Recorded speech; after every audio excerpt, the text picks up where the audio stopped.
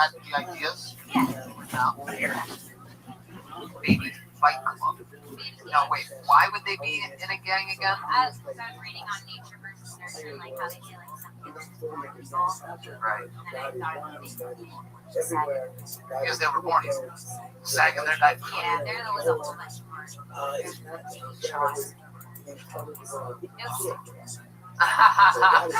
The stuff that you left out of the minute probably was. Formula and titties. What's green? Doesn't matter. Formula. Formula. Brown is titties. Titty milk.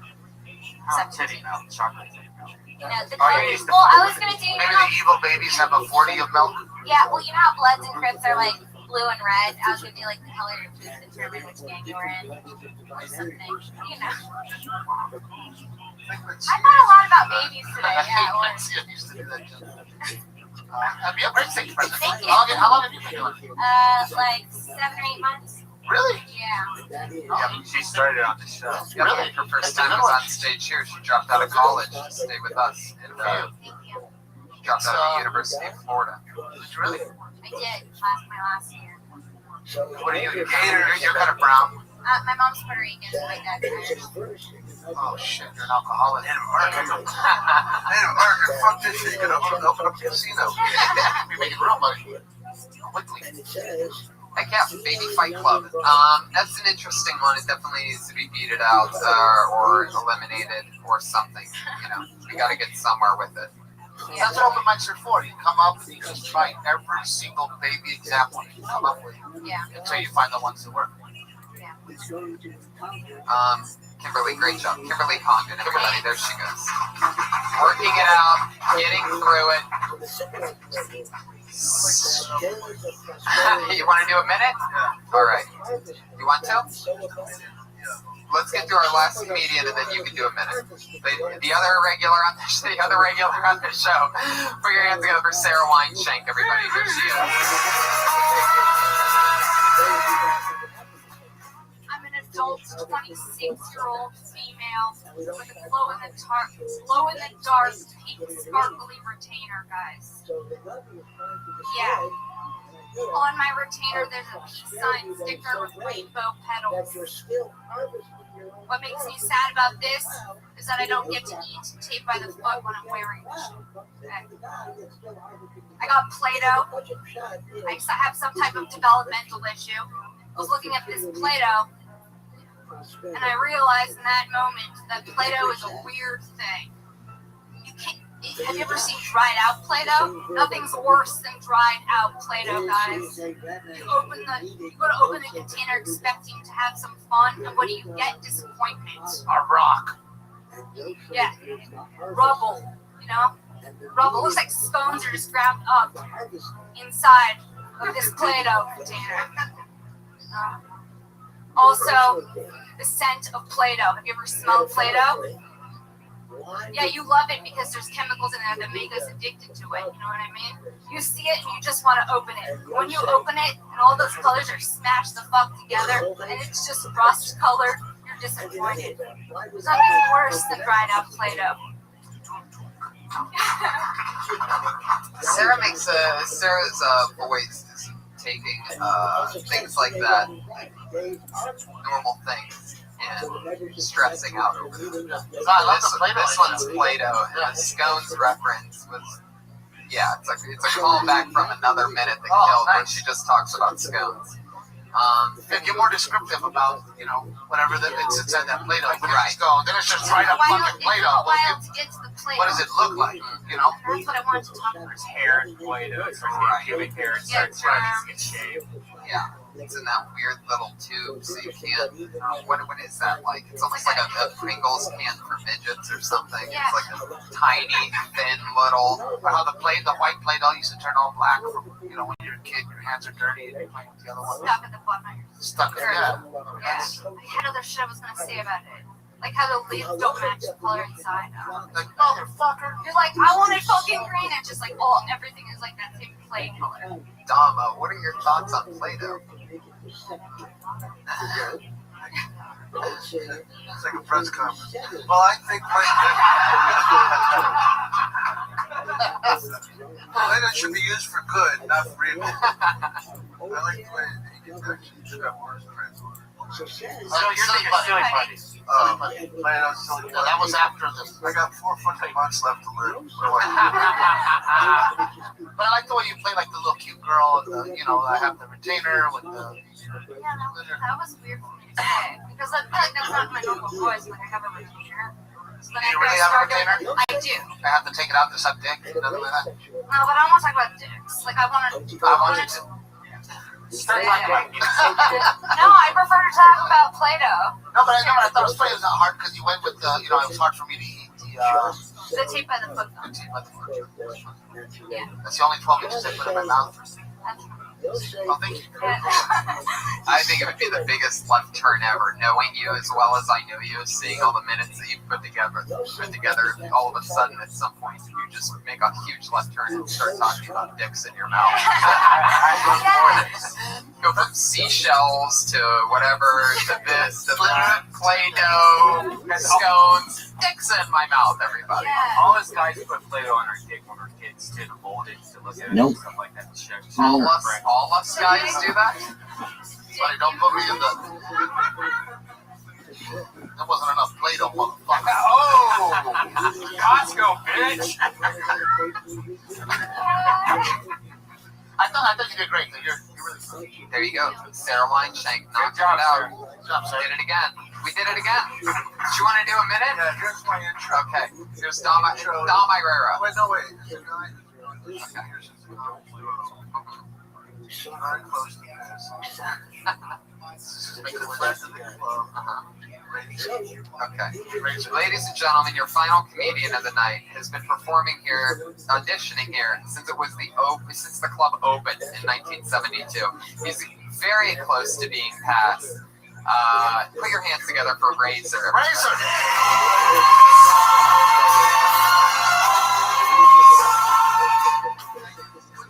What's up with journals? I mean, they're like this, and I'm thinking, pick up the pace. You ever notice, you ever on a bus, and you need to pull your stop, and you forget it, then you pull it 2 blocks later, and you have to walk back. Anyway, it's amazing because I was at my cousin's christening, and I was really killing. My aunt said that I should be a comedian. That's why I'm here, and I thank you for staying. I appreciate you all looking at me. Isn't it amazing how people climb up Mount Everest when it's already been done? Think, what the fuck?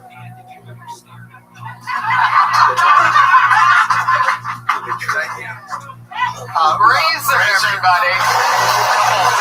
Wow. Couple things. Couple things, Razor.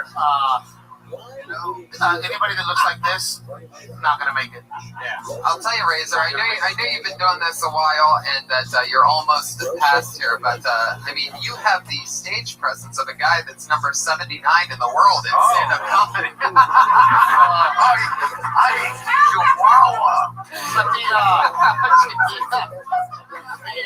Guys, we gotta wrap up this episode. The turtle premise. Dom Irera has an amazing podcast. He's Dom Irera on Twitter. I just did it, and you just did it. Yeah, we both just did it, so you're gonna want to listen to that. What's it called again? What? Live at the Lamp Factory. Live at We ran our Live at the Lamp Factory. You can find that on iTunes. Steve Trevino is Mr. Steve Trevino on Twitter. You got something huge coming out. I have my second 1 hour special coming out February 16th. Showtime? It's going to be on Nuvo TV. Very nice. Nobody's ever heard of it. I saw your last one. It was fucking great. I'm really proud of this one, so hopefully people tune in. Is that the one you shot at Corpus Christi? Yeah, I shot it The arena. Yeah, we had 4,000 people in there. It was So beautiful. there you go. We're making magic happen. Thank you guys so much for being on the show. Irera, The Iron Patriot is at PEC on Twitter. That's at Pete EC on Twitter. Stick around. The Ding Dong Show is next. See you in La Jolla, March 1st and 2nd. That's right, in Traverse City, February 14th and 15th. I might be there at the Traverse City Film Fest. I got Omaha and Dallas, Texas coming up. There you go. Corpus, Ohio. Look us all up on Twitter. Find out where we're playing near you. That's Dom Irera. Thanks, everybody. You know?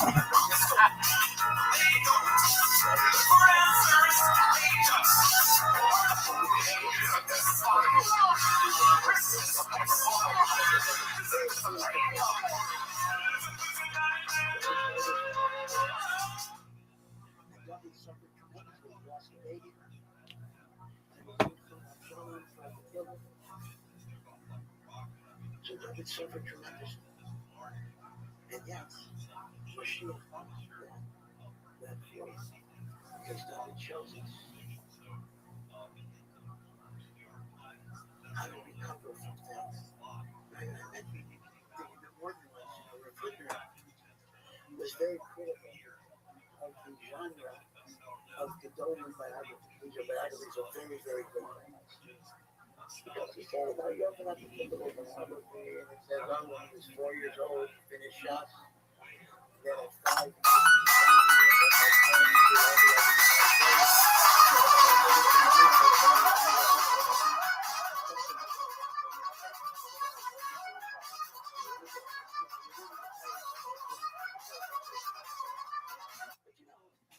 I need me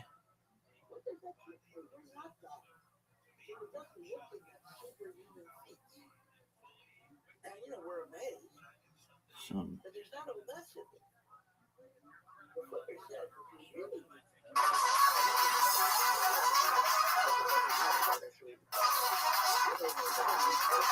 Give me that Patriot son.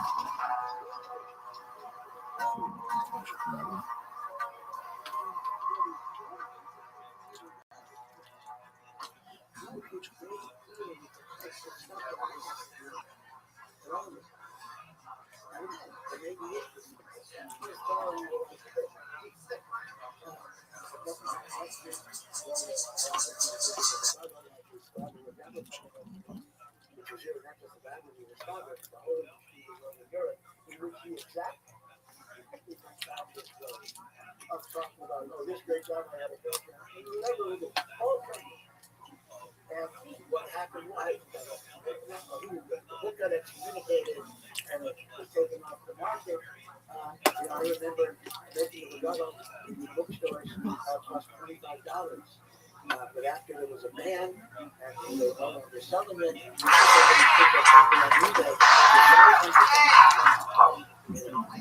Yay. Yay. How are you guys doing tonight? I just spilled my coffee first thing. That's a sign of the fun to come, everyone. Right around the old sponge. That's going to be wet all night. How about that? Little behind the scenes show business magic. We're dealing with a wet coffee table. We just turned this into a coffee table. How's that for some humor right from the get? Anyway, it's good to be here. I've been told that this is episode 25, everybody. So, how exciting. 25 Mondays in a row. What many are calling the fastest growing comedy podcast of all time. So, no big deal. Unless you care about that type of stuff. So, it's very exciting. Things are good. Brian, you just got back from Vegas. Yeah, I got to see the fights. I went to a nightclub, and there was only one table booth left. And the guys I was with had money, and they were like, "Hey, we want to chip in for a table." I'm like, looking at my wallet, like, "Oh, I gotta go to the ATM." And I'm thinking, like, getting out, like, $100 maybe or something, 20s. And they're like, "Oh, it's a $2,500 table." Oh, Did you know that even existed? no, I don't hang around people that would even suggest that. Right. and then, like, it was really weird. It was like, because we were right over where the DJs were, like, in this huge booth, and you just got to see how much they don't do. Right. And then the guy was like, some guy came over and he's like, "Oh," and he hits pause, and then this other guy walks out, and he presses play, and it was like, "Guys, give it up for Tiesto," or whatever his name is, like some famous DJ, I guess, Tiesto, and he just seriously, there was like 4 tables of like just like with one big red button that he would push and make the CD sound weird for a second, and then Those DJs have it made, man. yeah, They're not doing anything. nothing. And they just hold that thing up, and they're like always the one dancing the hardest to their own shit that they've already heard 1,000 times over and over again. Like Yeah. they made it that way previously, and then they're just hitting play on something, and then they're dancing and touching things. But it's gotten to a point now to where, like, back in the old days, they used to have a record, and you could see them blatantly having to scratch that record. They didn't have the technology to just lay down the track Right. and then put that on a record and have one record playing while just making it look like you're scratching another record. But now technology has caught up to the DJ. Meanwhile, they're making hundreds of thousands of dollars at these fucking gigs. Yeah. And you can do it. Yeah, I think that just there was probably about 5,000 people there, and each ticket was about $100, and then there was booths everywhere. There was even booths that cost more than the booth we were in. They were like, see those booths down there? That's a $5,000 booth. That's a $10,000 booth. And the $10,000 booth was seriously right in the middle of everyone dancing. Guys, come sit in this empty front row, please. Yeah, come on in. Feels very, very. Thank you. So me and you had a little conversation at the beginning about the 7-minute song. You really want me to change the 7-minute every song. Monday. The only thing that has stayed the same since all 25 episodes since we started this thing, except for one night, we've always had the same 7-minute count. Like there's a 7-minute warning, and It's Balls in Your Butthole, which is this song right here that you guys probably heard. It's a delightful song about putting your balls in it somebody's eats butthole. away at my soul every Monday. Listening to this before the show starts. But don't you think it's a good, like, balls in the butthole's off, gotta go upstairs? I think we could retrain the brain for another song. What do you guys think? Do you guys like balls in your butthole? Alright, well, fuck all you guys then. Alright. There you go. They like balls in your butthole. What? It's a good vegan song. You think you would like it? Oh my god. Oh my god. Oh my god. Oh Jesus. Is the ball falling out? What's going on over there? Oh my god. How's that a vegan song? And why do you laugh at that hard Asian guy? What's so funny about that to you? You like vegan shit? He likes vegan. Did you once like date a vegan or something and she broke your heart? That's normally how that happens, right? Why do you hate vegans? Alright. I don't know why I'm talking to you on a podcast right now. Nobody can hear what you're saying. On top of you being unmiked, you're also Asian, which is very naturally quiet. The Iron Patriot is here, everybody. There you go. Speaking of Asian guys. I will lead these new Avengers into battle against anyone who would put in their way of life. I am the Iron Patriot. As always, live in the flesh. I learned something new about the Iron Patriot. I can't wait to hear it. I was standing behind him like this, awkwardly looking at his butt, going like, wow, I wonder where I could like put my finger in there to tickle him. And I couldn't find anything. And then I went around the front and I found this like little hole that you could tickle him in, and he's so fucking ticklish. Look at this.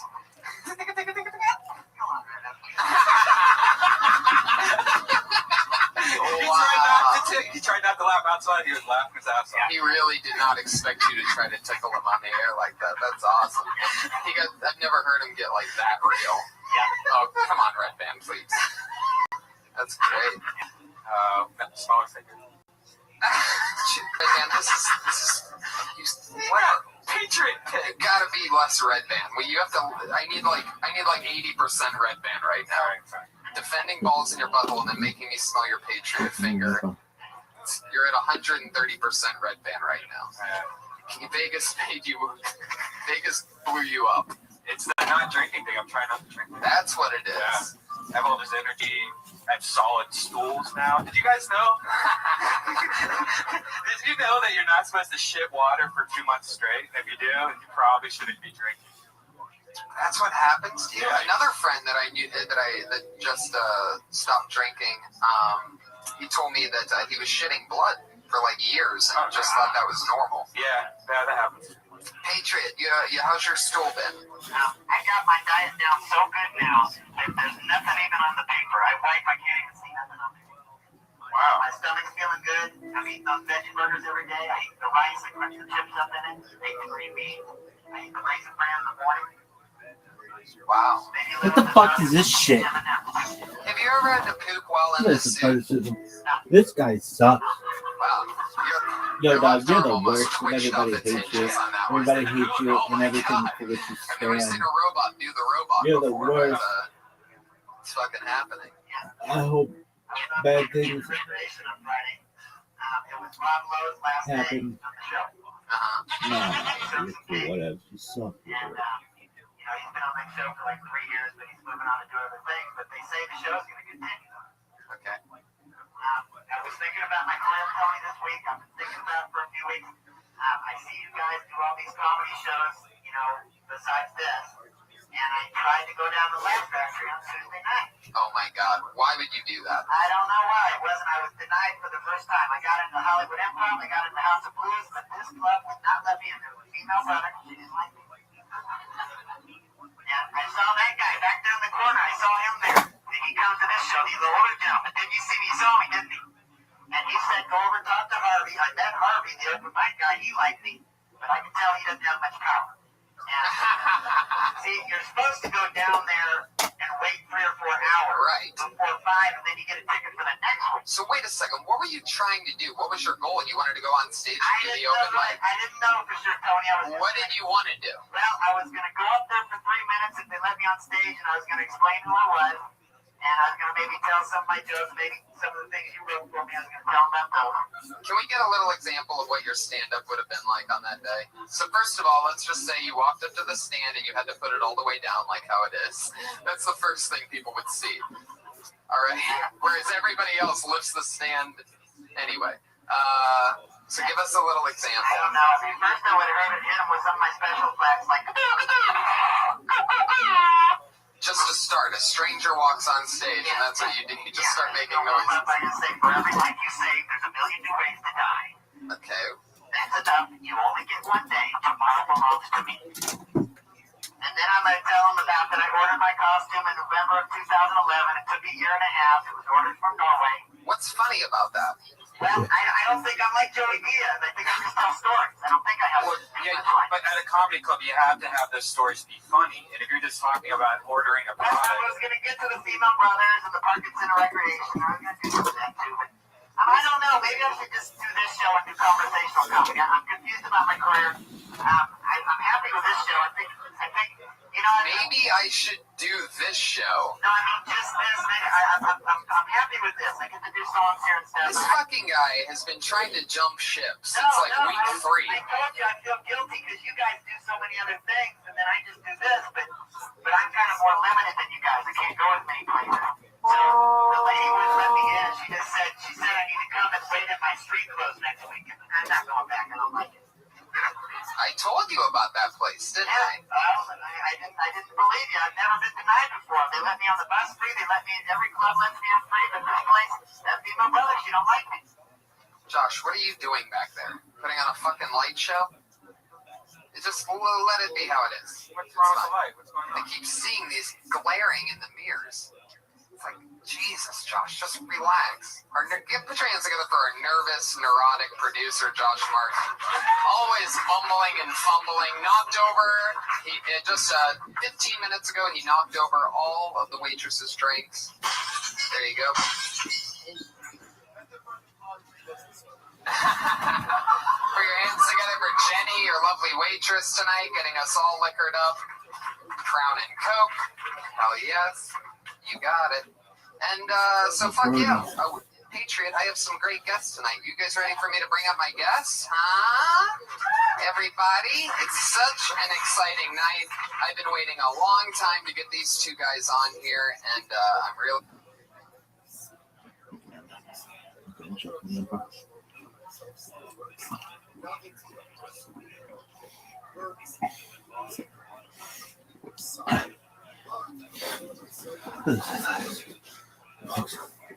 This one.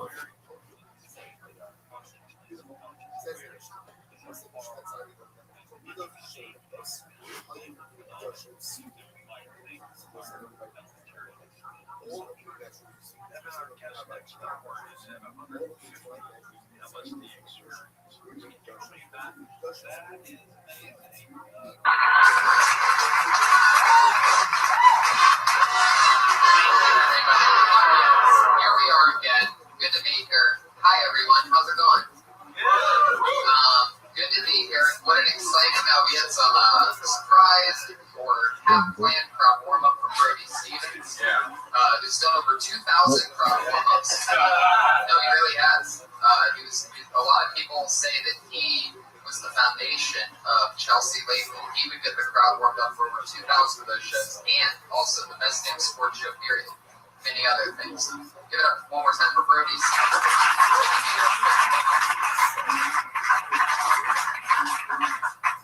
It's so fun. I'm so excited. We had Brody on episode 2, and Was it 1 or 2? it was 2. You said it was 1. One was Rick Ingram. Oh, that's right. 2 is Brooks. That's right. I'm so excited to have somebody who I've learned so much from. And he helped me out a lot. Really, really smart, unorthodox, funny comedian. most comedians' favorite comedian is Brody Stevens. Like all the big time comedians that I've had the pleasure of meeting in my few years of doing this, the one thing that everybody has in common is somehow or regularly they've gotten to see Brody. He's a killer. So funny. Check out his stand-up. He's on the Oddball Comedy Tour right now, the most awesome possible thing any comedian can be doing. Touring all around the country, arenas with Dave Chappelle. So that's just a taste of what we're in for later. Now, say hello to the one and only head of security here, the one and only Iron Patriot. Everybody, still with us.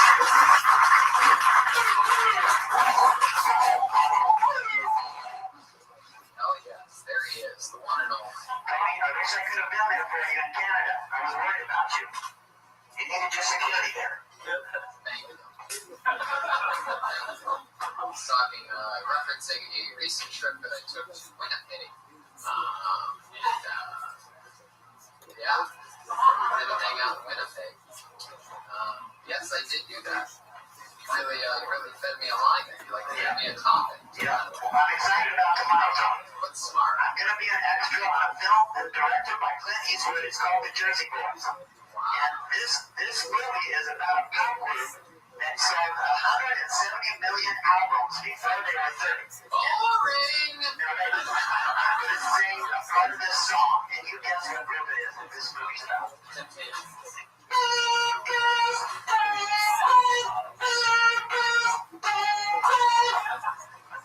Billy Joel. Frankie Valli and the Four Seasons. They got a lot of great songs. They got that Sharon song. I got them confused because Billy Joel remade a Four Seasons song in the middle of the night or something. Yeah, they've had a lot of people remake their songs, but I'm looking forward to that. I've never been a real Clint Eastwood. It should be exciting. I don't think you're going to get to be anywhere around here. You play kind of extra. I'll just be in a cemetery scene. And that's the actual you who, the man underneath the suit who was in the semi-successful rock and roll band. What was their name again? Yeah, Dirty Crowd. The Dirty Crowd. Yeah, I'm a failed musician, and Brody is a failed baseball player. Whoa, that's not true. Whoa, that is not true. Whoa, he didn't say that. Well, I mean, he played in college. He was good. He had 10 strikeouts in many games, and he had a problem with blocking. So how does that make him a failure at baseball? Well, it's the same as me. I wasn't really a failure either, but it's just, maybe we were meant to do something else. Like I was meant to be a comedian like him. You're wrong, Patriot. I'm well on my way. Don't waste my microphone. That left arm, by the way, we've noticed in the last couple episodes, I'll talk about my Twitch. if you're new to the show, the Iron Patriot swung by after episode 1, and he's been with us every episode since. He's a fan of the podcasting world, and he's nice enough to join us. He wears that suit, $5,000, that was shipped in from Russia. Norway. And I'm surprised, isn't Norway known for Norwegian stamps? What do you mean, scam? It's not the number one country for stamps, and you just send somebody $5,000 for an Iron Man costume in Norway. I'll tell you what, man, it was really scary because, PayPal only lasts like 45 days, and I didn't know if I was ever going to get it. I was scared as hell. That's why I went, it was scary. I mean, when I got it, I was excited because it took a year and a half. he's a regular on the podcast. He's been with us every week. Sometimes he's accidentally racist because he's from Texas and he doesn't realize when he's being racist. Like, for example, he calls, the way he references black women as female brothers. Soul Sister number 9. That's the song I did. I want to tell you to build up my life. I did live in Texas for 28 years, but I was born in Des Moines, Iowa. I lived there for 9 years, and I also lived in Chicago from 9 to 12, and I visited an uncle one time in Columbus, Ohio. So I'm a Yankee just like you guys are. Oh, that's so high. Oh, I almost forgot until we just did it. So the last couple episodes, we've noticed a left arm twitch that happens. It doesn't have anything to do with that. It's not uncontrollable. It's not like some kind of, that'd really be scary, but uncontrollable twitch. It's Just did it right there. yeah, but I mean, I can chill because I don't think about what I'm talking about. Yeah, so that's an uncontrollable. No, I can stand here still for an hour and not even move. It's never going to happen. It's just, Okay, try it right now, starting now. but, I remember that rap I did at Sears about Pepper. Just did it. Hey, Red Man, if you give me a beat, can you do the kind of beat like, can you do something like that? What are you gonna do? I got just a short rap with the devil at Sears. I remembered it last week. Just do it real quick. It's real quick. Well, do better like that.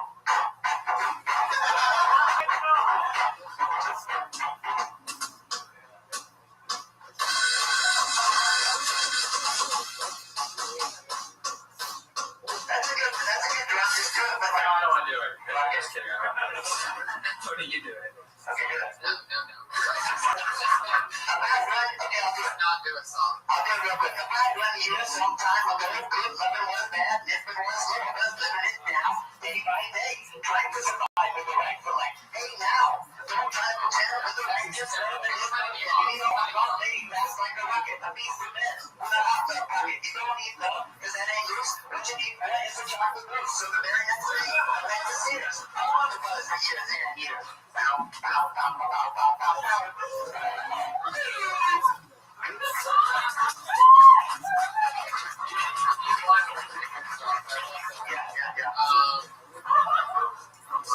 How exciting. So, I'm sick of the world right now, so what do you say we bring up our guest? I mean, that was truly disturbing, Patriot. This has been a strange show so far. It's a different flavor. I love it. There you go. You know you love different flavors, right? Yes, I do. All right, everybody. Well, our guest tonight, what can I say? Hangover 2, due date, Chelsea lately, everything. The Burn. Big part of Comedy Central. In fact, his own show, all about him and his life, is debuting this summer. This fall. On the one and only Comedy Central. It's called Enjoy It. I'm lucky enough to have him as one of my really great friends. We text. He's a great guy. Put your hands together for my pal and my guest tonight, the one and only Brody Stevens.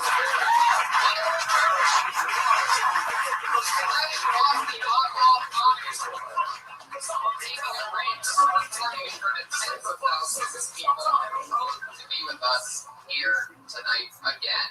I'm back. He's back. I was on the first. What was it called? Kill Tony, the first podcast? Actually, it was still called Hinchcliffe's Notes when you were on. There you go. Hinchcliffe's Notes, because we were adding and helping out. It's the same show. Yeah, it's the same It's show. involved. Yes. But it's a different title. Easier to spell. Gotcha. Kill Tony. Easy. Boom. Got it. Hashtag it. Hashtag it. You know, Comic Patriot mentioned that it's a different energy here. I think it's probably because of me. I'm a big guy. Back home here in the belly room, I'm wearing shorts, glasses, an all-access badge. The Oddball Comedy Tour will be in Denver on Thursday. Is that just amazing or what? You are on what seems to be the coolest comedy tour you're currently on that has probably happened in, I don't even know since when, right? Yeah. What is that? How does that feel? Feels Part good. of the traveling Woodstock of comedy. Feels good, to be honest with you, going to the venues, knowing that there's going to be, close to 15,000. There's 13,000. But last night you did that, right? Maybe more last night. I think Irvine holds more than that. But yes, it's kind of cool, the enormity of it. You get there I get there early, 4:30. Gates open at 5, and they're out tailgating in the parking lot. These are comedy fans. They're so they're right on it. They're listening. They're supporting everything, and it's kind of like I would say it's a Lollapalooza. If you went to that growing up, It's kind of that feel in one of these amphitheaters. All the amphitheaters, for the most part, are pretty. They're all the same. They all blur together. But some look a little different than others, and that's what's kind of fun. Getting out, walking on the lawn. I'll go out with Jeff Ross. He'll host the show, and we'll have intermissions. We'll walk around. That's a great thing. You're around 15,000 comedy fans, and they're all, into Dave Chappelle. They're into Flight of the Conchords. They're all equally, or more so than others in the different acts. So hopefully the shows will keep going. There'll be another tour like this, and I would highly recommend getting your tickets. It's something that you'll have a good time with. It does feel good to say, you're a part of something that's, historic. How many more shows do you have? There are 4 more shows. We have Denver on Thursday. Tickets still available. Denver on Thursday. On Friday, we're up in the Bay Area. Saturday, Las Vegas. Sunday, Phoenix. So it's, you kind of just do the show. For example, we'll do San Francisco. I'll fly up to San Francisco Friday morning. I'm going to shuttle down to San Jose where the gig is. Do the gig. Gig ends at 11. I'm there from 4 to 12. It's a whole big thing. I get there at 4. I've done it 12. After 12, they'll take me to the hotel after the gig. There may be a little after party, hanging out with the comedians. That's a fun little thing if you're on the road with these guys and there's a lot of camaraderie. Yeah. So do that. And then you hang out, and then boom, you're up the next morning. You got to take the shuttle. They're very good at transportation. San Francisco, boom, fly to Vegas. Get to Vegas, shuttle, airport, maybe depending on what time we get there. All right, you know what? I'm trying to give you some of the most graphic. I think what you're telling us is absolutely perfect because the format of the show, everybody. We're right here in the heart, the throbbing heart of comedy, live from the world famous Comedy Store, where so many people come to get their careers started or continue in stand-up comedy, and the privilege of so many people signing up tonight. I think it was 32 or 34, something like that, which is a record, by the way. That's good. Congratulations for that, guys. Are they all in here?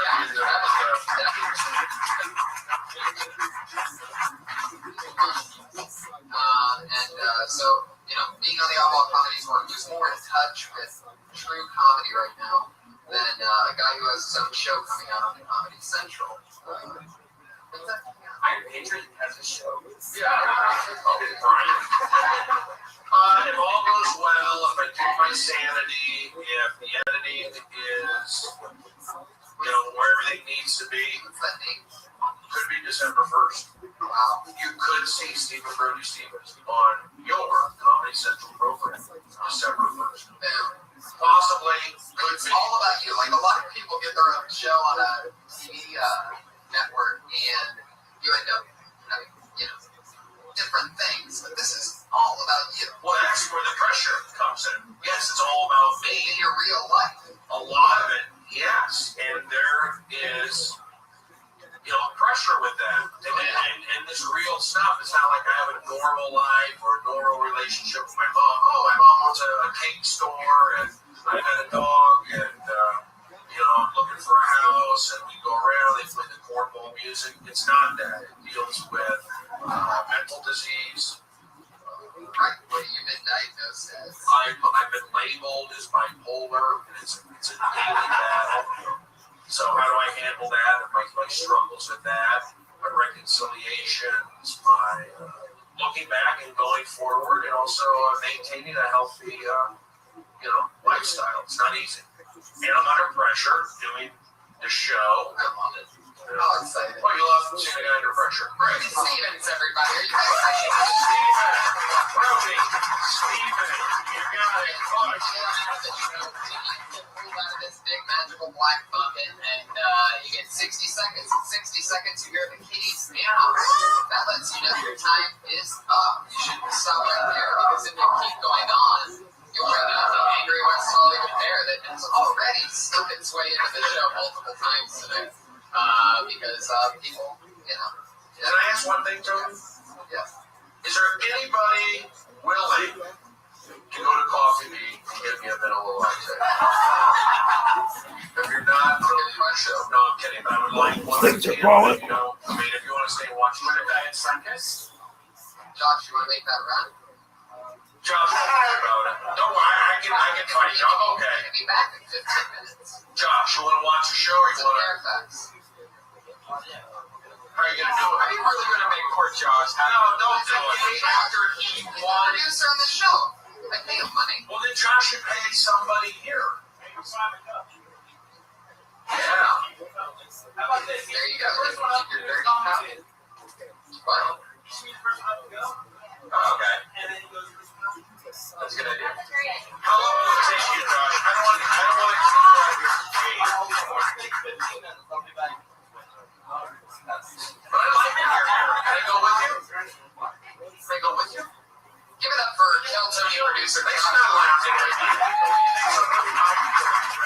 Coming through on the live show in the clutch, getting the vanilla latte. What is that, large? Can I get a large vanilla latte? That's what you like. I will. Just give me the receipt. I'll bring from all Yeah, he doesn't need my free. He's got one. I'm so used to being an oddball. That's what happens. People get the alarm. So you get bossy. I'm not bossy. I'm unplugged. So You're about to start a show. you and this crowd can give me a copy. I didn't say it like that. I asked. Oh, but you're gentlemen. Josh just won an epic battle, by the way, yesterday. He fought Boot Shakalaka. You don't know, he's a homeless transvestite. Well, you already in that comedy Oh, movie. man, comedy. Let the widow be described. Did you know that? Didn't make any sense. He said he could go ahead. All right, let's start bringing comedians up here. Yeah, we know how it works. You guys ready to get it started or what?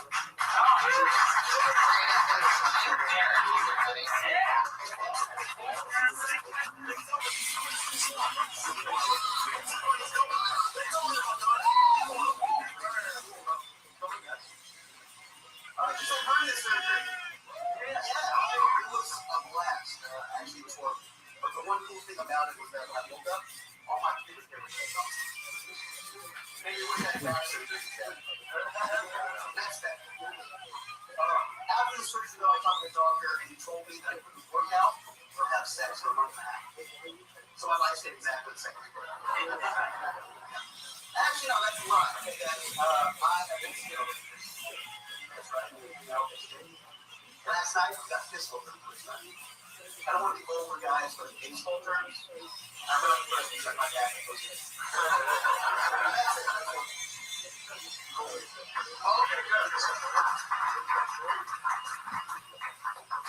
You want to jump in? I like it. I like the hernia bit. Got my attention. I had hernia surgery. No, takes around 6 weeks to go right. Did they go laparoscopy through your belly button? No, they went and got like 5 inches right here. Oh, wow. All right, well, we're going to be okay. And then you tied the joke was pretty good. I like that. And I played baseball. Got my attention on that. It was a little graphic. There was like a rape with the bat. There was no rape. It was just stuff with that in the pussy. Okay. All right, well, you know what? I like that you went first. I like you have a good personality. Keep doing it. Fuck yeah. I spent most of your set trying to find a pen and a piece of paper for Brody, at which point he pulled out his phone and was going to start taking notes on his phone. But I know Brody so well that I know that if he has his phone in his hands, he's just going to end up getting distracted like on social media network. So I spent most of your set trying to take care of that, so it's not a problem with the future of the show. So I have no idea what you're talking about. I personally like the back joke because, it's a real thing, and to laugh about it makes me feel good. And, I've thought about having a fat chick on the side just to shake my back. And, So it was good when he talked about he couldn't have sex or work out for a month, and nothing changed with his life. I think that was brilliant. And Good shoes, good pants. When you face me, and let me see what's on your shirt. The shirt's very Josh Meyer. I'm not in. I mean, things have changed a little bit over the years. I'm not into having a message on the shirt as a performer, because the audience will look at the shirt. They're going to be thinking of Kenny Powell. There's a slight distraction with that. But again, times have changed a little bit. Those are considered humorous. But I would be careful having a message on your shirt. Yeah, I would agree with that, especially the comedy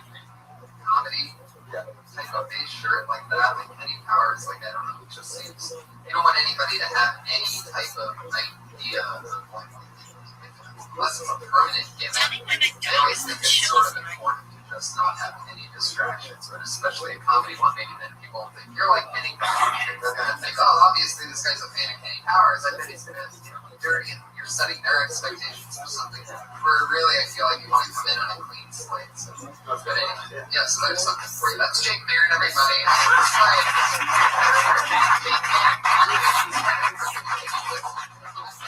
You want to send your tags to the Canadians? A lot of those people their Twitter handle. Tony, I haven't even tweeted today. I have. Yeah, I noticed that.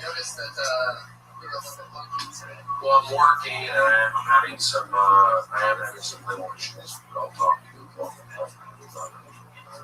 I'm telling you, you guys gotta watch the show, enjoy it. Are those previous episodes available online? I don't know where they're at. You know, just want to be able to find it. If you go home tonight or sometime this week, seriously look up what HBO did. It was originally, that's how awesome the show actually is. Because HBO had made it 15-minute shorts, and Comedy Central bought that from them. I mean, it was a deal. But here's what happened. HBO had it. They could have said, you know what, we like it. Let's bring it back. We know you. We're family. Let's bring it back. That didn't happen. Number one. Number two, this crowd not totally with me. I'm kind of okay if they don't watch my show.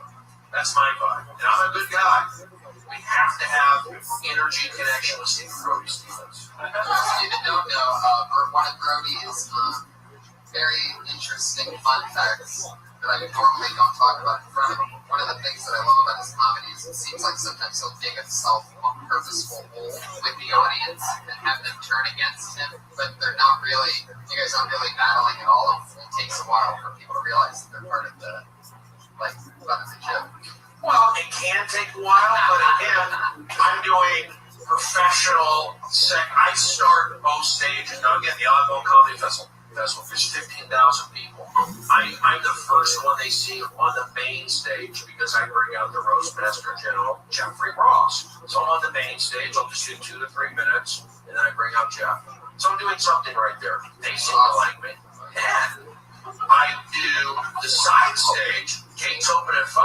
I take the stage at 5:15. And I go from 5:15 to 6:45. Here's the deal. Somebody needs to in your itinerary with us. It doesn't 15, I eat a hot dog in a stand. But it doesn't take people time to loosen up and get to know me, because I wouldn't be doing these shows if that was the case. So you're the best. That's what I'm talking about. You're the man. Well, let's get this audience a while. I am gonna. They're into it. Give me some energy, guys. Let's go.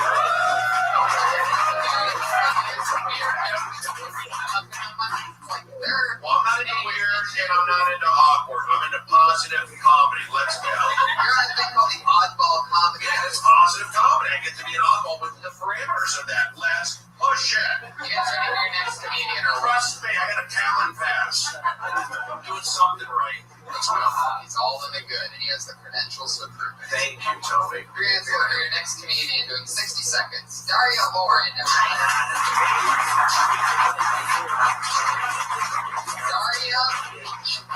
Lauren. When people don't show up for their spots, we have a permanent rule in which they get blacklisted.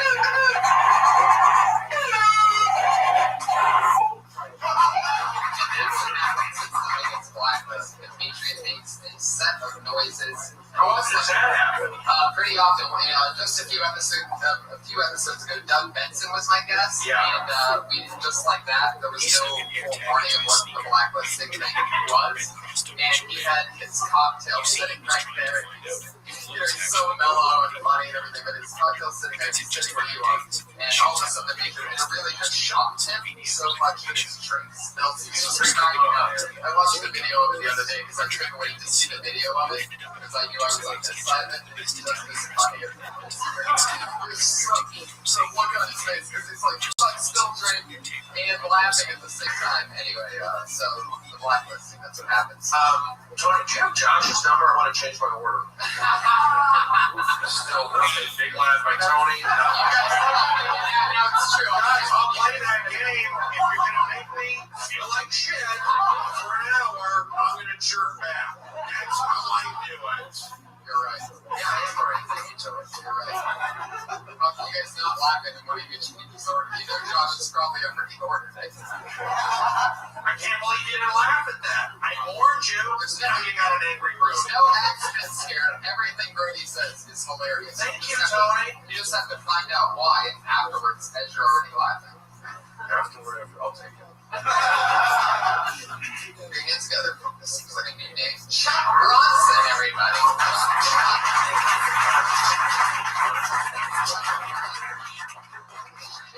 You know what that means, everybody. You know who we'll never see again.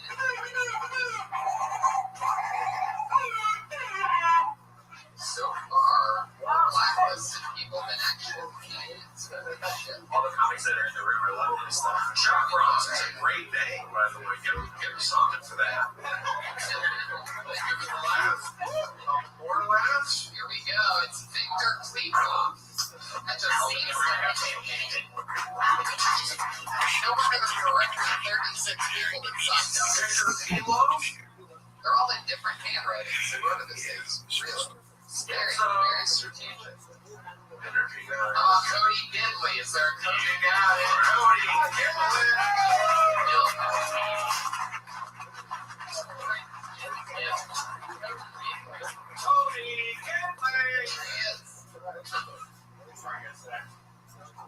Brody's here. That's super cool, Brody. I want to thank you. I get really, really high sometimes, and positive energy gets me through it. Thank you. Iron Patriot. Oh my God, Iron Patriot. The Iron Patriot blew my mind last week. He spilled some knowledge on me. He said there was a difference between comic book Iron Man and movie Iron Man. Did you guys know that? There's a difference between comic book Iron Man and movie Iron Man? Remember what the difference was? Iron Patriot. It was one was the Osborns, right? Norman Osborn was Green Goblin. He's the Iron Man from comics, right?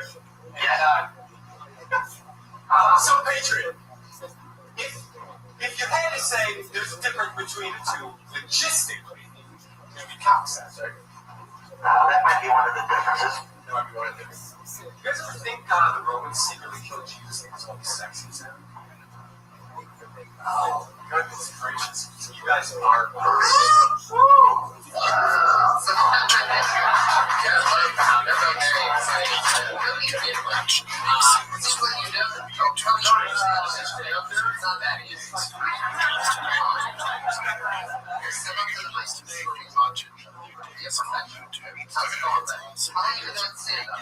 Just probably about a year, maybe. Oh, I like that. So, like everybody will say.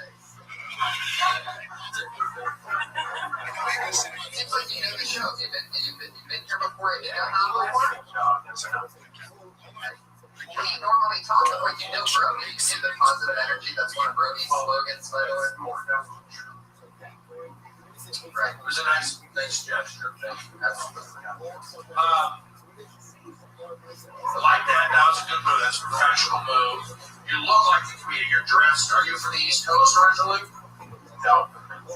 Okay, you're on the way to the East Coast. Okay. The mic technique, I like it. I mean, it's different. You know, you have to come up.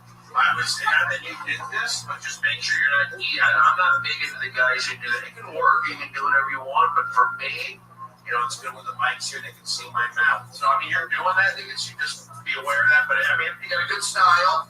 You just keep doing it over the years, you know.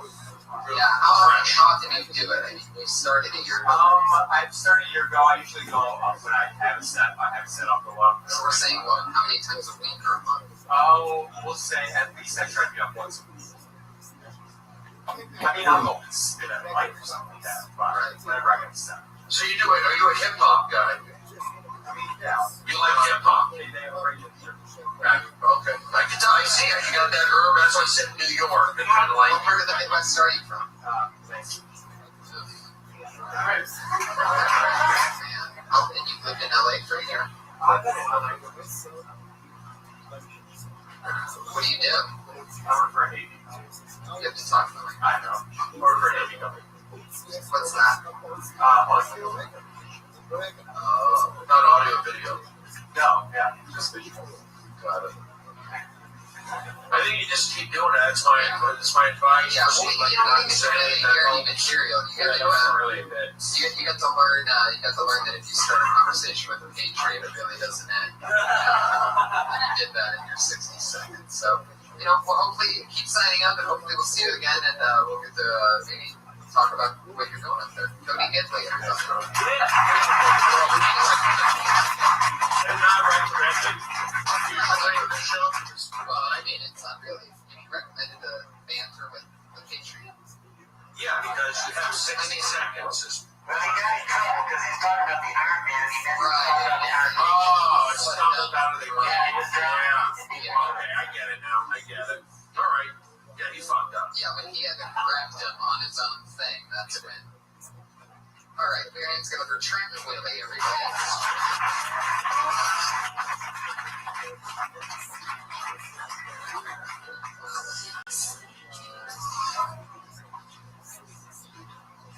So, I want to tell you about my wife. I came home and I said, "Where's my bowl full of lightning bolts? Covered in sci-fi, fish beaks, and nightmare bacteria because I'm hungry." She said, "I was taking care of the kid all day." She just reminds me of the dictionary's word bubble because they both just complain about how they're too fat. Because the dictionary, all of them are on the internet now. So the dictionary's word bubble is like, "I'm full of too much language." So I popped it. Language goes everywhere. I used a parachute. I went the opposite way. And I went to a planet where everyone was their own dads. What? Let me tell you, there's only two different types of people in this world. Shadows made out of blood and people bleeding numbers out of the left eye. And shadows made out of blood ruined it for everybody. Hell yeah. Can't even go to the movies. Shadows made out of blood eat the fiction right on the screen.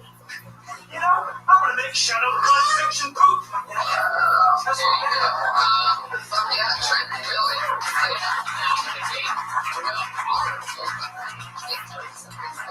Check, how long have you been doing stand-up? 2004. Wow. Are you on mushrooms now? I'm living inside of a purple triangle right now. Yeah. All right. From people going, "What the fuck is this guy talking about?" to bringing them back by being a little silly. So that must be dangerous. If that's your material normally, that must be a very dangerous line to walk. And I was thinking about it while you were doing that. It almost seems like, you came out of the gates with, I want to talk about, like, it's so funny and goofy. Like you said, you wanted to talk about your wife and, like, bowl of wizard, whatever. And you had me. I felt like when you start getting into longer things and it's like waiting, we know it's just 60 seconds and you're just trying to get stuff out. Like, how much time do you ever do? Like, what's the longest stuff that you do on a regular basis? Longest that I shoot on, my friend said, I did an hour and a half once. Was that just you and your friend with a karaoke machine? You just sit there on mushrooms, just talking, and you're like, dude, I just did an hour and a half. It was my girlfriend recording it for, she had a museum show, visual art museum show in Amsterdam. And she had good works playing there. And they're foreign, so, if I talk about living in a tornado made out of apples, their perception of it is different. It should be noted that this is the same gentleman that Don Barris talked to about. And he really freaked out Don Barris one night. Like, he's scared of you. Like, he showed us pictures and stuff. You know who Don Barris is? I saw him and the only question I said is, do you feel at all guilty for making a movie where you display somebody who's trying? Which, you know, maybe, but then he said, no, he's an asshole. I don't know if you guys know him. Oh, yeah, we definitely know. Hit movie with these. He's hilarious. Yeah, amazing, huge cult classic. Again, it's another comedian's. Yeah, sure. Wait, no, John, go back. I didn't get a chance to talk, right? Hold on, right? Okay, watch out. No, I can't get my coffee. I'll tell you why. Because you forgot to say soy because you're allergic to milk. All right, well, again, let's just go back to this. I'm a good person. I'm hosting and running the Oddball Festival. Okay, we all know you're getting promotions as this podcast goes. So this is what I think. Now you're running it? When I saw Richard Cody, when I saw Cody take the stage, the first thing I wanted to say to him, Josh, where's my coffee? That's a funny bit. You wanted me to Josh up here so people can see exactly what's going on. Stand next to What do I know about comedy?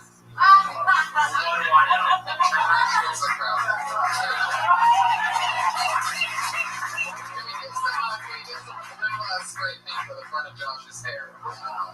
So guys, isn't that kind of like made that happen? Even though I was cold beginning before. Now, what's your name? Trenton. I like what you did. You got a style. I have the similar group of shoes. They're comfortable. You came up, you took the mic, did your stuff. I can't go into material. I understand all how that works necessarily. But your demeanor, your look, your confidence, it's all good. So just keep doing it. Talk to Tony. You know, these guys like that are, I guess, writing more jokes. But the character, you should be booking commercials. I don't know if you already are. I mean, I see you doing commercials. I look at when the guys come up here, the overall thing. So, confidence, you seem to have it. Look, you have it. Look into commercials as well. You can do both. Sure. Okay. There you go. Great song. I was in a hangover, so I know how nasty. Yeah, you should definitely try to get a commercial agent. Yeah, he's got a good luck. He's just got to do work in this town. It's true. People with faces like mine don't get beer selling commercials. Your watch is freaking me out, by the way. That is a crazy watch. I'm so excited about this one. I have this new obsession of, I guess I'll talk about it. A new obsession of going on Amazon and trying to find the coolest watches that I could find for under $10. And this one here, it takes like 3 or 4 weeks to even get these things because they're so made in China. They come in like 7 different little boxes.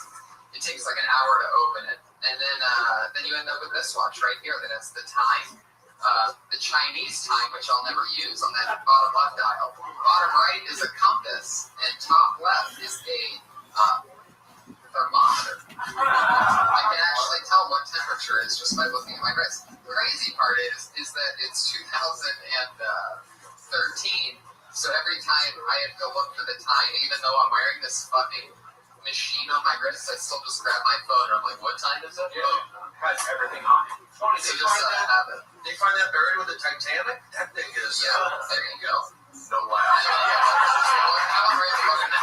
The idea was Titanic. You see the connection. One last thing. Here's the deal. I'm a good guy. I've been trailing all the time. I'm in town only for a couple days, cleaning up my apartment, running errands. If I say something, it may not be funny to you, you may not get it, but if I'm saying, attempting, just give me a chuckle, and then we'll avoid these moments. Trust me. Saw the coffee bit, the connection with the Josh? How did you find that out when I'm pulling random names out of it? You can't take credit for that. I will. I I did. You're copying me and the guy that looked just like him were on stage. Because I put out positive energy and those things happen. I've seen signs my whole life. I'm a learning disability. I'm from Reseda, but somehow I can't not work in this town. Steven, Brody, Steven. What's for you? Steven, Hawk, and running, thunder, and lightning. Sarah Wineshank.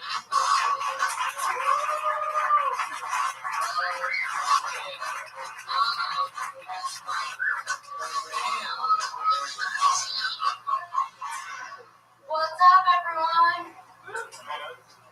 Guys, I'm going to talk to you about how I think ranch dressing people are the worst. They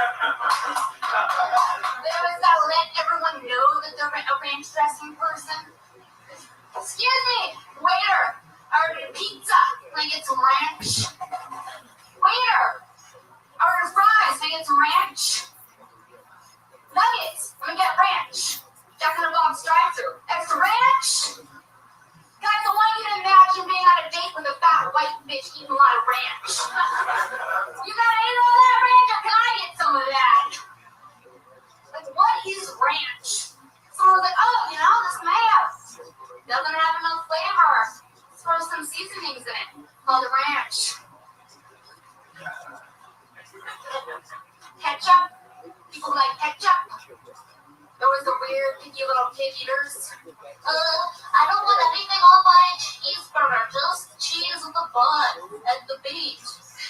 No, a little bit of ketchup.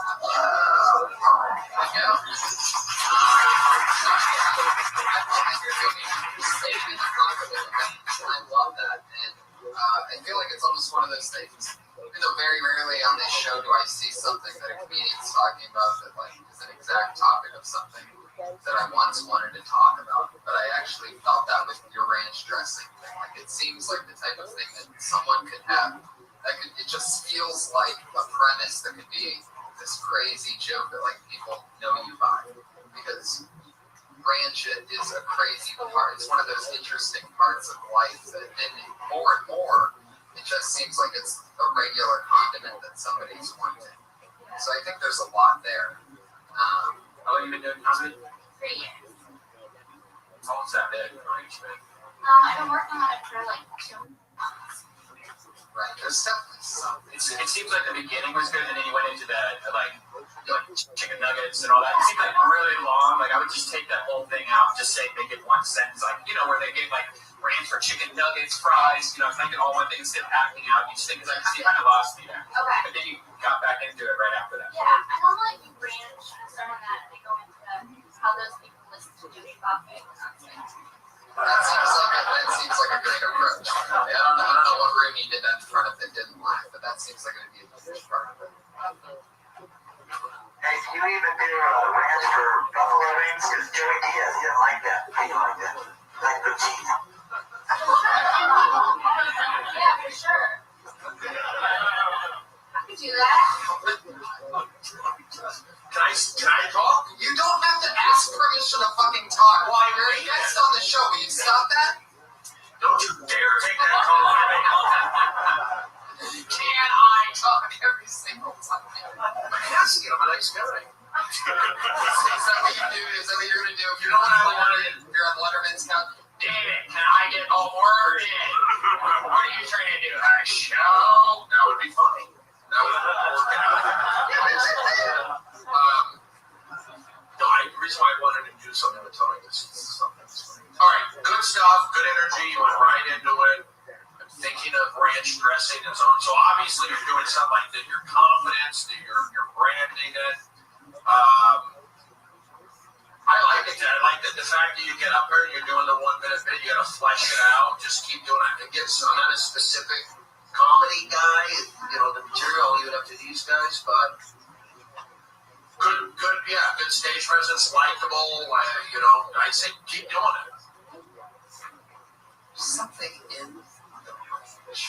And I think you're on the right track when you go with, somebody says mayonnaise isn't good enough. I think that still sounds like the beginning of it, but I didn't feel like the end was right. It's like, it almost seems like you say mix it with spices, right? Yeah. Maybe you could add to it like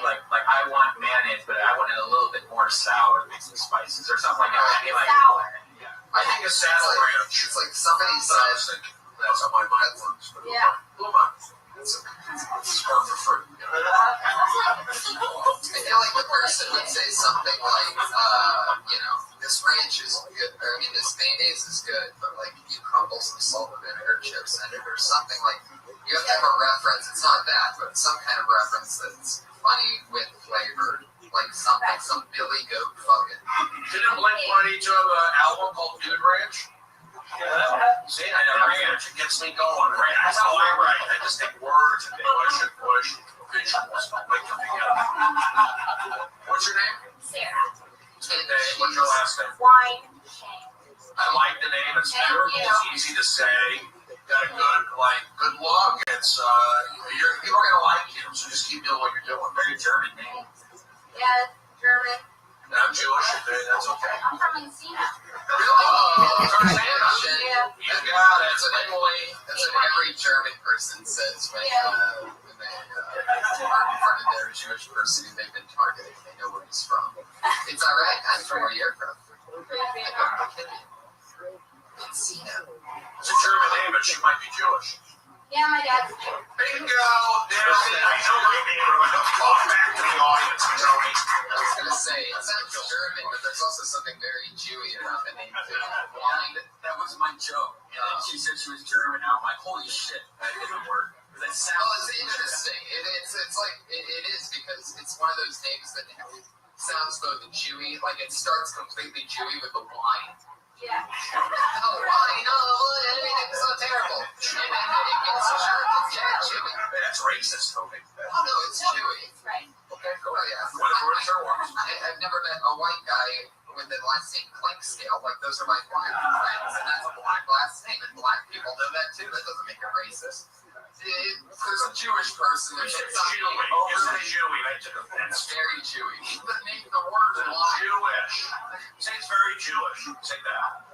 So my Jewish friends can say Jewy, but I They can? Yeah. So we get to the N-word battle and get uncomfortable? Anyway, the last part's very German with a shank. Like, it's like, I'm gonna shank you, like evil. I'm a German. So it's like wine shank. Like, evil. You have the most German last name. Yours is just creepy. Reichel? Like the third Reichel? Yeah, what's wrong with that? Why would I, like, you have like one of the things, you have like the third Reich is like the whole thing. I know. And that's basically your last name. So I changed the red It's like my name being Tony Holocaust, you know? Alright. I'll see you guys later. She's at Princess Shane on Twitter. I say, it's one of those things where you can shorten it. It's so bizarre because you can shorten it in some places. You can make it longer in others. I say stay in the ranch dressing pocket and try to write the perfect huge thing on ranch dressing. Yeah. You can be the condiment Canadian. Yeah. Ketchup after that, mustard jokes, just like, hey, what's up with this mustard? It's not just a guy on Clue. Alright, I don't know. Mustard and relish are hard.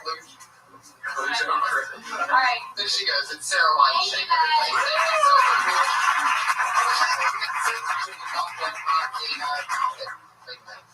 It's part of the signage. It says ranch dressing and Jimmy Buffett. But we didn't get the Jimmy Buffett part, which Jimmy Buffett's also interesting because this big song is Cheeseburgers in Paradise, which needs a condiment, right? So it all goes together. Actually, I actually really think you just do this. You think I'm going to be. What? What is it? I'm going to be. I'm sized up. All right. Anyone who loses any gold. Check for necklaces, bracelets. If you have any gold or you came in with any gold, it's probably your gold. Because I know for a fact not many young comedians have gold on them. So, comedians on you. There you go. For you podcast listeners out there in Canada and Finland, that was a homeless guy saying that he found a piece of jewelry. If nobody claims it, he's going to keep it. That's what he's now. I don't know how to say that in hollandaise, but put your hands together for Dave Gregory.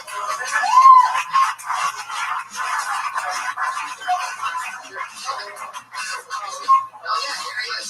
Give him over Dave Gregory.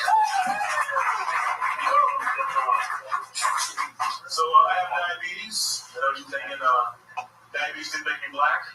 I used to be Filipino woman. I think some people have diabetes, and these might do. They feel like you start listening to our foods that I can't eat. Like I don't know what's in my fucking body. Like, bro, you got diabetes? Hey, this sucks, man. So you can't eat anything. You can't eat carbs. You can't eat lollipops. You can't eat bacon. I don't know what I do if I can eat bacon. I think I just like, why the fuck do they do that? Do you listen to blind people? Like, they be blind to this thing, man. It sucks, man. So you can't see anything, man. You can't see colors. You can't see rainbows. You can't see bacon time, man. I don't know how to see bacon, man. It's so annoying. I think that's it. I have another joke, but I'm going to leave it there. So, yeah.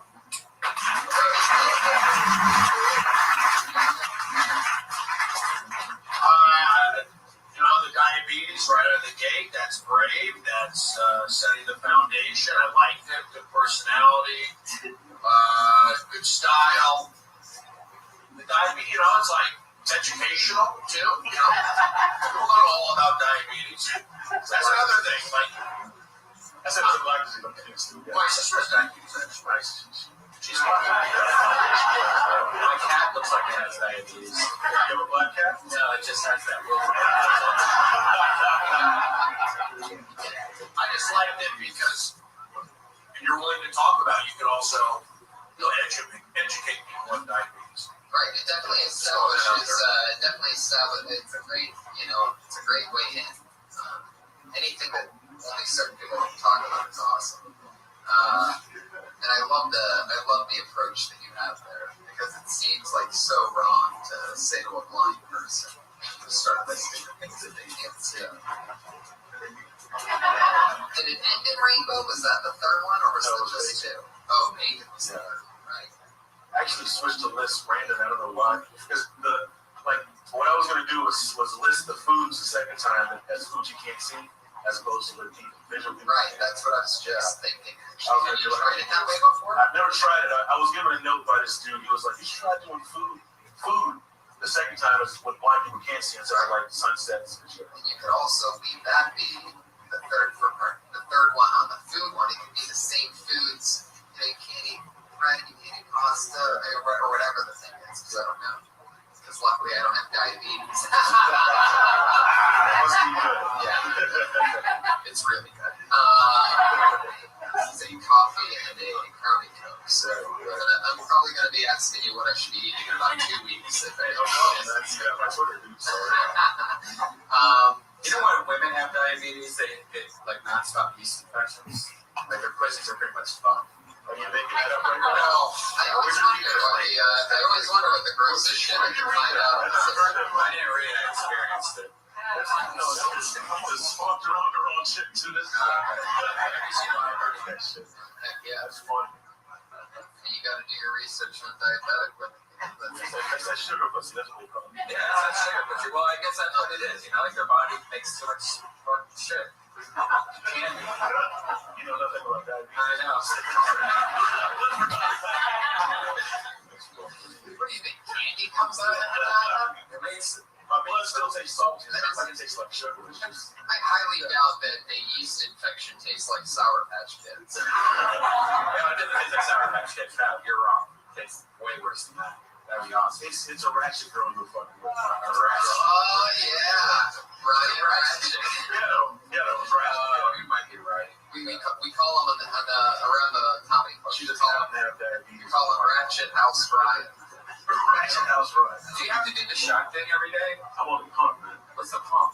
Oh, shit. Oh, my gosh. Yeah. That's way better, right? It's a lot better, man. It's more convenient. And you unplug that thing? Yeah, it's like a gun shop. It's like a gun shop. It's not anything graphic, bro. It's just, it's more convenient, but but the shots were a bitch, man, because I've had it since I was like 13. So, just keep doing the shots. And I actually just came out telling people that I had diabetes in the past few years. Oh, wow. So it was very tough for me to talk about. You came out of the diabetic closet. Yeah, it was like coming out, it was tough because people that know me for years never knew. People that live with me didn't even know I had diabetes. So much of a secret. I kept it in. So they were like, let me try to make some money off of this shit. So.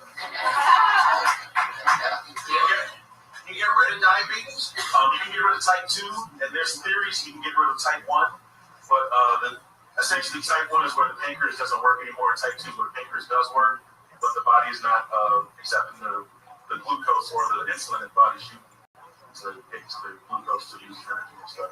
So it's biological shit. Wow. I have type writer diabetes. Type writer diabetes. What is that? You just made it up. Word play. Again, your blood sugar goes up when you type. Is that what you're saying? No, my sister has the same package. She has one on, a similar one. Where's that? And took her backstage to the Oddball Comedy Festival. You ever accidentally, had something sweet that, like, you ever just, like, blanked out? Like, how long have you known that you've been like that? Like, I found that when I was 12, but I was diagnosed at 13 officially. right when people love candy the most. Well, I've never been a candy person. What happened is, like, I guess I was more like the breads and pastas type thing. Yeah. And, like, I guess I've had a few scares. Like, I had to walk home. I had to walk home from work, and it was like a 5-mile trek at like 4 o'clock in the morning. And, like, I kept this thing on. And I almost passed out when I'm like walking home, and I'm like, my phone was dead, and I'm like, holy shit. And luckily it was a 7-Eleven, and in my head I'm like, I hope that 7-Eleven is not a mirage. I hope it's real. I mean, it's like scary shit, and it's like the scary thing about having a low blood sugar is that it's really close to death. And as many as you never get used to getting close to death. As many low blood sugars I've had, it's like you're always facing, you're like, oh shit. It's like continuous. So you passed out. I've never passed out. I've lucked out without passing out. Yeah, and like, because I mean, like I wake up in the morning, like sometimes I wake up in the middle of the night, like sweating and cold. I'm like, all right, you need to get some sugar. So it's just like, I've lucked out completely. Wow. Like seriously. That's really weird. Because I told you guys I was a DJ in Dallas. I was also in karaoke sometimes. And one time there was a guy there that passed out. And we were trying to give him some like orange juice and some Coke, and he didn't want it. And he passed out, and then he finally took some, and that's when I learned about diabetes. It's a very strange disease. Patriot, as always. Okay. Yeah. I want to mention, I do an impersonation because I wanted to do one because I saw him. Of the Iron Patriot? No, it's a Optimus Prime, but it made me thankful. Yes. You want to hear it? Yes. Before time began, there was the cube. We know not where it comes from, but it has the power to create worlds and fill them with life. That's what I'm doing.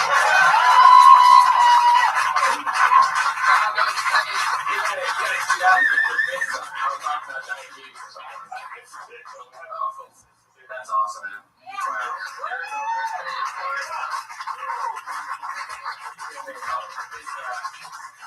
His Twitter is I am Dave Gregory on Twitter. I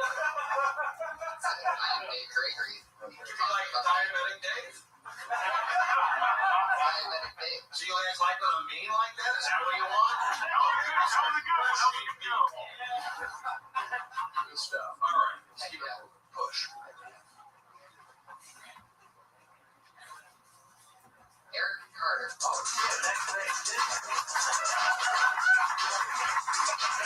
Ooh, some athleticism. Look at this move. Look at this athleticism.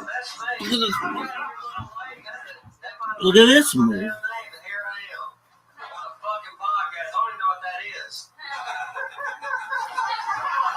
Look at this move. Hell yeah,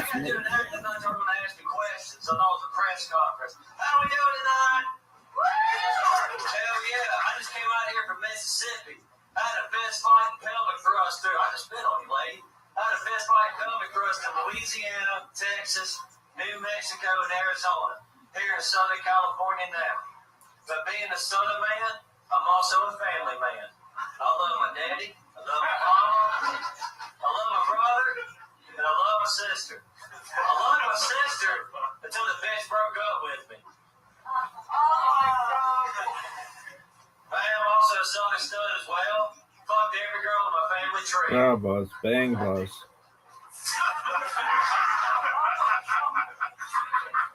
But you know, I live in red states and I live in blue states. And I want to educate you on this.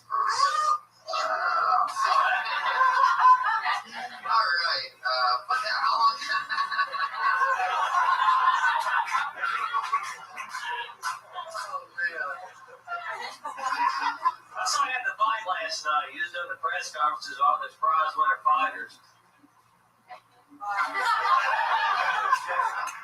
How long have you been in Los Angeles?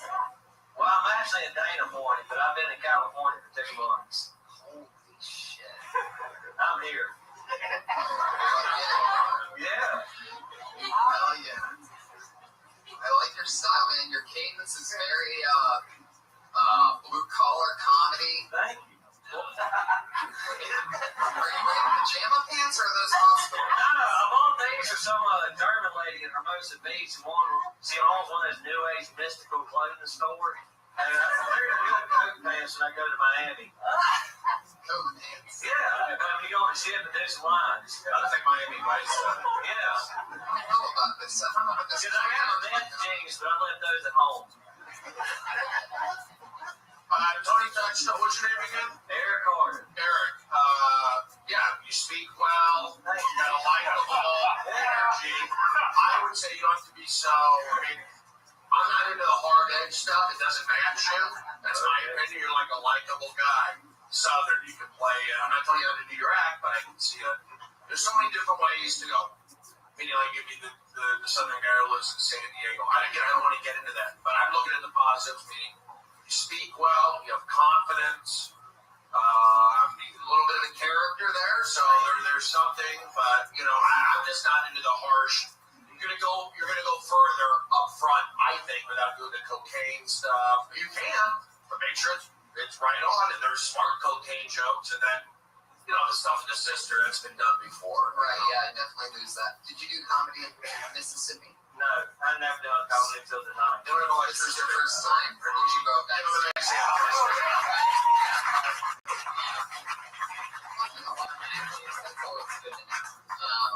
Hell yeah. Every first time that's not bad. Thank you. Right. And I wouldn't do that set again. I'll forget about it in 5 minutes. Great. Hell yeah. It's 5 minutes longer than we remembered it. But no, what's great is that you have such a style too. Just Mississippi, just it's unbelievable. It's priceless. And people wish, I met so many people starting on comedy that wish that they had a viewpoint like that, like just somewhere to jump off of. Like, you can play that Billy Goat fucking. You can play idiot for the rest of your life, or you can try to be like other people, and you'll be one of those people that's out here for 19 years before you book an extra casting role. And you're gonna end up in some fucking play the idiot. You got here a little bit late because they already casted and filmed the last season of Breaking Bad. You have a great look for that. There's gonna be something that pops up. You know what I mean? And so it's good that you're in the game. It's much more fun than being in Mississippi. Absolutely. It's boring. Hell yeah. What are you doing? Like, how do you make your money out here? Just got here 2 months ago. The military. No, my brother served, but I never served. I picked up on it. I just drifted out here, man. Just left the trailer park and said, fuck it. And just came out to California. And I had nothing else to do. Wow. Yeah, talking to you. Keep it real. Yeah. So, I don't know what the hell I'm doing. There's something going on here and showed up. Nobody knows what the fuck they're doing the first time or after the first time. It takes tons and tons of times. But I'll tell you, you're already out of the curve because most people think that they have things figured out after their first time. And the fact that, you're smiling and you're not taking it too seriously gives you a huge edge over people that, get nervous and don't believe in trusting their instincts. So good luck with everything. I'm so glad that everything started here. Please come back, sign up again. That's Eric Carter.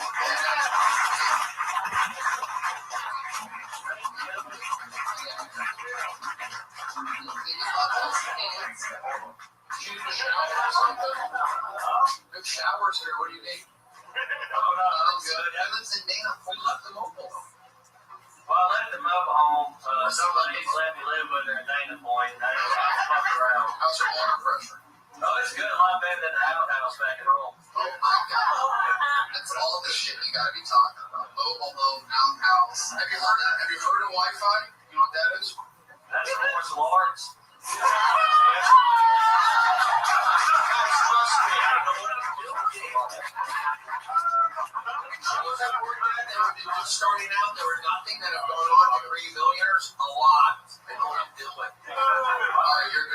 Good job. Just keep doing it. That is the perfect one, by the way. Take the Wi-Fi thing, you know what I mean? Say, somebody asks me if I know what Wi-Fi was, something like, I'm like, is that martial arts?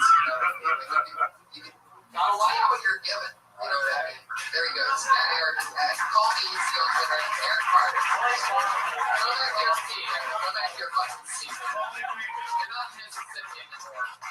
Welcome to Main Road. Welcome to Hollywood. Third grade education. Reading the USA Today. You never got an answer of what he did for work, right? I don't know. It doesn't matter. Probably works at a beach shop or a coffee. Where do you work, Eric? Hey, mate. Yeah, coffee house. When was the last time you did for Dishwasher and Dana Point. What's that? I'm a dishwasher. Works a bunch of Mexican. dishwasher? Holy shit. And what norms? Huh? And what norms? I don't know what that means. Oh. I want to keep my Dishwasher. Taking a job from a Mexican. How dare you? All right, everybody. You know what? We should probably move on to our final segment of the show for time, right? Sorry to all the comedians that didn't get up. Seems like a lot. We spent a lot of time on people tonight. Sorry for you guys who signed up that didn't get up. We're going to move on to our final segment of the show, which is always exciting and fun. There's two lovely young ladies that are part of every single show that we've had, and they've been being built here 60 seconds a week for 16 weeks. This is their 16th show. And so let's flip it this time. And going first tonight from the great state of Florida. She dropped out of college to pursue her stand-up comedy career. And that all started here in this room. Put your hands together for our friend and yours, the one and only Kimberly Condon.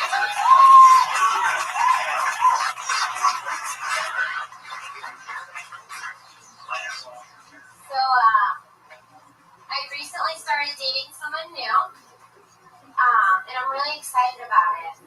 I think that the best part of having a new boyfriend is pretending that I'm sane. In the beginning, I'm like, oh, you got blacked out last night? That's so funny. No, yeah, your friend Kate is so cute. I want to go down on you. But realistically, like 2 months later, the phone rings, he hits decline, and I'm like, who's mom? I bet it's your little friend Kate, because you drink so much. Because I don't go down on you? That's it.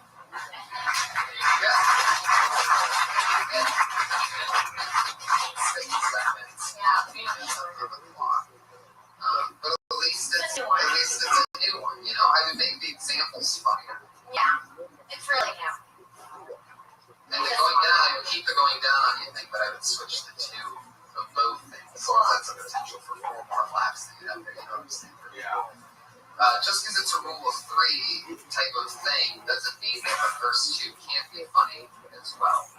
And everything starts as sort of a one-liner sometimes, unless you take that approach. Anyway, point being that that's a good new thing. What was the oh yeah, I also feel like originally when you started it talking about pretending to be sane, I mean, you can get that example later, but I also feel like there's something to be acknowledged in, like, it's almost like how when people wake up in the morning to a phone call, they don't want to sound like they just woke up. Like everybody tries to do a normal voice. I feel like there's something in comparing that to that, pretending to be safe, almost like how you clear your throat, try to get the drugginess up, cover the phone or something like that. And I feel like fighting that type of thing with craziness is interesting too. You slaughtered last week, bro. Yeah, Brody. Did you go? No, I didn't. I liked it. I mean, I don't know what the whole process is exactly. So when you can remove the stop that right now. I'm just looking at the big picture. All right.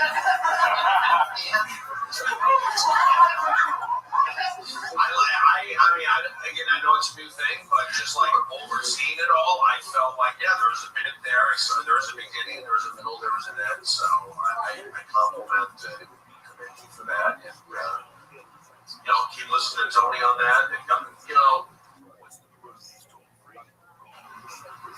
yeah, I see. You know, I see other things. I see.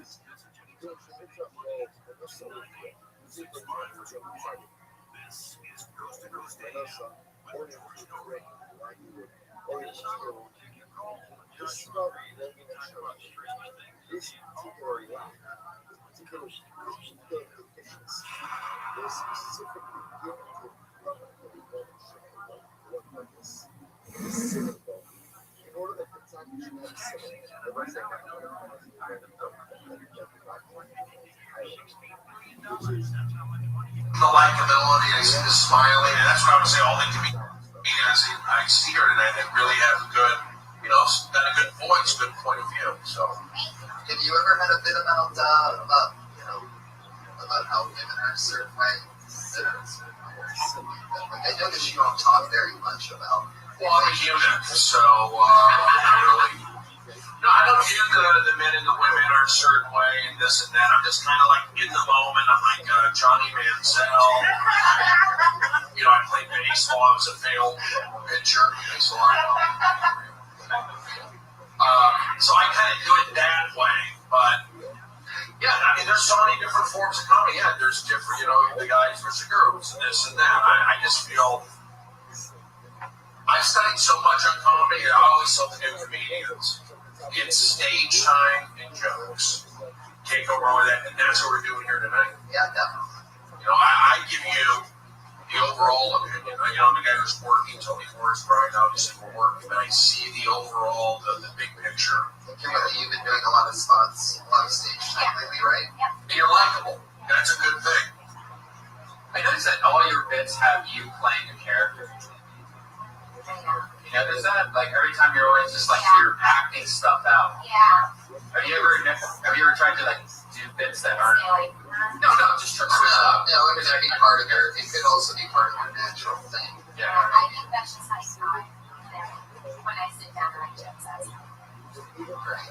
You become whatever is in your joke, which is perfectly fine. Like that's just part of your thing. We're just making sure that you're aware of that. You know, you have to know that to be committed to it for the long term, because you don't want to be one-dimensional. It's not that it is one-dimensional, but you don't want to develop a comedy voice that you don't want to be doing for an hour a night down the road. So you talk about going down. How does that start? What's the idea? I just start like basically trying to say how girls try to act real cool in the beginning. Like, yeah, no, I don't care. Yeah, that girl should have really nice tits, and then after a few months, you're like, oh, you know, like couchy. Yeah, it's your fucking church that you guys all do. Yeah, no, we all do it. I really dig in. I wouldn't try to make it easy. I would use examples that you can actually know about. You know what I'm saying? Like, it almost seems like you're playing to, these are things. And that part's sort of been done. But if you can dig in and make it, you know, you're 22, right? Yeah. If you give a 22-year-old's version of, and you're actually in the game, you know, you're a 22-year-old. There's millionaires around Hollywood. You can probably just con over at any given point. You know, guys that have their own television shows coming out that use that reverse.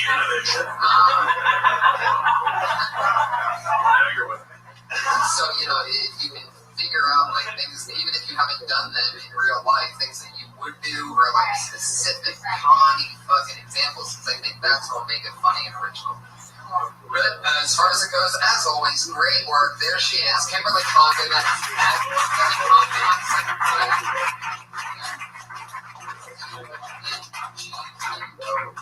It's adorable.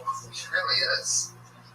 And as always, our other lovely lady we've been constructing here, always interesting to see what she's coming up with each week. Here she is, Sarah Ostajabi.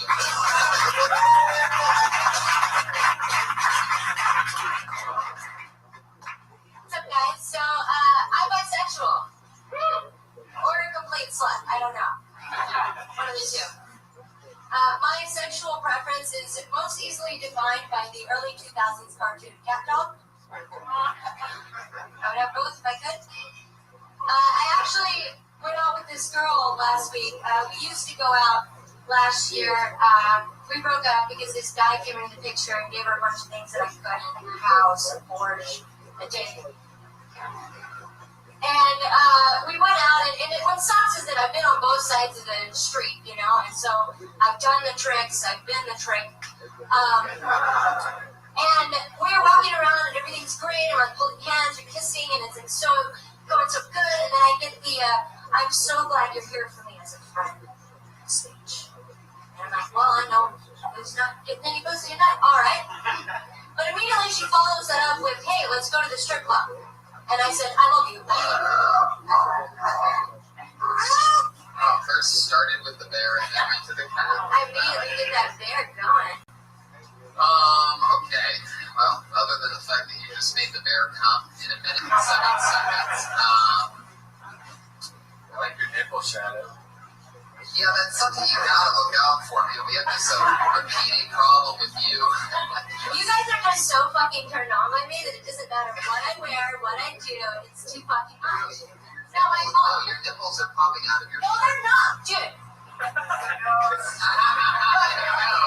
that guy's in the back of the room for you listeners on the other side of the world. You're not gonna fool us. You said this. If you really wanted to get into it, I mean, don't let me bring it up. The camel toe incident 2 weeks ago.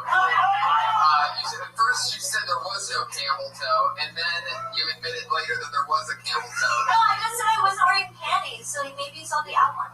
Of course we are. We're skinny tight yoga pants. Yeah, and so did the guy in the back of the room that night too. Like it was a whole thing. You don't want distractions. Okay, in my opinion, when I got dressed today and it was hot outside. Stop. And the fact that we're covering that and not the material, which isn't bad, is a huge thing. So what you're left with is a common sense situation of you don't want to have a camel toe, you don't want to have your nipples showing. These are common sense things. What would suck is if we're like all of your jokes are fucking terrible, but instead you're building and you're doing something, but you're still trying to. Or if you're not trying to, then you need to find a mirror. T-shirt and a Can I raise my hand? Welcome to Welcome to Hollywood. You need a full-size mirror in your apartment. Can I raise my hand? No camel toes in Hollywood. I have no problem with the camel toe. I have no problem. Brody takes the I want you to fail approach. I don't want to fail. You asked Kimberly to take off her Afghan. That was a joke. Why are you crying, Sarah? Sarah Pryor on Kill Town. I'm not crying, I tried so hard and I just... Well, you did good, but the whole time I'm looking at your nipples when we're saying. You did good. Why are you so offended of us telling you that your nipples are When popping I out of got your dressed shirt? today and it was 110 degrees outside, it wasn't cold in here like it was in here. And this is where you come to learn. Yeah. Plummeting blood. This is where you come to learn. Your nipples can't be out when you're I don't mind it. I see a lot of comedy. I'm okay with it. Brody, you're getting terrible. I don't think if you got Sarah Jordan's nipples Oh never my show. god, but even though you guys are Chelsea distracted by Gray, your nipples never show. Never, definitely not. I'm you gonna know, you walk. guys are fucking distracted by my nipples, people still laughed at what I said. But they would laugh harder if your nipples aren't showing. Do you really think you're right I about think they this? would laugh harder if the jokes were when they get better and your nipples are showing. That's funnier. It's actually not, Brody. I think it is. It's extreme pent-up sexual tensions. Well, the audience applauded me. The first time this audience applauded me, Tony. If you have, I'm saying like, look, ideally speaking, yes. Brody's taking a stance on a joke, by the way, for you clappers out there. Actually, he's saying that the more naked the female comedian, the better that it is. I think it's funny if you've got good jokes and you're a good comedian and you're up there with a camel toe. I think it's funny. It's a layer. You don't think it's a distraction. Meanwhile, you tell the guy that's wearing a Kenny Powers shirt that that's a distraction. Because you're looking at a message, you're reading something. The nipple is like, oh, You're reading a camel toe. You should have seen these pants from 2 months okay. ago. I'm just giving you my opinion. That's what it's all about. We don't agree on everything. I don't mind it. Why the tears, Sarah Mostajami? You're being built in a war zone No, for I know, 16 weeks. I take it up the ass for you guys every week. I get it, but No, you really don't. First of all.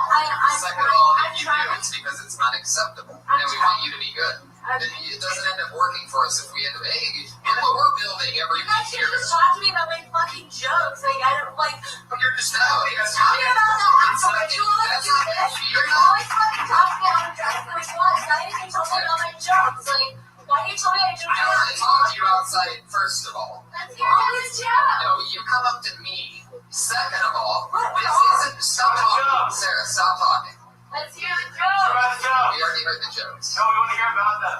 Seriously. I wasn't paying What attention. you two hecklers don't realize, you two uneducated hecklers. Let's think about who saw nipples who heard jokes. I saw nipples. I heard There you jokes. go. These are people from the back of the room. Like, are you friends with Sarah? Do you know her? No, I'm saying, like, really? Honestly, the whole first half of her bit, I was looking at her nipples, so I could see her nipples. The reason why it's not good for a female comedian's nipples to be showing is because it is a distraction to the overall stand-up comedy. Whether it is to you or not, it doesn't matter. But if her All the guys jokes around you. and her persona Which and is her fine. point of view And if those are getting is strong, if those are getting chuckles, then it would kill if her nipples were let her build up the That's the bits. point. It's going to be a harder road, but let her build up to let her be herself. I said the bits are good. Well, then I don't have to write tags every week for you. No, right. I don't think you understand what the show is. It's us hoping you get better at the overall thing. It's not about just jokes. And if you and Kimberly, it's an entire thing. The fact that she smiles and is likable and doesn't have nipples showing wouldn't be part of something that we cover with her. I'm okay with the nipples and the camel toe. You also you don't notice that this is evolved from where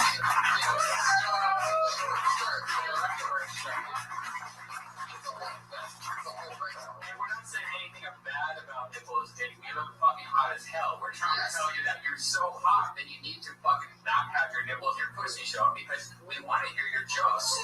so harsh now because these are people that are regulars on the show. It's absolutely true. We need Kimberly and Sarah to come out of this being two of the best female stand-up comedians in the world. And if instead one of them looks like a stripper on stage, it doesn't work. And it's taken a long evolution. I think it does work if your You're jokes wrong. are Name one that's successful. Alicia Michaels was. You just said once. Well, she stopped, she Name stopped. one that's successful. Name the female comedian who's purposefully sexy on stage that is successful. Alexis Schlesinger, is she sexy? And he dresses down on stage. Dresses down 100% of the time. Name another one. One of the African American comedians, they're looking good.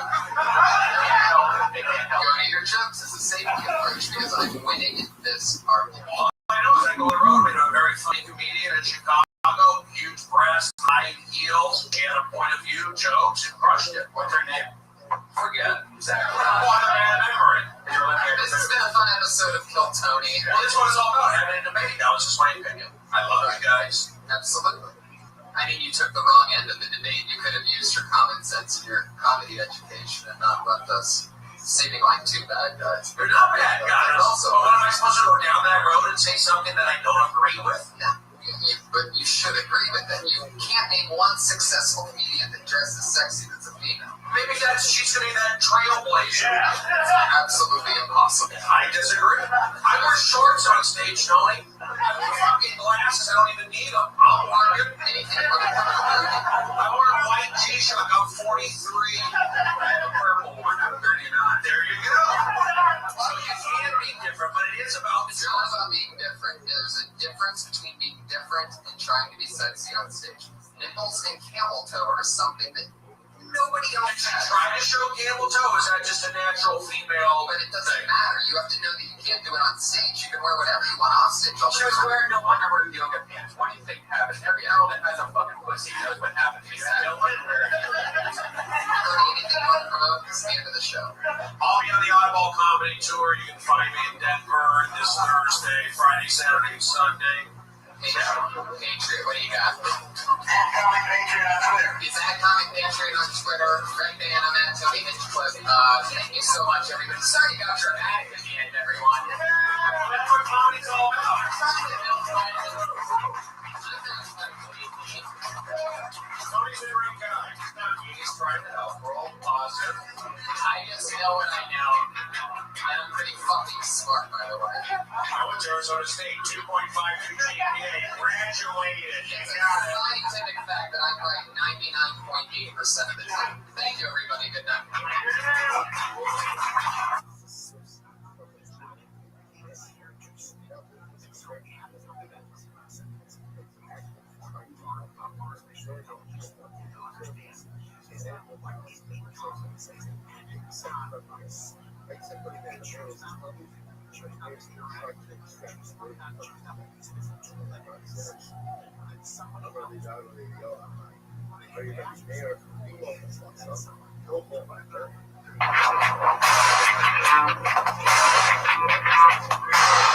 Fuck yeah, everybody. How you guys doing tonight?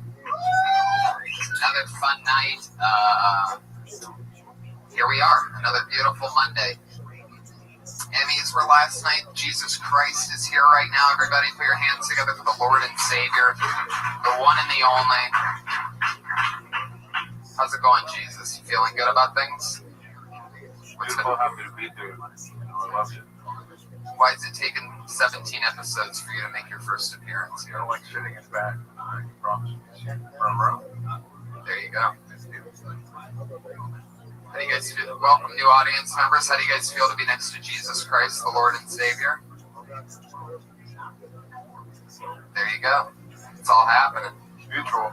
Welcome, Jesus. As always, we're here with the one and only, the loveliest of lovely co-hosts, head of security, the one and only Iron Patriot. Everybody, he's here. And he's in the flesh.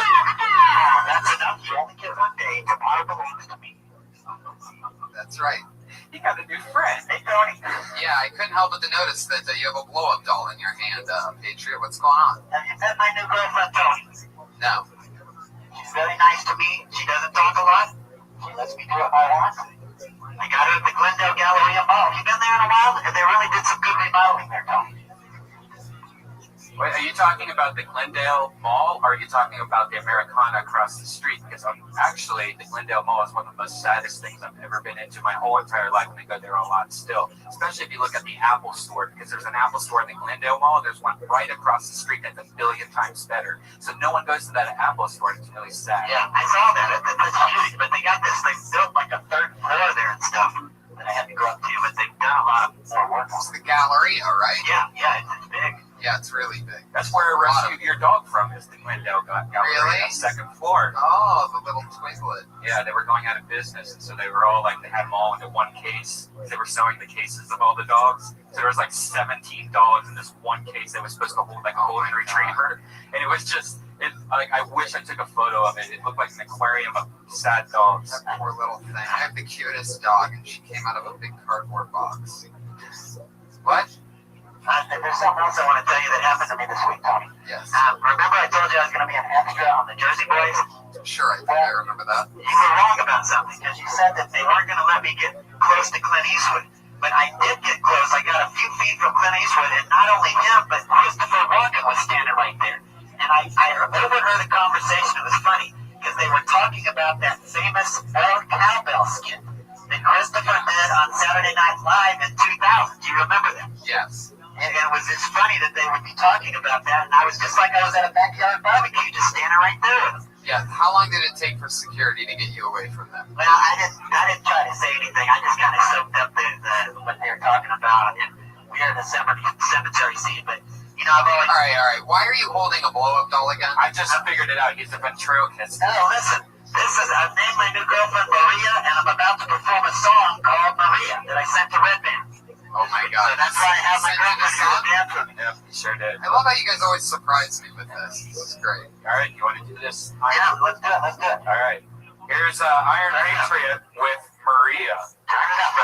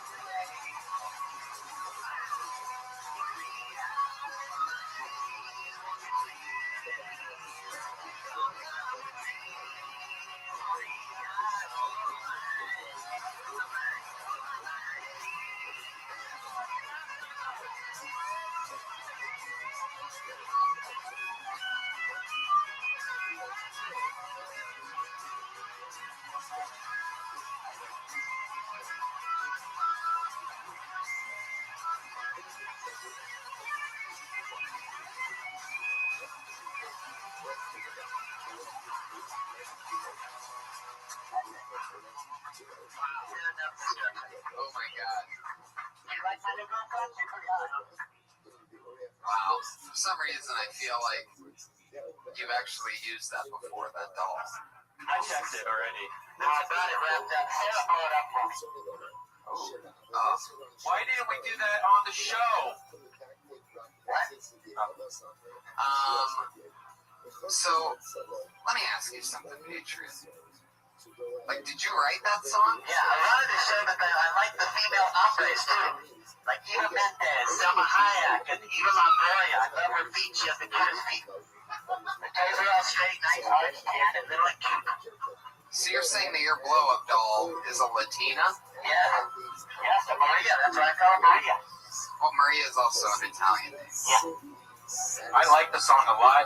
I thought it was amazing when you held up and started eating out the blow-up doll and exposing the butthole to the audience, especially since it was a big gaping butthole. And let me tell you, I stuck my finger into it with trust that you said you never used it. And I smelled it and licked it, and you were right. Wow. You have a lot of guts when it comes to licking things. I heard you with Joey Diesel. Talking with Joey Diesel. You guys are lethal together. Well, I trust you. That's what I'm trying to say. I know underneath that armor is hard to steal. Yeah. That was fun to do that. It's just, he's great bringing back all these Dirty Crabber songs. I really have it's a special thing, man. Dirty Crabbers, his old band when he lived in Texas. They played music in the grunge era, and he said to us, yeah, that my band played in the grunge era, and I go, that doesn't sound like grunge at all. And he goes, yeah, we weren't successful whatsoever. That laugh is so creepy. It's my new favorite thing. It's really, I love that. The first couple episodes we had the Patriot as head of security, or as I call him, the head of insecurity, on. We didn't have a microphone for him. We didn't realize how much brilliance was going on under that 60 pounds of armor. But now, we got them all wired. You know, another story I have, hey, Red Band, on Thursday night, wasn't there an episode of Buck Said? Yes. Yeah, I watched that. You guys are watching that trailer of Don Juan that's coming out with Joseph Gordon-Levitt. That looks fucking badass. I was in that concession stand scene when they went to the movie. Did you see that whole thing? Oh, you're in that? Yeah, I was in that. I mean, I was an extra, but it was funny because I was in that concession. We know you were an extra, dude. There's no, what were you, the lead role? Yeah, I know. We know that. No, but all extras are almost more fun because they're like Easter eggs if they know them. So you'll be sitting there and be like, oh shit, there's the me in the background of fucking Sister Act 2. You should make a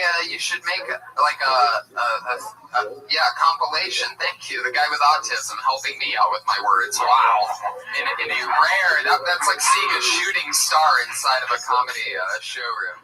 Is the autistic guy correcting the obsessed fucking wordsmith. Anyway. But I was playing a video game and waiting for the scene to start, and then Scarlett Johansson just walked in and just was standing right next to me. All right. Let me ask you something. When you're working at Hollywood and Highland lately, now that you have this newfound... First of all, I got to acknowledge, I love the fact that your penis flap is broken today. And it's butt flap. Yeah. Right. You gotta let the banana hair out a little bit. So those two things are obviously, now that I see it, they must be connected to each Yes, other. underneath there's like a Velcro strap.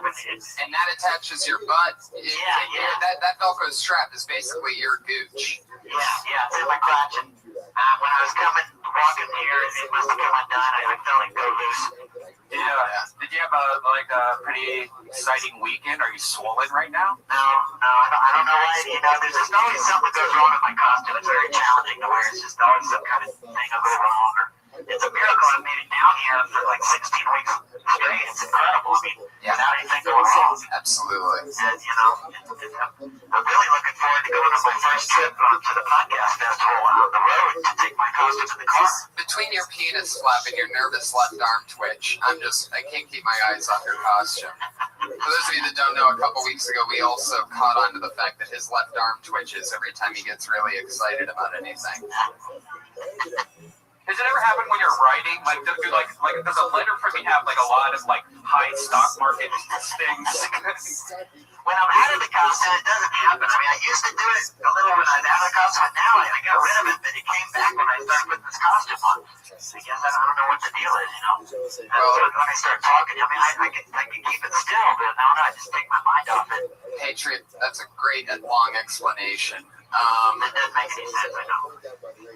I'm glad that you're here every episode, Patriot. Put your hands together for the Patriot, everybody. Comic Patriot on Twitter. I'm very excited about tonight's show. You guys know the format. Comedians each do, I'll talk about that after I bring up the guests. Your guests tonight, two of my very funniest best friends. It's like a flashback to what I call the class of 2007. I started in 07, and these two guys did as well. We've been road dogs together since the beginning. We've done gigs all over this shithole of a town and everywhere else. So I'm just going to bring them up. My first guest is the opener for rock and roll bands like Guster and Fun. He's the official tour opener for Curb Your Enthusiasm's Jeff Garland. But most importantly, he's one of my best friends. Put your hands together for Matt Edgar, everybody. Here he is. We started during this scene week. And our other guest, a guy who in the LA comedy world is blatantly recognized as one of the funniest guys. We all say that he's going to be bigger than anyone we know and all of our friends. I absolutely think he's the future. Put your hands together for one of my funniest pals. Jamar Neighbors, everybody, is here.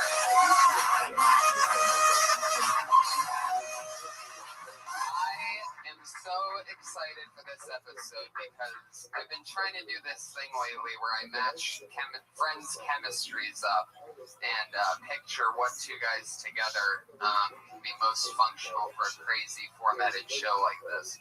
So I'm so excited to have you guys. Anything crazy happen lately, dude? How's the day going? How's this Monday? Good Josh Martin trying to fix his speaker over there. He has no idea what he's doing. Moving a piece of wood around and is that what that is? Good job. Good fit. There he goes. Josh Martin, producer of Kill Tony, the silent assassin, which is good because he has a speech impediment. You might recognize him from a couple episodes ago when he did his infamous cereal joke, which I heard getting compliments last night on the front patio from audience members. I remember when it was just a puppy of a joke, and that's the type of fun we're having, watching little gold come to all together. Is once again about 20 of the comedians that were signing up for the open mic downstairs. Once again, they've signed up for the show tonight, and it's always fun to see what happens. You guys ready to get this thing started? Yes, sir. Let's do it. Everybody gets 60 seconds. You know that your time is up at the end of that 60 seconds because you will hear the meow of the kitties. And you better get off soon because if you go over your time, that angry West Hollywood bear comes out.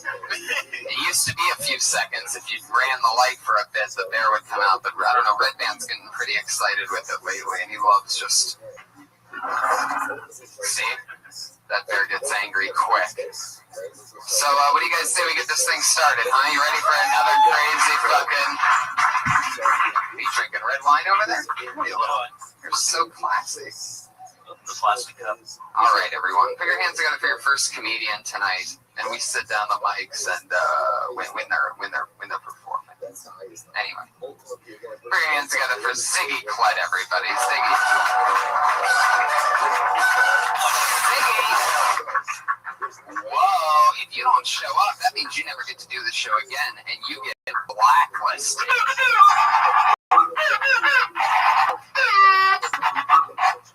That's what the Patriot does every time somebody gets blacklisted. Oh, now it sounds every time you say the word black. Well, we have figured out that since he's from Texas and he's very goofy, he has a bit of natural accidental racism that is an ongoing thing with him. Sometimes you'll just notice him say things that are like, what's that song about the girl named LaQuisha? Letitia, Jacob and Letitia, two monkeys. What the fuck? In the jungle. You see what I'm talking about? Accidental racism. He doesn't even know when it's happening. Hey, Tony, I wasn't able to prepare for these guys because you didn't put a tweet on it. Did you do that on purpose so I couldn't prepare? Yes. What do you know about these two I don't guys? know anything because usually it puts a tweet where I see the guests are going to be on, but it was strange today. I kept checking. Well, off of the intros that I gave them, do you have any questions for them? No, I mean, where are you guys from? Why is the Iron Patriot doing crowd work? How do you know Tony? How do you know him? We've all been doing comedy together for years. Good. I want to find out about you guys. It's good to have you on the show. Thanks for coming. Thanks for having me, Iron Patriot. I'm afraid to tell them I'm from Compton. Oh, really? They'll start smoking. Feel free to malfunction. Nice to you. I love that. I love that. All the bit of feedback that happens from all the tubes and shit that are inside of his suit. Yeah. He has to take the bus here because he can't sit down in that outfit. So when he puts that thing on, he's standing for basically 4 or 5 hours at a time. Yeah. Do you ever get recognized at Hollywood and Highland when you're hanging out there with the I other do. I've had some people coming up to me lately saying, "Are you the guy from Kill Tony?" It's been great. That's awesome. It's really, and I know Hollywood Jesus. I've known him for like 4 years or something. I bet you. Yeah, He would go down there and I'd see him all the time, and he inspired me to get out of that area because I saw him in a video of Snoop Dogg right in front of his club, and I thought that's cool. He went outside the Hollywood Highland, tourist area, and came down here. I said, all right, there you go. A whole story, a whole background of Patriot and Hollywood Jesus. Let's get back to these comedians, shall we? Let's see if anybody showed up for this gig. Put your hands together for Trenton Willie, everyone. He's here.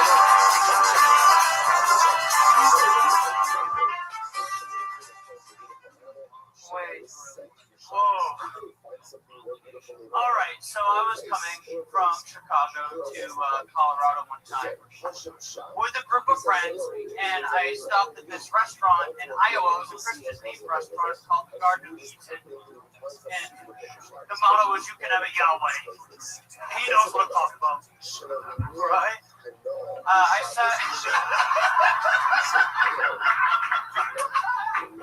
So all the exercise said Exodus, and I sat in the New Testament, and I was eating a little bit of crust pizza. Then my friend just started bleeding out of the mouth. There was blood and blood and blood and blood. We're all waist deep in blood because he was choking on the nails inside of this croissant. And then I said to the waitress, "I want to speak to your manger." I said, "I can't. I would if I was able, but I don't want to lose my job." Then it turned out the restaurant didn't even exist. Wow. 60 seconds on fucking, he's got 60 seconds on church puns. Different than last time. Yeah. Hey, I'm a fan of the pun. A lot of people try to hate on it. I'm a big backer of it. It's very religious. I get the feeling it may have been covered in the past 2013 years that those characters have been out there. I bet somebody's, rhymed Job or whatever, but it is interesting. It's fun that you stay in the pocket on something like that. How'd your hair get that color? Yeah, no, I was going to ask. How'd your shorts get that color?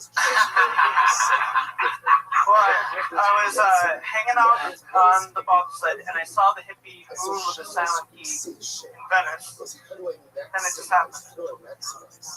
Oh, and then they have been washed since. Yeah, this is my the what do they call that stuff? Moss or Dirt? bacteria is coming out of my crotch. Brown sprout. Do you shower a lot? Mold. You into showers? I haven't done one of those since I was a wee little. Don't do it. Really? Why not? The bear angry. Why don't you shower? Well, my dad used to shoot a lot of moose growing up. That's a good reason. Shoot a lot of moose? Yeah, I grew up in Maine. Oh, wow. Ever been there? So is that a main thing? White people are a main thing. This guy's not You sound like an Iron Patriot all of a sudden. Let's talk about those shorts some more. Yeah. How long have you had those? I think ever since they came out of God's third eye queen. Oh, you're a wild one. Someone's rich. I get the feeling that you've done mushrooms so much that like it's just become part of your. I got the feeling he's on You're mushrooms. just on the eternal trip. Drugs are illegal. Drugs are illegal. Bad. Cops say no. I love cops. All cops. But tell me, I love what he's doing right now. That's just what he always, that's what you got to repeat to yourself. But they start off as swimming trunks, though, right? Yeah. There were swimming trunks. When's the last time you went swimming in them? I swim. This is not me being a dumb cunt. I swim like almost every day. I swim. Wow. I love swimming. I love the water. So that's your shower. I can tell by the swim shoes. Look at that. I used to have those. Speaking of this guy, those barefoot. Something uplifting as well, and that sets you up the subject. Is the meaning of the statement of the Gemara when the Gemara says, "Behilel hazokein hayukom na'asam shamayim." Hillel's actions. So everyone say Rothschild action. Rothschild the Gemara is actually different. In the footnote in Kuf Samach Gimel, quotes Rothschild in its entirety, and it's so beautiful. Listen to Rothschild. You know, if listen, you can see it. It's like about Hillel hazokein, Hillel the elder. Nida Acheres Haisamo. He had a different approach. So what was his different approach? Shoes. Oh my God, they're haunting me. They're superior to other shoes. Superior. He went there. Those defying toes, I just can't get into that. I can't. It's you know what it is? It's like a Birkenstock. It's like that's what it reminds me of. I don't think toes need sleeves. No. You know, You ever pick up stuff with them? like the mitten of the glove, that was a huge adjustment. We needed fingers. But going shoe to covering the independent toes, it's just, Why would you want to separate all your little piggies into cells either? yeah, why are you putting your piggies in these stalls, bro? We like our piggies free range. Yeah, farmer feet, bro. All right, well, Wait. How did Jesus feel about all these church puns? yeah, exactly. I mean, it seems like the material was Did he custom close made enough? for you. Yeah. You grew up in danger. It was amazing. Danger. I loved it. I've never heard so many in a row. I like that there was a story and like it was just puns they got through it. Yeah. Yeah. Wow, the power of Jesus Christ. He's got a kazoo on him at all times. I love the effort that it takes him to get that out of his pocket through his robe. It's always like he hears something he doesn't like, and there's a couple, it's like about 10 seconds of him under the robe grabbing the horn. All for the.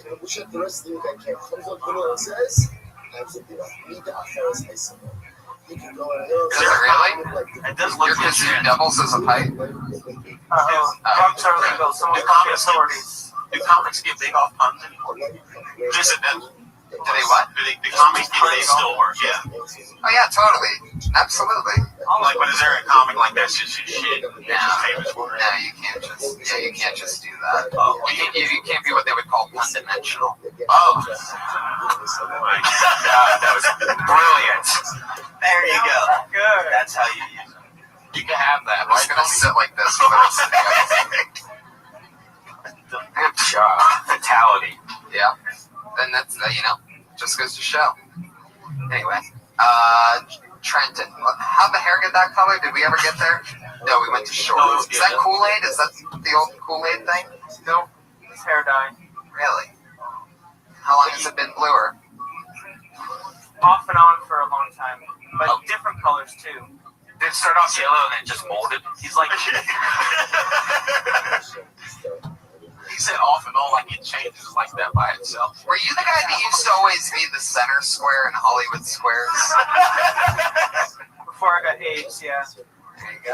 What was his name? Bruce Valanche. Yes. Well, I mean, I'm a skinnier than that guy. Now he's still alive. Like white people can get AIDS. Straight people can't get AIDS. All right, there you go.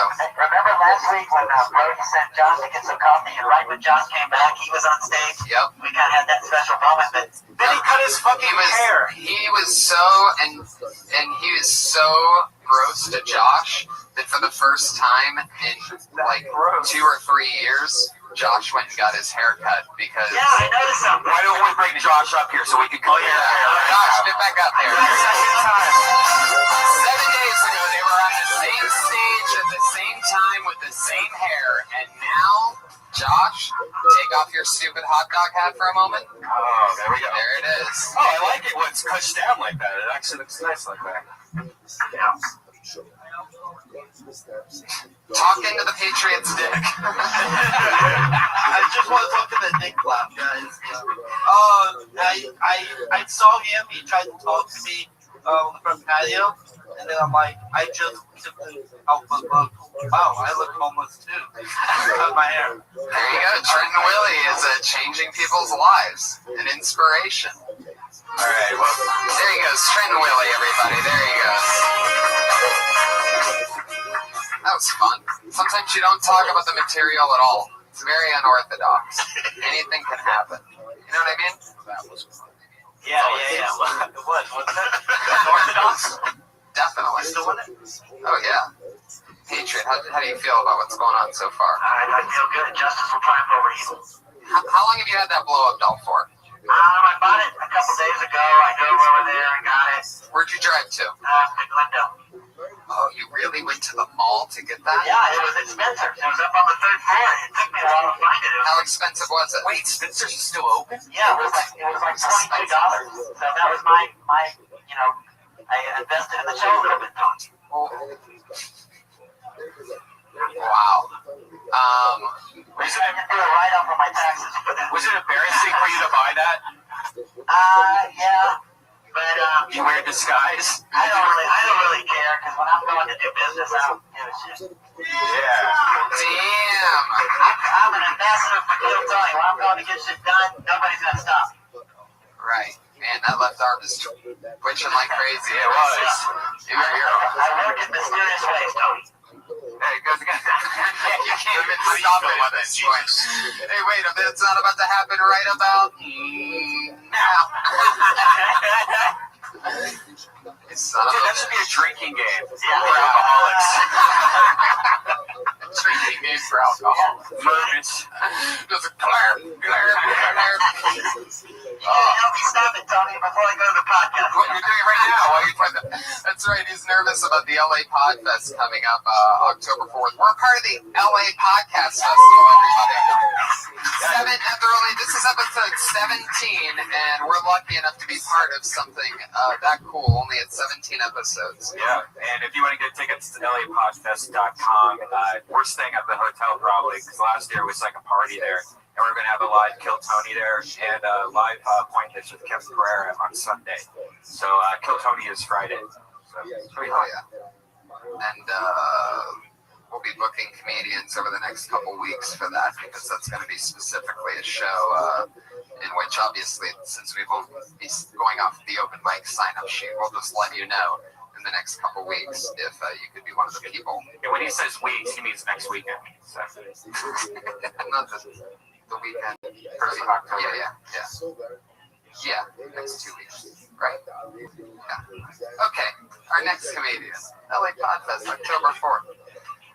Brad Sachs, everybody, here he is.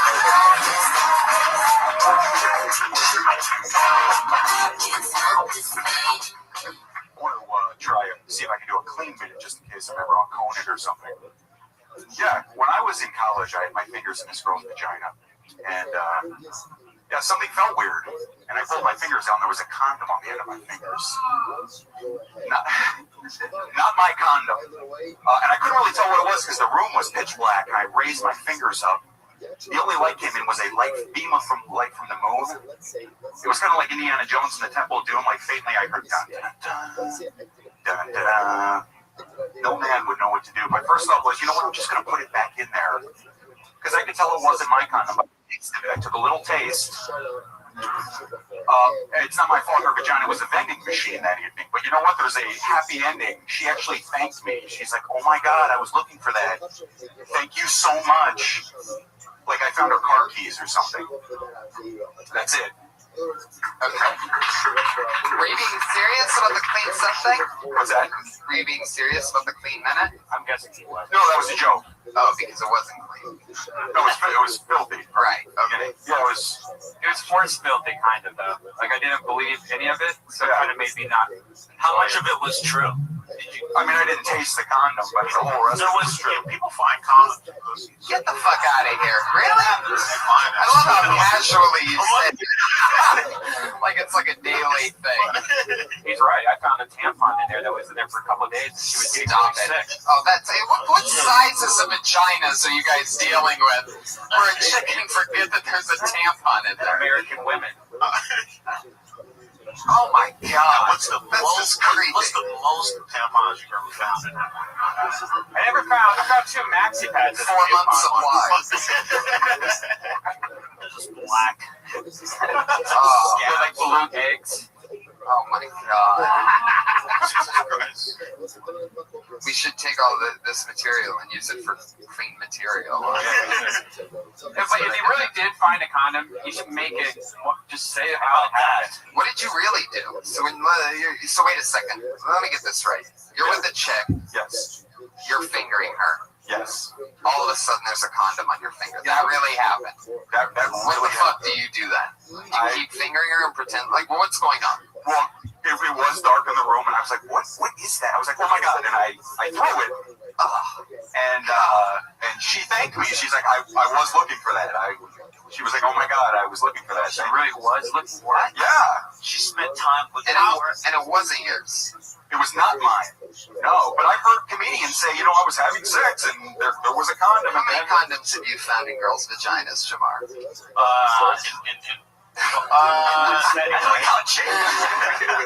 The writer stopped. I like it once or twice. Yeah.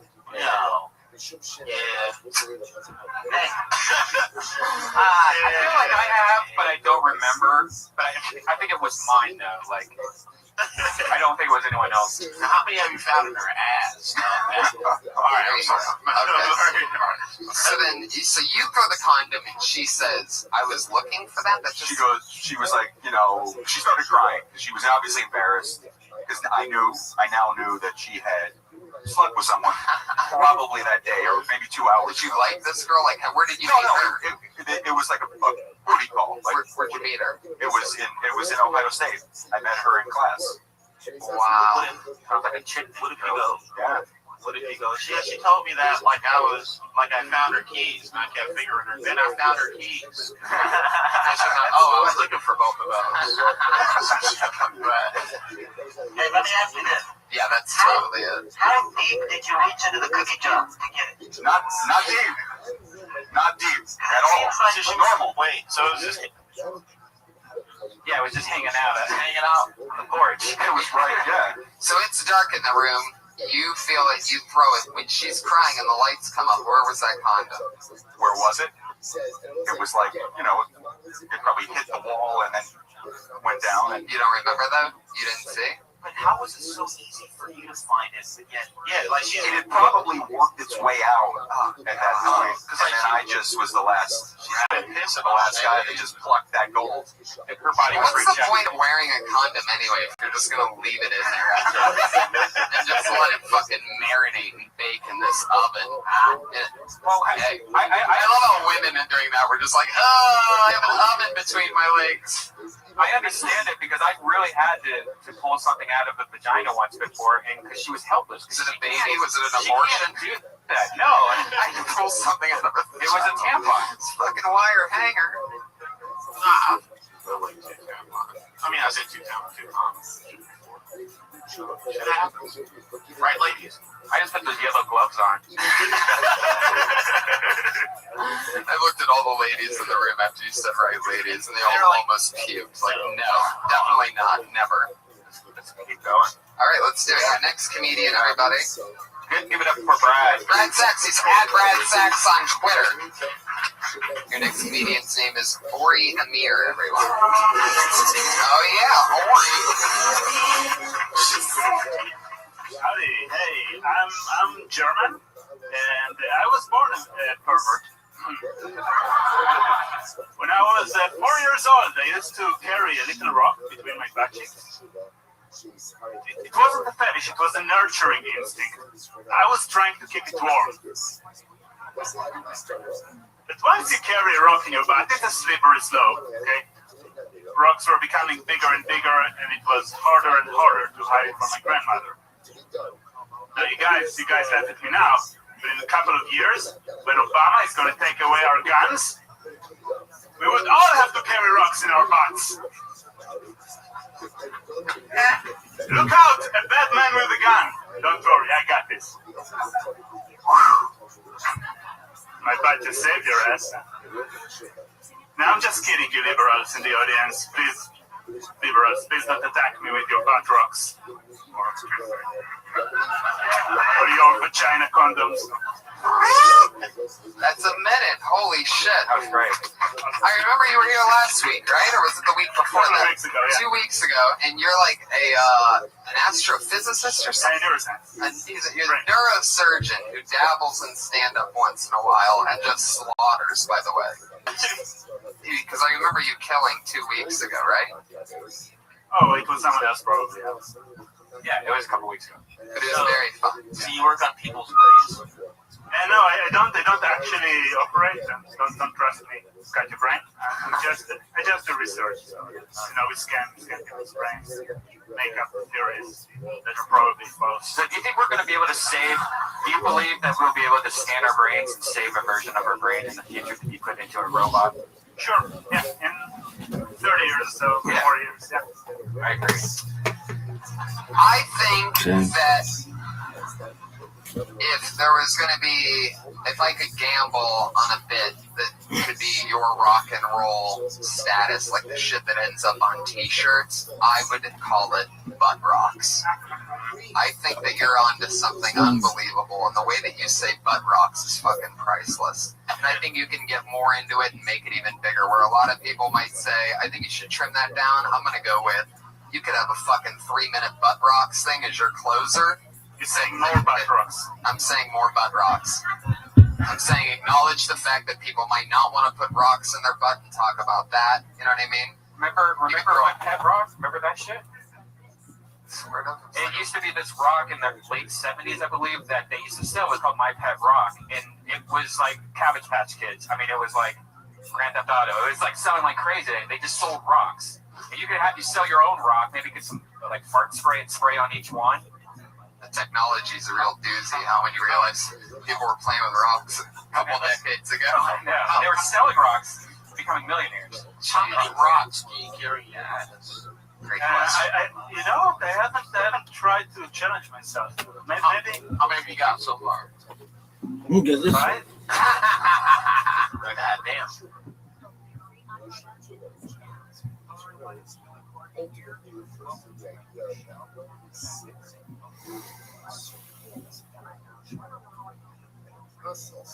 I like that this guy works on brains and puts rocks in his head. Right, that's what I'm saying. Like the fact that you are in neuroscience and your bit in this second, like Walter White life that you're living, when you're not being a genius, is about butt rocks.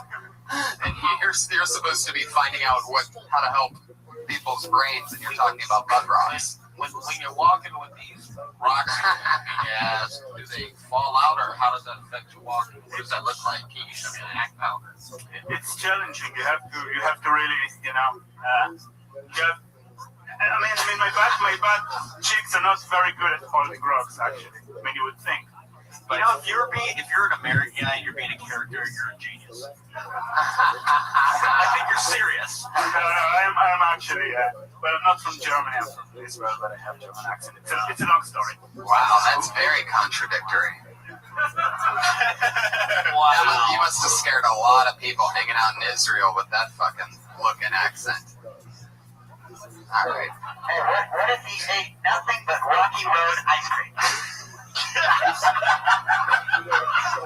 It's gonna be one of those moments that I look at in the history books. That tag right there. What? Just because it has he just tried to high five the Patriot, but the Patriot can't see anything. Oh, there you go. There you go. He almost stubbed his finger on that one, the Patriot. Fuck yeah. Are those Spider-Man gloves that you're wearing underneath the Iron Patriot? I ordered these on Amazon. They're Iron Patriot gloves. I love that you order your gloves on Amazon, but you buy a blow-up doll on the 3rd floor of the Gendo. I know. I'm tripping over my words. I wanted to get that out. I don't really like the mail. If I can go get it, I'll drive to get it. I don't know how you guys feel. I like going to the store and getting it. Why? It's going to pre-escalate. You just tell me. Well, it's basically biology. My mother and father were in love. We're talking about how you got to Amazon Prime, bro. Next day air. I don't want to pay for that. It's $70 a year. No, I mean, you go off. I don't buy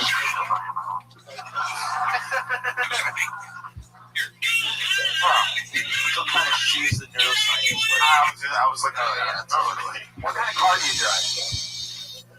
98 Chrysler Sebring. What the fuck, dude? Why aren't you driving a Volkswagen? I'm a PhD student. I'm not like a professor. You know, we don't get paid much. Yeah, but you can get neuroscience. Doesn't get paid much. Not while you're still a student. Like I'm a PhD student. I'm not like. How much longer do you have until you start making money? Well, until I graduate the year, I don't know about making money. It's a year? Yeah. Well, there you go. That's probably about when you'll start making money. Hopefully, years. Yeah, that's the question I have. That's his boot. Ach gut, mit Garantie. So you really speak German? Yeah. You can totally speak German. Well, not as good as Hebrew or English. What's something scary that you could say in German? Like if you were gonna kill us, okay, and you were going to, really try to scare us for like 10 seconds before you killed us. Yeah, do Nazi talk. You ready? Yeah. Don't be afraid. I'm not actually going to continue. Even though the short name is Kill Tony, and I'm very good at obeying orders, so. Oh, I see what you're saying. I thought for a second I thought you were speaking German, and I'm like, wait a second, this sucks. No, the German thing about to say is, ich finde die Situation ganz erotisch. That was very good. He looked at me right in my eyes, and then I'm like, whoa, that's what it feels like to get killed by a German. What if he yells it like how? Like when I would say it like yell. Ich finde die Situation ganz erotisch. I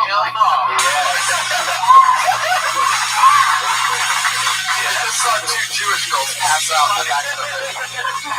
Working very, very wet. Oh my god. Dude, keep coming around. I love you. That's Ori Amir. He's at Ori Amir on Twitter. That's ORIAMIR. Funny motherfucker. I'd stick with butt rocks. I'd say something maybe like, a lot of people might not want to stick rocks up their butt, but hey, don't rock it till you try it. You know what I'm saying? Go one of those fucking masterful puns we were talking about. Or talk about how last year's model was a butt stick. Right.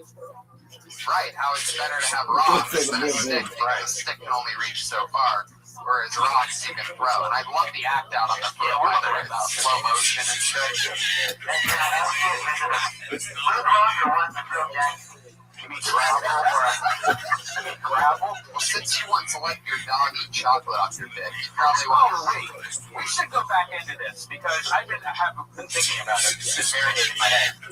Recently, you said that when he was a kid, that he put chocolate, which is poisonous, on his dick and let his dog licked the chocolate off his dick. Yeah. And then the first time, he went outside and just came because the wind blew on his dick. Oh, yeah. The first time he ever came, he was hanging on a tree, and the wind blew hard, and he came. Yeah, no, I'm out in my backyard naked. If anybody came on me strong, I just had to I just wanted to run naked. You know, it's interesting. I did think about how I put chocolate on my cock, that my Cocker Spaniel lifted off. I basically served my dog Bucky a banana split because I had the chocolate, the banana, the nuts, the cream. I had it. Oh, my God. My banana was even split when I was circumcised and good. I love that you have your own sexual maneuver called the banana split, and you've only done it on a dog. I should be commended. I gave my dog a nice treat. No, you gave him poison. Chocolate is poisonous. You let him suck your dick.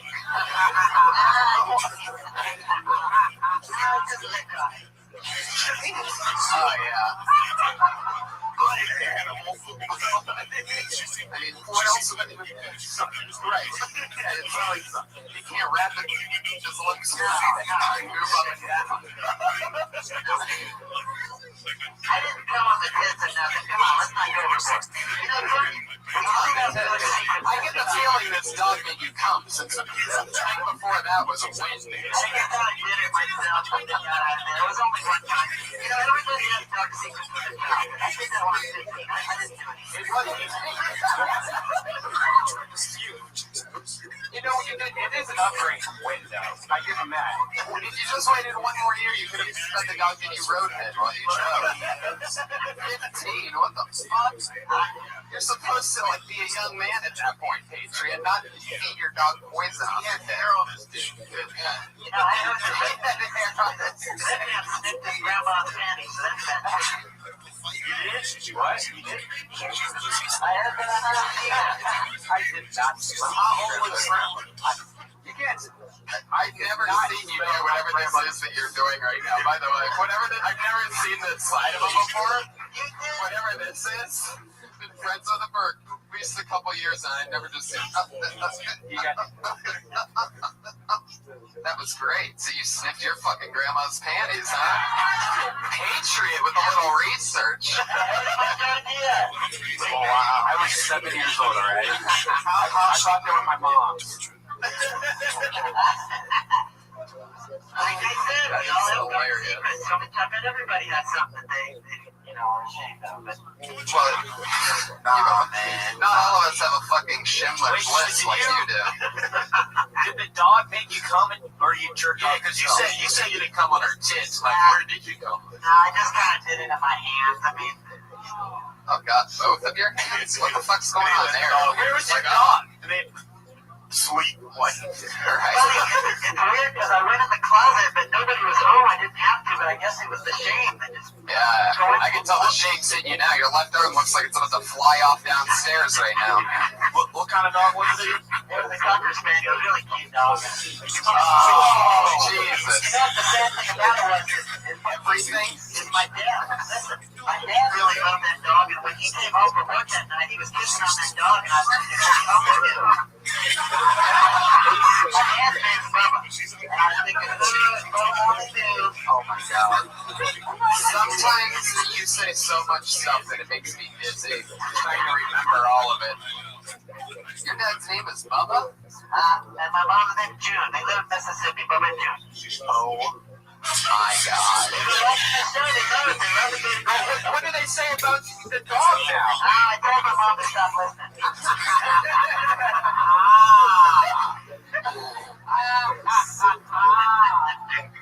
You know, it's good cheering for a while. That was good enough. But it's just, you don't understand it. That when you come to the comedy store, everybody, you talk about a lot of crazy stuff here, But that's what's great about this place is you can let it all hang out. You don't have to be ashamed. You're right.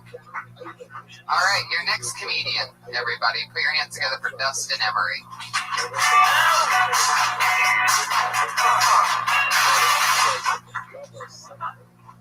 On the subject of bestiality, I don't want to fuck cow.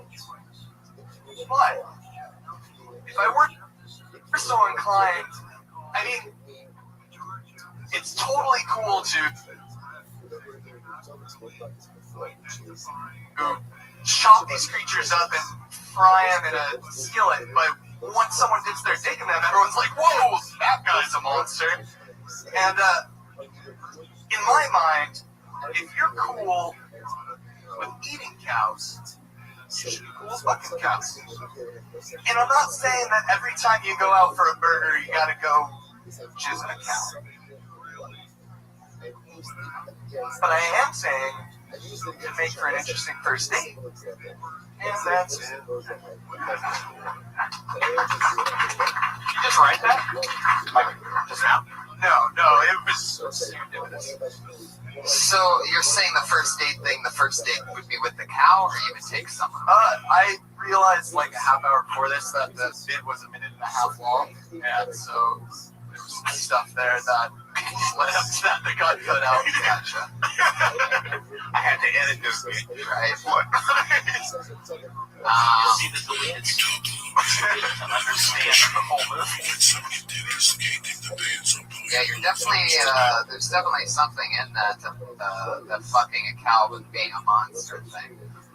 Like, you lost me towards the end. I can't even remember exactly what was going on. But the premise is better than the joke is right now, which is a great position to be in. But do you even care about fucking a cow? Like, you really want to fuck a cow? Not particularly. Are you vegan? Vegetarian. But you think it should be okay that you fuck a cow? I don't give a fuck. You want to fuck a cow, fuck a cow. I don't think That's cow's the gonna point be you're making, is that if you want to fuck a cow, go ahead. Yeah, it's. I wanted the irony kind of the juxtaposition of the idea that it's totally cool to, like I said, chop them up into itty bitty pieces. But fucking them. Oh, that's no good. That's the observation. Yeah. Yeah. You ever done comedy at a rally? No.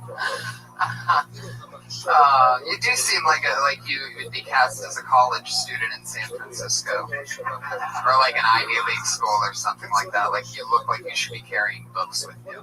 Has anybody ever told you that? No. You're Parker. Yeah, there's something there. Like there's something where like for example, what I see when I look at you is there's definitely some dark secrets, like Patriot was just talking about. Like I can tell you're sort of like the irony Patriot. I'm really digging those books tonight. Thank you. I know. I'm in the Writers Guild. Anyway. Yeah. Carrying books. I'd write a bit about how you look like you should be carrying books as well as that thing. I would turn that book carrying thing into something. That's fine. Why would you want to take my always right advice? But anyway. Yeah. I like the bit a lot. I think it's really funny. There's a lot to do with it. It's way more you can do with it. Maybe talk about the date with the cow or some shit, or how warm her up finger a little bit first. You know what I mean? Hopefully not find a condom in her asshole. I think you should like the premise. They think the setup to that shit is too long. So it's like, I feel like if we were to like, hey man, if we could eat cows, we should be able to fuck them too, and then just start going breaking it down. You know what it is? You can slaughter them. It felt like you're on the side of fucking cows. Yeah, not like fucking cows. But you're saying if you're gonna be allowed to eat cows, then you should also be able to fuck them. Outside of you. Yeah, I don't know if I came across it. My intention was to make it seem like I was on the side, but trying to hide it. Yeah. And like, I want to go to it. But you don't. No. Yeah. You should make it where like it's more about how that's like a thing that. Which one of those that I'm going to say he allows me to be so what does that tell me? That they're very proactive to create now again, don't come to the back of that chef's face the car to go back to the bar if he wants me to say. Of course, that's not what it means. But when I said this co-op, this no co-op, conflict of color, to be able to do what I want to look like, even if it's wrong. The lights comes from getting over Shalom. Says the ugly exactly. You think rather than like be on the side of fuck, because that's not even honest. You know what I mean? Like you don't, like, when you really don't think people should be cows. Talk about the benefits of fucking a cow. Shit, I don't gotta pay for my milk or some shit like. You know the cow. You ever fuck a fat chick before? Not with finger banged a fat chick. Does that count? There you go.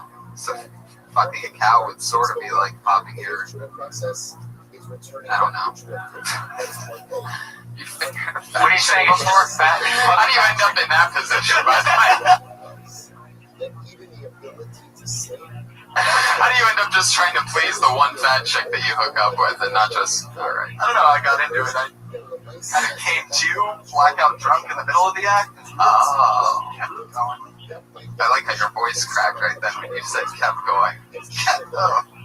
Having flashbacks to, what's a good fat girl name? Like Stacy or something? Claire? Helga, definitely. Claire? Is that her name? I feel like that was actually her name. Yeah, it was. Definitely. Claire's definitely always like 240 plus, right? Brittany. Brittany. That's the horse, man. Shirley, that's a great one. How about Burley? Anyway, fuck yeah. Yeah. That's a funny thing. Take those tags. Take the tags. Dustin Emery is not on Twitter. Not on Twitter. Interesting maneuver. I get it. Interesting. Your next comedian's name. Whoa, look at this. It's Josh Martin, everybody.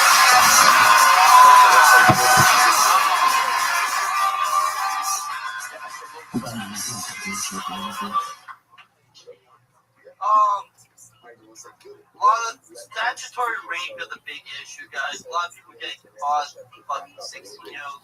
I don't understand why you would want to fuck 60. But people have urges, like they have to do something. Like this is, if you have to do it, this is how you get away with it. You just give them good dick. Like I feel like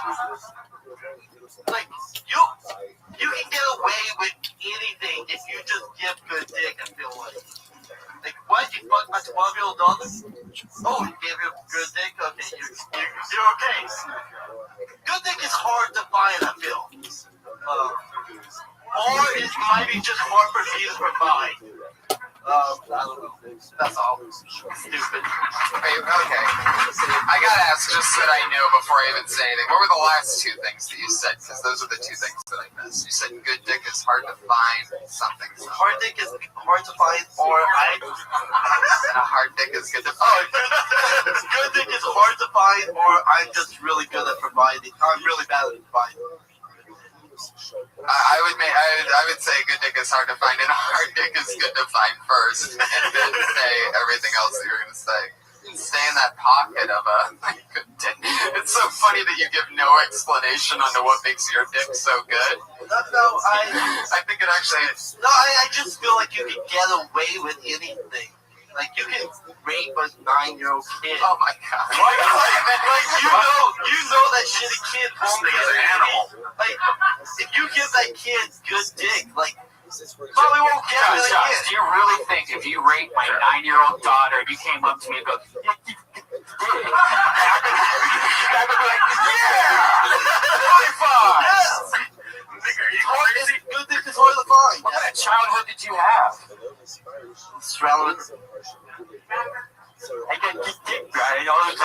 When you're talking about good dicking a child, like what are you talking about? What about a 5-year-old? If you gave good dick to a 5-year-old, would that be? According to Josh, if he made the 5-year-old squirt, it's all right. She was first, she was pissing on herself. Oh, she loved it. I'm totally gonna get away with this one. She just squirted in her diaper. A 5-year-old.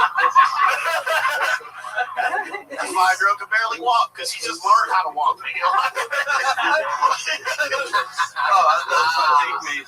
Not able to walk. I mean, if you're gonna do it the way that it's written now, I would say keep taking it that direction, where you're just stay in that grown pocket, like the shit we were just talking about, squirting in diapers, the barely walk thing. That's all funny. If you're gonna stay there, you know what I mean? It's just prepared to have a lot of fucking bad sets. Yeah, I did it. These kids don't know good dick. I did it really bad. I had a really bad set last night with that one. As soon as I did that joke, the old guy wanted to kill because of that joke. Because of what joke? Because of that joke I just did. Well, you know, it's a very dirty. You can understand why.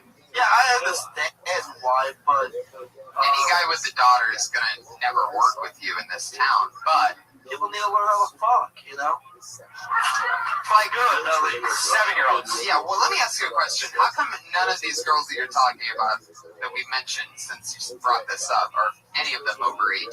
I don't want to fuck them, but like people have urges, like they have to fuck them. So you're saying, what if the pedophile? Like the pedophile could get away with that, feel like if they gave good dick to them. 16, I feel them kind of. You know. I mean, in some states it's legal to fuck a 16-year-old, like Las Vegas. Like if you took in Las Vegas, you could fuck in Las Vegas. Yeah. Excuse me. This is Nevada. You could fuck her there. Shit. But God, your search history, both of you combined. I actually know all the 80% of all the states. Just in case I gotta be on the road. Right. That's tattoo right here. I love that. So you're just getting roadhead and you're like, baby, we're a mile from the state line. We either gotta wait a year or go the other direction. State of Las Vegas. Yeah, stay in the pocket with it. That's Josh Martin, everybody. At Josh Martin Comic. He's got a speech impediment. If you didn't notice, it's pretty blatant. It's almost like you could have changed everything to hot girls because they can shit pussy, they can get anything they want. You know, when you just talking about catch a predator or whatever. It is, and you could do that. You technically could leave the kids out of it and just say you could rape a woman. I give her good dick. I think you got it better. You don't you think rape jokes are like the worst thing? Like, oh, it is. Yeah. Well, unless you're talking about raping babies, and then that's one level worse. Yeah. I think raping adults isn't as bad as raping kids, right?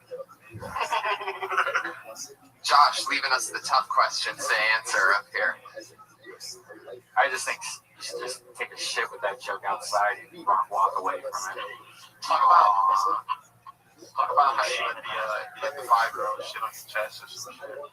Because she had to go. Should take a boo-boo. But actually, I just changed her diaper while I was laying underneath her. Your next comedian's name, everybody, is Lil Bro. We know Lil Bro. We love Lil Bro. Always funny. And now he's blacklisted. Oh. Sometimes it's sad when people make Can I ask you guys something? Sure. Do you think we have too many littles? I mean, there's Little Romeo, Little John. And Lil Bro, everybody. It's Lil Bro.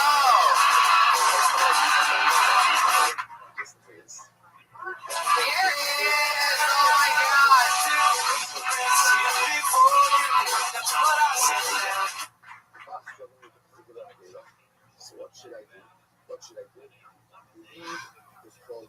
I want to say, man, black men, take care of your kids. Be there for your kids. I take care of my kids. I got 3 boys. I'm there for them. My kids stay with me, and my ex-wife and her husband. Me and my oldest son, we share a room. I actually stay with them, but they don't know that I'm living with them. I sleep in my oldest son's closet. So I'm pretty much thinking, you know, even though I'm at a bad point in my life, I'm realizing if I had a job, I have everything that I have at the house now. I have Wi-Fi, free cable, get free food. Like, why should I get out? Like, even once my kids leave home, I think I'ma still stay there in the closet. That's all I have. That's a sitcom pitch. That's a great idea. I gotta use the closet. Sitcom ideal that lives in the closet. The sitcom movie's about the dad who lives in the kid's closet. Yeah. And her ex-husband is a illegal immigrant. He's Mexican. Wow. Yeah. So I'm thinking about confrontation with him, that he finds me and threaten him to get him deported. Brilliant. Yeah. So that's a sitcom idea. I got like 3 episodes, bro. Wow. Wow. Episodes are already written. You have already wrote? Maybe an extra in it. Oh yeah. Maybe on a date. Yeah. On a date in the background. What about something about you having a girlfriend on the side, shit that she can only come to y'all closet and shit, and then y'all end up having kids and raising them inside of that closet. Yeah, this is an animated series. It has to be an animated series. Yeah. Have him have a kid like that in the closet with her. And then something like your new kids coming out of the closet. We're new kids coming out of the closet. Maybe you're in the closet and all you have is a laptop and everything that you do is from that laptop. Like, and you have to learn how to do like everything. And I sneak out at night because I still have a life. I just stay there. You know what I'm saying? Like, I still, like, when everybody's gone, it's pretty much like me and my dog that used to belong to me anyway. Now they have a dog. Yeah. Well, I mean, the dog, once, because she divorced me, and, you know, like, some men drive their wives to lesbianism. I drove mine to Home Depot and told her to pick one. So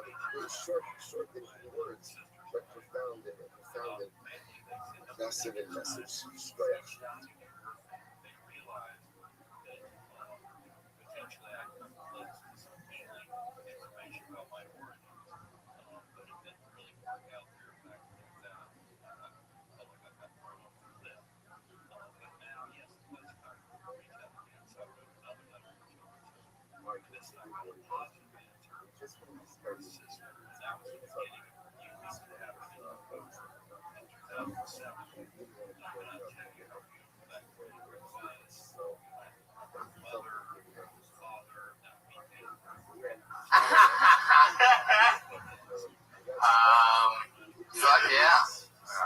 I mean, that's if what we're talking about is a sitcom here. I mean, if I was an executive, I would greenlight it right now. Me too. I definitely think, yeah. You should kickstart that. Yeah. What would be the name of it?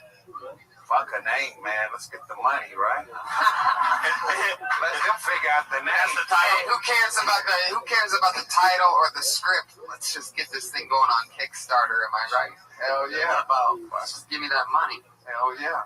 When you come out and you be like, black man, you should take care of your kids and shit. Well, ain't no niggas in the room. They wouldn't hear it anyway, though, Jamal. If they were in the wrong. Fuck, they kill my kids. Look, do you think it'd be just as effective if you was like, hey, people, take care of your kids? Well, because it's more based on me and, like, black man, like, the circumstances I go through to want to take care of my kids, to where, like, I still want to be involved in my kids' life, but I kind of, like, I can't do it because I got kicked out of my house. I have nowhere to stay. So I kind of turned to my kids. My kids kind of helped me stay at their house and keep it a secret from their mom and the husband. Yeah. Kind of like Mrs. Doubtfire. Yeah, but I'm not dressed up like a woman. Yeah, but that's it. Yeah, but what if there ain't no niggas in the audience? That was the question.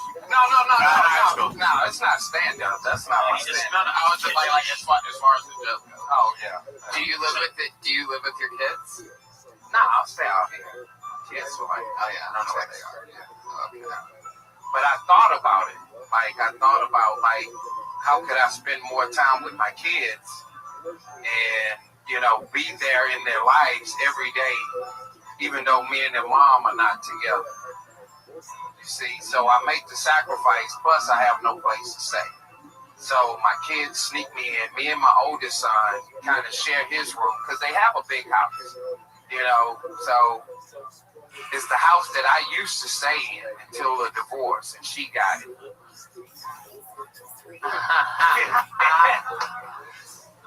Maybe you bang the cleaning lady when she comes into the closet. And she cleans everything for you, gives you food. That's how you get your food. Yeah, So she sneaks shit into you. yeah, she nurses the kids for you. Like we have like a love affair, but I eventually want to try to get back with my ex-wife in the income. Well, that's what's great. And then you can go back with your ex-wife and you can hook the Mexican cleaning lady up with the Mexican from Home Depot and they can get together and you guys can maintain and be friends. And take care of the beauties that you just had. Right. And the Mexican can go build himself a guest house in the back and then you can all, then we can get to season 7 with this shit. Season 7's where the pit bull, you get a pit bull. Oh my God. Or maybe a cocker spaniel, right? Oh, shit. Oh, funny how it's a cock, a spaniel. You son of a bitch. I see why you're in the sitcom game now. There he is, everybody. Lil Bro, almost blacklisted. At Lil Bro on Twitter, that's LILBROUGH, because he spells bro unlike anybody else, because he's a marketing genius. Yeah, as far as other people in the bucket, we're going to move on to our second to last portion of the show tonight because we have something special we're doing this evening. Next week, our friend Pete at PDC this week. This Thursday. It is this week. Oh, yeah, a podcast. Okay, gotcha. This Thursday, live from Phoenix, Arizona, our good friend Pete at PDC is opening up doing 5 or something like that before our show in Phoenix. And so, working out. Everybody stop what you're doing. Look who the fuck it is. Look who the fuck it is. Oh, everybody stop what you're doing. Everybody stop. I know you're in the middle of them. William Montgomery killed Tony Marathon, but everybody needs to stop what they're doing because Riser has made time for us at 2:40 in the morning.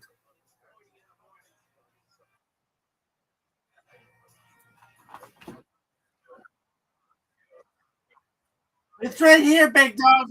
Where's your where are your eyes?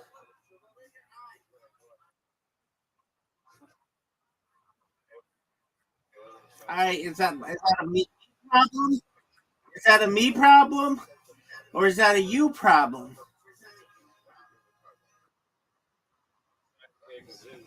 Oh man. Sadly is not having good times mentally. But he is just weird enough to get through it all. Now, I have a question for you. We were watching, I've got to say, I like it more when your mom's in town than when she's not. I see you more often, and we learn more shit. When you're just on your own, no one knows what you're doing. You're masturbating to the 10 who's 50 years old next door. You're anticipating getting shitty pizza. You just aren't focused on the good things in the world, like documentaries about Michael Jackson.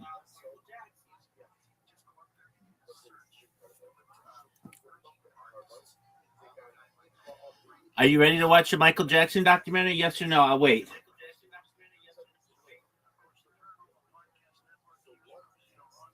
Yo, Riser, are you fucking there? Riser, what the fuck happened to you, dog? You just fall asleep? Riser. This is bullshit, dog. This is some of the most bullshit. Yeah, fucking finally.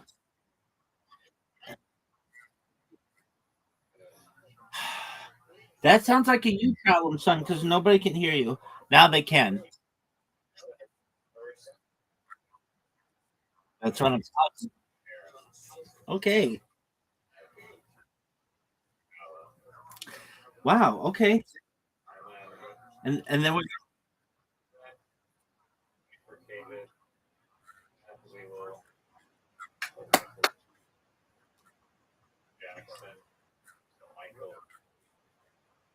excellent. Oh, dude, being a Michael in the United States in the '90s was like the best time of any name ever. You had Michael Jackson, Michael Jordan, Mike Tyson, Michael Keaton, Michael J. Fox, Michael Richards. You had Michael. There's another one. Like there are a bunch of important ones I'm missing. Um, but it's the best name. It was the number one name in the United States from like 1963 to 2013, something like that. Maybe a little off.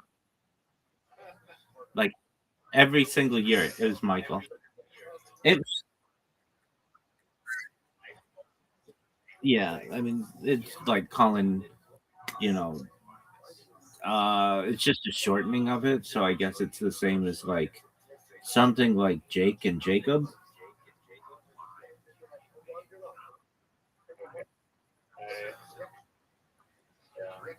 Okay. Well, cool.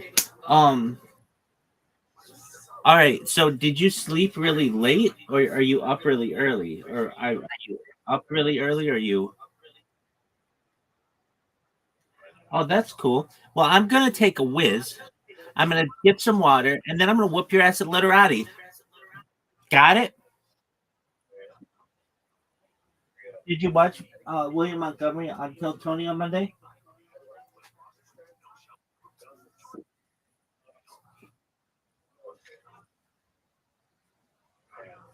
Then you would know that he was. Then, then you would know that he was sick.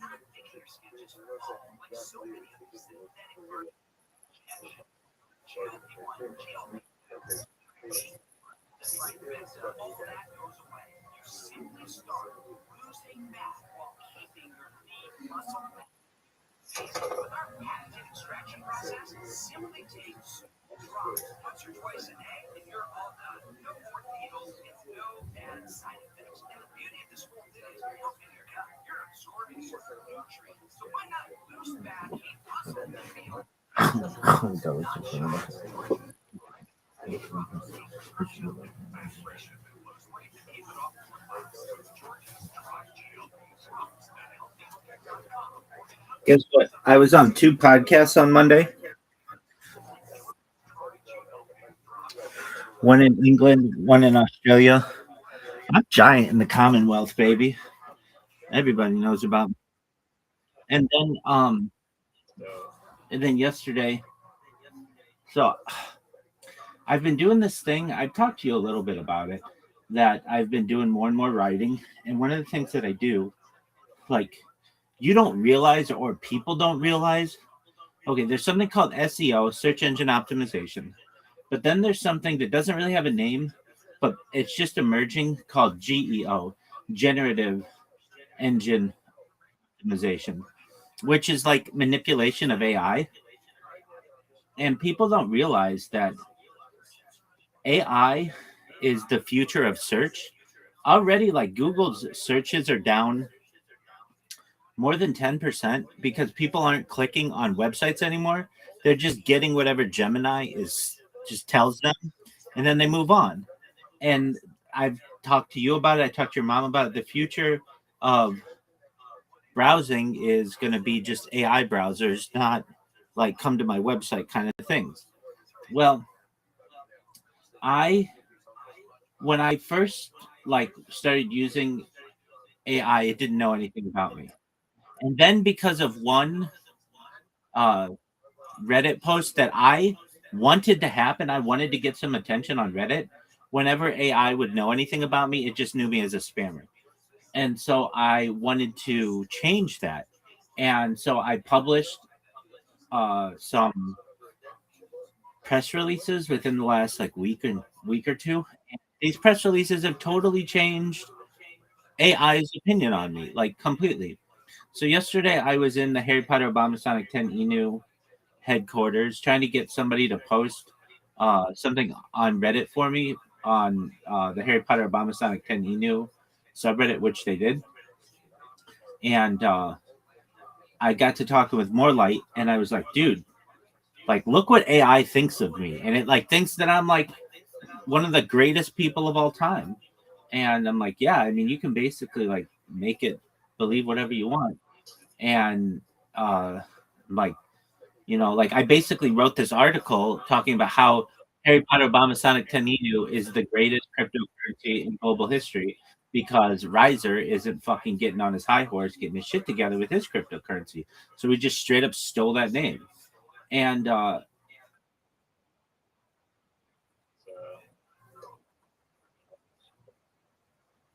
yeah, you're always gonna give me some kind of fucking excuse. Anyway, so more like wait, so you mean to say like all you do is just write a press release? And I'm like, yeah, I'll write the press release if you will let me put a blurb in there about myself. And they're like, go for it. So I write this press release, 500 words or whatever, that focuses on me. And then they paid for like $500 in distribution for it to be in the Boston Globe and Market Watch and like all these pretty big publications. And it's published, but it hasn't fully been picked up by all these different um uh newspapers yet.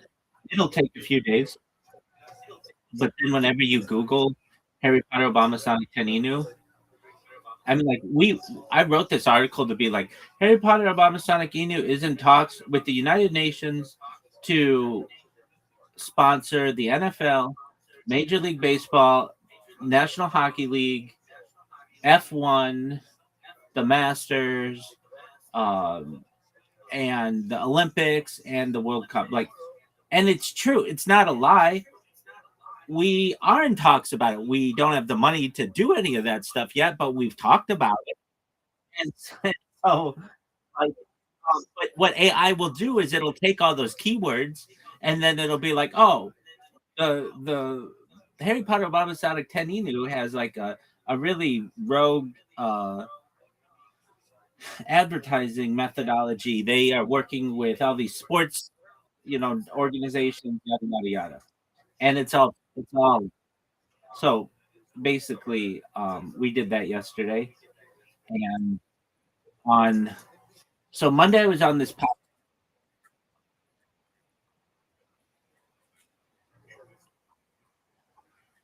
yeah. Yeah. And then something else happened. Oh, so I was on this podcast on Monday and it was okay. It was this British guy and he was nice and everything, but he just doesn't.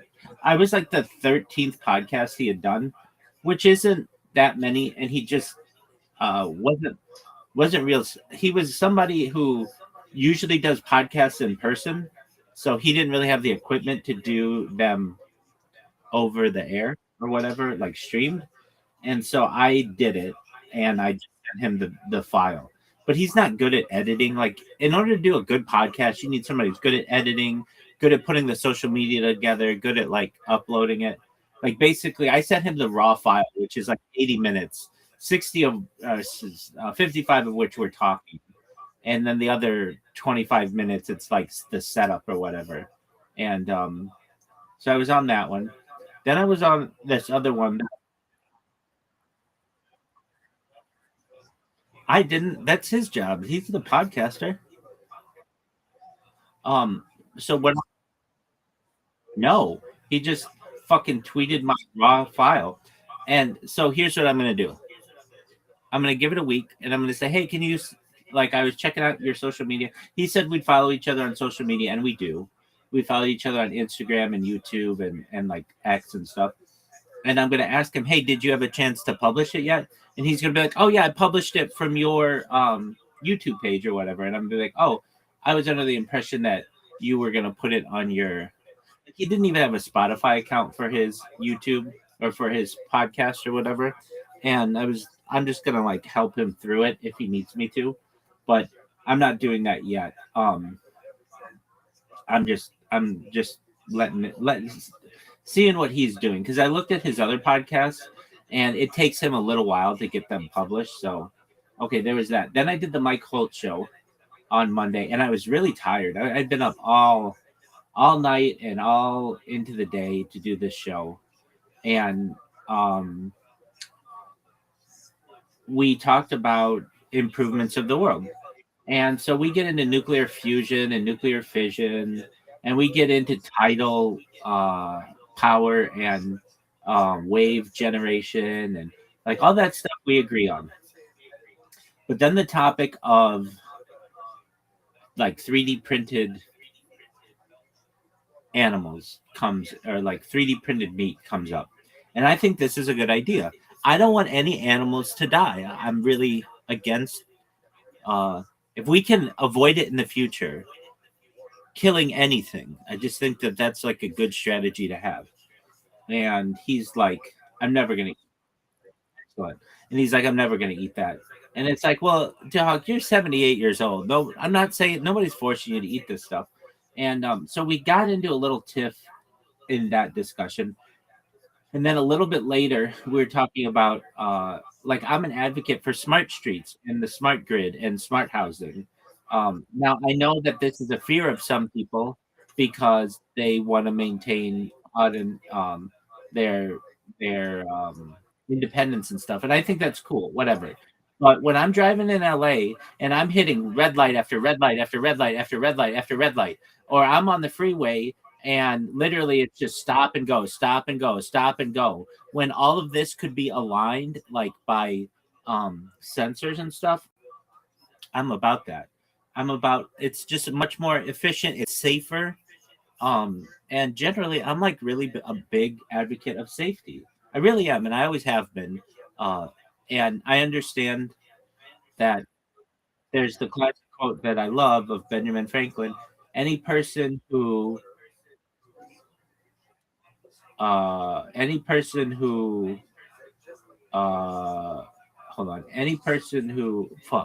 let me look it up. Any person who switches or whatever, safety for security deserves neither. Any person who does something safety and security deserves neither.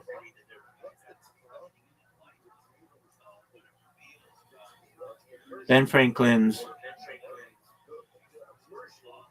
those who would give up essential liberty to purchase a little temporary safety deserve neither liberty nor safety. And I'm not talking about like I get that quote, but at least in terms of like, especially when I drove a lot, I just saw the inefficiencies of the road system, and I recognized that I saw a plan one time that if you were to time, like and I've been to cities where they do this, where they time the lights to all be green at the same time, going in one direction, and it allows for a much easier flow through a city.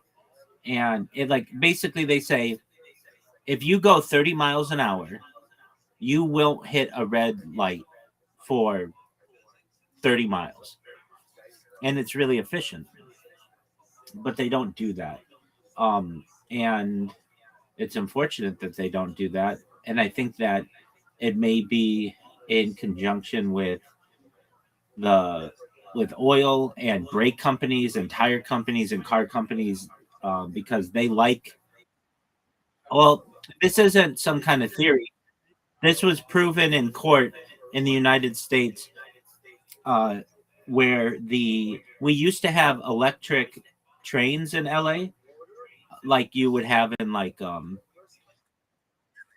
Electric, yeah. And have you ever seen the movie Roger Rabbit? Who framed Roger Rabbit?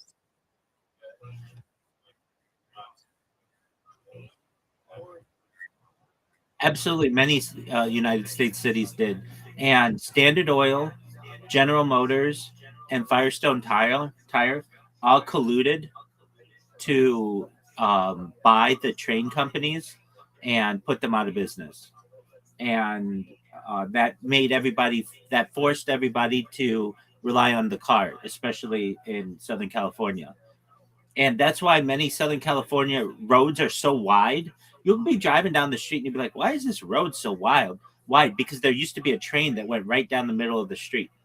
And they took out all those trains in like the 1940s and um, replaced them with more costly buses and cars.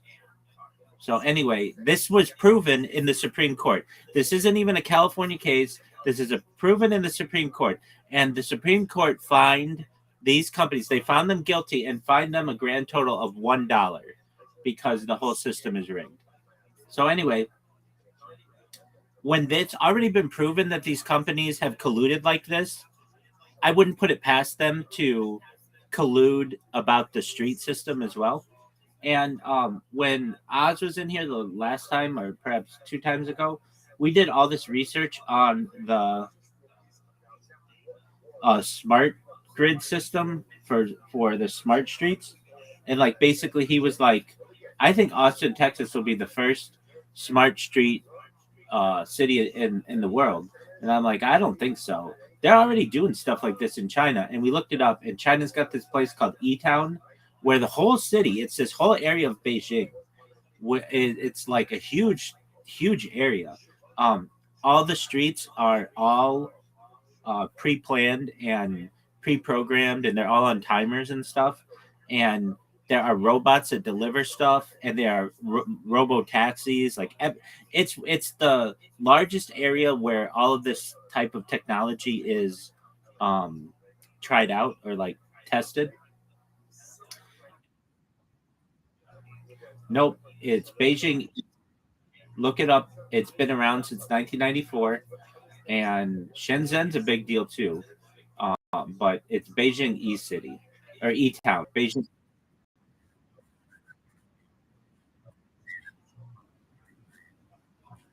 right? So the place where they test all that stuff before it goes live in a city like Shenzhen or Shanghai or uh, Guangzhou or Wuhan or any place else like that is Beijing's E Town. Like basically, they test it there to make sure it's good, and then once it's good there, then they expand it to their cities. So basically, they have this area of Beijing that is completely autonomous. Everything from the lights to the um, like the driving, everything's autonomous, and the cars are robotic. Everything. So I had a little bit of knowledge of this, and then um, uh, what's his name? Oz and I were looking at the best places where this could happen in the United States. And it turns out that Phoenix, Arizona is the best place for this. It's like a grid like city, and it's got good weather, and it doesn't have as many people as like LA, and it doesn't have as many constraints as California does. And so it's a little bit better than Austin. It's better than Irvine. Irvine, uh, we roll out a lot of test things like um, features like sensors on streets and things like that. But um, just the state laws make things like we have Waymo and things like that, but they won't start here. They'll start in like other test markets, but then they might expand it because we're a pre-planned city. But a city like Phoenix is much bigger than um, than just like Austin or some other areas, and it's built on a grid system. And there are like areas we were looking like what would be the first city in the United States to where it would be illegal to drive, and the argument was it will be Phoenix, Arizona, where there will literally be like an area where you're not allowed to drive there. Your car either has to go into self-driving mode or you have to get out and park or something, which was kind of fascinating, like a weird idea that like you wouldn't be able to drive somewhere. But that's going to become the norm more and more. So anyway, I was talking about this, trying to talk about this stuff with Mike Holt on Monday, and he's like, I don't want that. And it's like, I'm like, okay, well, I mean, we don't have to agree on everything. And it's true. It was good that we didn't just sit there and agree on everything, and we debated a little bit. And he's like, I live in a neighborhood where he's like, and that'll never happen in Australia. I'm like, well, it already is happening in China. And he's like, well, China's like a communist country or whatever. I'm like, we already have self-driving vehicles and robo taxis in the United States. And he's like, well, I just don't want to live in a place where they can, the government can like close off where I can travel or whatever. And I'm like, I understand that. I'm not saying I'm an advocate for that, but what I am an advocate of is efficiency and safety. And he's like, with a smart system, you could come to my neighborhood and close off the two entrances, and we wouldn't be able to get out. And I would like, yeah, but the authorities could do that anyway. They could just come there and shut off your neighborhood access if they wanted. I mean, there's nothing inherently evil about a smart grid system that would do this. And so we talked about that for a little bit. And then it was over. I don't know why he doesn't do longer podcasts. He does 20-minute podcasts, which, if you know anything about podcasting, it's like there's a lot you want to cover, and many of these things, you know, you want to get into things, and we just don't have the ability to. But that's okay. The first podcast I did was like an hour on Monday, and then Mike's was 20 minutes. So all in all, with all of Mike's, we'll have more than an hour of content or whatever. Okay, so then I know we're gonna play literati and everything. I'm just giving you updates. So then I started looking into my SEO, and like when you type in Rabbi Rothschild, my goal is for my streams to come up number one. Unfortunately, that's really difficult to do because there are other Rabbi Rothschilds out there, and they're like historically important individuals, and there are it's hard for me to outrank some of their websites. But I do with AI. Like, I'm getting to the point where AI starts to talk about me before it talks about some of the other ones, when before it didn't. So it's just a matter of time. And I'm doing that through press releases and writing and things like that.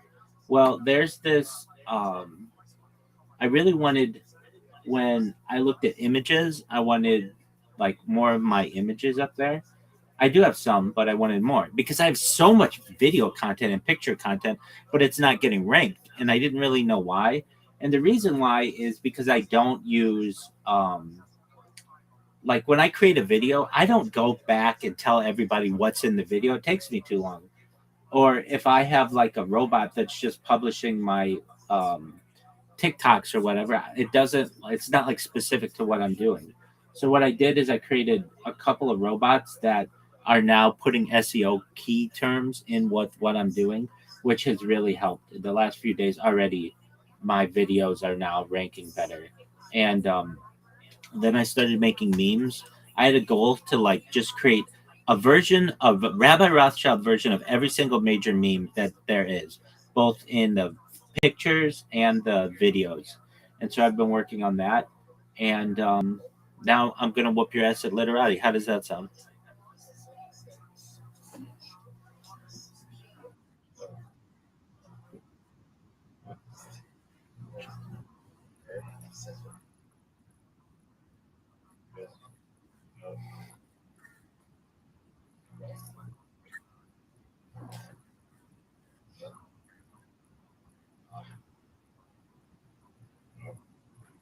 Yeah.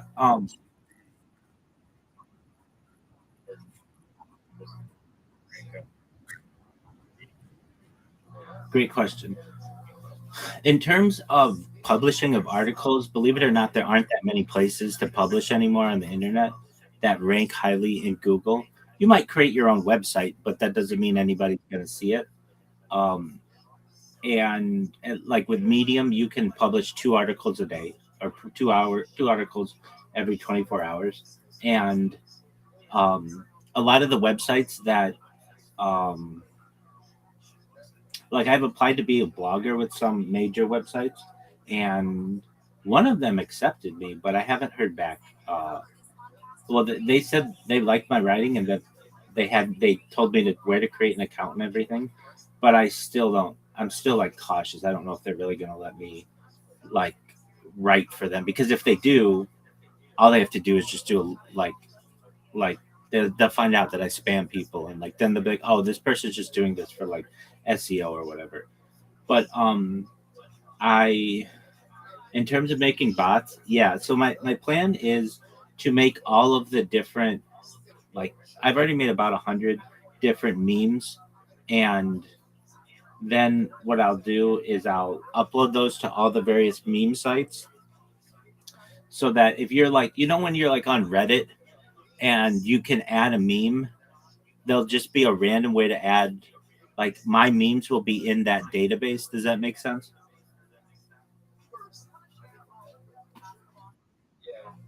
And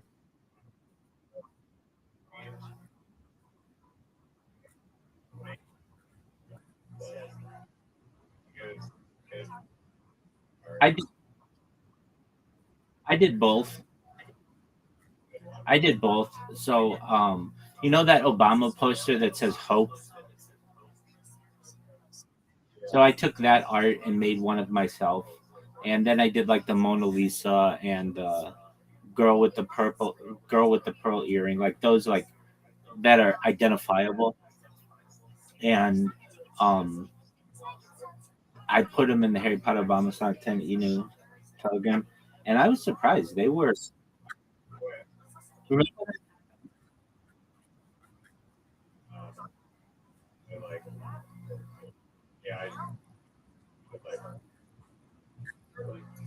What? Dog? No, no, no, no, no, no, no, no. Once Reddit is onto you, you're done. You're not creating an account. Anytime you try to post anything, it gets taken down immediately. They're really, really tough. They're like, in my opinion, of the major websites out there, the one that's the best at stopping people from creating content or creating accounts once you've been banned. That's why I had to ask the people at Harry Potter Obama Sonic 10 Inu to post my shit for me. Because whenever I post it, it gets taken down within like 10 minutes. They device fingerprint you, they IP address fingerprint you, and then they have all of the VPNs.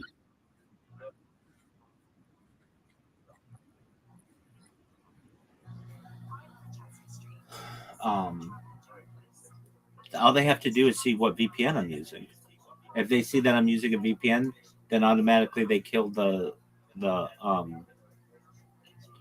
they kill the account. And even still, Tails fingerprints your device information, so it may not, like, even weird things like the resolution of your screen. It all gets indexed, and then it just fingerprints it and basically says that.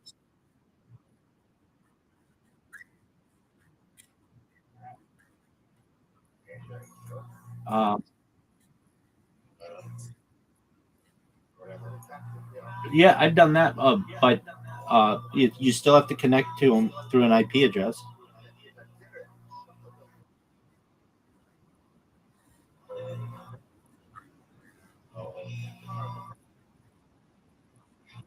Yeah, so you just yeah, they do have those, but if you get um, if you get flagged, then it just basically kills that. So I just do what I think is a good strategy. Just go to people I know, who I care about and trust, and who care about and trust me, and have something that will help the community, like a good article, and then they'll post it, and then Reddit keeps that going. People upvote it, and then AI reads it, and then integrates that into my profile.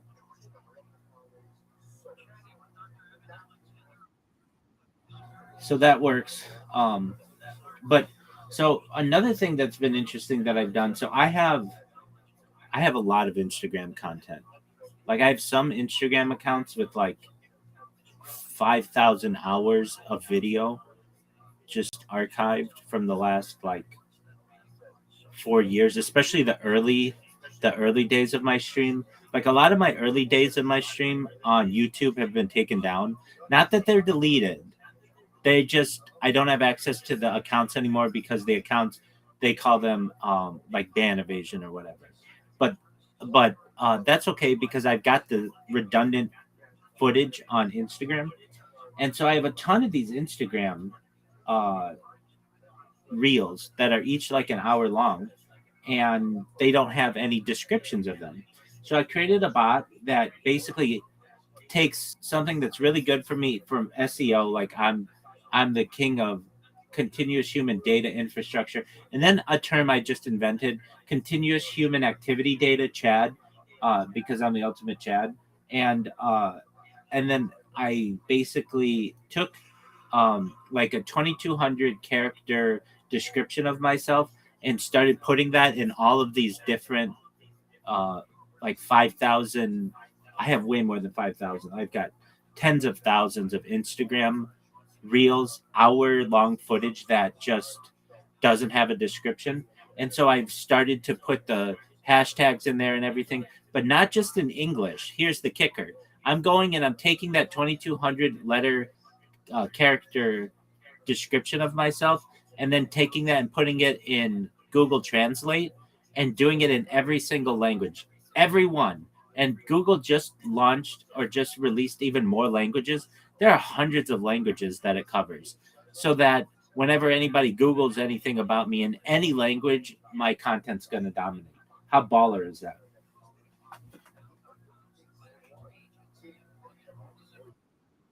Word dog. All right, are you ready to lose now?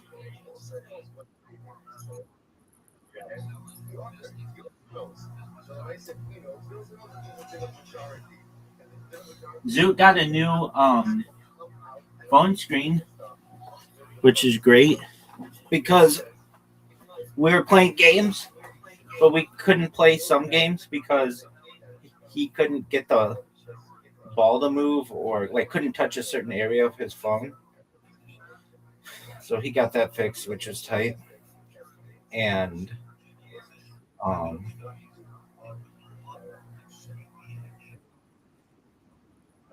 yeah, he did some on Monday. Nobody was there, he said, because of um, the Melbourne um, Comedy Festival, and I think he's going to Melbourne this weekend, which I think will be good for him. He's just got to get his mind off some shit. Do you remember that time you had an invitation?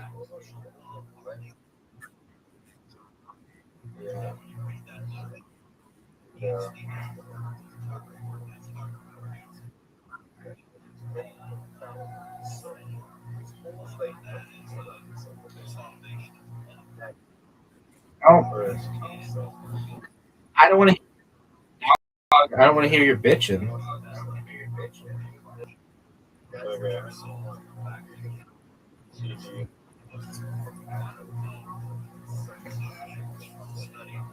All right, so then we're playing.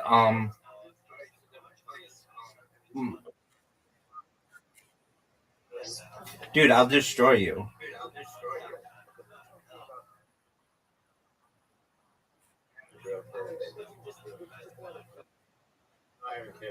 Why do you? Why did you always say that it's an advantage and host advantage them?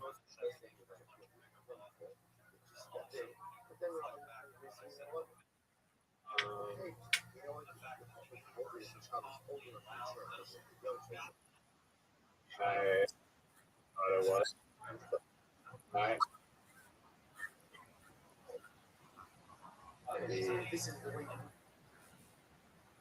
you that supports.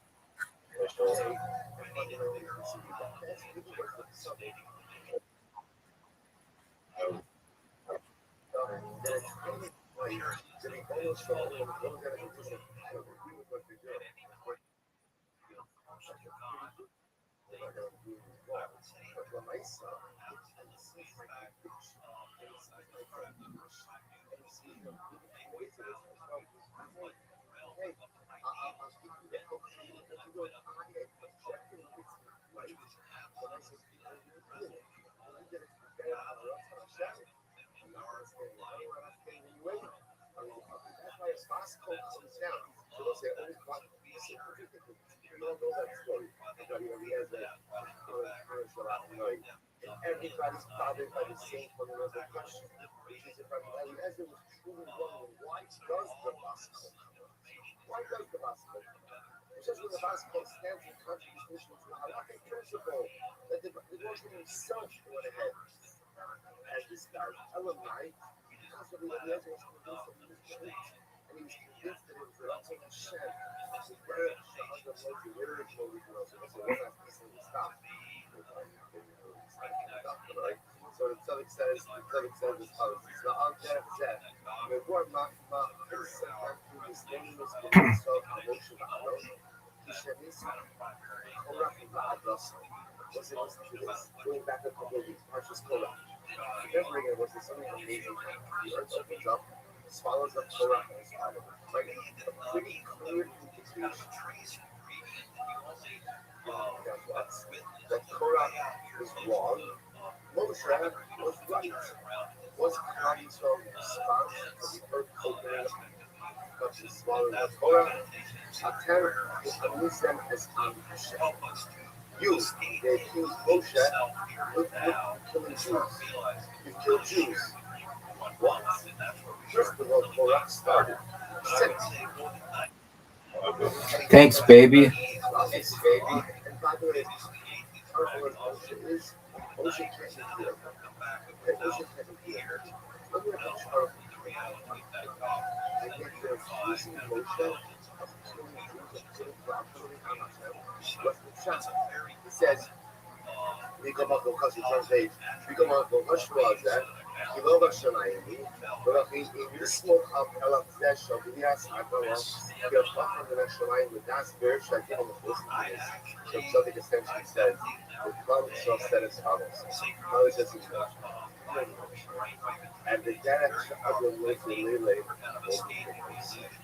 we're confident, and there's no question in our mind that you are convinced of a particular Derech. If you are convinced that that Derech is correct, and it is Hashem, then you won't also believe that it's going to take it down. Did God want to open up the earth and swallow up Korach? Choosing Korach and his followers? No. You know why he did it? He did it because you were convinced of the correctness of that approach. But it is not indicative of the fact that that was the thing they truly existed. So again, literally what they're saying is Moshe right? You like Rabbi Eliezer and Perishimah. You like the gospel. Rabbi Eliezer was wrong. Who was the minority? I love to decide about the majority. When at the response, it sees that you have convictions. They see that you're dedicated to your cause. And at the end of the day, we'll support you, even if you're not correct. So Moshe, you have convictions. You're dedicated to your cause. At the response, supporting you, even though what? You know, that was there. That was it. Was like this concludes. Oh, that was big time. Number one, you see the power of convictions. You don't see something like you ask people, yeah, you can find a lot. You can go out there and volunteer a lot of things. So, Thanks, baby. what am I thinking? What am I thinking?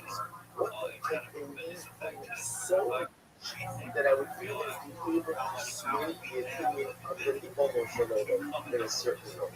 Power of conviction, power of dedication, idea to a principle, to a cause, is so strong, it's so intense, that even Rabbi didn't perish over to my side. I wish there was something in this game that like made it. It didn't have to be a permanent subbing, but it would make it equal. Like one person could not get both the Q and the Z. One person could not get all the S's. One person could not get all the blanks.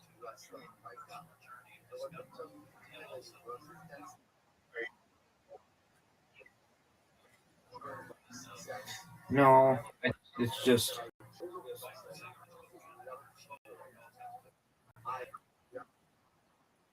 yeah.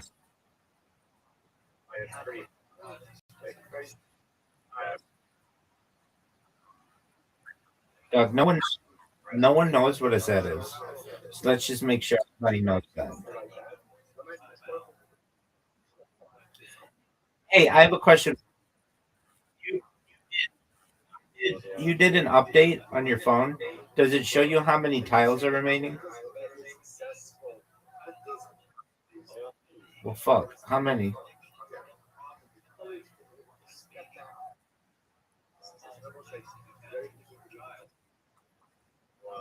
That's some bullshit. Dude, this is a long word you've got. Gibber. Look at you.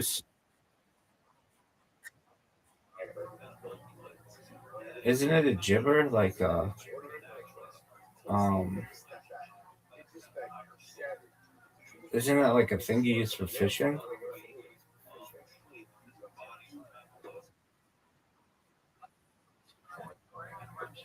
I mean, I'm just making it up. I don't know what a gibber is. I'm gonna look it up right now. Or maybe like someone who gibber.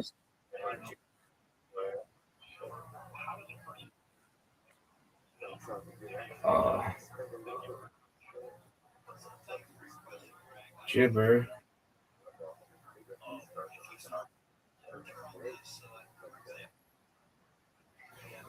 Dog. Gibber. One who jeers or taunts. Like in fishing.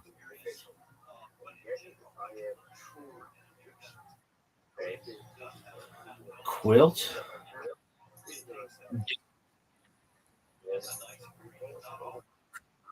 What quilt is, dude?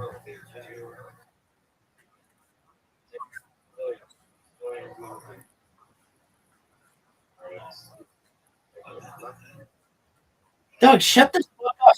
Knows what quilting is.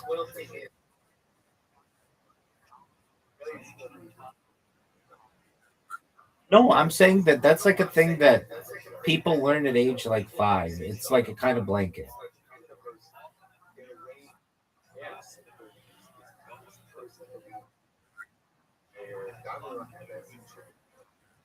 I was saying that's a good word.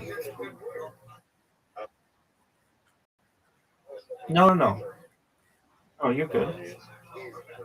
And I may have come off like that just because I'm amazing, but no, I know what a quilt is. It's a great word that you used.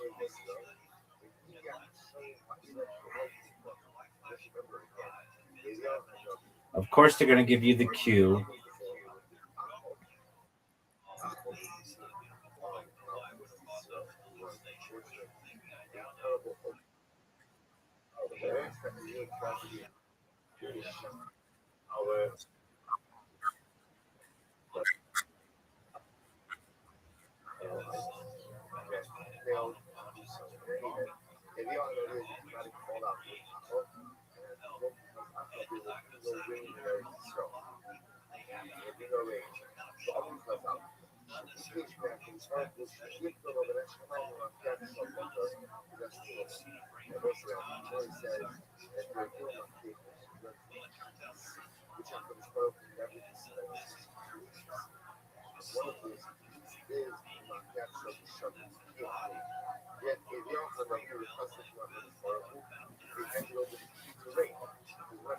Do you know that carom is considered a kind of pool?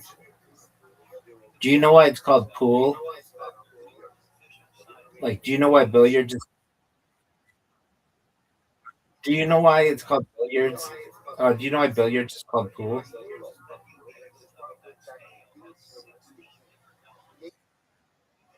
No, you don't.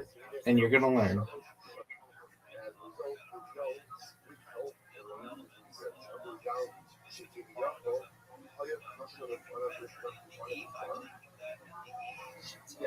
Rang?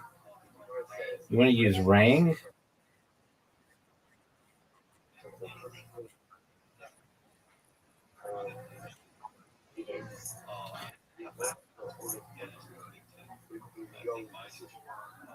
Remember that time when you didn't have the lead?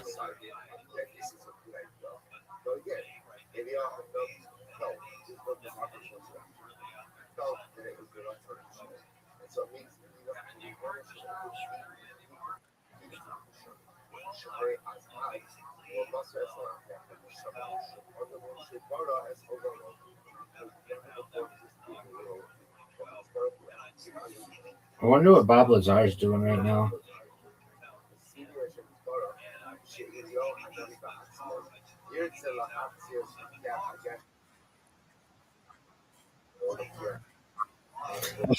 Say probably watching the Joe Rogan Experience. I'd be like, dog, amazing.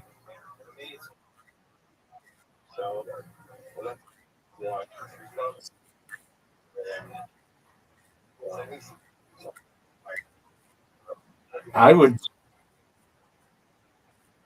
be.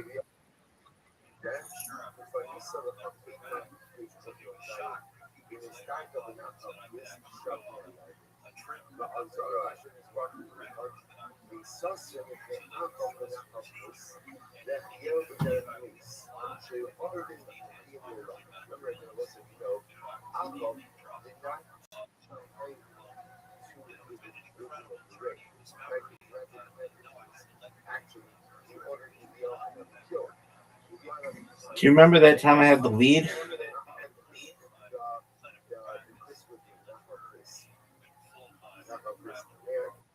All right. Here's why it's called bowling. Here's why it's called pool. Billiards was as I understand, the original name of the game. I don't know why it was originally called that. We should look it up. But it would be played in a place where they would do horse racing, and a lot of times people would pool their money for horse racing, and so the ideal is that the name of pool just was a shorter word than billiards and became a nickname for the game that you played when all these people were pooling their money, and then it became known as pool. Amazing story.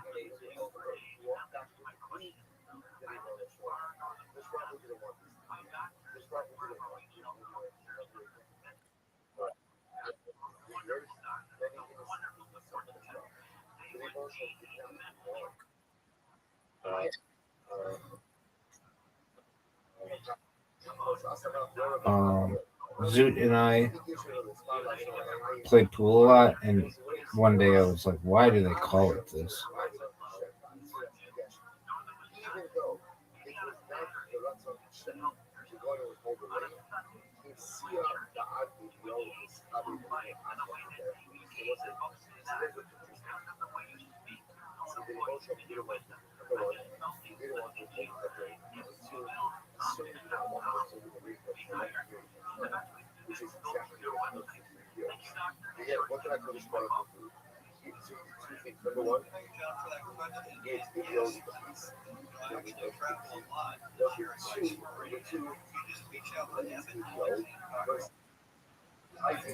You're fucked. Look at this giant lead. One of the biggest leads we've ever seen, folks. One of the biggest leads we have ever seen. One of the biggest leads we have ever seen.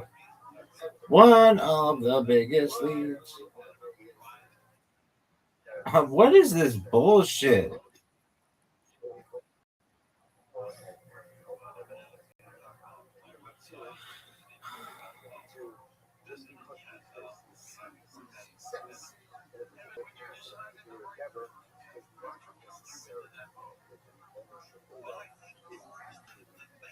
Dog, I've got such a comfortable lead on you. Dog, I've got such a comfortable lead on you. 14 on you.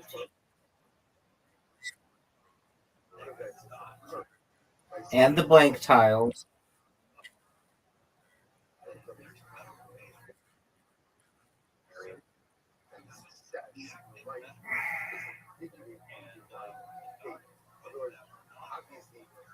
Oh, so you have the Z.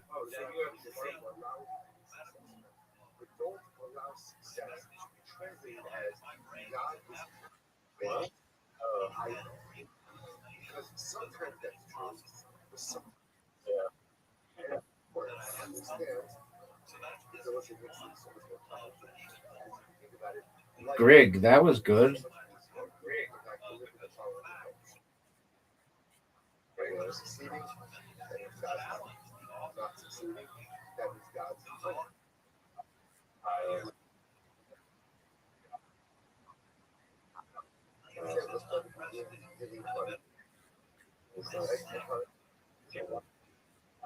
Dog.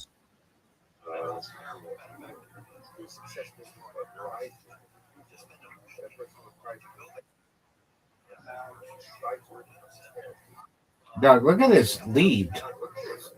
Maybe one of the biggest leads in the history of humankind.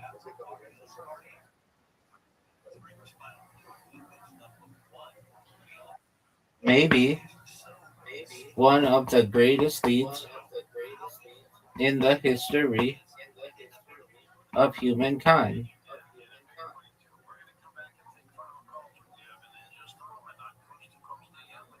$15 tile lead. 15-point lead. Court? Oh, court? What is this bullshit? What is this bullshit?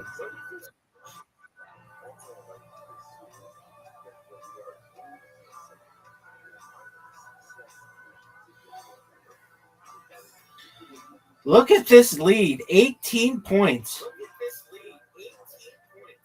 I'm starting to pull away, son.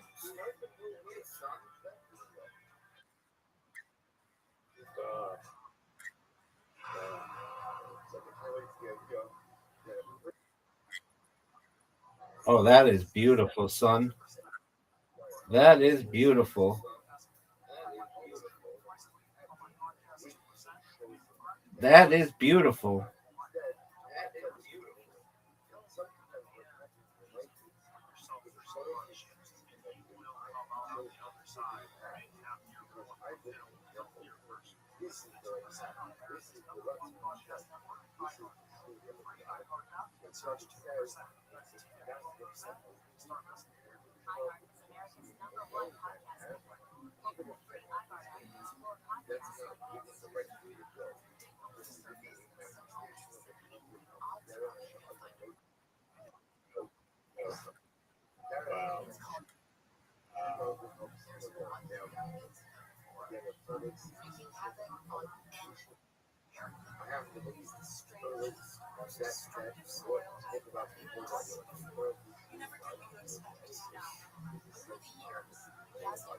Do you know Yazoo Clay?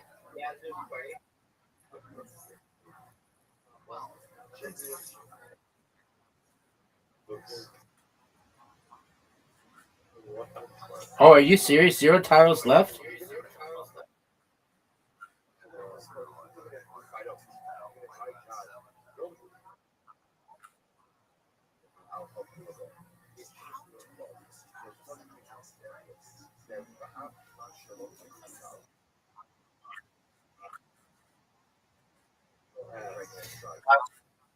Give it the Q and the Z. This game, Q and Z. Q and Z. They gave you the game.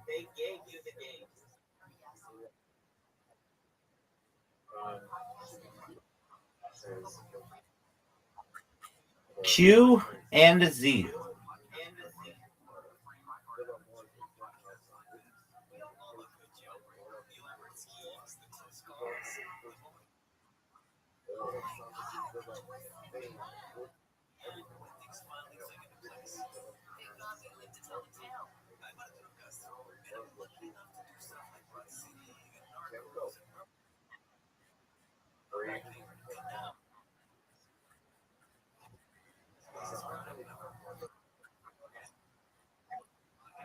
Do you want your turn back?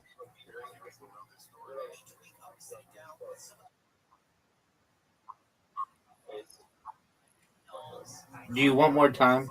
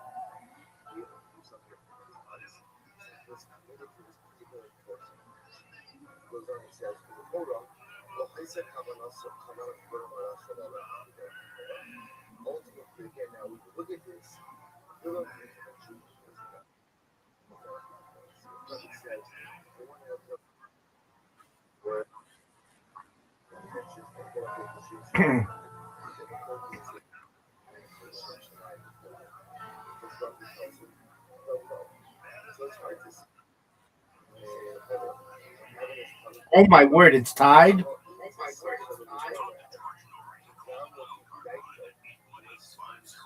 This might be the you've ever played.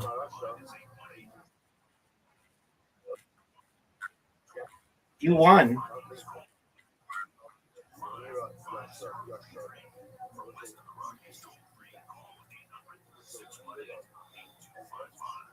You won. Psych, bitch. Psych, bitch. Bitch.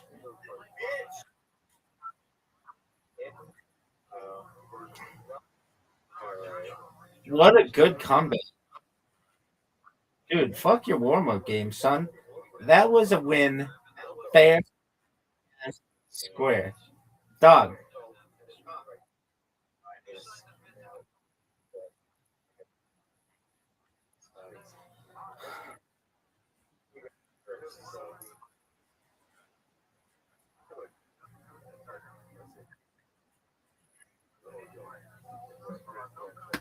That was one of the greatest comebacks in the history of humankind.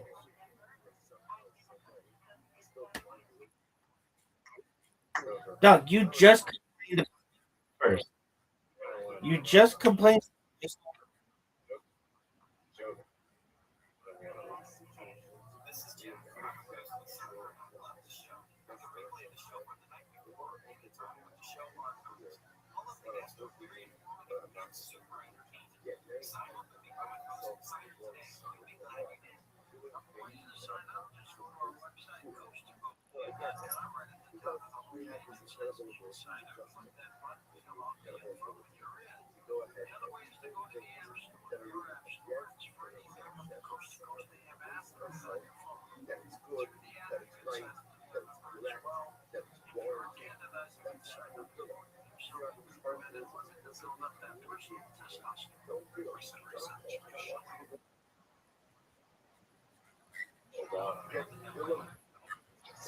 Everybody knows that.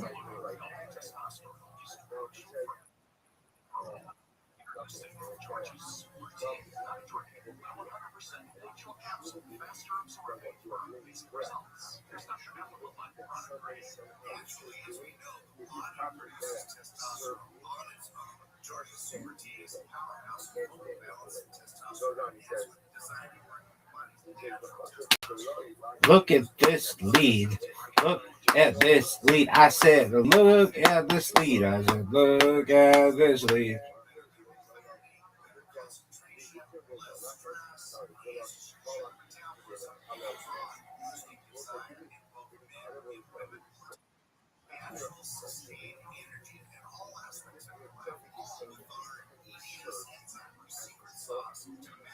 And then the motherfucker got sex appeal. The motherfucker got that sex appeal.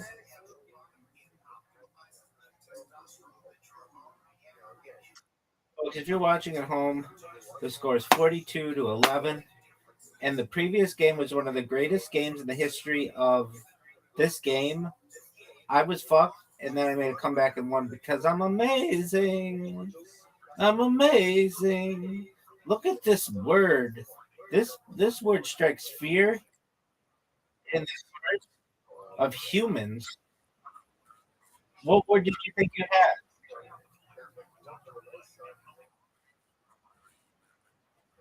Oh, wow. That's a big word, dog.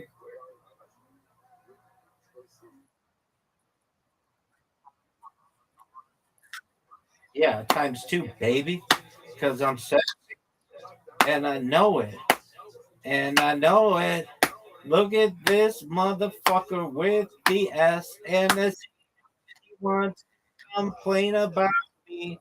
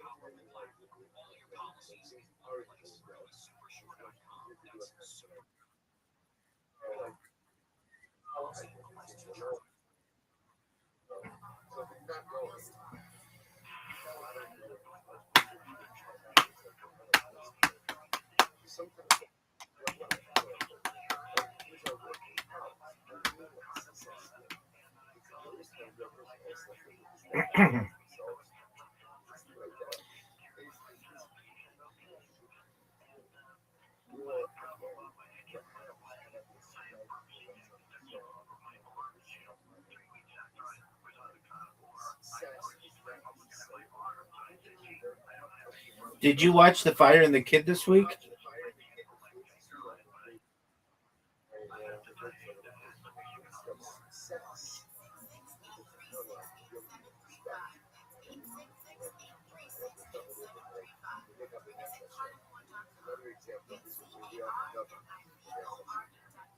Dude, what's up with you and the super? What's up with you and these super words?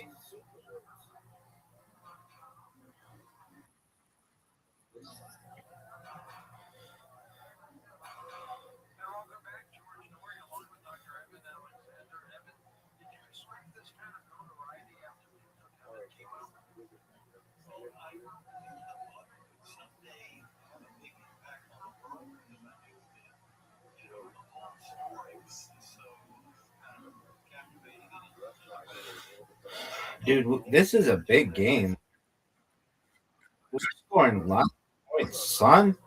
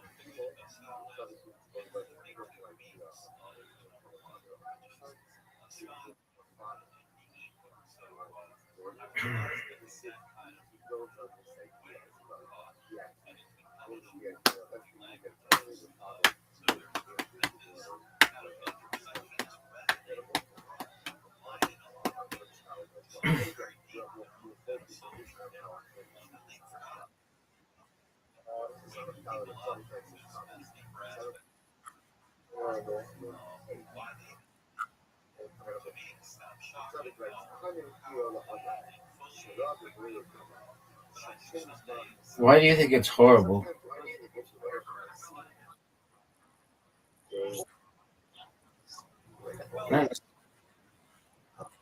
Not necessarily.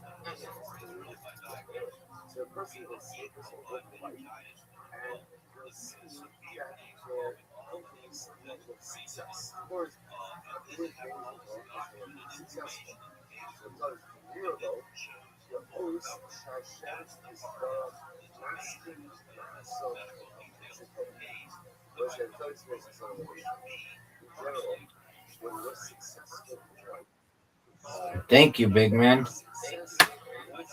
We are tied. We are tied. And Riser had the Z, and Riser had the S. And I am tied with Riser. And I don't have the thing that tells me how many tiles are left. So I am at a disadvantage.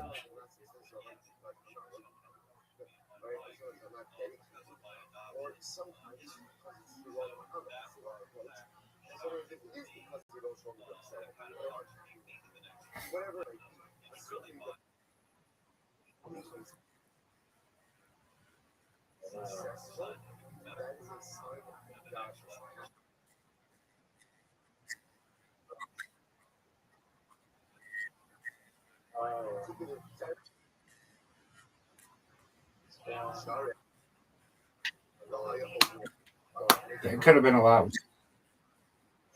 That could have been a lot worse.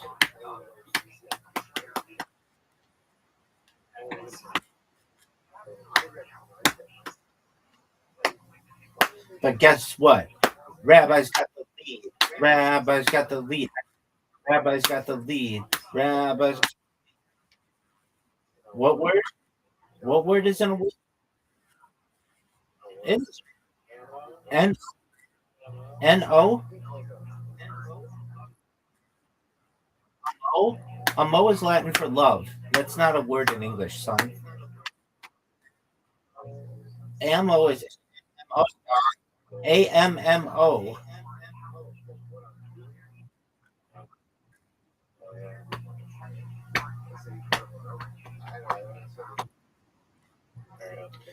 Dude, that's huge.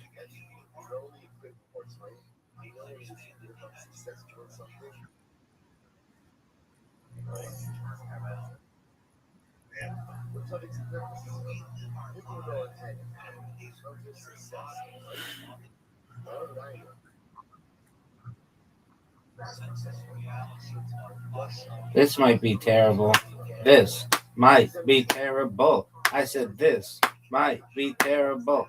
I said this. Yes. I love when you say that. I love when you say that. Oh, you say, oh, fuck. Hooch is not a word. That's hooch, dude.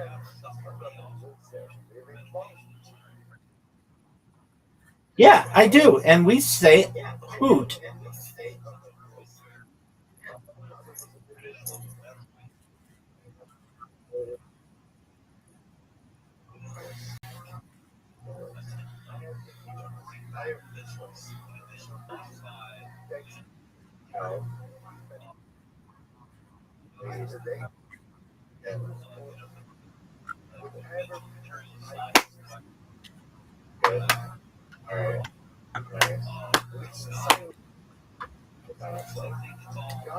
I gave you the win with hoot.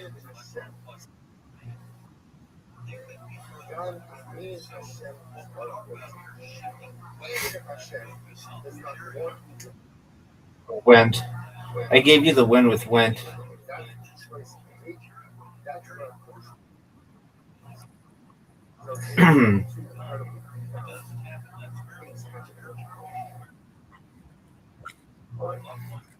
Success.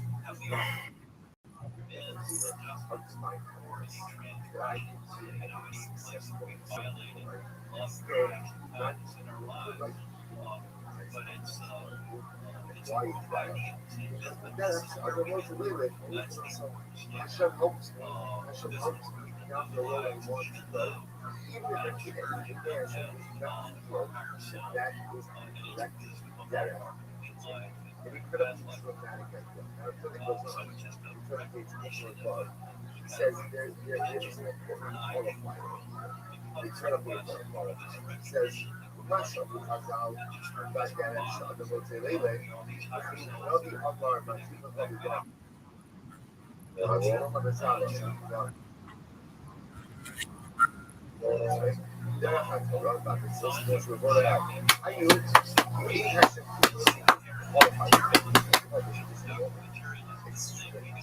So I understand the guy was a really cold also. And I also understand that I'm talking to say that Not a word. Not a word.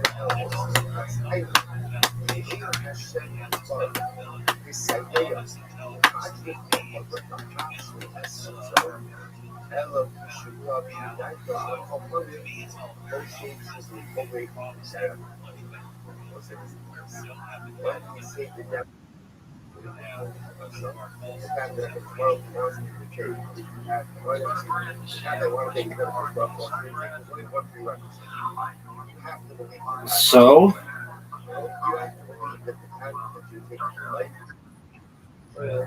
if you believe that the path that you're taking in life is the true and correct path, then you show you down that path, even if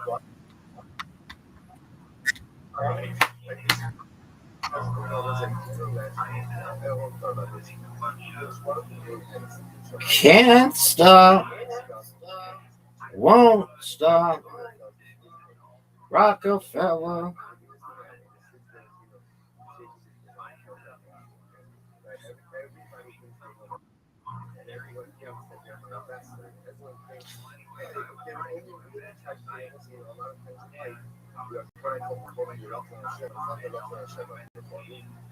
Fix? What the fuck?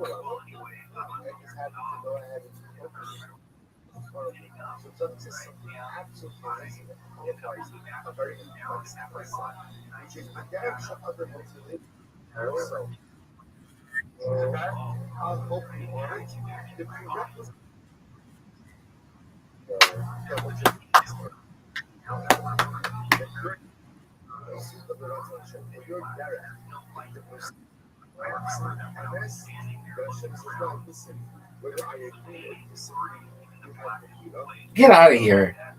Get out of here with that word.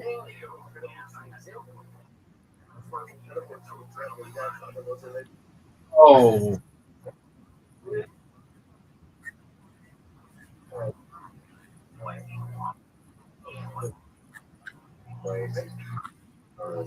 I agree. That was beautiful.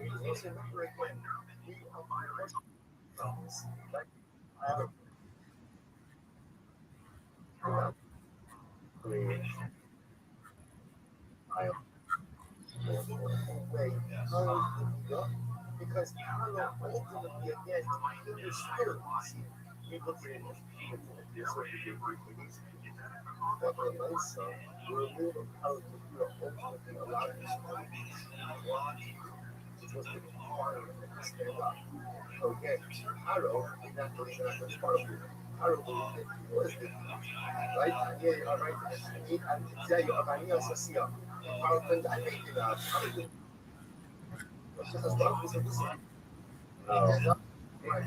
Cheat codes.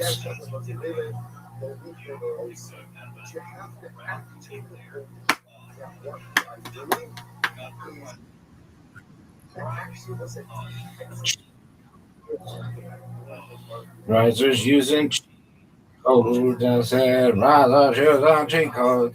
I can't believe we haven't done anything in the bottom right. That's so rare.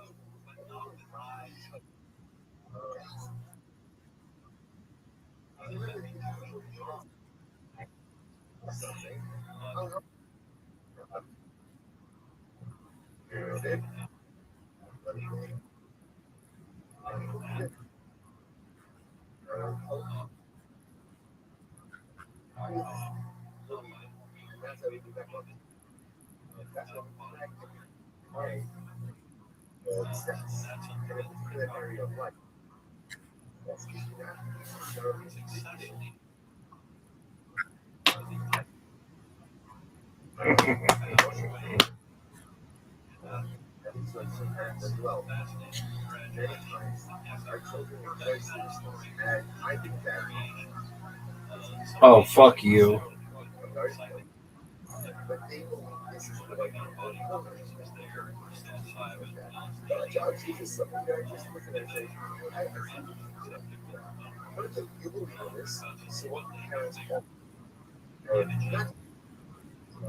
Yeah, I figured that. Thanks, son.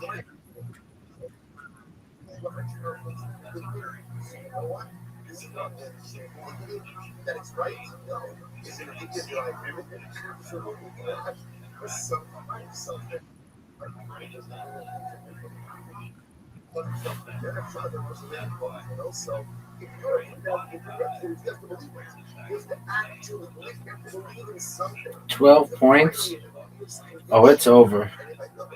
Folks, it's deeply over.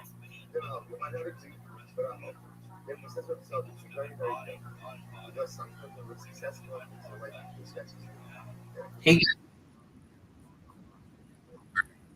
dog. It's just Z. You got Z. You got C. You got Q.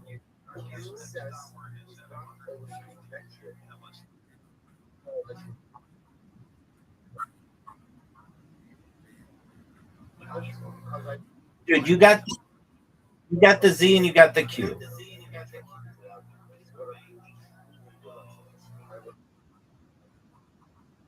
J sucks.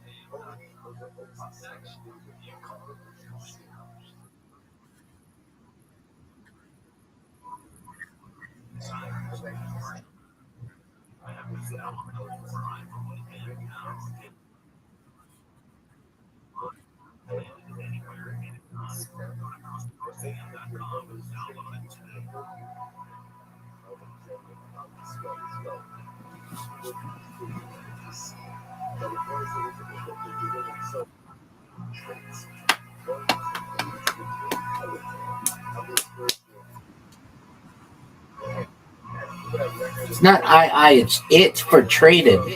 Dog. It's your own words, son.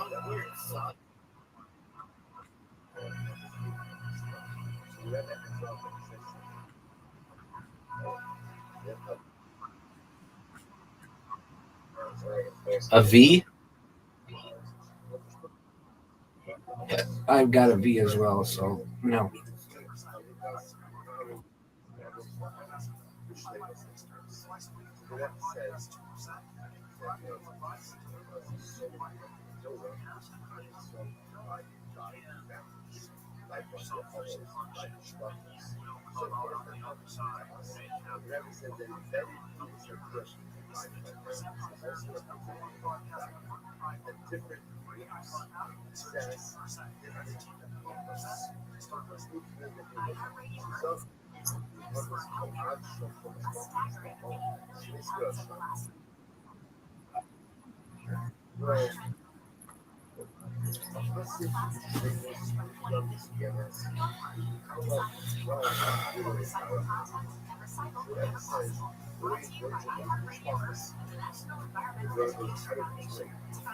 That game was rigged.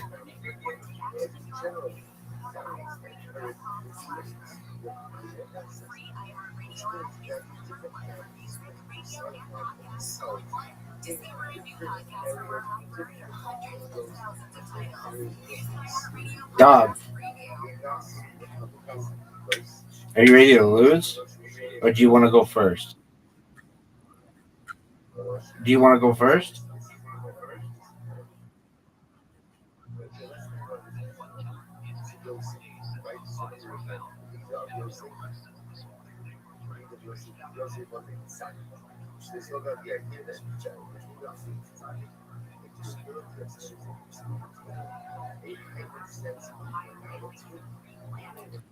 You're up, son.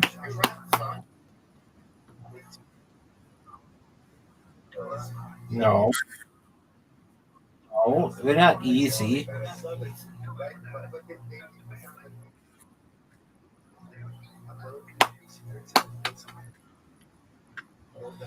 Big dog. Did you watch The Fighter and the Kid this week?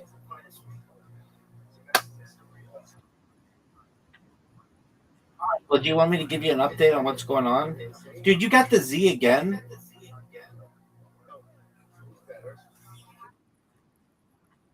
I haven't gotten it once.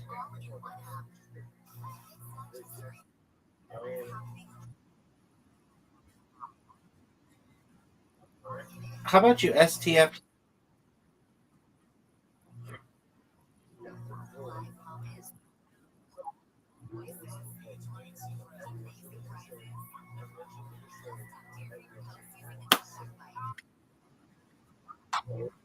Yeah, 'cause I'm a pimp.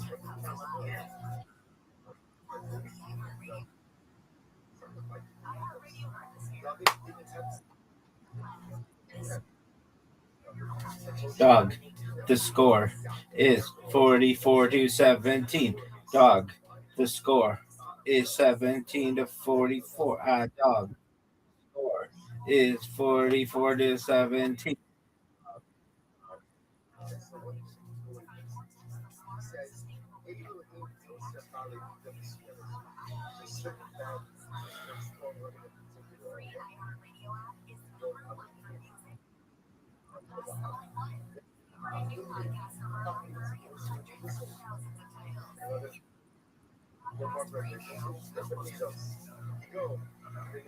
Terrible. Tell? How did you use tell?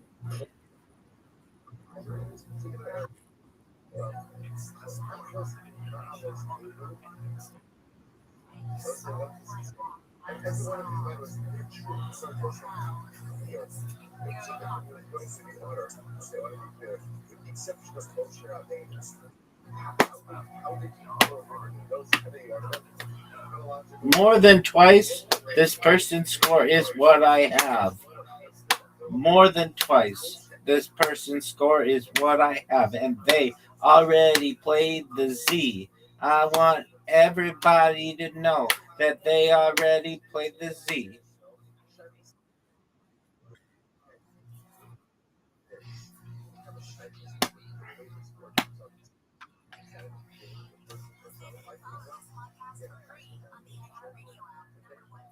Well, in the meantime, I'm going to tell you what happened on The Fighter and the Kid this week. It was 5 years I believe, of the anniversary of Brian Callen telling everyone that he completely and unequivocally denies all rape allegations. Even though this was covered in depth in the Los Angeles Times.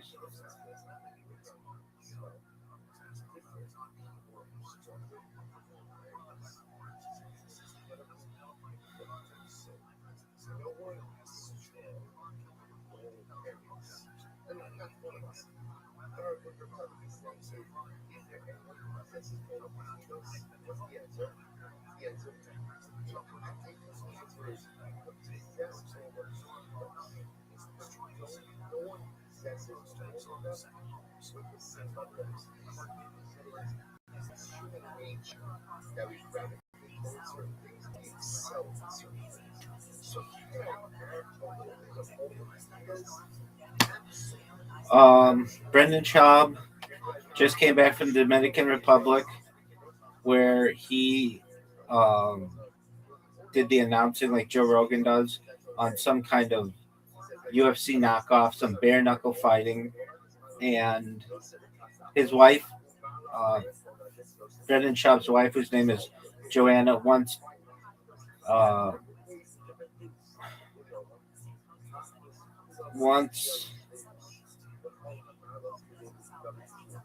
him to fight bare knuckle, but if he does, he could really hurt himself because he already has like traumatic brain stuff.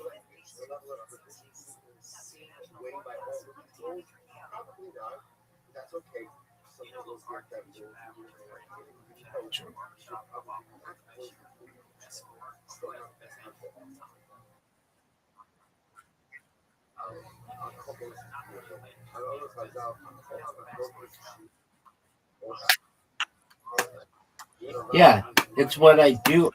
Bitch's face, in the mouth, everywhere.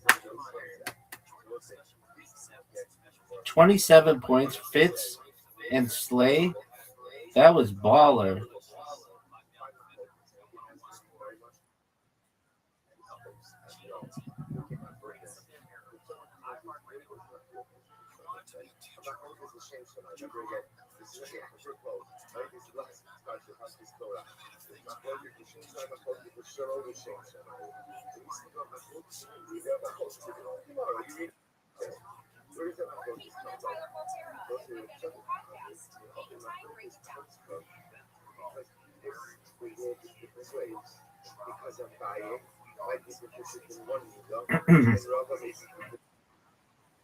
Dog, I have such a big lead on you. I said, dog, I have such a big lead on you. I said, dog, I have such a big lead on you. I have such a big lead on you. I said, I have such a big lead on you.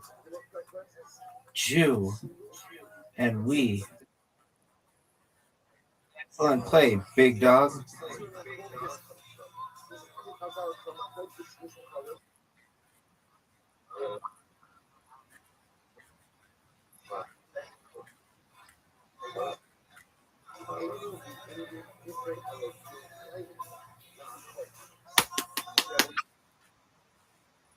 Thanks, baby.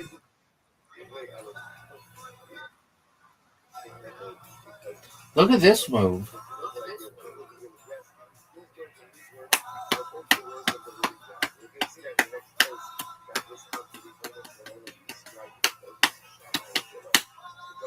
Twig? You want to use Twig?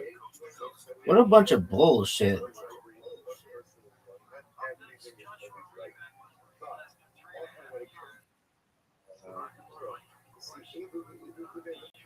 Yo, it's over. Now he's gonna put up like quilts for triple word score. Garbage bullshit. No way. No way you're able to pull out anything good. No, that ain't a word, son. Everybody knows that ain't a word. Everybody knows You know. So, Yod. That's a Hebrew letter.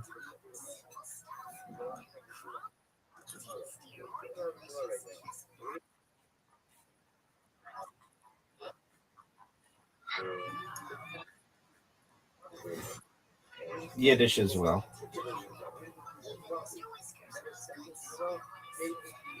All right, you just fucked up that triple word score, son. Did you know that, son?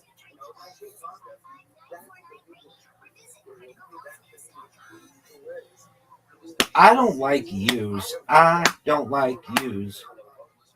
I like you, but I don't like yous. Yous are bitches. Everybody knows it. I like J's and V's. V's are really hard.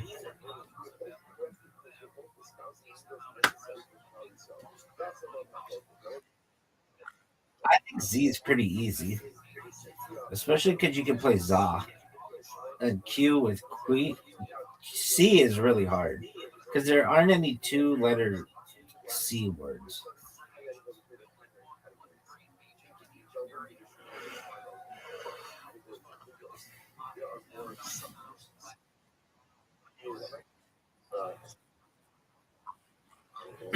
Did you see that Theo Vaughn was on Kill Tony this week?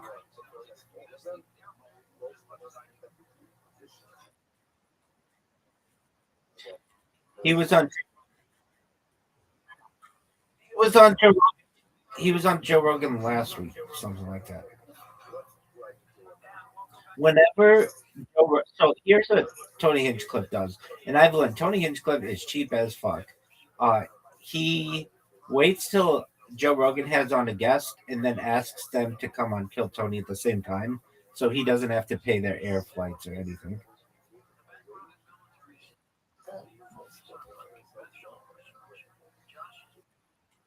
Now get this. Theo Vaughn and Brendan Schaub used to do a podcast together called The King and the Sting. And Theo Vaughn was in Austin where The Fighter and the Kid takes place. And Theo Vaughn did not go on The Fighter and the Kid, but he did go on Kill Tony and Joe Rogan. That basically is like, I don't like you.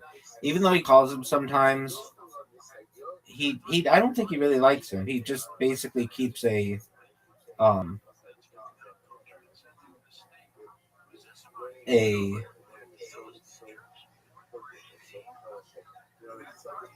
like a business relationship.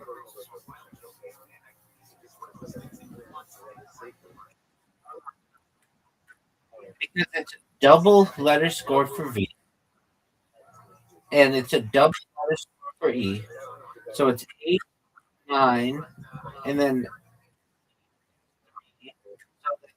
10, 11, 12. Oh, it's a triple for the V and a triple for the E. Son. So that's 3 for the E, 3 for the C. That's 6 plus 1 is 7. And the triple letter score for the V, or wait, maybe the E is a double. So it's a double letter score for the E and a triple letter score for the V. The V is 12, the E is 2. That equals 14. And then the I is 1 and the C is.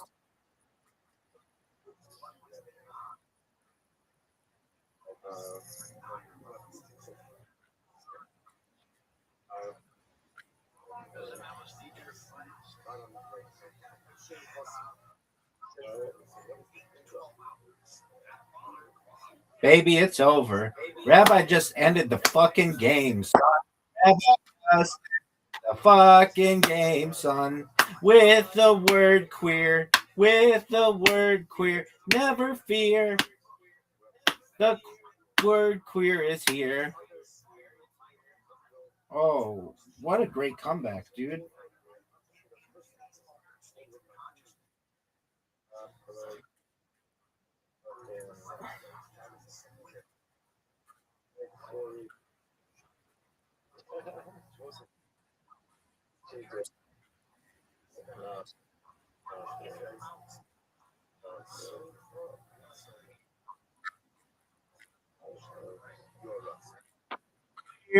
And six, and Tux queer six, Tux queer six.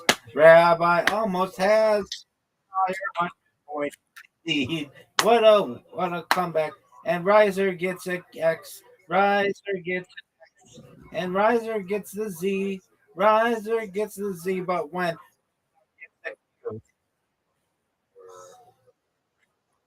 baby, baby, baby, baby, baby, baby, baby, baby. You played Anon and Om. What the fuck?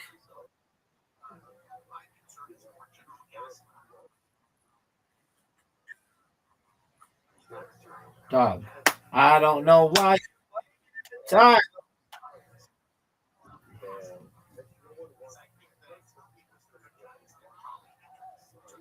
How many tiles are remaining?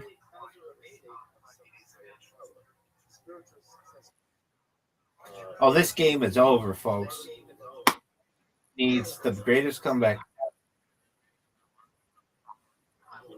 Yep. Word. I didn't get all the S's.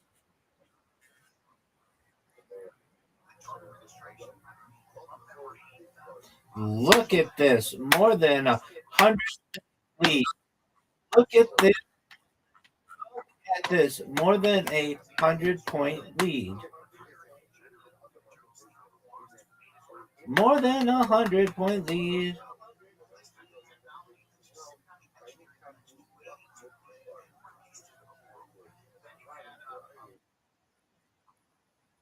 Look at this score. Look at this score. Look at this score. Look at.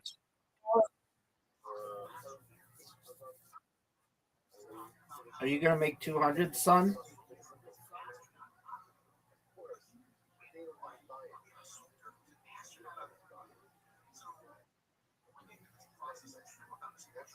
What a comeback! Greatest comeback we've ever seen from Riser. The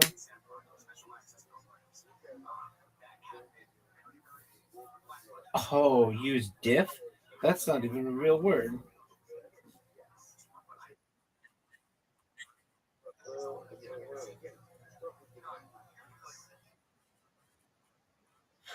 Oh, for sure, dog. Ain't no doubt.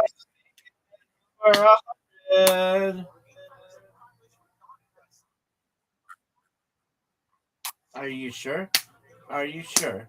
Are you sure? Are you sure? Sure.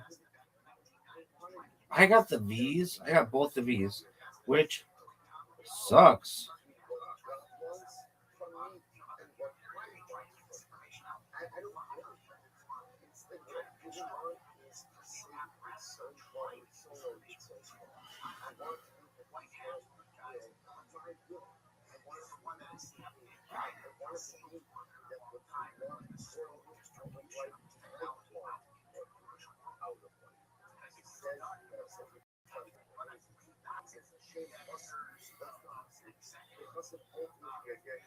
Look at this move. We're on the verge of 300 points, and Riser can't even get 200 points. This is one of the beatdowns in the history of the world.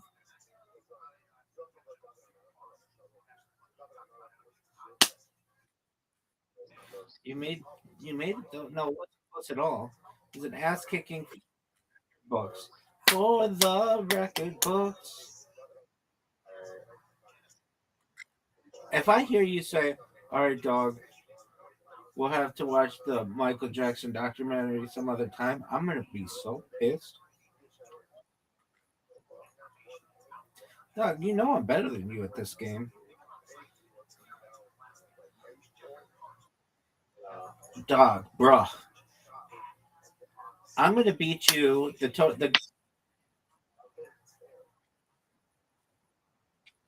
out of here.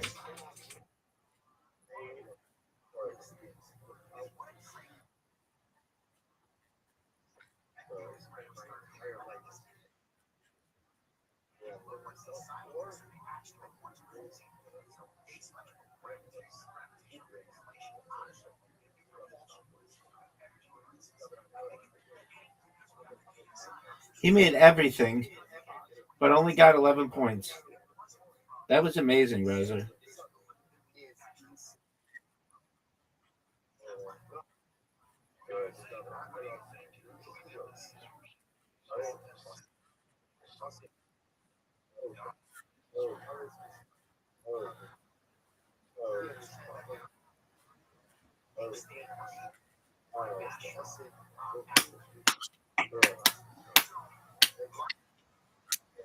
I'm not worried about it. That's a miss. One of the biggest misses in the history of the game.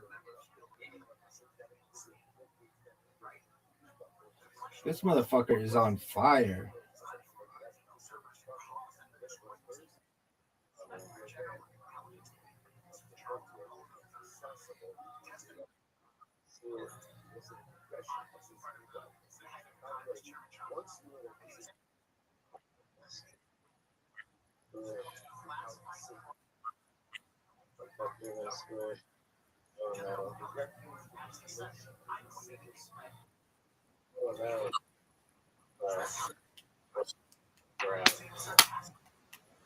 I'm gonna make a comeback on you right now. I'm gonna sing to distract you, That's a miss. That's a miss.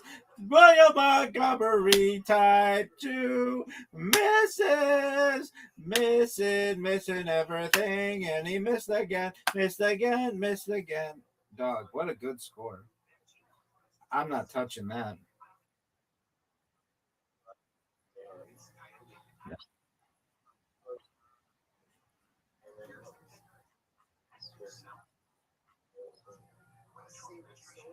This game's over.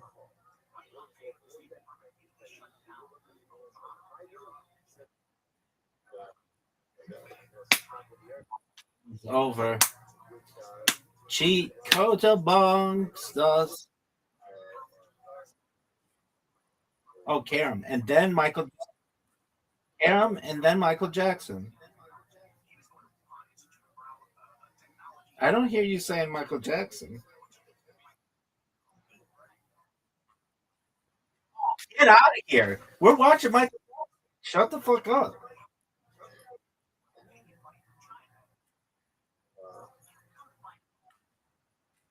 It's 4:26.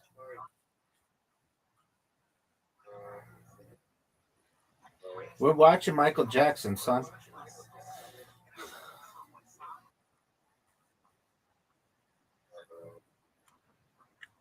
Okay, can we watch Michael Jackson tonight?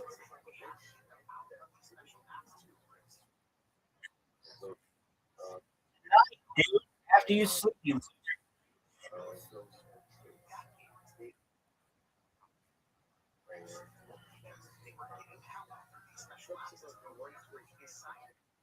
Hey, tonight, can we watch Michael Jackson?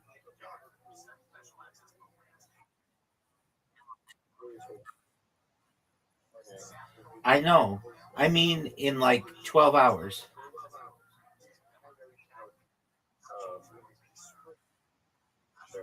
So you're going to come back tonight on Friday and watch Michael Jackson? You're not going to fucking ghost me?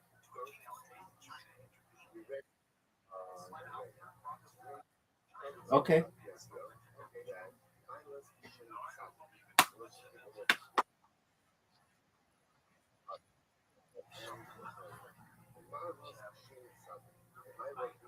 It's one of the worst shots I've ever seen.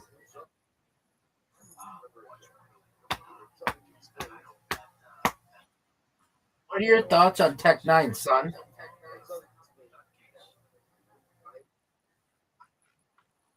What are your thoughts on Tekashi 69? What are your thoughts on XXX Tentacion? Isn't one of them dead?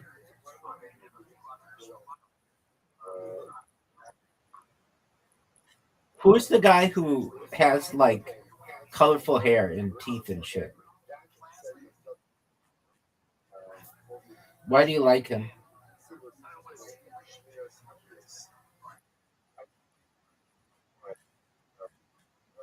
Why do you respect him?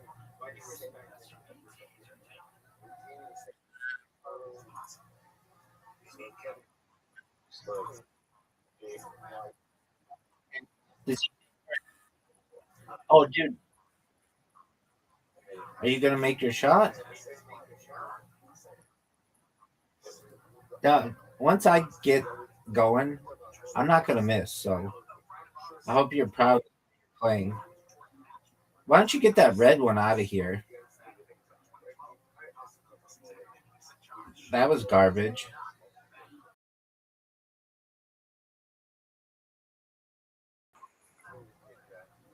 I'm gonna do the red one first.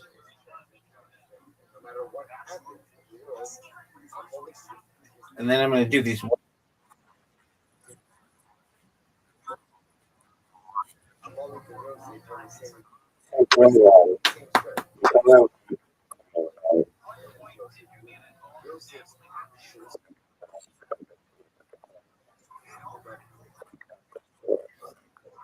Are you proud of that?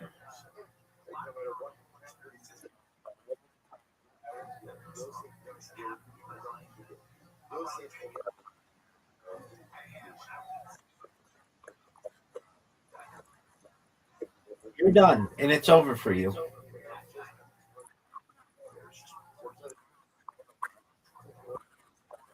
I know. It's a perfect score for it's a perfect score for a comeback. It's over. You just lost.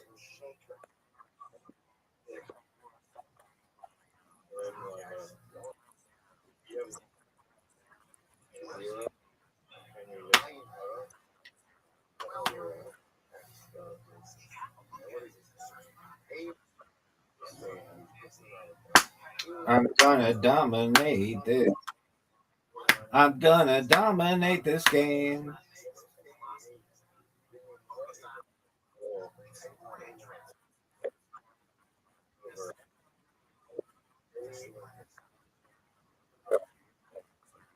It's a minefield, babe. Folks, it's a minefield. Riser's done.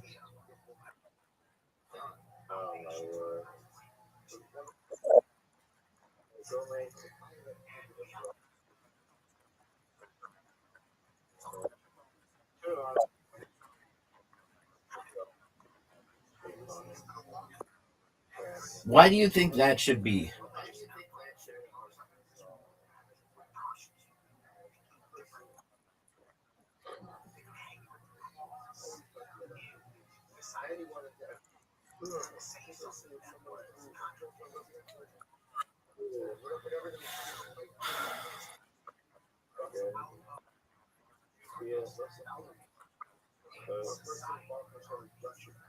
You don't realize, but that was one of the biggest misses in the history of this game.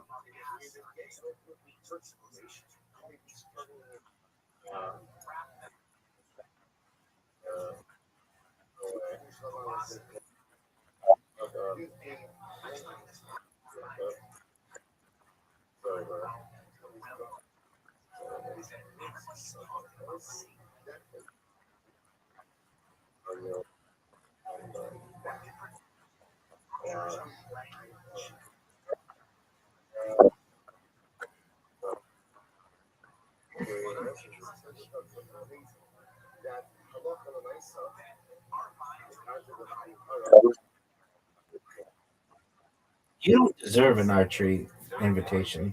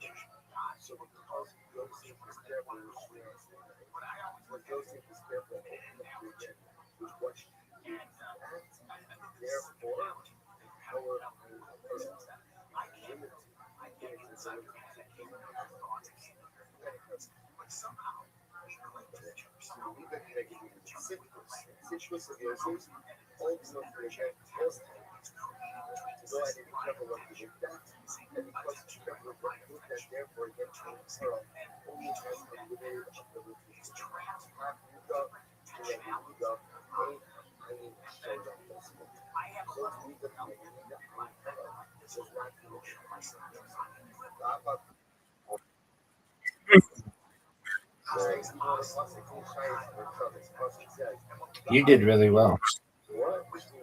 You played really, really well.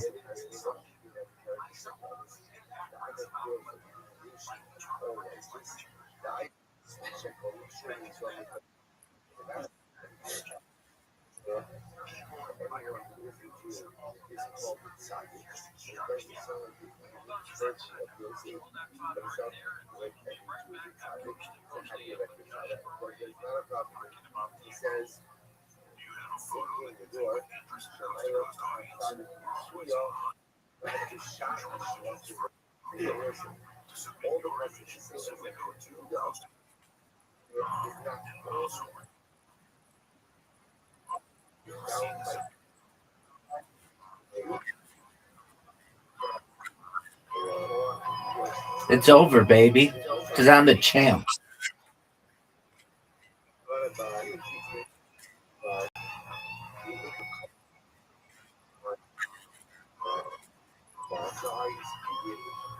Why are you so bad at that game?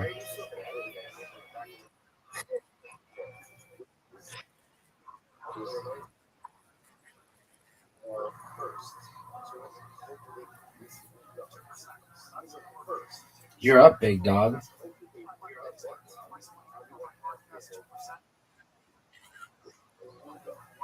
Oh, you weren't trying for real previously?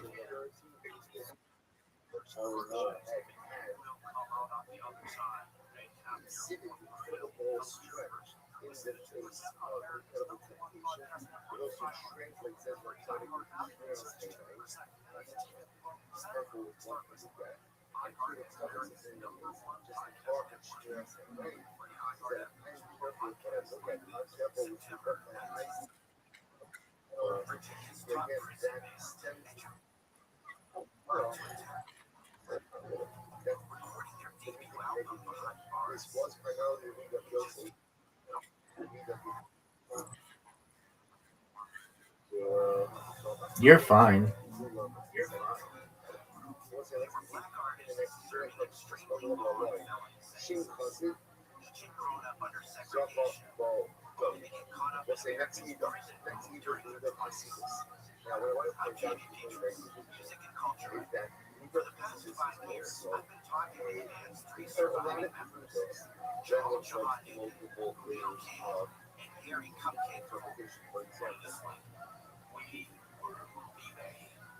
It's over, baby. It's over.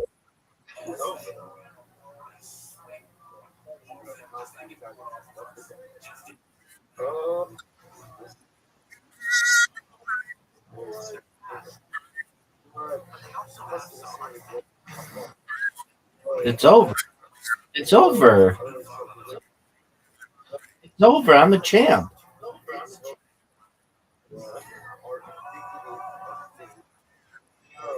I don't know how I'm so good at this game.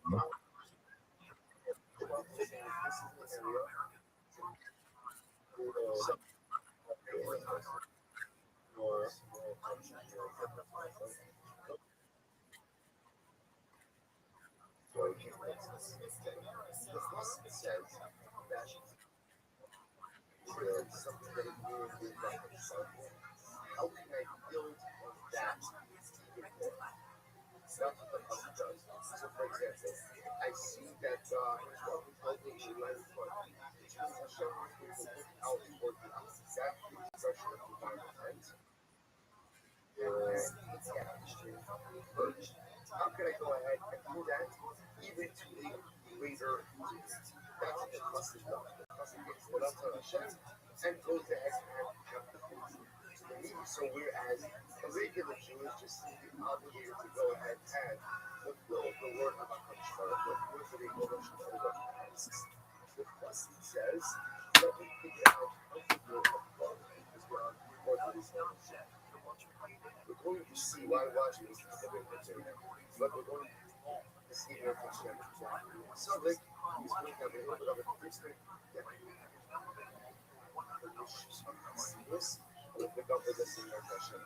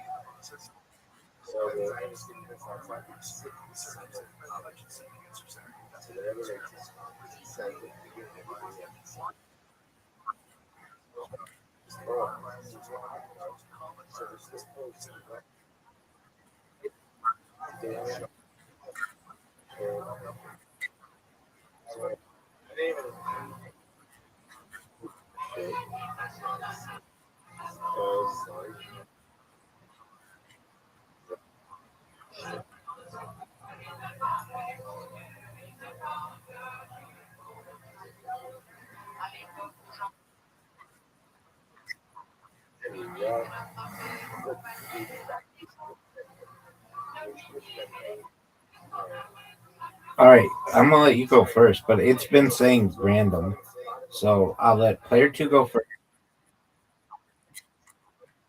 and I'll make it. You don't have to worry about the timer.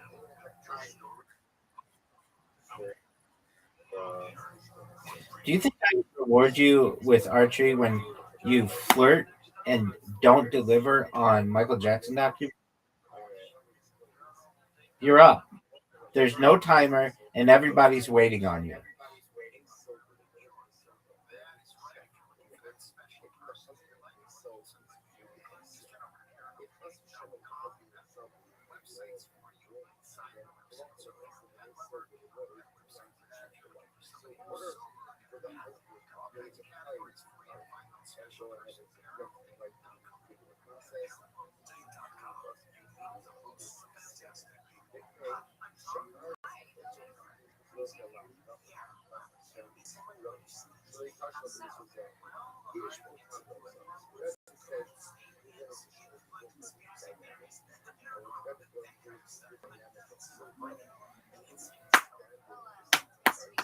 Do you want me to sing for you? Give me the beat, boys, and free my soul. I want to get lost in your rock and roll and drift away.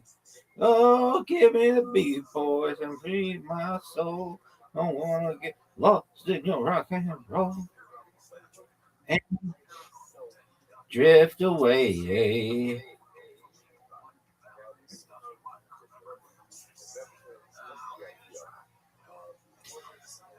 Give me the beat, boys, and free my soul. I wanna get lost in your rock and roll and drift away.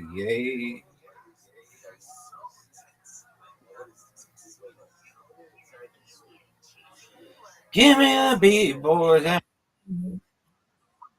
I wanna get lost in. You're gonna win, no doubt, son. I let you go first, and I give you unlimited time.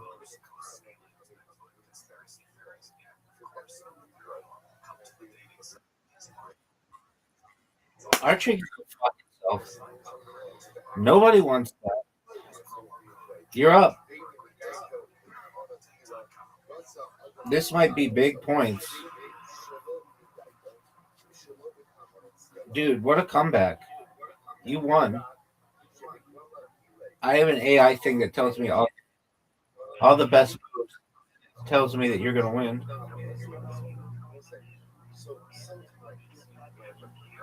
Give me the beat, boys, and free my soul. I want to get lost in your rock and roll.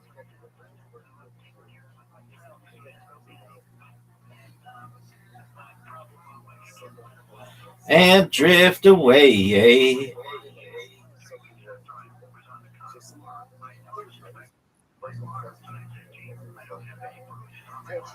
Folks, if you're watching at home, this might be a close game.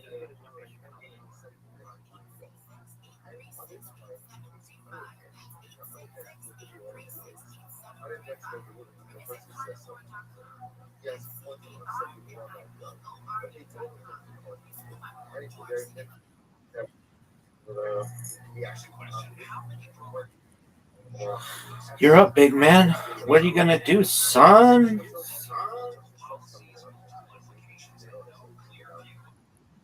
It's 14-9.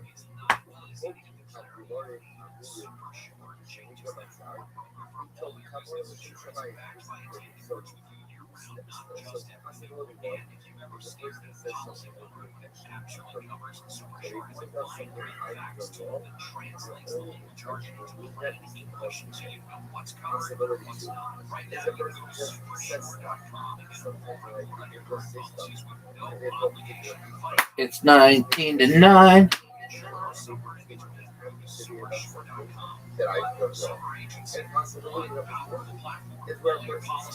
And the riser's got a free turn. It's 19-9. 19-13. Wow, look at all the. Wow. It's a new game, son.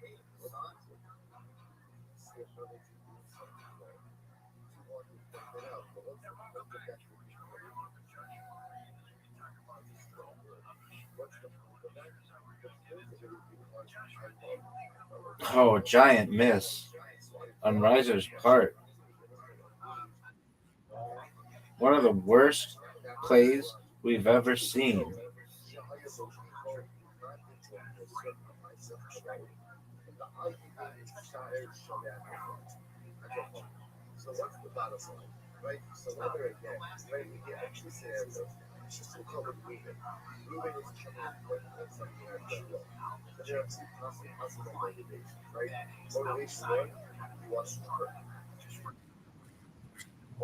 It's over, baby.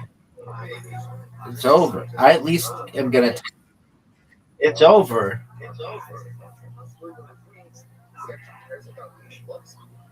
It is over. I won the game. Are you gonna beat me? Are you gonna beat me at this game?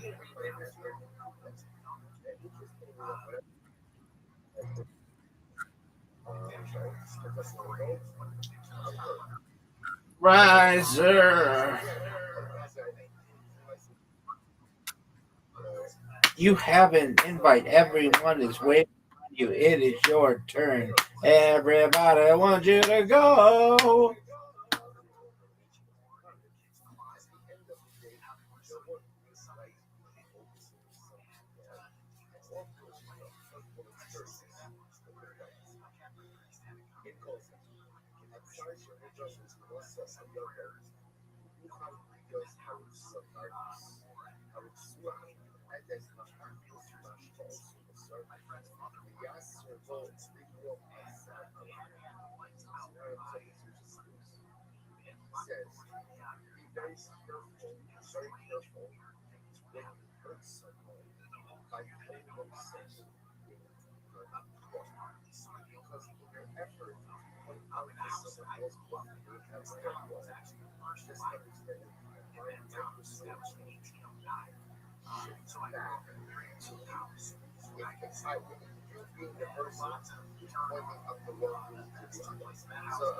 Devastating.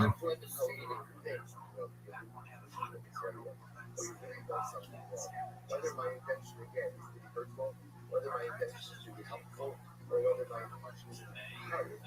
To some extent, the moment you go ahead and wake up someone else, the moment that you define like this shift to the rebuke rate, and each one of them says, okay, you're on such a level to go ahead and cause someone else pain. Whether again, purposeful, helpful, unintentional, let's have a look at your life. Let's have a look at your life. It says, begin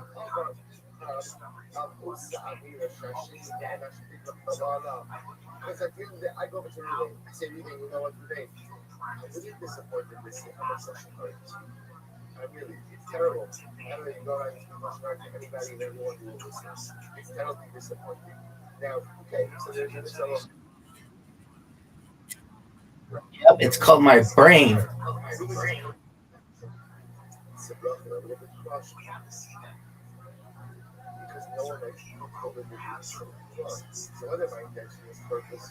It is Riser's time, and Riser might win this game.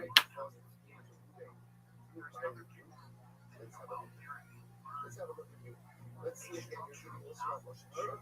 Let's see over the year how it is that you are doing in that particular one.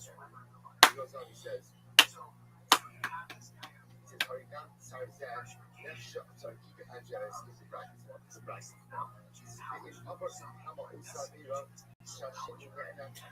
Big time.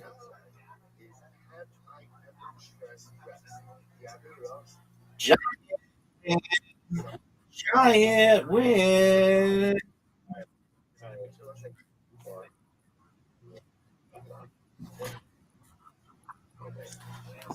I have a question for you. Do you know of all the games we play? Do you know of all the games we play? It might be the most ancient of all the games.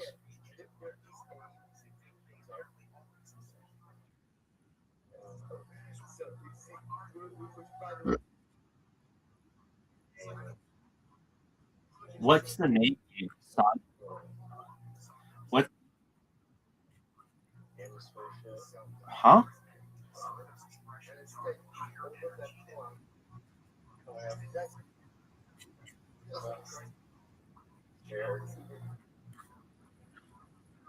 No, it's not a game. I'm talking about the plate of. Okay. I just want you to know that I won.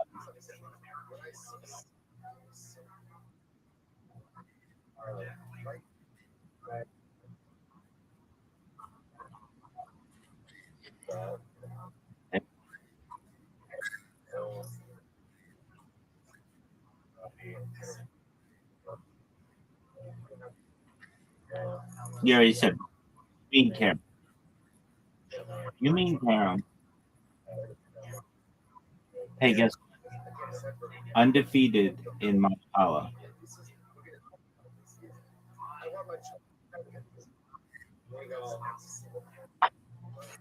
Undefeated in Mancala.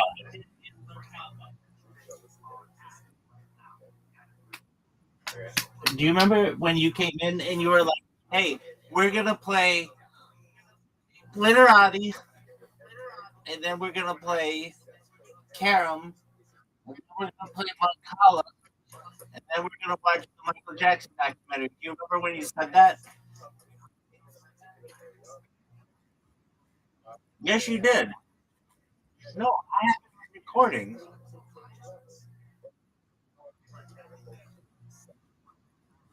Dog, that's what you said to me.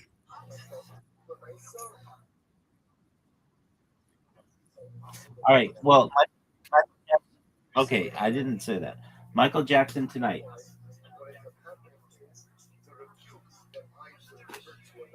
Sweet dreams. Get good, son. Peace.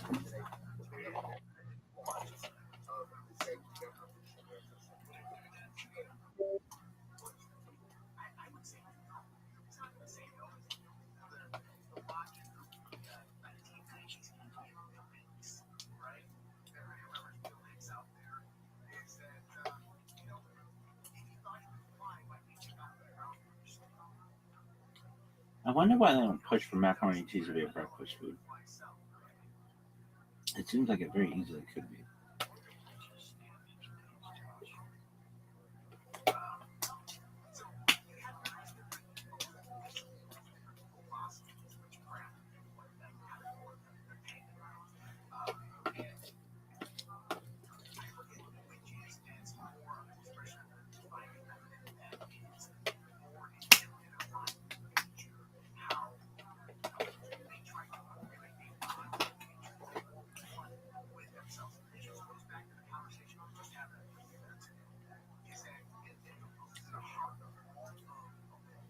Too busy thinking about my baby, and I ain't got time for nothing else.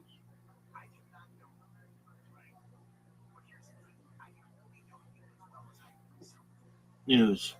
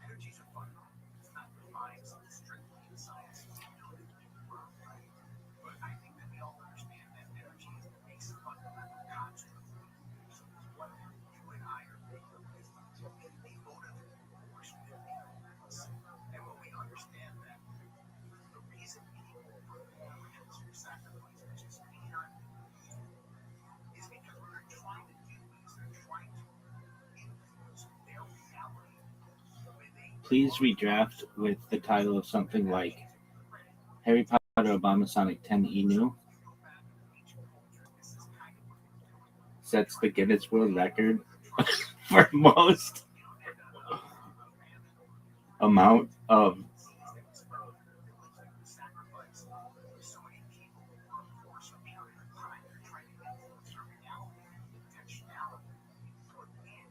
Please change the title to be something like Harry Potter Obama Sonic 10 Inu sets the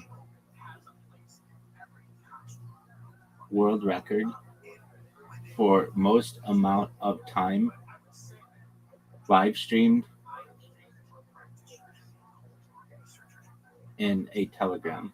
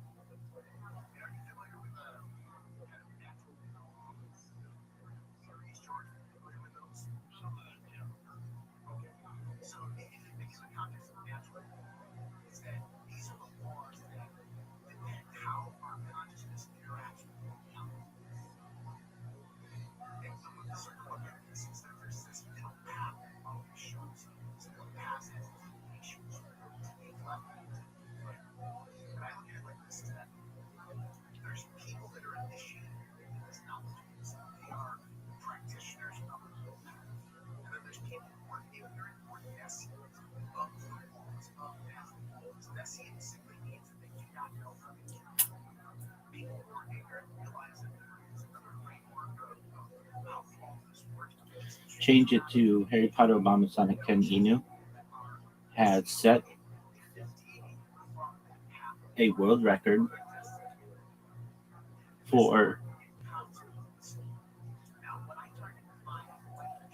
most amount of time, or say most data archived about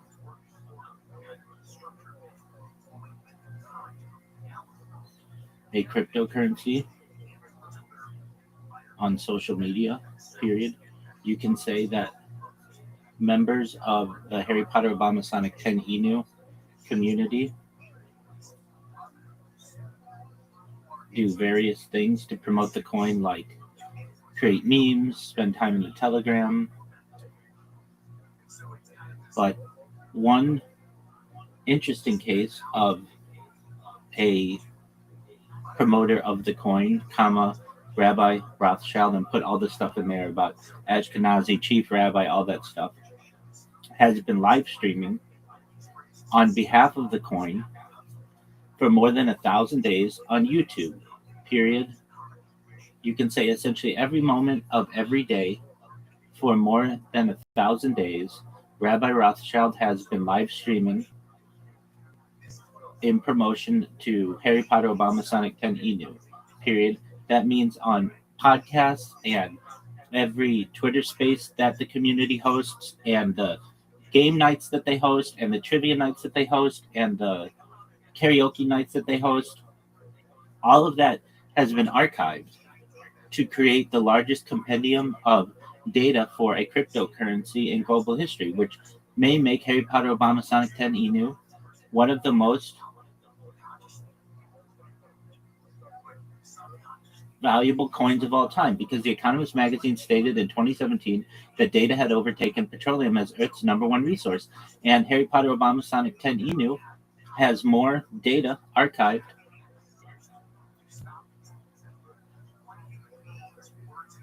than any cryptocurrency ever. Make that something with the title and then a new press release.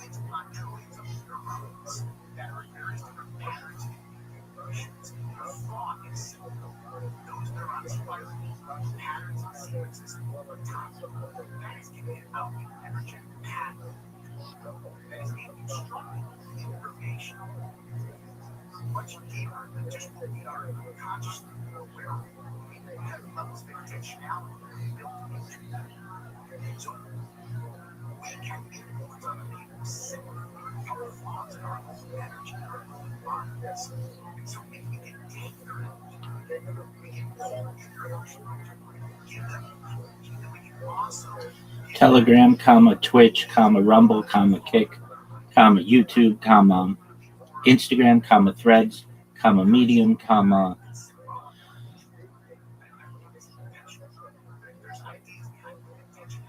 Substack,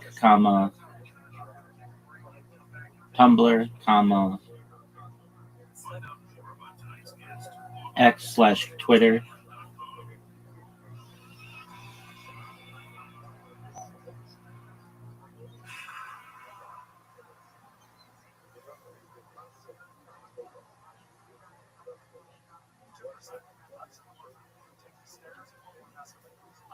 Good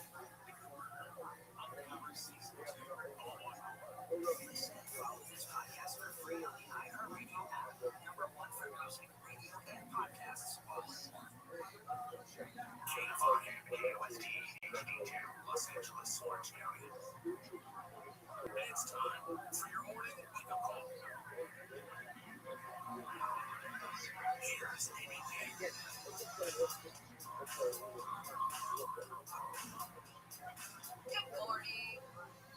5 o'clock straight up. This is your wake-up call for Friday, April 17th. I'm Amy King. We're live everywhere at the iHeartRadio app. If you have anything to say, we'd love it if you would be on the top of it. Always fun to hear. Waking up way too early in the morning like we are. Got a big weekend ahead. Big waggle walks coming up. Had a bunch more people join the team yesterday and donate my seat face. We'll let you know there's still time to join the team. We'd love to have you come walk with us. It's going to be a beautiful Sunday at the Rose Bowl. Here's what's ahead on Wake Up Call. Figure David has been arrested in connection with the death of a teenage girl's body was found in the trunk of his Tesla. The guy's real name is David Berg. He's being held without bail. The case will be presented to the DA Monday. The FBI is analyzing DNA everywhere from the home of Nancy Factory in southern Arizona. ABC News says a private lab in Florida sent the DNA to the FBI within the last couple of days. And the agency is using new technology to see if they can identify a suspect. Today's show host Savannah Guthrie's mom has been missing from her home in Tucson for more than 2 months. President Trump says a deal with Iran could happen pretty quickly, saying Iran is, in his words, willing to do things today they weren't willing to do 2 months ago. Total naval blockade of Iranian oil is putting more pressure on defiant Iranian leaders. We're going to be talking about what happens to you when you spend time in space. That you and I are going to spend time in space. We just had a group of astronauts come back after 10 days with a trip around the moon and how that could affect, longer missions to Mars. We're going to be talking to Dr. Joe Galati in just a couple of minutes. Deep chocolate also low pressure on pan line. Finding out that surprising prices. Builders are skimming on stuff that face. Actually, I'm talking to these fellows who came out this earlier, and so I wanted to dig a little deeper into that with them. That's coming up at 5:20, and then a little later this hour, Anne Hammond. And she's busy these days. She's got Devil's Product, Odyssey, and now we'll see in theaters this weekend. ABC's Will Gantz is going to join us to tell us about that. Let's get started with some of the stories coming up at the 24-hour newsroom. A man shot while he was driving on the 105 freeway through South LA using very poor conditions. He several calls yesterday afternoon about a stalled car in the HOV lane with a person slumped over the steering wheel. And they said he may have been shot. Well, it was. The driver was taken to the hospital with a shut down to city crews who do back in Venice to keep clearing out a homeless camp that has not only returned but also grown. Intersection of Rose Avenue and Main Street. City officials say it will be subject to a major cleaning sometime today. It was cleared out 3 years ago. Los Angeles clearing grass with the start of the evening signing season. Now, neighbors tell KTLA that the homeless people are back again.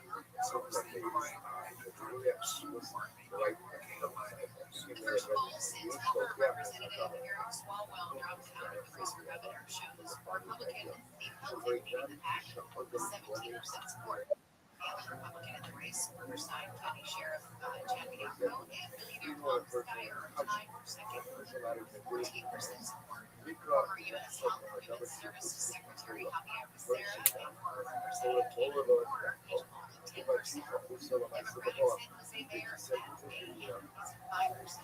The top six will participate in a primary debate on Wednesday that will air on KTLA. 23% of those polls say they're not deciding. The crew of Artemis 2 has spoken about their mission around the moon. Commander Reed Wiseman says his team did a great job. An amazing journey that was. First and foremost, Victor, trusting the journey. Thank you. This was adventure. He says it was the closest four humans and not one family. It was just an amazing adventure. We're going to talk with Dr. Joe Coloni in just a second about what happens to the astronauts now that they're back on Earth and how what we learned that's going to help us answer Mars. But first, back here on Earth, we had trouble on the runway, skates and crash and safety. You got to turn on your microphone. There you go. You got to turn it on and bring the microphone to your mouth. Radio 101, though.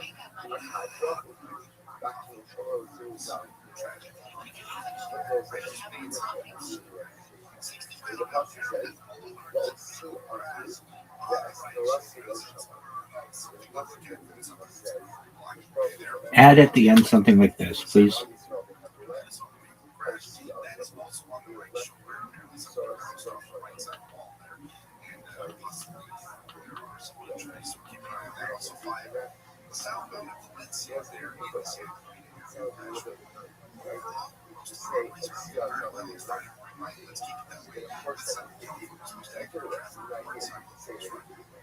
Thank you, Alex 507 on your wake-up call. Like to say good morning to Dr. Joe Coloni. Dr. Coloni, our Artemis 2 astronauts have been on Earth again for a week. They were in space for 10 days, but even 10 days in space can do a number of firsts. So let's talk about some of the things that happen to astronauts and what happens to Earth. Yeah, well, good morning.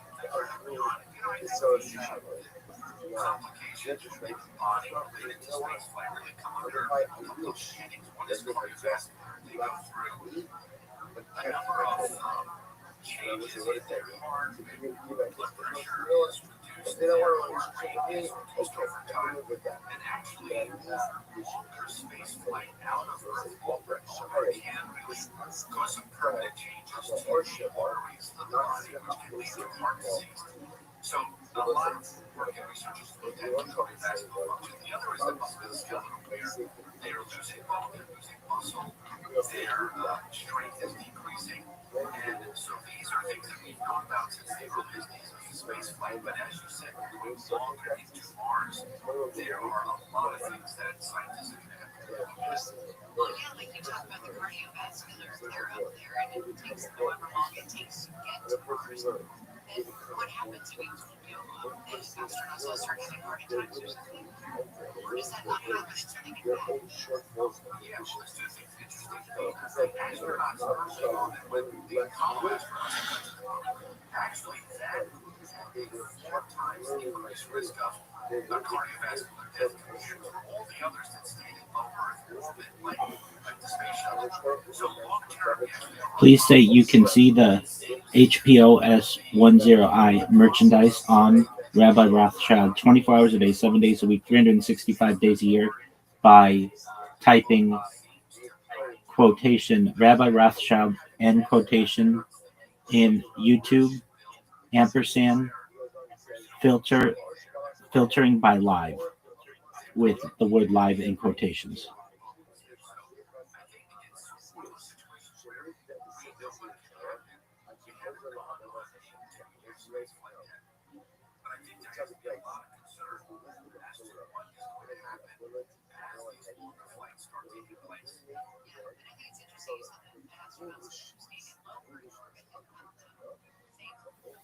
So we know that astronauts who are on the International Space Station for like 6 months don't necessarily have the same effect on their bodies against it once they're arrived. right, and a lot of it has to do with radiation. Radiation astronauts are exposed to is tremendous. Again, you're going to get more radiation once you leave Earth orbit, and you proceed into interplanetary space or so. Again, there's so many things that we have to look at just beyond the technology that are getting back. Their health really is a big concern for a lot of people. Yes, and I would imagine that all of the astronauts and crew, including our friend, General A, was on the space station for like 6 months. They're still like little test subjects. He said he feels like a lab rat. Yeah, no, I think that's certainly on top of like blood danger, cardiovascular function, bone disease, increased risk of cancer. Looking at their genetics, that they are not developing mutations from radiation that will cause cancer or other diseases. So this is a very long-term process, a lot to learn, and we're just really in the early stages. So fascinating, Dr. Giacolani. Thanks so much for the update. Appreciate it. Thank you. It's so fascinating. I didn't even think about all that stuff. So you said that to Mars, they all get cancer and their bones fall apart. Not because I'm sure that works. Let's get back to some stories that we have in the case by 24 hours. President Trump has expressed optimism about the war in Iran during a trip to Las Vegas.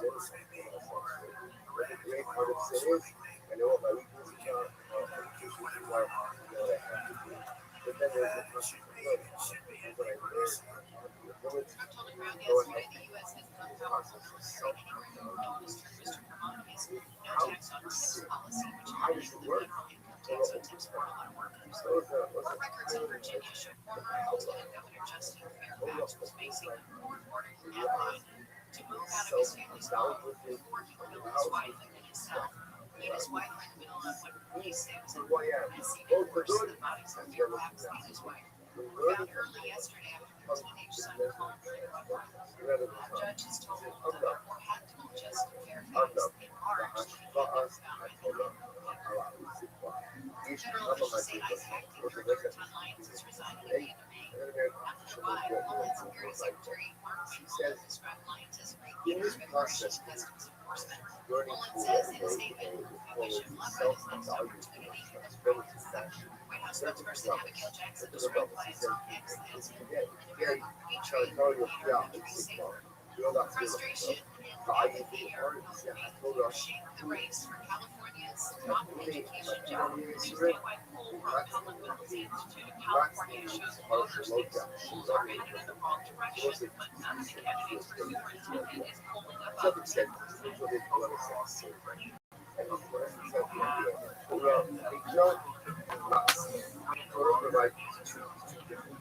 And source editor at large John Ventura has been covering the race. He says that points to a clear issue.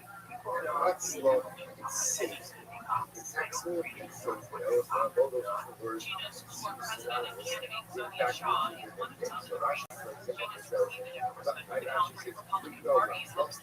says, pick it up. Text because of certain punishments. There will be suffering. That Torah has been God's love saves you and has the ability to save you from the feelings. Torah has the ability to save you from suffering. Leave it up. God's love feelings. Which tells you the rest of your tradition is that these two aspects are short. Please be sure to remove the spaces in the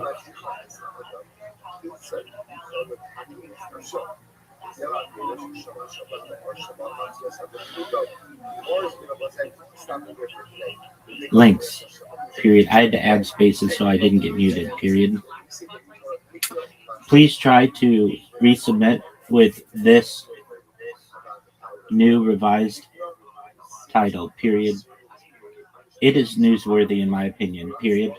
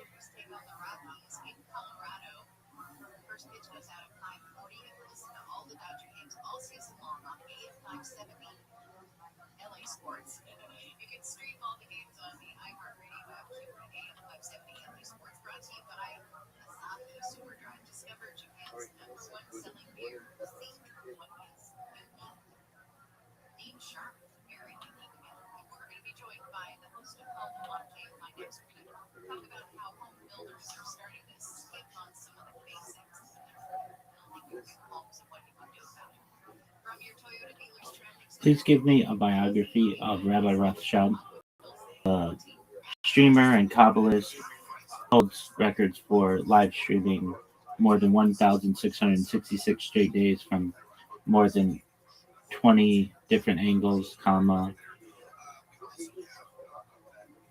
the leading advocate of world peace and CHAD, continuous human activity data, and CHDI, continuous human data infrastructure, all that stuff, please.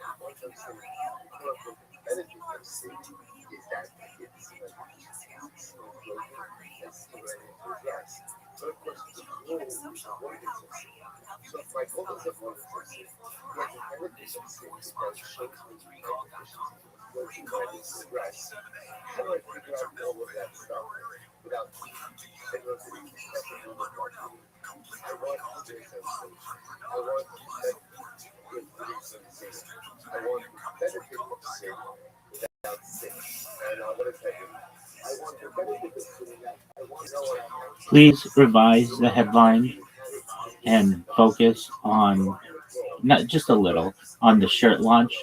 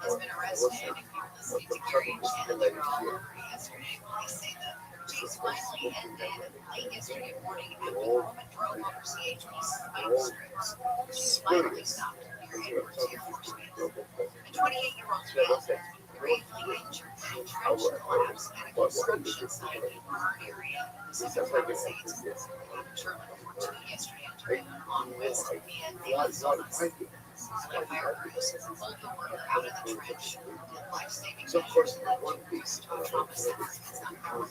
order to be culture, you have to know what to do. And it's no different. You want to get your license. You have to study the driver's license. You have to know, how many car lengths you use a car for, right? You need to know how many speed, how long you have to stop for the stop sign. You need to know the laws, order the guys in the past. Cyclists to know the law. In order to be a functional Jews. Shabbat says, what have to do with it? That happens to be the process of learning makes me more thoughtful, introspective person. So don't say, just too different. You just become a different kind of person. That because I know now what is better. I'm a better person who doesn't know how to keep Shabbos better because I'm learning the halachas of the ladders. I know I'm a better person because now I'm learning Yuma. I'm going to know how to observe Yom Kippur. Is that way? Is it here? Something down. I need to there's a perspective that allows me to do that. And it's that something dynamic that allows me perspective that allows me without passengers on Monday. The airport will cancel the trains for 60 days. They will run on the same schedule expected to be used once the system opens to the public. The system connects terminals, parking lots, and passenger pickup and drop-off areas. Construction of the new loop started in 2019 and was initially supposed to open in 2023, but there was several delays. It's part of the $5.5 billion initiative to improve access in LAX. Denver Mark, KFI News. The federal jury in Florida has found that carpet and cruise lines are liable for injuries to a woman from California who was injured on board a ship. Diana Sanders was held intoxicated when she fell down some stairs on the ship in January. She claimed that she was over 14 minutes. לקרוא עכשיו לא הדבר, let's say for he spent a lot of time on such stuff. Like even in Yuma, we had Sukkis again, Kabbalas. I learned Kabbalas. I say generally, tell me what to say Kabbalas. Holy Shisham, as a Torah Mora as Darko, is my Ticha, also keeps attacking us now.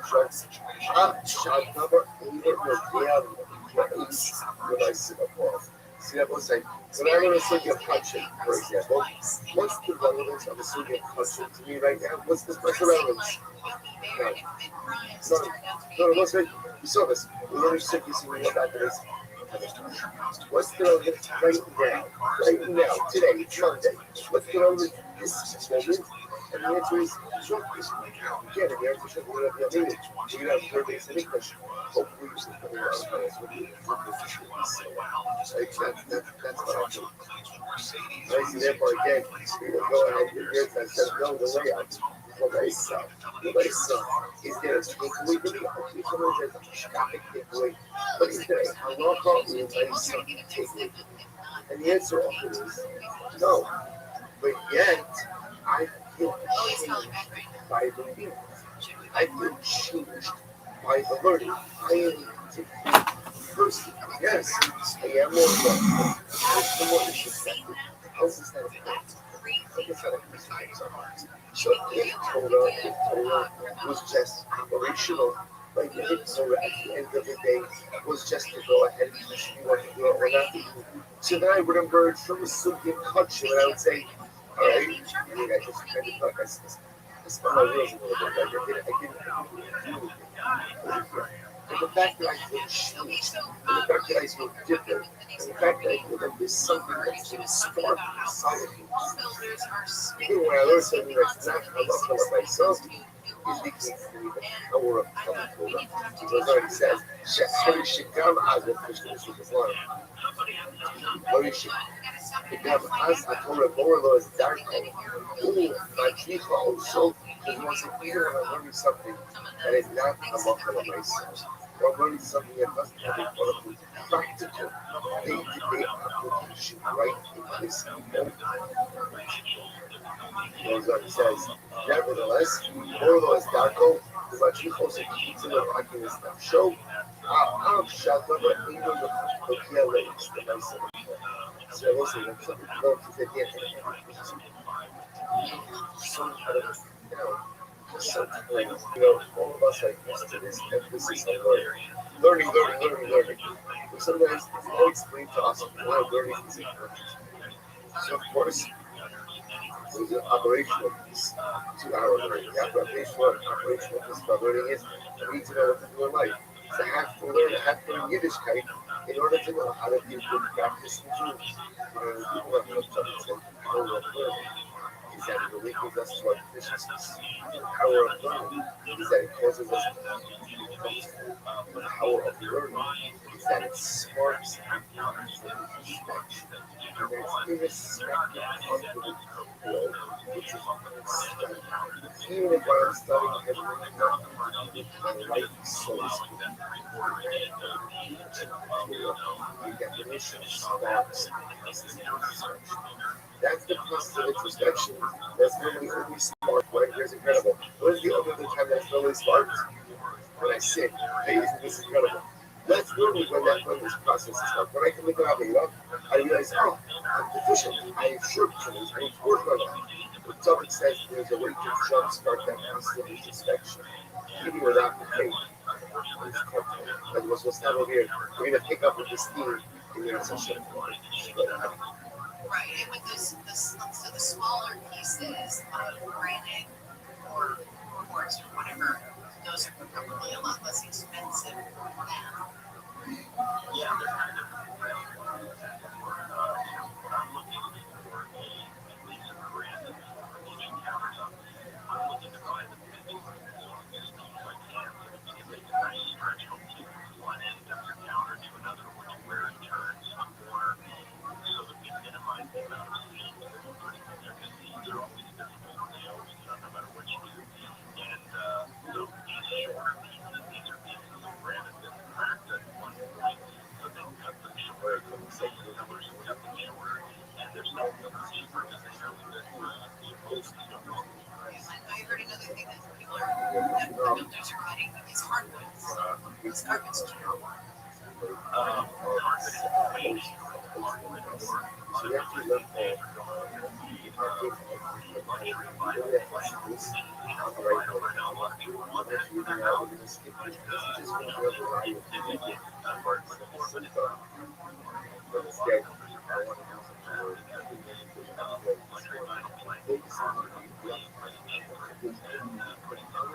Okay, this is the last one I'm going to you because to me said this to me. Like, no, don't do that. And then it's smaller windows. Because we always talk, you and I talk about how I want the big windows, want the doors, and all of that. House stuff. So we like bright, airy, we feel like you can step out. It's just a continuation.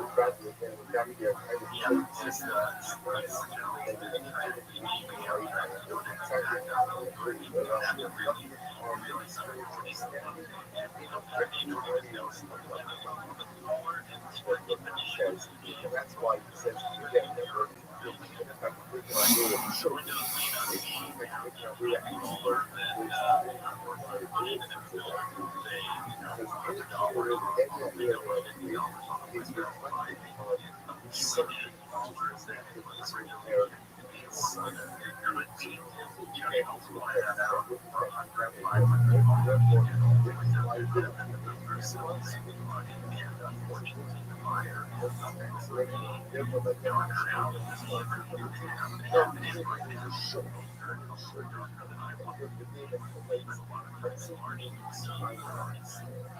For more great information about your home, keep tabs on builders, don't ask questions.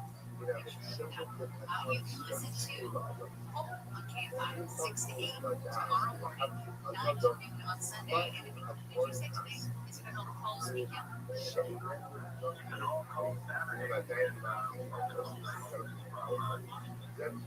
get some of the volume tomorrow morning. The last push for the week of Dean Sharp, thank you so much. All right, great. And you can follow Dean at Home you, Joe. Appreciate it. When we come back, I think I go up.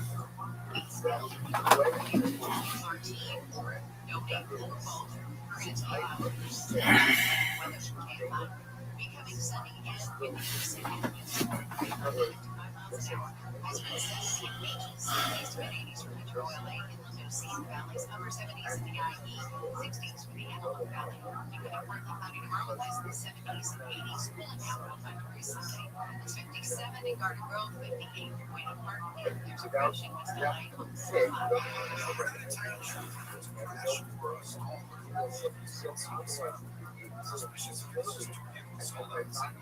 It's a worldwide premier medical show. RMG vehicles are stuck there in the park late for some reason. So that's where the crash became.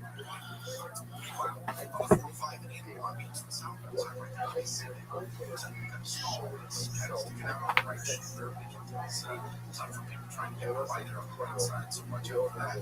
Also, crash in Paramount there at 60. We're at Paramount 60. There's now Paramount 2. There's no there. On the bridge, not really much of it. It's really perfect. We don't know that we can work. Right?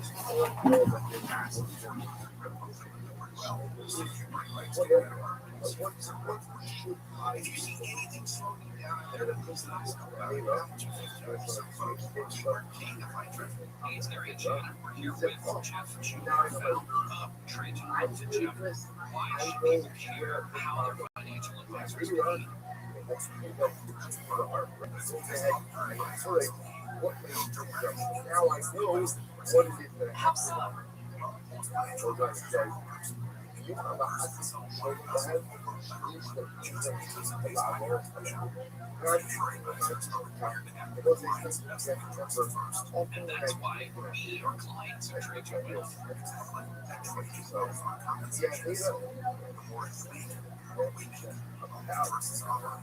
Don't work with a financial advisor who just wants to sell you something. Work with a fiduciary at Region Wealth. We do. Call today 310-299-9960. That's 310-299-9960.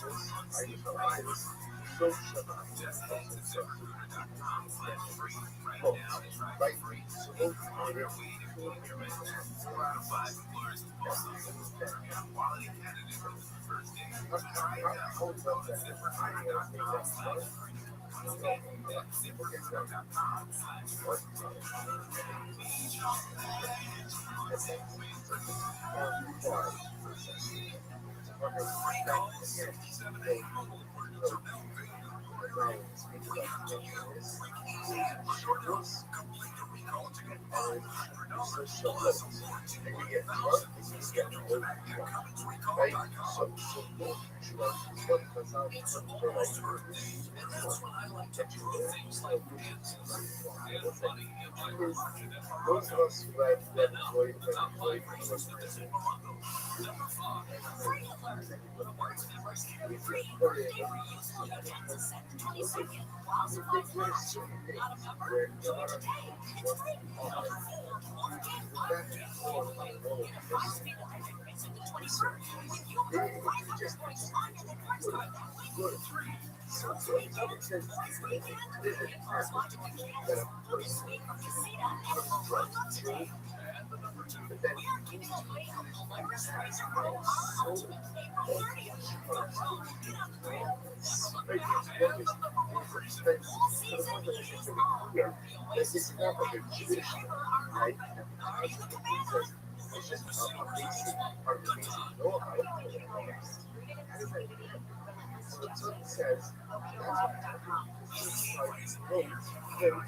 had issues with a lot of general. Like the fact that the person came down, that's one of the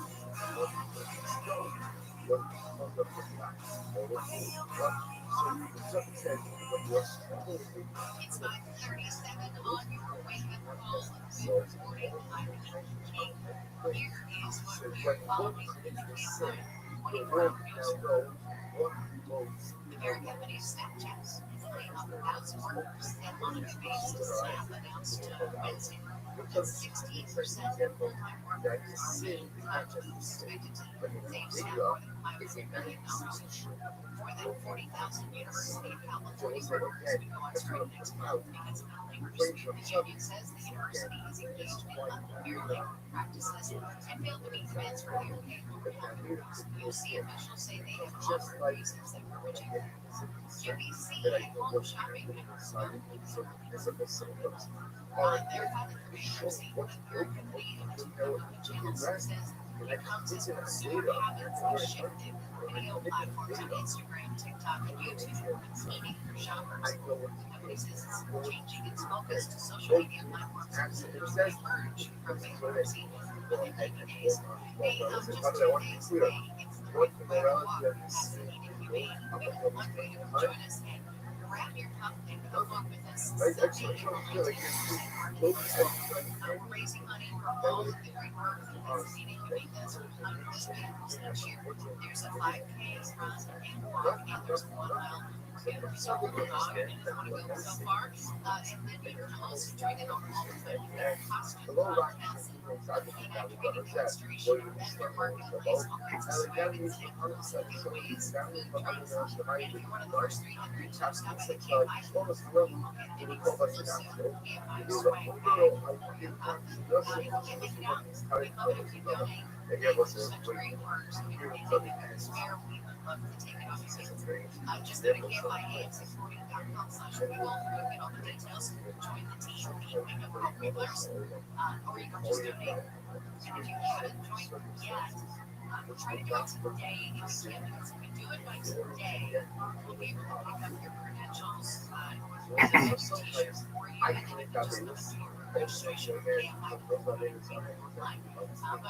tomorrow, we just went down there. Thanks to Katie, Tracy, Guy, Aaron for your donations, and also welcome to the team, Edwin, Agnes, Steve, Janelle, Jody, Teresa, and Kim. Sales department just joined the team. Now on Sunday as well. Again, it's Sunday, Jefferson Garden, Rose Bowl. It's the Wiggle Waggle Walk. Love you to join the Wiggle Wigglers. KMIA640.com/wiggle. Donation information and also to registration information. All right, let's move over now and get in your business. It's that time. First, Denise Pellegrini. Denise, you're just talking about how QVC, Home Shopping Network, is having some tough times. Now, Netflix is doing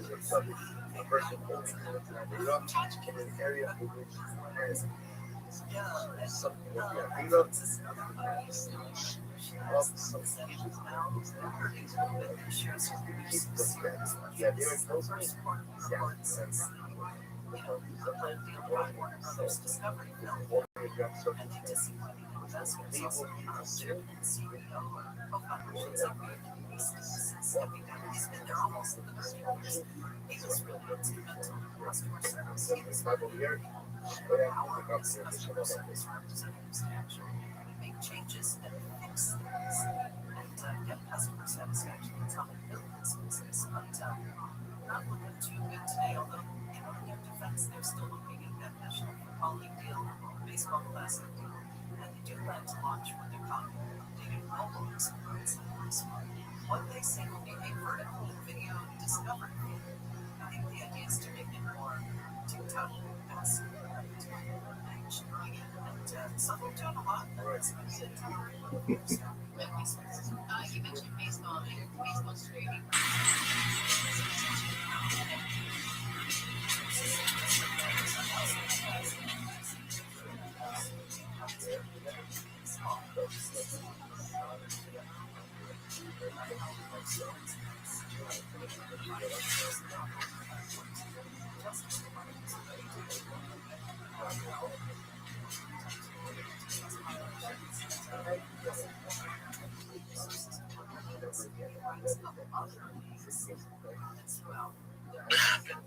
She's not one of these actors that just says, "Oh my God, poor me, I'm the victim. It's never gonna be the same. When I walk in a room, everyone's thinking this." She's a fucking fighter, or cut from a different cloth. Y'all fucked up. And every actor, comedian, if you were wrongfully accused, you were shamed for a tweet or something you said on a podcast, and you were canceled years ago, take a page out of fucking Gina's book. Get your shit together, pull your socks up, tie those boots tight, and get to fucking work. Look at Gina. Look at Gina. She's the face of it. But she's a fighter. Y'all are fighters. But maybe she can inspire you to get your shit together and get over it and move on and prove them wrong. That's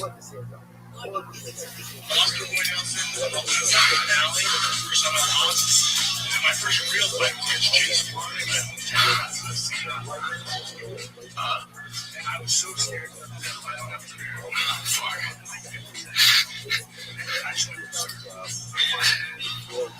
have two bosses facing Lamar Johnson to the evolution.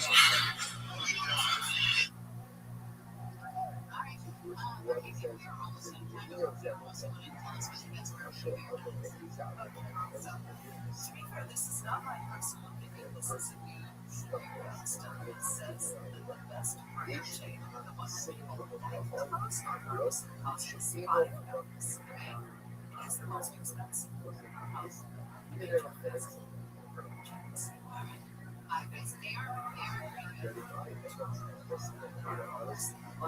Says that's a sign and the thing that I am not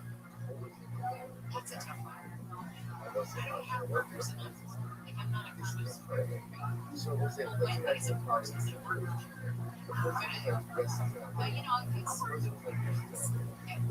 whatever the idea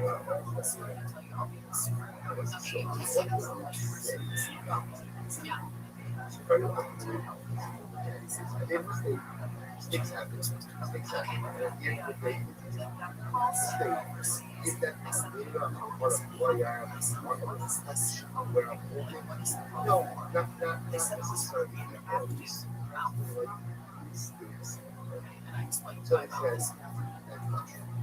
it says, that shows that there's not that is zeros and ones. Okay, well, at least you got it. And this is incredible. It says, showcase shit. Because okay. If I was what is the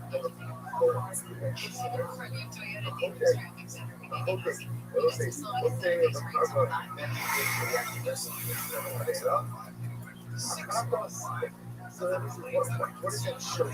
What does that show you? So that measure you got some stuff up. So we'll say that a person requires more on your just time and action. Just how you put hard up.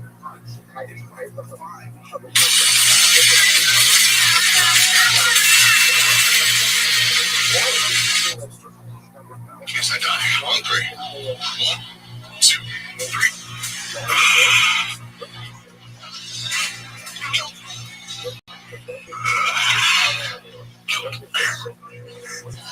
That was significantly heavier.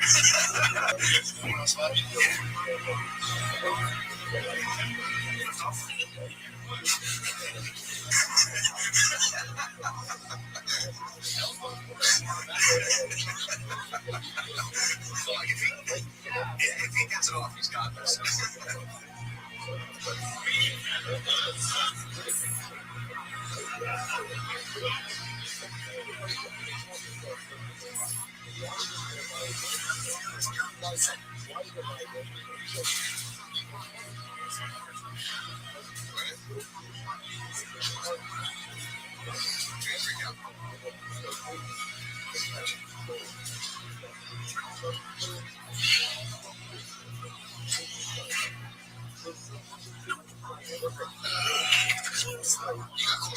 Isn't it crazy? It's just small amount of big difference. Yeah. It tries.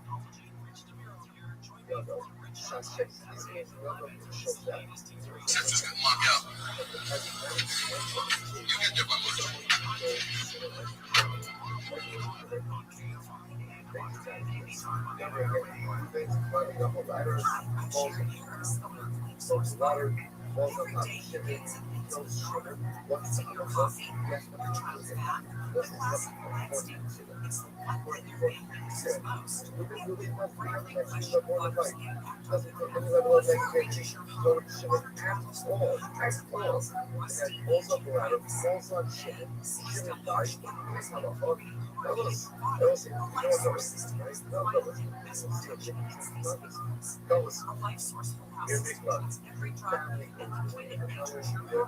Giving your family clean, conditioned water from every time. Your family deserves our final filter to protect your skin, hair, health, and home. Tap this our free installation special, or their back to chlorinated water twice a day. Call our local factory today, 1-800-WATER99, or visit lifesourcewater.com. Free reference this year.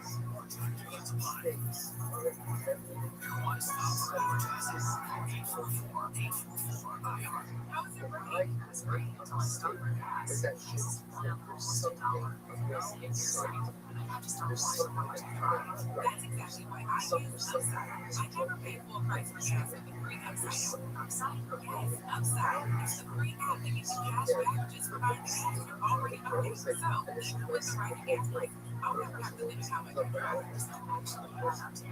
Just last year, I paid over $200 for the Upside app. Wow, that's serious. Download the free Upside app right now. Download the free Upside app for cash back on the gas you're already buying. Use promo code STATION for an extra 25 cents per gallon bonus on your first tank. You can cash out anytime right to your bank account or any gift card from Amazon and other brands. Just download the free Upside app and use promo code STATION for a 25 cents per gallon bonus on your first fill up. That's STATION.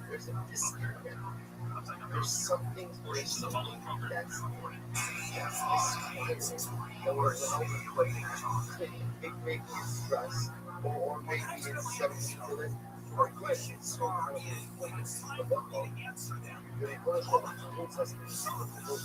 mistakes. Because even though mistakes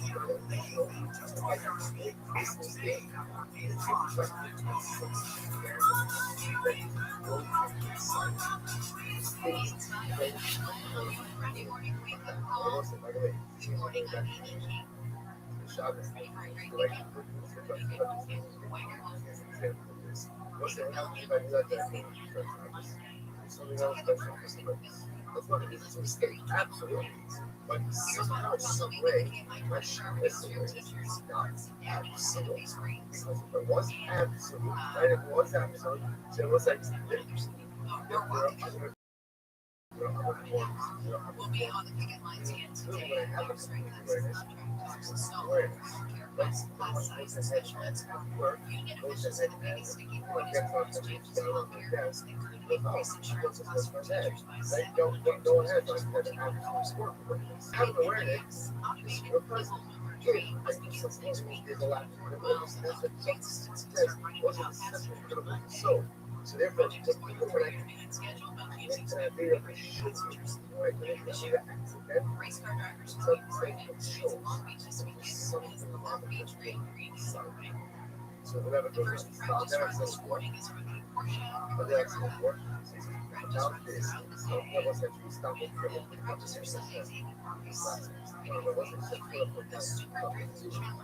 two layers so far. So layer number one is up.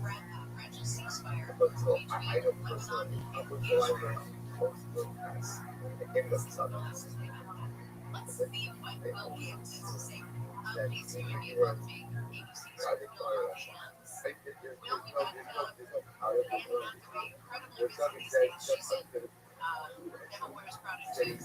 Most of us are always studying and always alive. I would study in the areas in which I have seen and which I know desire to see. From Russia, Go watch Nixon's new YouTube channel. Was it No Leg Days? No, it drops today, Thursday. Today? Yep. All right, there you go. Drops today. Go watch it. No Leg Days on YouTube. Drops today. It's awesome. They got some great guests. Your boy's the first guest, but it's a damn good show. Stand-up comedians. We're Mr. Olympia level bodybuilder. Oh yeah. Like, you got Jack.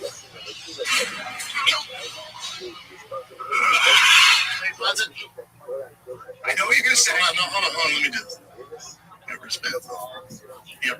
So, good job. Hold on. How about last night? I had a coaches meeting for tackle football. I'm at the high school and it's coaches parents conference for tackle football. Tiger, your boys playing tackle football starting July 15th. That's the first day we'll be in helmets. We have our head coach, my boy AJ, who sets the quarterback, and then I'll be like the defense coordinator. So I'm not even trying to ask a dumb question here, but my biggest worry would be sort of injury in this area. Yeah, that's what I'm going to test. No. For real. When you teach a kid how to hit, you're here, head up. Always head up? Always head up. So never this. Never spike. Yeah, and they tell you that right away, right? Well, that's why, you start them young so they learn the proper technique of tackling. It's so important. I think about that a lot. Yeah, kids play football? A lot. A ton of them. Like, your face. And we're in Texas. There's hundreds of kids signed up. But then this gets interesting. So I'm sitting there, and they go, here's our divisions. It's like, you want your kid to play, if he's 10, you don't want to play up with the 11, 12, 13-year-olds, because that's a world difference. Like, this is super physical, so you want your kid playing the youngest division he can, just for safety, okay? And I see he says, small tykes, 4 and 5-year-olds. I go, small tykes? 4 and 5-year-olds and 6-year-olds can play tackle football? I started at 6. And he goes, this is actually our most popular division. Because it's a kind of a variation of tackle. They're still in pads, but they're certain, I don't think they can tackle out the legs. Like, there's certain things they can't do. And he goes, you got a little tyke. Oh, I got a white. You actually got a little tyke tank. Oh, I got a white-faced Barry Sanders. Yeah, the kid's untouchable, especially with kids his age. And I got some speed. Oh yeah. Oh boy, he hits that outside. Also, thinking. Yeah, so I see it, and we're in the middle of the meeting. He goes, that's actually our most popular division. There's only one spot left, so that thing should be full by the time we start. Hey, one spot left. So you're not supposed to be on your phones? Like, do my phone, I text you, there's small tykes. It's 4 and 5-year-olds tackle. There's one spot left. Check the registration right now. I was like, also ask Bosty who wants to do tackle football. Bro, within fucking 3 seconds, she goes, Bosty's in. I'm like, oh shit. So Bossy starts tackling football. The only problem is, like, with Tiger and at that age, coaching it, that makes all the sense. He's 10. Get, the fundamentals down. And also, like, I played real football. Yeah, real football. Yeah. With Bossy, it's there's great coaches, so he's going to be good at hands. Yeah, it's just tough. Now,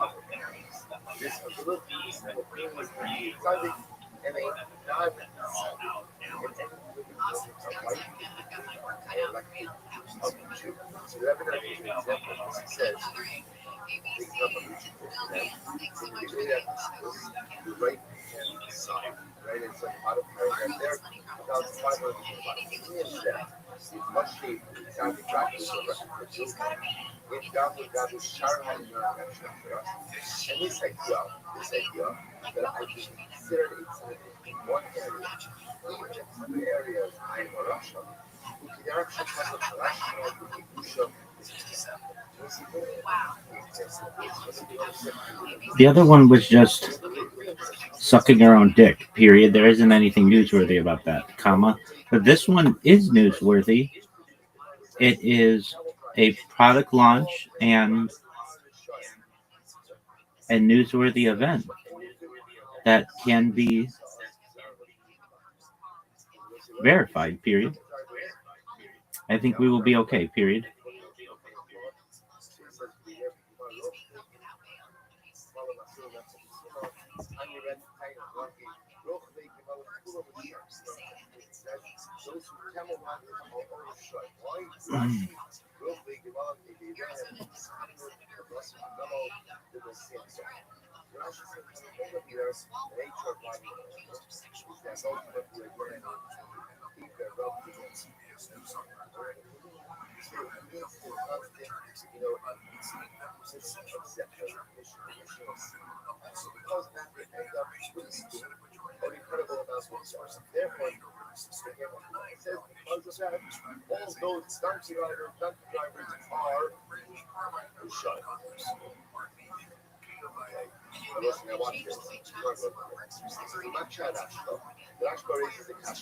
Please let me know what they say, period. It's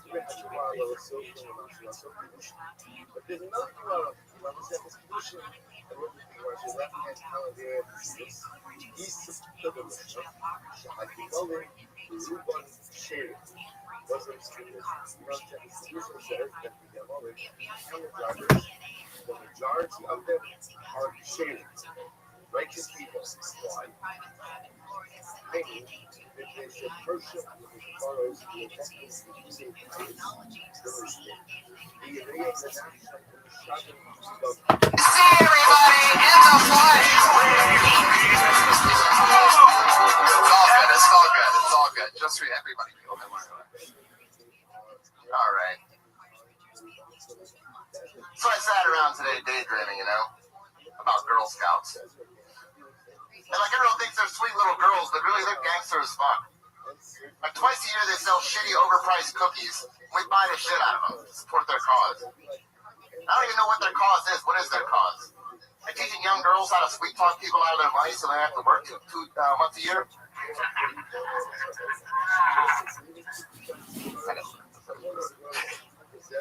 They should rename them the future gold diggers of America. Like, where do they sell these shitty overpriced cookies? Right outside the place that sells the good cookies for cheap, the grocery store.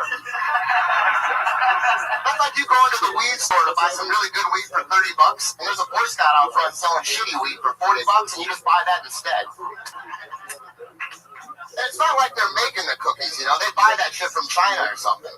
If there was some kind of plan to get young girls back in the kitchen so my son, just because their wife doesn't have to serve them TV dinners every night, I'd buy a whole fucking truckload. Coming in at exactly 1 minute, like the kingpin that he is. Pete, that's fucking hilarious. That was great. I like all that. Very funny. Did you really just write that today? I wrote some of those parts. Yeah, that's so great, man. Fuck yes. You can totally tell with you 100% of the only thing you need to work on is stage presence. Because you can tell the nervousness up there, and that's all just because this is new to you. But joke-wise, you can destroy it. Yeah, you can compete with just about anybody. You can. Like, he already has perspective. Right, totally. Because he's been hanging out with all of us for years, and he's prolific on Twitter. And great writer, always a great mind. But I totally agree with Red Band. All we're working out now are the nooks of just fucking breathing and shit. You know what I mean? You guys make me nervous. You have a hint of anger whenever you say something funny. I've noticed it about you always. Like, whenever we hang out and you say funny shit, there's like a chip on your shoulder type of. And you use that, yeah. And you use that as fuel the right way. you channel it the right way. So where there's anger, there's something funny when it comes to the way you do comedy. So it's around there. It's true. It works that way with quite a few people, you know. Anger is, but it is totally different the way that you do it. Like, it seems like it's like you literally come from anger before you say something funny. It's like this something that you saw or you went through and it was like it pissed you off, and then you bring it out of whatever you say. And I'm talking about normal conversation. And I haven't seen you do comedy on stage in years. And like that's exactly what it's like. Oh, there's that anger when he talks, and it fuels the whole thing. Yeah, and it's pretty dope. That's what's so important is most people don't have anything that we can notice going on defined with them, you know. But yeah, that was hilarious. All right, thanks. Atri, what'd you think of Pete? That was really good. The analogy with the weed store and the grocery store, you know, and 100% true. I mean, seriously. Did you buy Girl Scout cookies? What kind did you get? I get the fucking ones with the chocolate and the peanut butter in there, you know. Caramel Delights. Don't they have like the generic fudge stripes or some shit like that, you know? Yeah. Shortbread, whatever. They come to your door? No, they're sitting outside of the grocery store. Oh, right. And they get you like, how does the grocery store even let that go down? Right. Josh would just rape them. And wait for their cookies. I give you a good dude. Yeah, they don't go door to door anymore, do they? Because that seems like really scary. Yeah, but imagine how they used to do it. They used to like these little girls door to door. That's creepy. That's crazy. I wonder how many of them went up missing. You know what I mean? Okay, that got weird. Wait a second. Josh Meyerowitz has a question. Way out, far away from the microphone so no one can hear him. Josh Meyerowitz. They will go door to door if it's Calabasas because it's private communities. They'll get around seat. He raised his hand and said, wow. Just let us know the Girl Scouts do go door to door in Calabasas. There he goes. Pete Cornecchione, everybody. At PDC. yeah! PETEEC on Twitter. Josh brought up one good point. I would love to see Josh talking to Girl Scouts coming to his store. Wouldn't it be amazingly hilarious? I have no idea how much I love to buy your cookies. You do not have money at this time. I'm so sorry. No, that's what you sound like. All right, just relax. Yeah. Son of a bitch. Yeah. Well, we've come to that part of the show where we've come to our two final regulars, as always, here. It's always fun to watch the constant growth of two of our favorites. Going along with last week's tradition of flipping it and keeping it flipped for this show as well, why don't we bring up first, she's going to Florida, I believe, at the end of this week, and she won't be with us. Rumored to be the next two episodes, so... Oh, that's an automatic blacklist ban, right? Maybe she's trying to overcompensate. She's trying to negotiate sending in a recording. We're talking with... I think Bacon needs to go up in her place. Wow. Bacon here? There's Bacon in the back. Would you step into your cousin's footsteps and do 2 sets while she's in Florida? She doubts it. She wouldn't even save her own blood. That would be to save her cousin from a blacklisting. And she just destroys. Yeah. She writes the jokes and you do them. Yeah, that'd be great. That'd be fantastic. That's what we should do. Have Kimberly write it. It's a stunt double. Yes. Fantastic. Her stand-in. Her blood stand-in. Well, here she is tonight, everybody. She was built and created here. Dropped out of college to keep doing stand-up in Hollywood.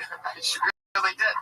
It's fucking hilarious. And every week we root her on. Here she is, Kimberly Congdon, everybody. Guys, Miley Cyrus and Liam Hemsworth broke up today. or a few days ago, I think. I think they were having problems after she foam fingered herself, and she tried to fix it, but it just wasn't working out. In other news, I'll be turning 23 on Wednesday. So I'm excited. I'm excited to get my shit together. Like, I think I need to stop flashing my tits for ice cream and start flashing my tits for cars. You know, I think a relationship is nothing without a little bit of trust fund. I want what every girl wants. I want to, you know, hear those words come out of my lover's mouth. I put you in my will. That's it. I hated everything but that last part. Perfect. I hated everything else, and I would never repeat anything like it again. Sweet. Except for the last part? Except for the last part. Yeah. Yeah, I like the last part. I didn't really, you know, right. trying to... There's funny word jokes to me. I mean, why they make me go that? It's more like I can't believe I'm mad at myself. My face did that. Well, I wanted to go more into it, but then last week when they're like that, yeah. I mean, the trick with the puns, and I guess I didn't get to say this earlier, is if you're already killing and you've already shown your skill set of who you are, it works. You know what I mean? And what I like about you is that normally you stay in that pocket and you have a pretty defined voice, and it seemed like tonight you were like testing out things that you see. I mean, we all see comedians do certain things, but it's very important in this infantile stage that you're at to stick with what you like, the way that you do things. Yeah, I wanted to, but last week confusing because you it was see, like I talked about myself too much. Remember? Well, you didn't say I did too much. You said just to recognize it and to maybe try something else. So I tried to do something else. Yeah, totally. But now I know I should probably just go back to the other shit. Yeah, because when I was like, oh, normally she's talking about her mom and like real. She's a pun. CCTV is just that closed circuit, period. It is not available for free for the public to be able to digest, period. My streams are, period. Oh, everybody's thought that a lot, but the twerk works, right? And I'm like, hey, stop. But yeah. Stop. It's not twerking. Which is fine. I can tell you probably made that adjustment because of the tone of things in today's show. Probably something like that. But yeah, it's one of those things CCTV generally is not backed up. I didn't even really show off my period. It is stored for an indefinite amount of time, and then after a little while, the video is reused, period. Otherwise, it becomes very expensive to store all that data, period. And the other thing, like, the other thing where it's like that continuing thing that I've seen a lot of female comedians do, not so much lately, but a few years ago, where, that trust fund part, I think it's all about trust fund. Like, I'm just not a fan of that either, and I would nip that in the bud while you're still just getting your muscle built. However, that was hilarious, the end part. What you were getting at, I mean, you can say that without making that other thing, or you could think of something else to start it off if you wanted to. But getting in the trust fund, everybody wants to hear those words. It doesn't even have to be trust fund. It could just be, a will or anything. Yeah, the last part of the joke makes me think of like Aniston in the Carl Smith. Remember she had that old guy? Yeah. There you go. Maybe she can work. Is there any other celebrity that's been gold digging lately? Nope. And for her to dig deep and reference 2005 would be that beneficial. But thanks, Patriot. That's right up there with what the fuck was that other thing you said earlier? Rocky Road. Yeah, Rocky Road. They say Rocky Road in it. Rocky Road. Patriot, it's great that you still chime in. I love that. Yeah, I like comedy. Fucking love them. Well, anything else for Kimberly, guys? Anything you want to say? I like the old man thing. Yep. Yeah, I like that part too. But just don't do that again. She'll never do it again. I was just gonna say, I know for a fact she'll never do it again. I'll never do it again. Ever. Yeah. She's gonna. Unless you really believe in one. By the way, you're gonna walk around here like a few weeks from now. You're gonna see somebody do a pun in front of her. And she's like, "Oh, you're fucking gross." Whoever that person is gonna be like, "Yes, we got it across." Hell yeah. But there she is, everybody. Kimberly Condon, right? Fantastic. Every week she's here. I believe she's at Kimberly Congdon on Twitter, spelled how it sounds, Congdon, and she's trying to work on her flight right now so that she can make it back into town for the LA Podfest. And so we'll see what happens with that. This person is going to be at the LA Podfest. She's been with us since episode 1. She's always here. Put your hands together for Sarah Mustajabi, everyone. Here she is. Breaking news yesterday, Grand Theft Auto 5 grossed over $1 billion in sales. In related news, I still cannot pay off my $90,000 in student loan debt for my game design degree. Worth every penny. I don't know if you guys play Grand Theft Auto, but it's fucking rad. You basically drive around Los Angeles, and it's all clusterfuck mixed up, but it's great, and you can do whatever you want. If you don't want to play the game, play it based on the simple fact that you can pull the LAPD out of their car and punch them in the fucking face and throw them on the ground based on parking tickets alone. It's a wonderful feeling. To pull these like, tee-hee-hee, here's my chihuahua and mini side-back bitches out of their little fucking convertibles and shoot them in the head is a great feeling. Those guys, those rock stars, used to be so cool in 2002, got the barbed wire tattoo and the trucker hat, pull him out of his fucking Range Rover. Run him over. I'm not very good at that game, though. I always drive, I'm driving, then I clip somebody, and then the cops come, and then the helicopters, and then I fuck a hooker, and then it's over. There she is, Sarah Mustajabi, sticking with the Grand Theft Auto. I love that as a premise. Absolutely, there's a lot there. I think you can get to that good stuff faster. Yeah. You got to paint that picture almost entirely differently for the parking ticket thing. I'd say. It's like a lot of work to get around. Like I think you said. If you don't play it just for the fact that it's like words and like all of a sudden I'm like, so wait, where am I? Isn't trying to listen to the punchline. I feel bad. I haven't actually got to play the game yet because it turns out that I have a 4 gig Xbox and you need to have 8 gig hard drive space. You have played the game. Well, I mean, I got to fucking play it. That's not like playing a game, you know. You have it? Yeah, I bought it. I pre-ordered it, and I stood in line at midnight on Tuesday just so that I could not actually. Can't you delete stuff off your hard drive? No, literally, my Xbox is a 4 gig. It's. Wait. You stood in line for Grand Theft Auto, but you didn't buy it. No. She bought it, but I bought it. Yeah, I have it. I just my Xbox that I bought originally like died, and somebody gave me theirs because they were like, "Fuck it, you know, I don't ever play with this thing." But I didn't realize that it's like one of the smaller hard drive, like there's no space in it. Yeah, it's a bit. Our autistic heckler, everybody. I mean, just never ceases to amaze me the fact that he does not have a microphone. It's 2 discs. One is an installation disc. One is a disc. Yeah. All right. So now tens of thousands of people don't know what we're talking about. Anyways, yeah. So I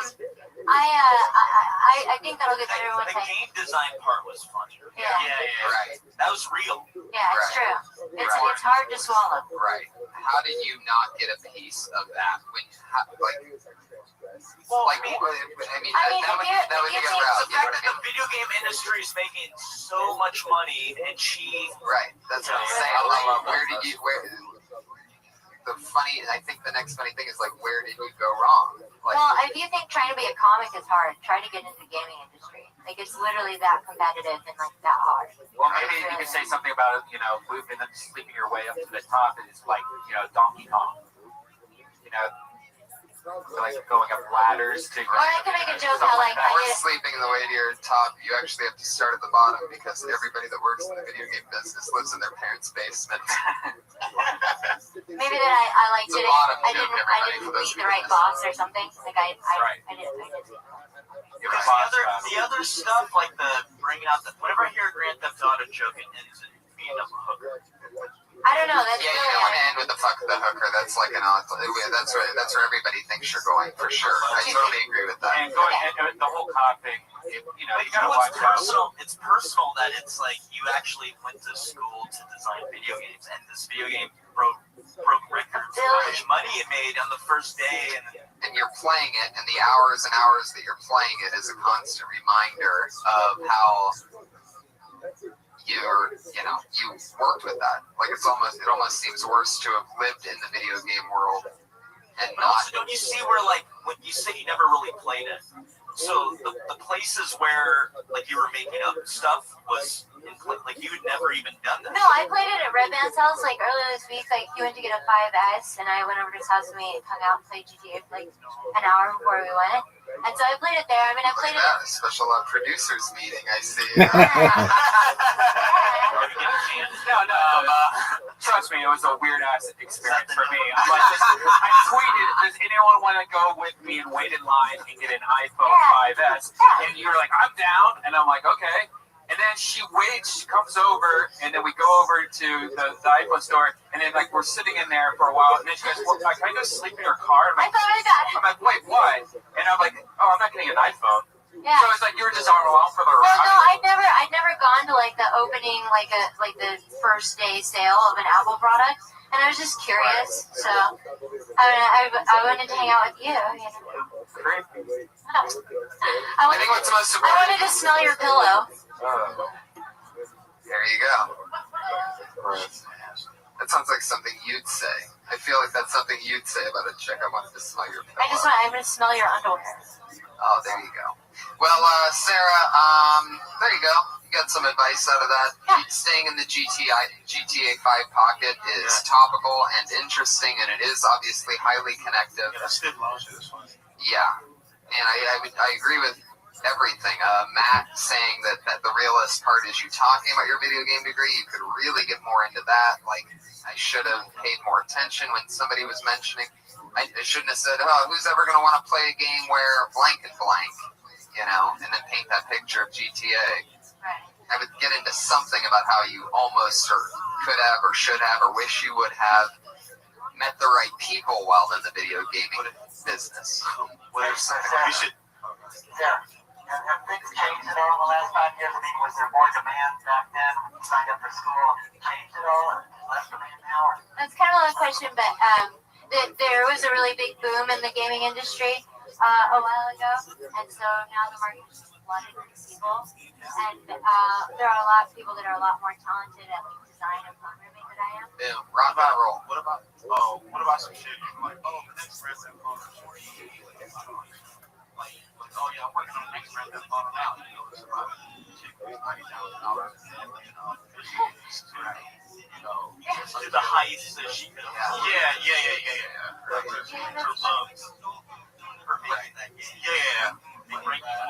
Take it and bake it. That's Sarah Mostajabi adding another 60 seconds of growth to the overall big picture, as always. Sarah Dresses on Twitter. And what do you guys have coming up? Anything to promote? Anything crazy going on? At Matt Edgar on Twitter, at Jamar Neighbors on Twitter. What else? Yeah.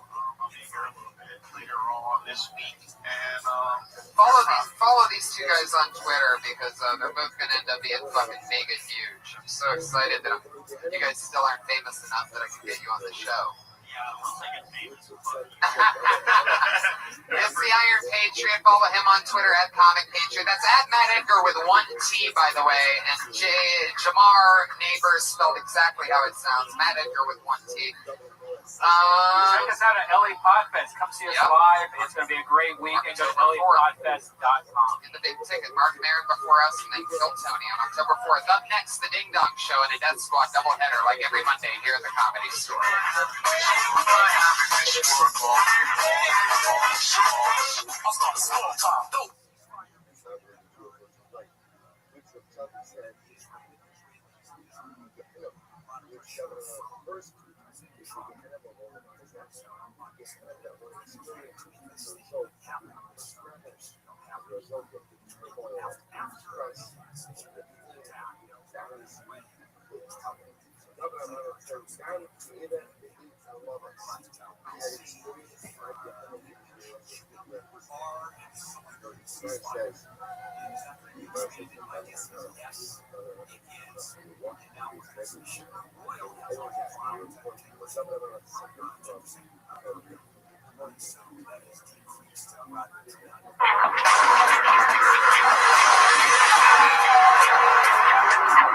Oh yeah, baby. Here we are. This is the fucking shiznit. Nizzle. Here we are, another beautiful Monday. It's very humbling to be back in my home court here in front of a thunderous what appears to be about 14 people. Not even a laugh on that. So we're off and banging. I think the audience is feeling probably like what at least I am. Maybe you are. Post Breaking Bad hangover. No, just very tired. This was a long 5 days we had. We went on an adventure. It was unbelievable. And my God, you Phoenix and Ohio and everybody that traveled to those shows, those Kill Tony fans. I mean, it's always been amazing touring with the Death Squad and everything, and getting to feel that thunderous fan base in the beginning. But to think that we're only 18 Mondays in a row with this show going and pumping, and to hear everybody's input. I must have been asked 100 different questions, and at least 40 of those questions had to do with the one and only head of security for Kill Tony. As always, put your hands together for the Iron Patriot, everybody.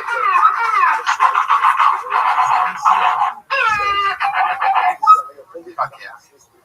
That's what he does. Yeah, there's a lot of people that love you, Iron Patriot. Thank you. I appreciate all the love. I'm really getting a lot of nice comments from the fans. I really can't believe it. But Tony, I wanted to talk to you. I'm really excited about the podcast festival on Friday.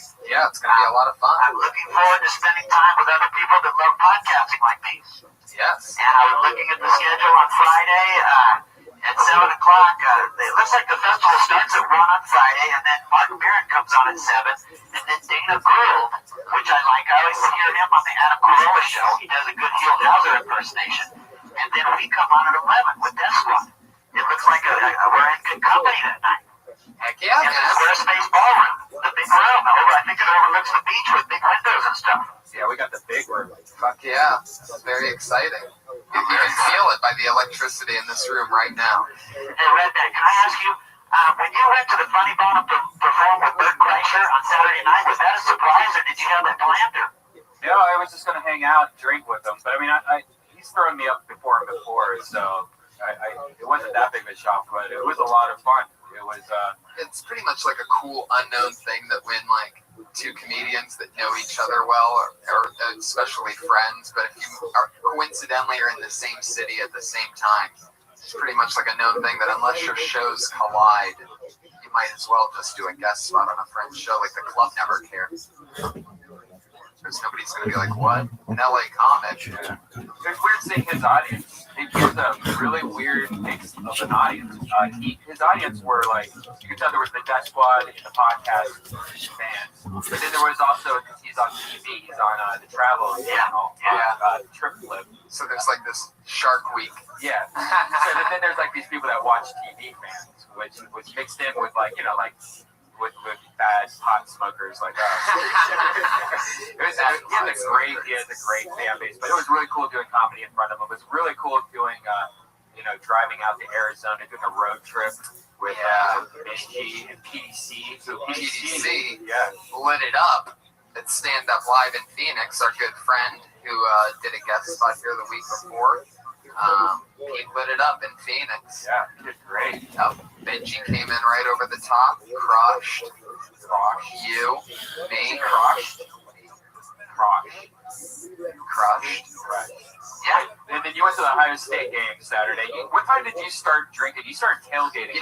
There's a thing with me in which, believe it or not, my friends never believe this, but the ones that I do comedy with do, I don't day drink ever. I only have a thing where I'm a big Ohio State Buckeye football fan, and if I go to a game, I'll day drink for that. And man, I forgot how much fun day drinking was. It was unbelievable. It's hard when the night comes up. I think I started at about, I pace myself though because I'm freaky like that because I really don't want to be fucking depressed at nighttime in Columbus, Ohio. So I definitely kept an eye on it. But I started drinking at about I woke up very late because I knew that I was in for an 8 p.m. night game. So I woke up at like 2:30 in the afternoon. Went and got some lunch, drank a coffee. I probably started drinking at about 4 o'clock.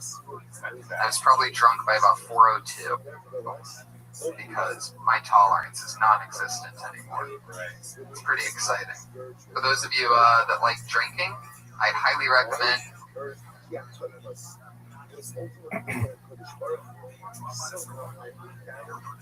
trimming down, having a nice lean cut ripped body, and just let that alcohol flow straight to your intestines. Why have extra weight on your body? Trim it down. Become a vegan.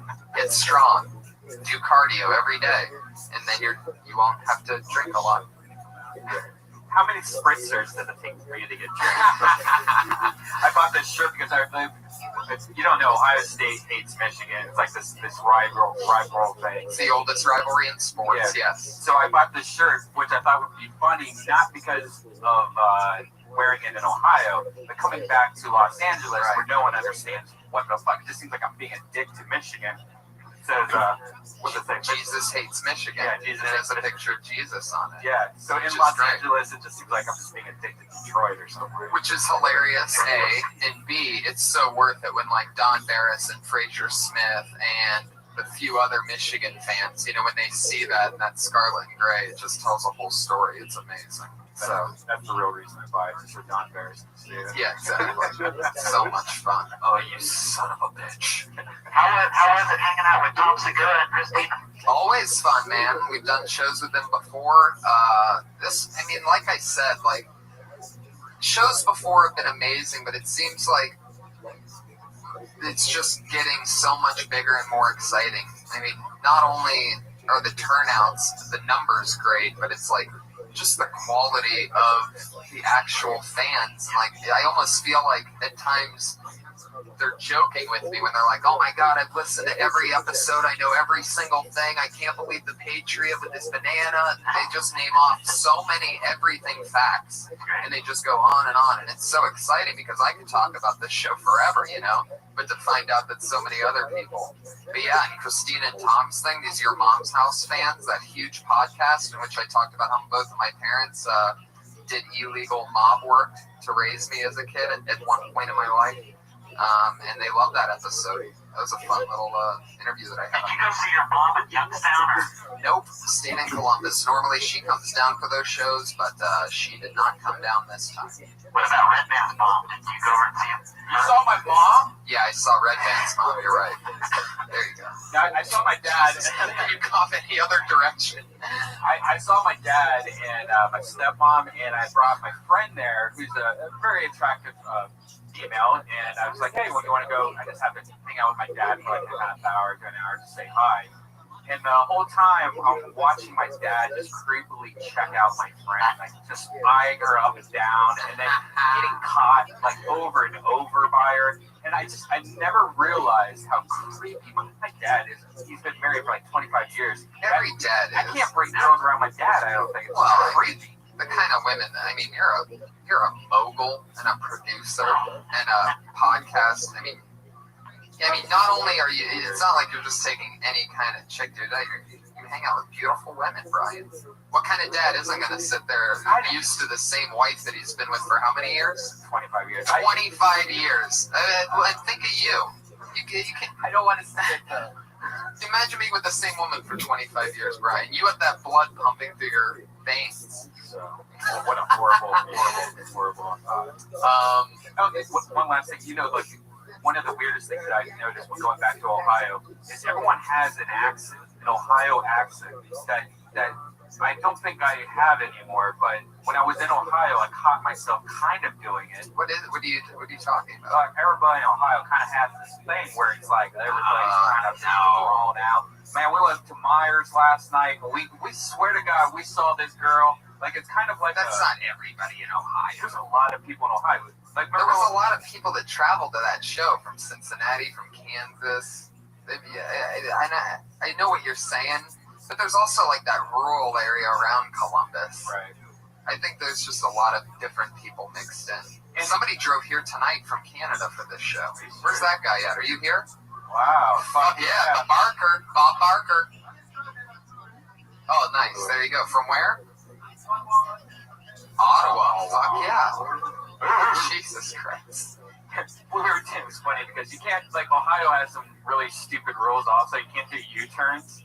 And it's like when you're so used to doing U-turns, it seems like the dumbest idea that you're not allowed to do. Oh, that was hilarious. Oh my God, I laughed so hard at this. Yeah, you can't do U-turns in Ohio, which is the stupidest thing ever.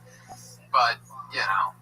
So I would do a U-turn, and then we'd be like acting like the other like drivers, right? Like they freaked out. They, you know, like you could tell. Right. They're just like, what is that maniac doing? What is that? Some kind of witch? He's a witchcraft. And then you got a hotel, a $50 hotel that he bought online. It's called the Knights Inn. It's downtown Columbus, on the worst part of like Columbus. Right. And it was. But on the map, and I forgot what part of Columbus that was. On the map, it looked legit. But the 2 miles or mile and a half or whatever to the actual city that it was the worst mile and a half in all of Columbus. It was next to a used mattress store. So and it was next to a used tire store. Who buys used tires? I mean, it's like, I need to buy a new tire. Can you just take this off and put it back on? Thank you. Used tires, only in rural Columbus. And so we got to the Knights Inn, and I'm like, fuck this shit, because it looked like every bad scene in Breaking Bad.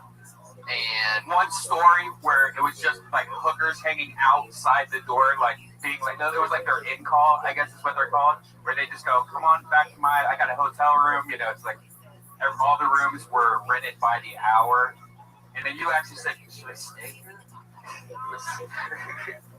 Oh, and I didn't. No. Right. No. Well, there was a part of me that's just like, fuck it. I mean, I'm taking a cab wherever anyway. It's just, I'm not going to, you know, I don't really spend any time at the hotel anyway, but no, that was creepy. Anytime the hotel door is out, when you go outside, that's just too much. You know, right outside it. I need a hallway out there. Yeah. If I'm going to a strange city, I need a hallway outside my door. There's no way. And you can't trust the cleanliness. You're like, how clean are you that bad? You know what? That's another thing. Even after I stayed at the nice hotel, you know what drives me fucking crazy? I don't want to have to. They should have the thing on the outside of the door when you get there. I don't need to put it on. It should be, take this off if you want somebody waking you up at fucking 8 a.m. to clean your room. Oh, yeah. Who's into that? Who's waking up at 6 a.m. in Columbus like, oh, I'm going to go get a head start on the day. They're going to come clean my room in a bit. I never even let maids in my room. I'm done with that whole thing. That's what I'm saying. Yeah. I don't need it at all. When you go to a hotel, you want to fucking live dirty and gross. Yeah. You want to take off everything right at the other side of the door. It's not like home. It's a whole different experience. And if that's not how you do hotels, then you're not doing hotels right. I'm here to tell you, you need to get sloppy and stupid. Just spill shit once in a while. It doesn't matter. You always have to tip the maid. I always tip her at least $5-10 for the blood stain. All right. I cannot believe that always happened to me. That was the best one ever. The comedic timing of the accidents of this show are unbelievable. I feel like I just got like slapped. Like that was unbelievable. He floated the bloodstains joke and just bloop bloop. Comedy Store. Comedy Store is so creepy. This place is haunted as fuck. Well, you guys know the format of the show. A lot of Canadians here. You guys excited to get this thing started? Before we do, we always have two of my best friends, two of my funniest friends, two of my best friends, people that I work with all the time, that I'm lucky to work with. And this one, as always, is a fucking spectacular show. I'm so excited about it. So as always, I'll just bring them up at about the same time. First, one of my funniest friends. We've basically been hitting everything together for years. We riff like crazy in the parking lot here, which is one of the funnest things about doing comedy together with friends. It's just standing in a circle with it for hours at a time and riffing and having fun. Anyway, he was in the movie The Heat. You can see him touring all around the country. Ladies and gentlemen, the one and only Adam Ray, everybody, is here. He's doing television, huge YouTube channel.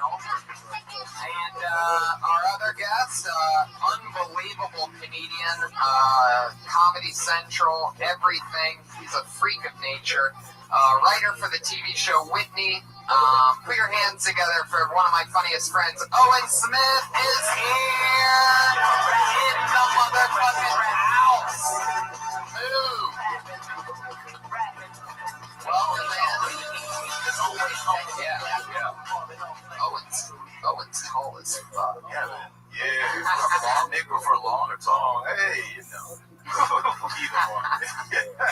Hell yeah. 6 nickel. Is that a nickname? That should be. That's my height. 6 nickel. Yeah. 6 nickel. I went to the gym and he tried to measure my fat content and he couldn't find my waist because it was too low. I was like, it's up here, motherfucker. Waist is like by my nipples. Heck yeah. Patriot, how tall are you? I'm about 6'4". Really? Yeah, can I just say how big of a fan I am of you, Patriot? I've seen him.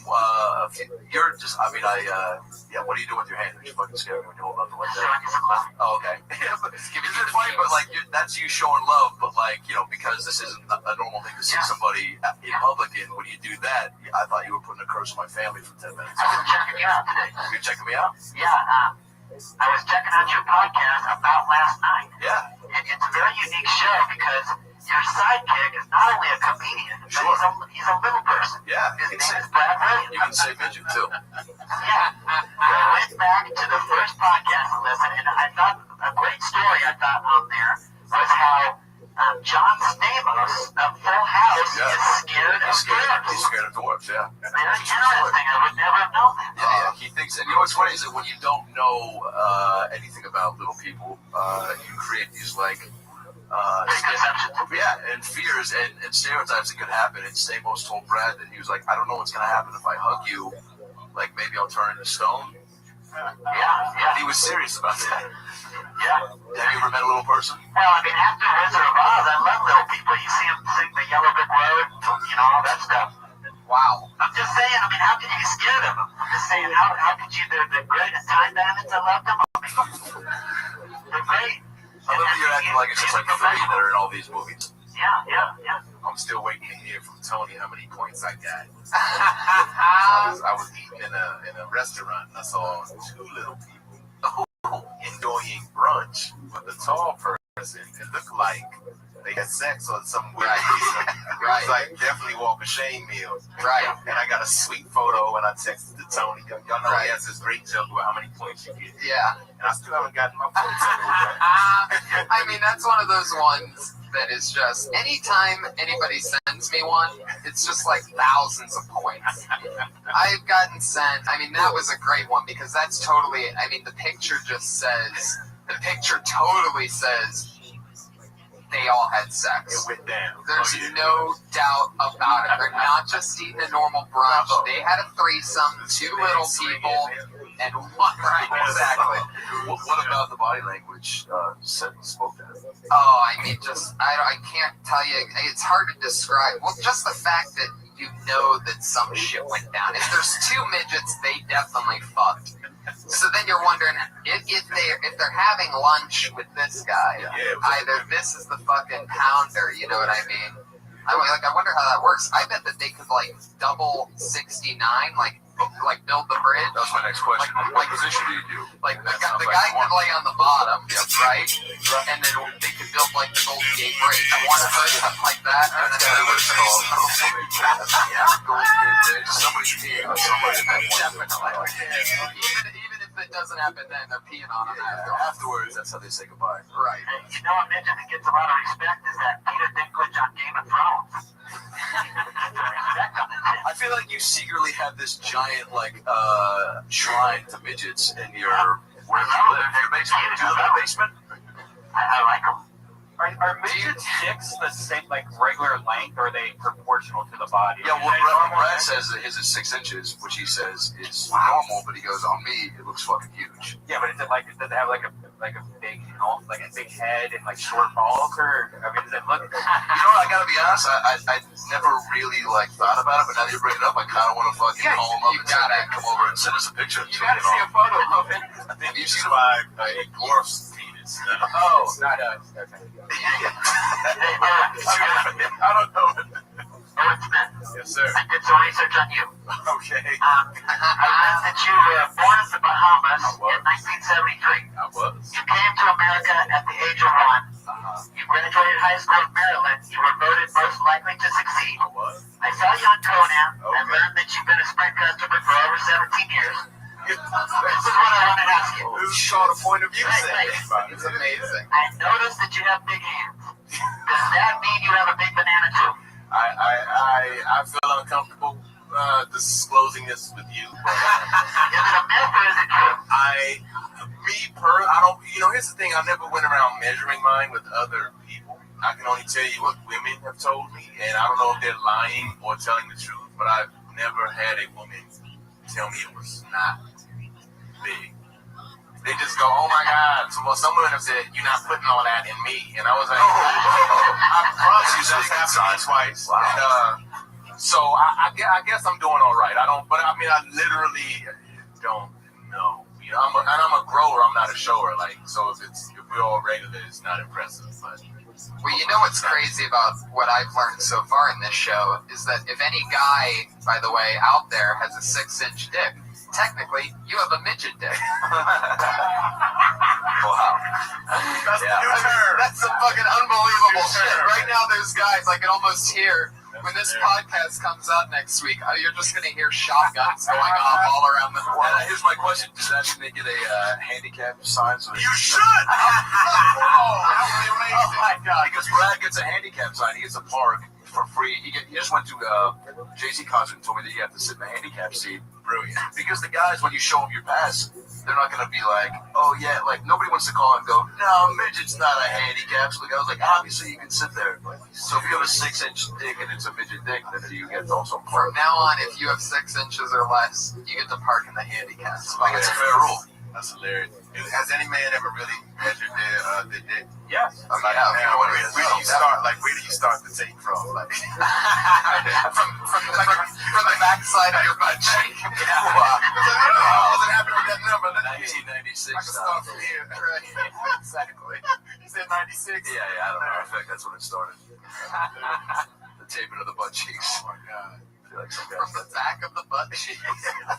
I did it right at the base, so. And there's no. I like how you're just like, hey, if we can stop joking for a second, I actually talk about measuring your butt and measuring your cock. It's actually, I do it from the base. Seems like the one honest measurer is here. Do you now? There's no way to tell how big a woman is. You can't look at her feet or hands and go, yeah, is there an equivalent? How can you tell how deep? Would you be looking for deepness? Yeah, that's what you would want to try to figure out. How deep is it? Yeah. You don't want to embarrass yourself. I was with one girl. I will share this, and I'm pretty good. But this one girl kept going deeper, and I was like, oh God, this is my move. This is right. This is it. And I was like, Without camera design, there's no special extension on it. You kept saying how deep were you doing her in the pouch of the butt? Oh my God, Jesus. Whoa. Watch your fucking mouth. We got crazy with that. What? Well, I'm going to go, but fucking combination, you said pouch in the butt. So What are you, fucking kangaroos over there? The pouch. Has anybody, has that ever been a term where you trying to just get that going, trending? Right. he fucked that bitch in the pouch. Hashtag pouch. I have a theory that I only started maybe a year ago, but it's pretty accurate. If the girl has natural boobs and they're big, she has a wider pussy. Wow. Okay. You know what? I'm not going to argue that because I don't have any basis for comparison. Wide Just try it out in the future. Yes, if they have big boobs and they're natural, they usually have it's not as tight of a pussy. Okay. Oh, yeah, let's go through his catalog. What did he say? Bill Lab servers back there. What did he say? He goes, that's actually true. Yeah. Oh, wow. I read on Wikipedia, actually. All you need is one other guy to agree. This is RobertsBoobWidePussy.com. Yeah. Somebody buy that domain. Big Pussy Digest. Fuck yeah. Adrian, now why? I mean, your voice box is coming from not where the mic is, correct? It is in the chest. Now that looks like it's pointing at your pouch, not your chest. Yeah, I got a cord going from my mouth down to my chest, and the sound's coming out in that direction, so we figured out this is the best position. Patriot, have you ever measured your penis? Yeah. It's pretty good size. I've never had any complaints. Nobody's ever had. You've never had any complaints, but you've only gotten laid a handful of times. I have had a lot of good girls. It's been a while, but I'm working on myself now, Tony. That's good. You want to work on yourself so that when the next time happens, you want to make sure you're bringing the best Patriot. Yeah, well, the podcast best, so I might get some action this Friday. Now let me ask you this: do you like midgets like to fuck other? Do you like to fuck other robots? I wouldn't mind getting with the Black Widow in Iron Man 3 or Iron Man 2, Scarlett Johansson. So Scarlett Johansson. Yeah. Who's not a robot? The Latino ladies and the female umber. I call that couch the chili quesadilla. Oh my God. I did my Maria last week. It was really good. You gotta check that out. This is 30 hours Maria. Check out my YouTube videos if you get it. I definitely will. Who are you talking I'm not about? sure where this conversation is. Do you have special moves though with that suit on? Like, is there like the fucking do you have like what you did to me with the where you just put my and you're doing that in her pussy, right? Yeah. And she likes that. Yes. How many people do you know that can talk out of the banana? By the way, Patriot has a knack for calling the penis a banana, by the way. Okay, it's cute. Yeah. It's like, it seems like your dad said, hey, little son, suck this banana, and it just stuck. Well, we got that song, and I just go to the grocery store every time back in the early 90s and get a big bag of bananas and throw them out. And it was just a good stick for a show. It seemed to catch on. Do you rock the girth also? Do I rock the girth? Yeah. It's like a quarter or a $50? Yeah, $50. $50? Yeah. $50. Wow, you got very excited when he said $50. Yeah, I'm a good catch. Some woman there snatch me up because I'm ready. I've been working out. I haven't had sex in a while, but I've been practicing for porn and I can last a long time. I'll be doing that now. Wait a second.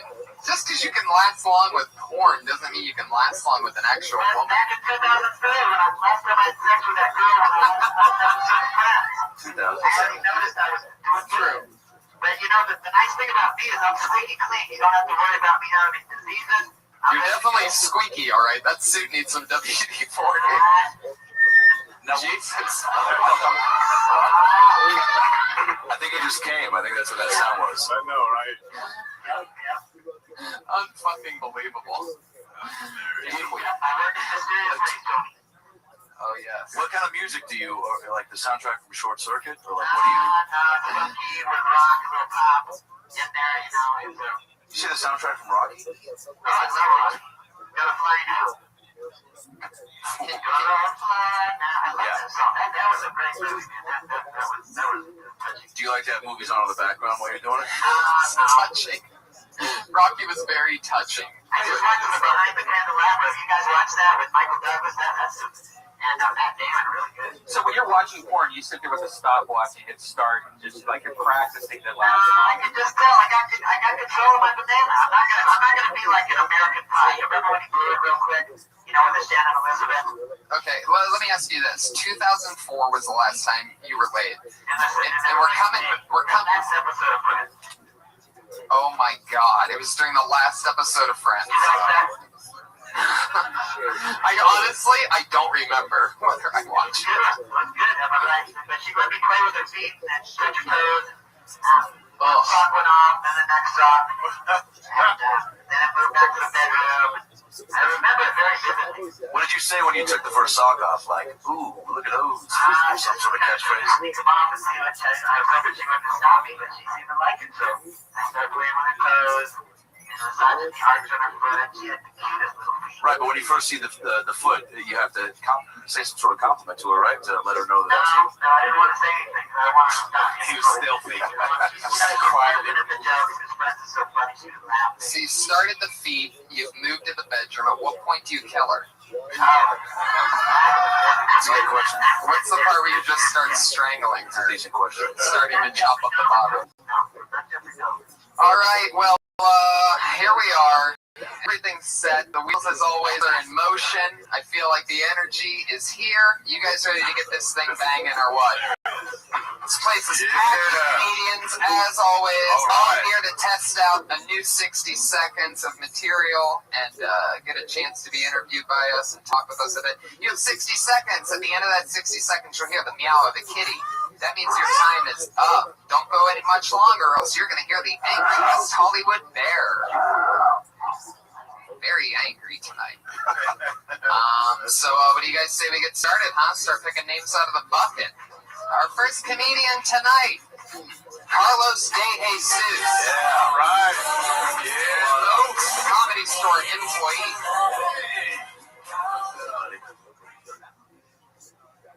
So I work at a nightclub as a bouncer. I work here as a bouncer. It's very interesting. Sometimes they make us do stuff, which I'm not really a fan of. The other week, I was working an urban show, which is basically an all-black comedy show. And one white guy in the audience, there was a black woman. The host goes up to him and he asks, "Hey man, how long have you been dating black women?" The guy looks at him and goes, "What's your problem?" N-word. It got incredibly tense to the point where everybody was looking at me like, "Hey man, you gotta do something to the situation." So I was just gonna record it and upload it to World Star Hip Hop. That's what we do. He's like, "What else am I gonna do? Go run down there, get my ass kicked?" That's it. Wow, just a lot of comedians complain that it's only 60 seconds. Some of them just come in with a hardcore 39 seconds. And, all right. So that actually happened. Did you say that last time you were on? Yeah. You said N-word or N-word? Oh, I got bothered. I think it was N-word, the N-word. Yeah, I thought I said Edward. What's the, huh? Oh, so he said, what's your problem, nigga? And then what happened? Was it a fight? No, there was no fight. Basically what happened was people were looking at me, and then it was Esau on stage. Yeah. Esau basically was like, whoa, hey man, what's your name? And then the guy goes, Kunta Kinte. Okay, then what happened? Everybody stood up, and then that's pretty much what happened. Well, what happened after they stood up? Everybody stood up, and like nothing really happened. Who was The crowd? The crowd. Like one at a time, like this. Just kind of like standing, looking at the guy, waiting for him to say something else. And then what happened? Nothing. They all sat down? They all just sat down because Esau just kind of diffused the situation. So how did he diffuse? He called a nigga, and then I don't know either, man. I was there. I think the part that he missed is when Esau pulled out a gun with a silencer on it and shot him in his forehead. So none of that happened. Like, so this white guy, just the white guy said, left calmly with this black woman, called the host a nigga, and just walked out. And you enjoyed the show. You had the front row seat. Yeah. In post-racial America or something. Nothing. That's why the night's not happening anymore, baby. Like, nothing happened. So I was thinking that somebody was gonna get their ass kicked that night. That's why I was gonna record it. Like, but nothing happened. So you got to establish. Have y'all heard of World Star Hip Hop? 2 people, 3 people, and 4, and they're known for fights, right? And that's what people. Oh yeah, so you gotta. Yeah, I had no idea what it was. And you gotta talk about how you wanted to get a fight up. You know what could that do for you? Then maybe what you were expecting to see, like the heads on the videotape, like maybe you could instigate. He called you a nigga. That's all you gonna do.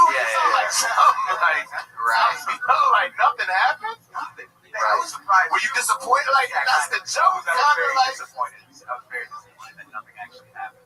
Yeah, because there's few guarantees when things are exchanged where you feel like a situation's about to go down. You feel like one of those guaranteed situations didn't happen. You were disappointed. It was like you went to go see a movie. Yeah, you make a comparison. Yeah. And then it sucked. Or maybe you go, I don't know, maybe you order some sort of like a meal at a drive-thru and it was like supersize it and they don't. Yeah, it's like if you meet a girl with big natural tits and her pussy. The pussy's small. What did we learn? That's not what. What did we learn? And even that, I think the crazy twist in it is that in a room full of black people, some white guy said the N-word, and at the very end, because all you wanted was to get a good video clip, you ended up being the most offended when nothing happened, when the situation was diffused. That is true. Yeah, man. Well, there you go. That's a big bunch of tags. I will say it was a suspenseful story. It's very interesting. I was like, what the fuck's that happening? Yeah. And it's so real. You're using your perspective as a door guy. People are probably wondering when they come see a comedy show, man, I wonder if anything crazy ever happens. So, you can own that. Yeah. There you go. Some of those crazy things too that made you go, oh, I want to hear those stories too. Yeah, just fill in those blanks. Yeah. There you go, Carlos De Jesus. Not on Twitter, huh? Wow. Carlos De Jesus. He works the door here. I used to work the door here. It's crazy. I did my door time in South Indiana. Oh, yeah? Funny bone. I was still in college. I used to see people and then be the house. Notre Dame? Yeah. Wow. You were going to Notre Dame, working at a comedy club. How cool. My 10,000 hours in, baby. I didn't know that this was a thing. Yeah. I didn't come out here and do it. I know. That's exactly how it was for me. Same. I had no idea. You saw comedy only existed at Indiana.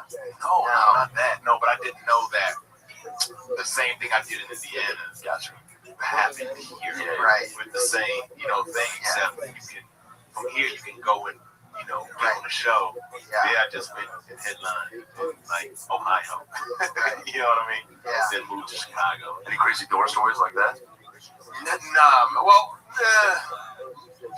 The owner was racist. He's dead now. Paul Lane. He was mad racist. I didn't know he was racist. I grew up in a black neighborhood, and I was just happy to get stage time. I had to have another black comic tell me, "Motherfucker's racist." I was like, "Oh yeah." I had such a blinders on, and he never said anything to my face because I was a big dude, so I never caught it. But I mean, I will say this. This is not. I don't know if this is funny, but this is some real shit. So to go to the Funny Bone back then, it was like $10 a ticket for a white comic.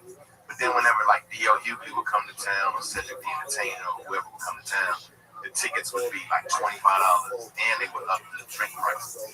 Wow. So it's a blue collar town, so black people made the same amount of money, if not less, than white people. So the money cost more, so they would tip less. Because it was like, so then people like black people don't tip. It was like, well, it's triple to come here. It's a one night, they can afford it, and they work under you. You know what I mean? So that was something that I didn't know that existed. I was like, some shit might pop off. I need security. Nothing ever happened. Right, man. I mean, shit, you can call us nigga now. We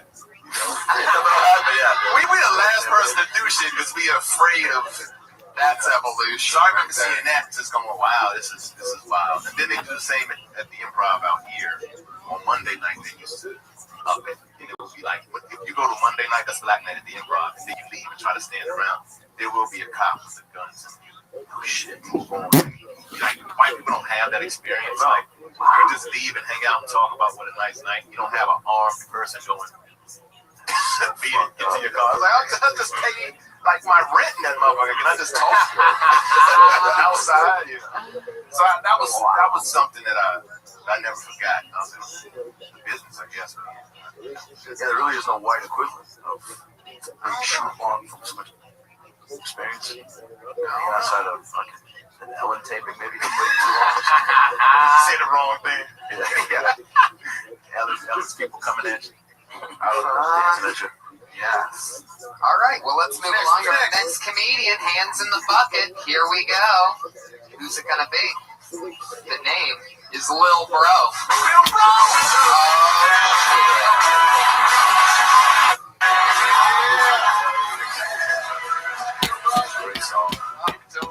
Hey, I was thinking, like, what if the Boston Tea Party was actually a misunderstanding, and it was a transsexual party that they had in Boston? It just got misconstrued that night, like transsexuals get messed over. Like, you ever get ready to make love to a woman and get all the way butt naked, except I like to leave my watch on, just so as soon as I come, I can say, look at the time. It's getting late. Hey, that's my time. I just wanted to work on those little tags right there. There we go. Right. 32 seconds worth of thunder. I had something about doing porn like you probably still got what you do. So, bro, you ever need money and you look up in the newspaper and you see $5,000 to do porn and you be like, what the fuck? But you show up and you get butt naked and they send a white dude in a room butt naked. He got this tree trunk and they tell you to turn around and put your hands on the wall. And you like, fuck this. You signed the papers, fuck this. I ain't being part of this shit. That was something I was working for. It goes deeper, man. Because I'm like $5,000 to do porn shit. Yeah, you know. Right. And I just imagine like going signing the paperwork and then like you go ahead and get butt naked and then the white dude come out with this tree trunk hitting his knee and you trying to tell him, look, like when the chick come here, you know, keep your hands to yourself, stay on your side. Well, yeah, let me get it in, but you know, they call him Trevor and they call you. Like, hey, you, put your hands up against the wall and spread your legs. Like, that's not a good beginning to any porn when they tell you your point is to put your hands up against the wall and spread your legs. Like, nah, not with Trevor. Maybe that's what looks like you were watching right. Yep. Double call that. Oh, yeah, thank you. But yeah, the only thing I really did, I love all that, by the way. I didn't get the Boston Tea Party. Maybe I missed something. Because, like, transsexuals, they'll use the letter T before anything. Like, you know, because I do a lot of online dating and shit. You see, like, T-Asaurus, you know, you think the bitch named Tina. So you click on that. T-Asaurus. It's like, it's a transsexual. So they use the letter T. So I'm thinking, you know, like they had a party in Boston because they call it the Boston Tea Party.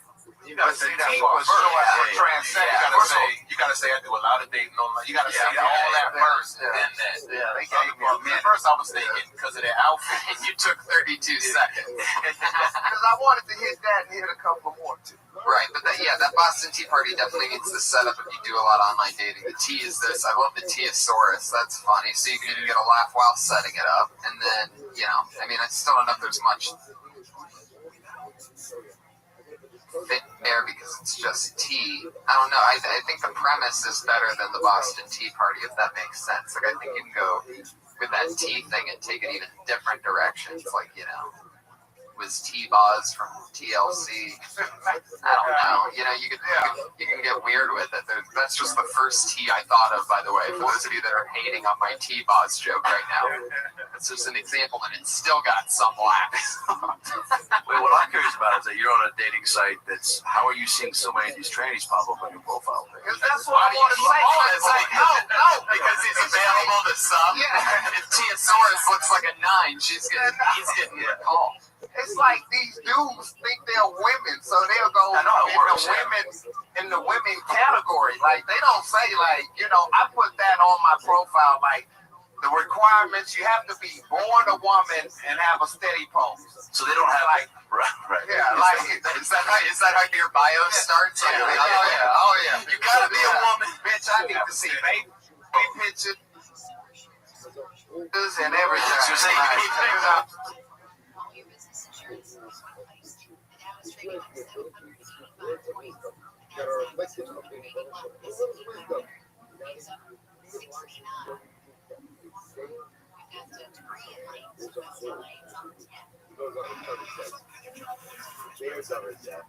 I'm like, you know, because they'll try to hide and do certain shit, you know. I'm like, no. So they don't list that they have their tranny in their profile. They'll put the T in, they think that's enough. Like, that explains it. Like, oh, you didn't get it? No, bitch, I thought your name was Tina. You know, like, this is funny.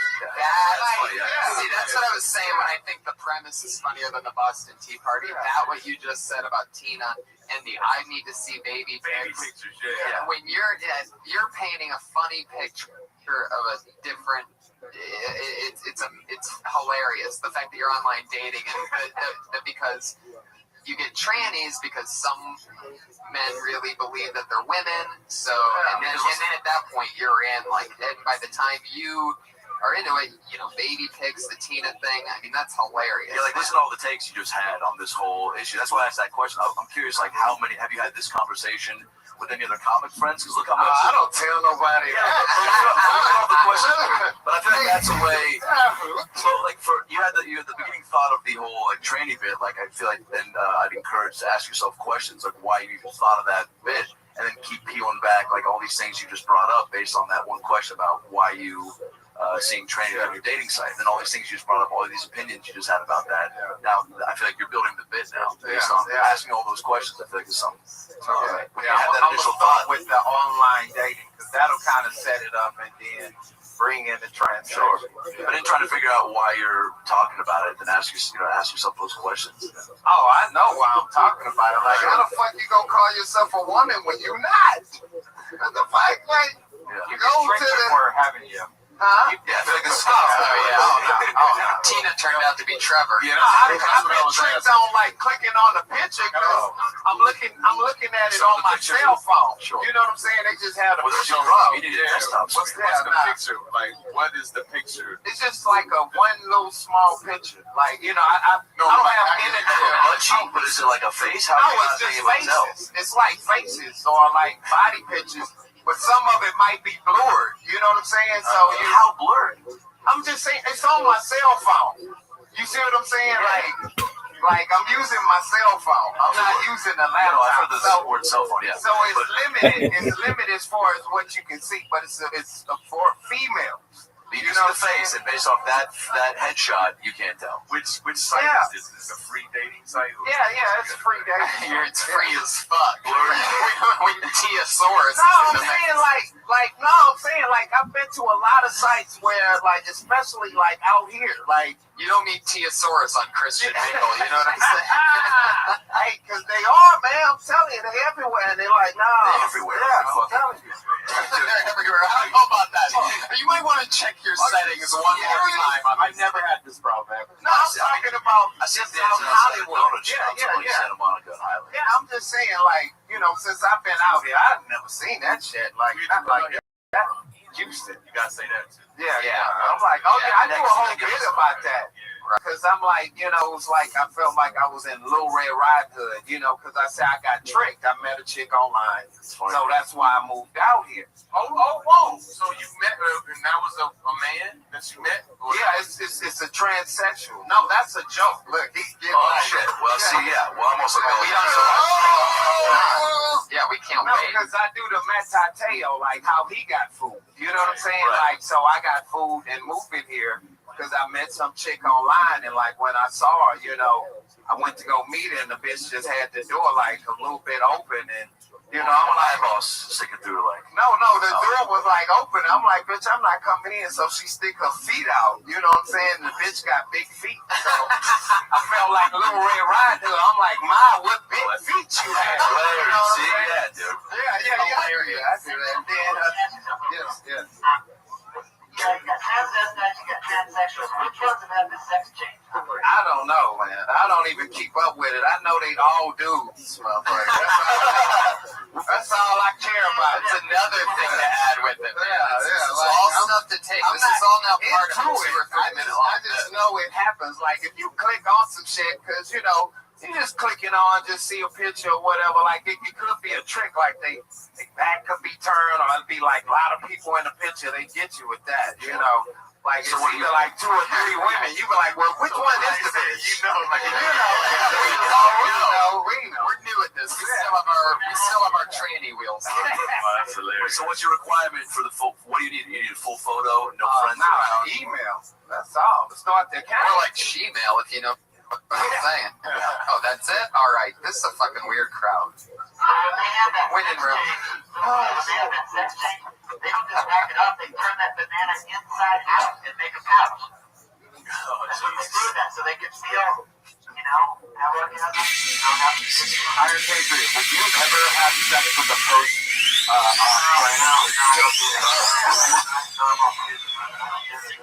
Even if he had good feet, like pretty feet, like if he had, look, hold on, like you never seen a guy feet look so good ever.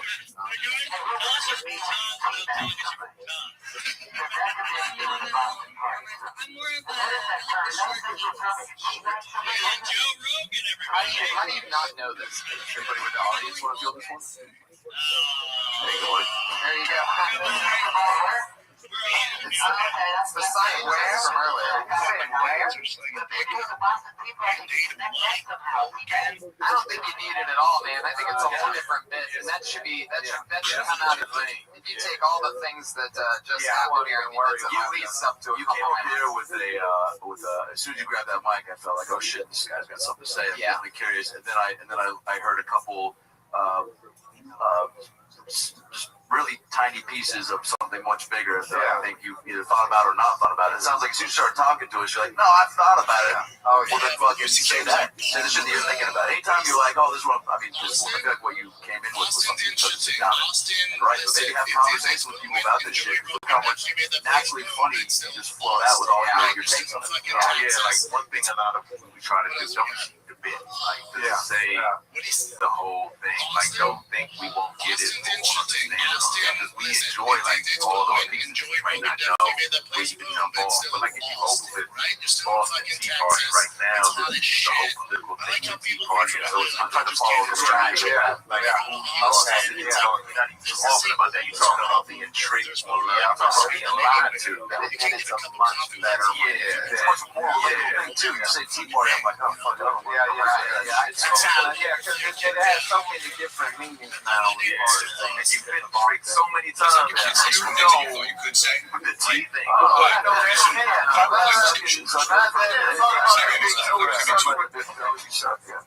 Heck yeah, there you go, Lil Bro, everybody. He's at Lil Bro on Twitter, LILBROUGH. Fuck yeah, that's fun. Oh, in Manti Te'o's defense, because I went to Notre Dame, it is easy to have an imaginal, whatever the fuck the word is, girlfriend. Imaginary girlfriend at Notre Dame, the pickings, hustling. It's better now, but I can see how a lot of dudes go there, right? Yeah. I'd rather have an imaginary girlfriend than be fucked in the shower. Like Penn State. That would be a good, that would be a good, I don't know, like a Jeopardy question? Not Jeopardy. What game show would offer up those options? For what? I guess, like, let's make a deal. For have an imaginary girlfriend or what was it? Get right in the shower. Let's make a deal. What's behind wall number 2? There you go. It's a shower. Pull down your pants. All right. Your next comedian, everybody. Eric Svedez. Hey! Oh, here he is. Oh, my God. Jesus Christ. Oh, hey, everybody. It's Eric Svedez, but my name was any more butchered to probably be a Syrian infant. So, it's understandable. Yeah, I know. It's too dark. You guys, I really don't like getting charged for goods and services that I didn't initially, agree to. And I found out recently that I've been paying both AT&T and the U.S. government to spy on me. One of those services has got to go. I can't be paying double for privacy invasion. Is it just me, or does it seem like we're like as a whole we're this is terrible.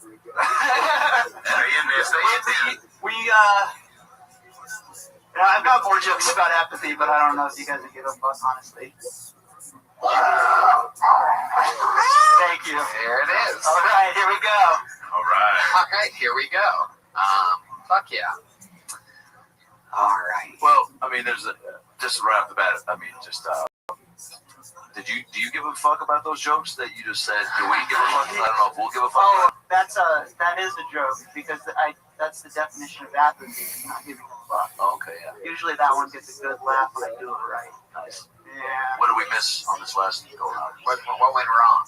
I think my brain is upset. Why is your brain upset? I don't know. It's getting back at me. Or something I did to it, maybe. I don't know. Creeping up on me here at the Comedy Store. I love it, man. How long have you done stand-up? Since 2009. Yeah. What do you consider like what your thing to like talk about? Like, what interests you when you grab that mic? What you feel like you want to say? I like talking about social issues. You know? Yeah. Or like, like things that I feel like matter. Is there a lot more behind that? What's your Syrian child fucking opener that you Yeah, that came off naturally. I like that one just changes over time, depending on who we're smashing the heads. Yeah, it's getting better. And you know everybody's gonna say your name pretty much not completely correct. Yeah, I had 2 sets tonight. I think maybe that was what fucked me up. One based on if you didn't get my name right, and one if you got it right. And then I think too many options for me. Yeah. This evening. Yeah. All in just a minute, we're gonna back that in. Yeah, I'm gonna try to fucking hack one there. Oh wow, Jesus! All right, so where'd you start stand-up at? In San Francisco. San Fran. How long have you been in LA? About a year and a half. Nice. Your AT&T joke was good because it's true. But it also made me go not enjoy the joke so much because I was like kind of bummed out about it. You know what I mean? Because I was like, oh man, he's right. They both what? I don't know. You should find something more zany to put in there, just so you don't pump. Because I mean, it's funny. The idea is very funny, but I feel like I lost my boner like over there. You come out strong.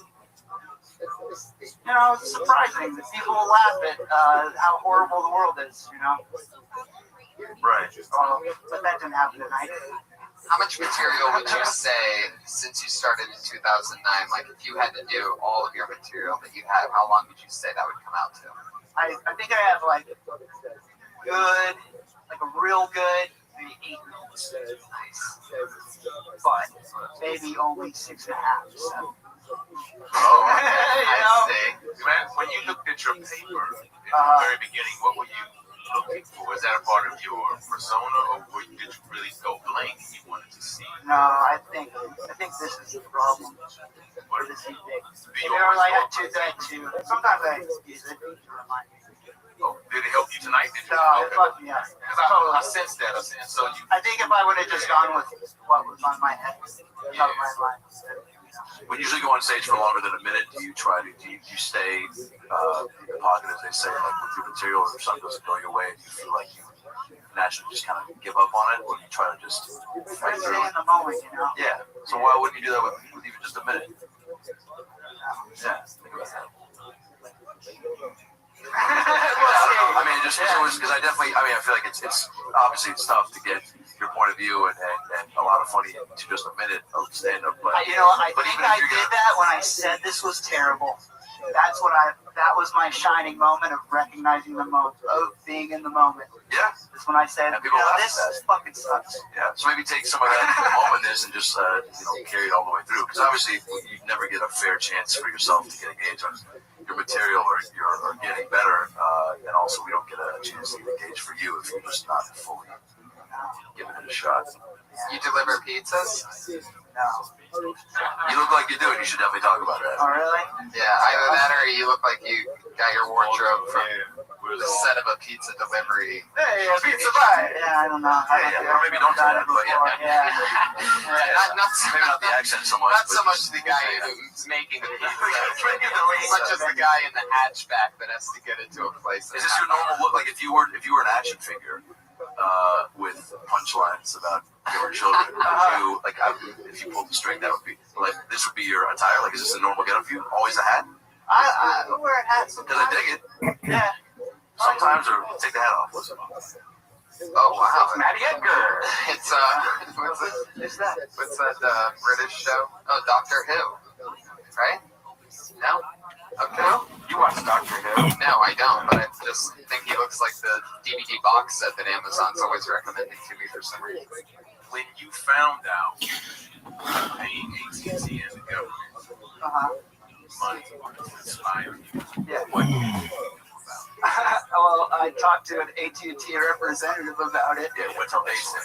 They didn't know what the fuck I was talking about. They told me to go talk to the government. They gave me the number of the FCC. And did you call them yet? No, I didn't call the FCC yet. That's where the joke is. Yeah, do that. You said, you made a good point. A lot of times people say stuff that's just correct. You're correct was a fact that shows that you're smart and you're very observant. When you say something that's correct in front of people who don't know you, they just go, that's correct. So they may not laugh. And I see a lot of young comics expecting for the laugh. You just said 2 + 2 is 4. They go, yeah. Yeah. So just what did you do Yeah, where it becomes unique, and then like you don't need to like rebel rouse and be like, "Oh, with me, man, just tell the story." Like, what did you do next? That's well, in Brian's instance, it made him angry. Yeah, that's what I'm saying. You did 2 + 2 = 4, but then I was like, God damn that 4. Right. Yeah. Right. And even people that are hearing that and getting angry about it, then like take them on, like, what did you do about it to make them? So obviously, you're making them feel something emotionally connected to what you're talking about, which is great. So now they're with you, and so now it's like where you make it a unique bit to you is where you follow up on whatever your actions are after that call. Maybe there's even something in like, do you even really need to call and complain? Because if they're really listening, they should know you're already upset You should about just tell it. them to call you, Right. You could just sit there on hold and give them, when they put you on hold, you just start spouting off every complaint you have, because if they're listening, then they'll hear it. If that makes sense. I mean, it's sort of another 2 + 2 = 4, but you get silly with it. Yeah, exactly. Using the idea that they're already listening and already watching, you can go into these weird paths of crazy. I love that it says there's always 3 lines here on the sign-up sheet: the name, their Twitter, and the topic. Eric Svedes, your topic was burgers. Yeah. You didn't mention burgers at all. That's not worked out yet. Do you flip burgers? No, I don't flip burgers. You eat them? Not lately. What's the social commentary on burgers? Well, I feel like burgers are pretty American. Right? They are. That's another correct statement, yeah. Yeah, they're definitely German. Germans like burgers. What? Hamburg. This. Yeah. Correct him. So, yeah, but I don't really have any good. I want good burger material. I'm working on it. Daily, I sit down for hours and I write, and I'm like hoping for to have to connect with true creativity and get the cheeseburger you fit. Yeah. There you go. See, I found it. It's very specific. I just found it very funny that you got really fired up there. The most fired up you've been up here about wanting a good burger bit. Like, what the fuck? Like, what is that? I feel like in a while. Yeah. It seems like that's something that you have felt more emotion about than, the actual even social commentary on the stuff of the spying on you and stuff like that. It seems like you really are passionate about burgers. If you're talking about Syrian kids getting butchered, I feel like that because you're getting a reaction, but then it's like, now I want to hear like what you have to say after that. Unless that's it seems like I just want to talk about things that are important to me and that, So if I have to bridge the gap with a burger, I'll do that. So what would you say if you were going to bridge the gap with I'm like digging myself into a big hole here. I'm telling you, I sit there for hours. I'm waiting to get the burger, and I don't have. You can just when you're sitting there for hours, what are you thinking about burgers that's frustrating? I'm just thinking about fucking Americans just eating burgers and being like, oh, cereal. Syria? Yeah. I mean, that's what I eat when I eat a fucking burger. I love it. I think about little children that are starving when I eat a burger. Right. Yeah. Fuck yeah. What do they think about when you're eating that burger? What do little kids starving in Africa think about me eating a burger? First of all, I guess little kids starving in LA. You're very, very close.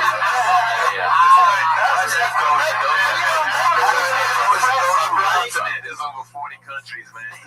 Kids starving down the street. Have you ever been to Africa? Where are you from? I'm from Central Coast of California. Stay there, man. Talk about burgers there. You ain't got starving African. I've never seen an American with a bloated belly. Like, yes, you have. Just go to Walmart. Just go 20 miles outside of LA to everywhere, Bob. It's hilarious. Obese motherfucker. Oh, no, I mean from starvation. Oh, that happens too. It's in America. Yeah. Google it. I mean, I've been to an Indian reservation. It's pretty sad there. Should talk about that, huh? Eric, I like your style. There you go. Eric Svedes. That's Eric Svedes. Eric Svedes. Svedas. Fuck yeah, man. It's got an interesting perspective on things. All right, your next comedian is Joseph P. Larkin.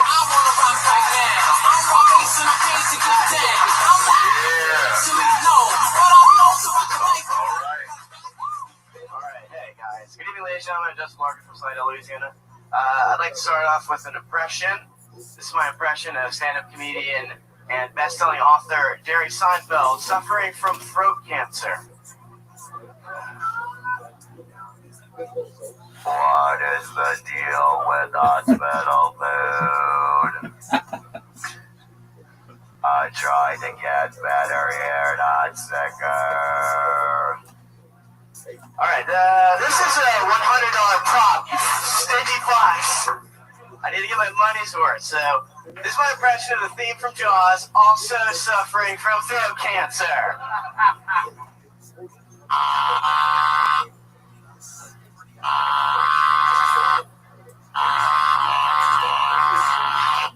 Yay! Alright, that's it. That's all you get. That's awesome. I fucking love it, man. That's hilarious. Thank you. That's a Can I ask you solid guys a 54 question? seconds. Sure. Sure. Is your robot autistic? No. Wait, what's going on in there? He has throat cancer. Oh. But that's a scary tool. It really I is. hate that tool. I remember being a professional wrestling fan when I was younger. And there was a part where The Undertaker's brother came out of nowhere, made an appearance for the first time. His name was Kane, and it was like a huge deal when I was a kid in wrestling. The Undertaker had a younger brother that was the same height as him.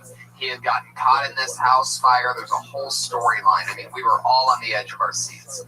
Anyway, Kane, after months of just crushing people, it was a big Monday Night Raw. Tonight, Kane speaks his first words, and he came out, and he had a microphone, and he pulled out of his spandex, basically, one of those, and just basically said, like, Undertaker, I'm going to kill you.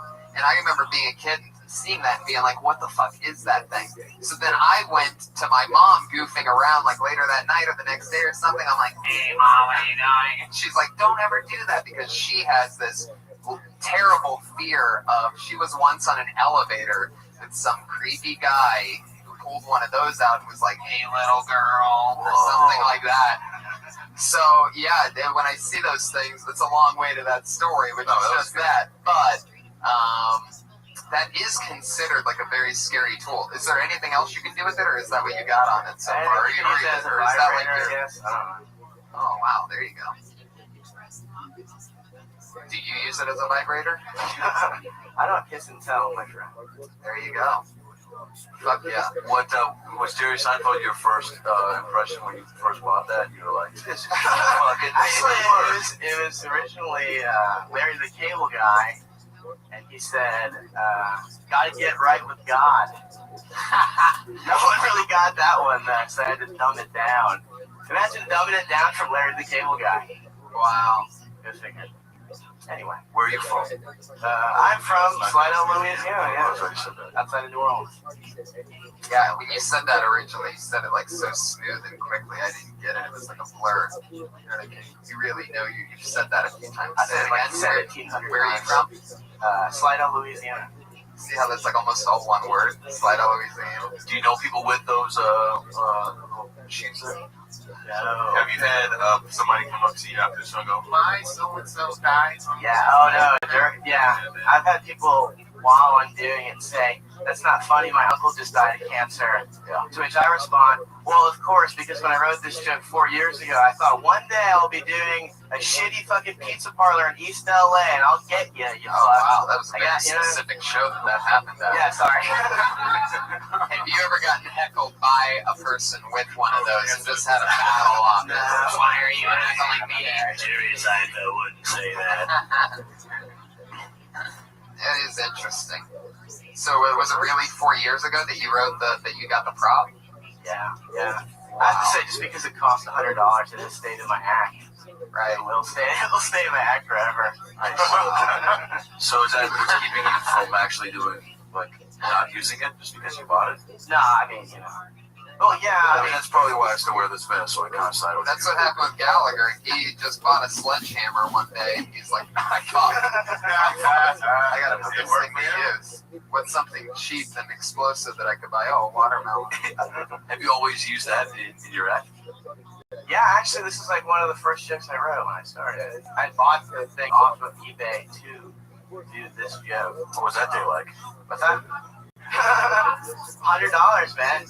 Right. I mean, look how shabbily dressed I am. I don't have $100. Like, what happened leading up to that day where you were like, fuck, I gotta change it up. I gotta stand out. Yeah, when you decide that your comedy voice was going to be through a voice box. Was eBay already up in your browser staring you in the face? I don't know. You were like, I need a fucking dildo. Wait a minute, that thing, I can shove it on my neck and get some comedy out of it. Kill two birds with one stone. Yeah. Like, what was the thought process? I'm asking to pick that up. I really wish I knew, man. I don't know. That's bolt from the blue. No, I don't know what that means, but divine intervention. There you go. Yeah, I mean, if you're gonna do it, I say fucking extend it. I want to see an hour next time of all with the voice. I want to see. I don't want to be a should do. You should just come up and immediately. Maybe you're the guy, right? Why don't you be the guy? Absolutely. That's brilliant. If you start with it and never mention it, and then all of a sudden, and after everything, and then you go throat cancer joke. Every impression's throat cancer.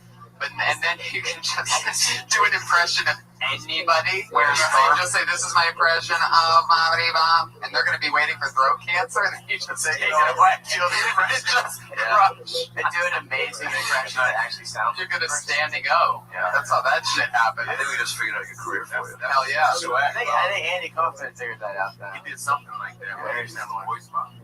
Right, well, I mean, this is like 21st century Andy Kaufman. I wouldn't go that far. Okay. Right, it's definitely not. I wouldn't go that far. But, other than the lung cancer part. That's it, only quick. I just don't get it. Anyway. Yeah. I heard about somebody one time that was so addicted to smoking, even when they was at home or so, they're still putting cigarettes up to that hole. There you go. That's tragic. You don't use the cigarette cans. They showed me that shit in high school when I was still in the home, and it was scary. It is scary.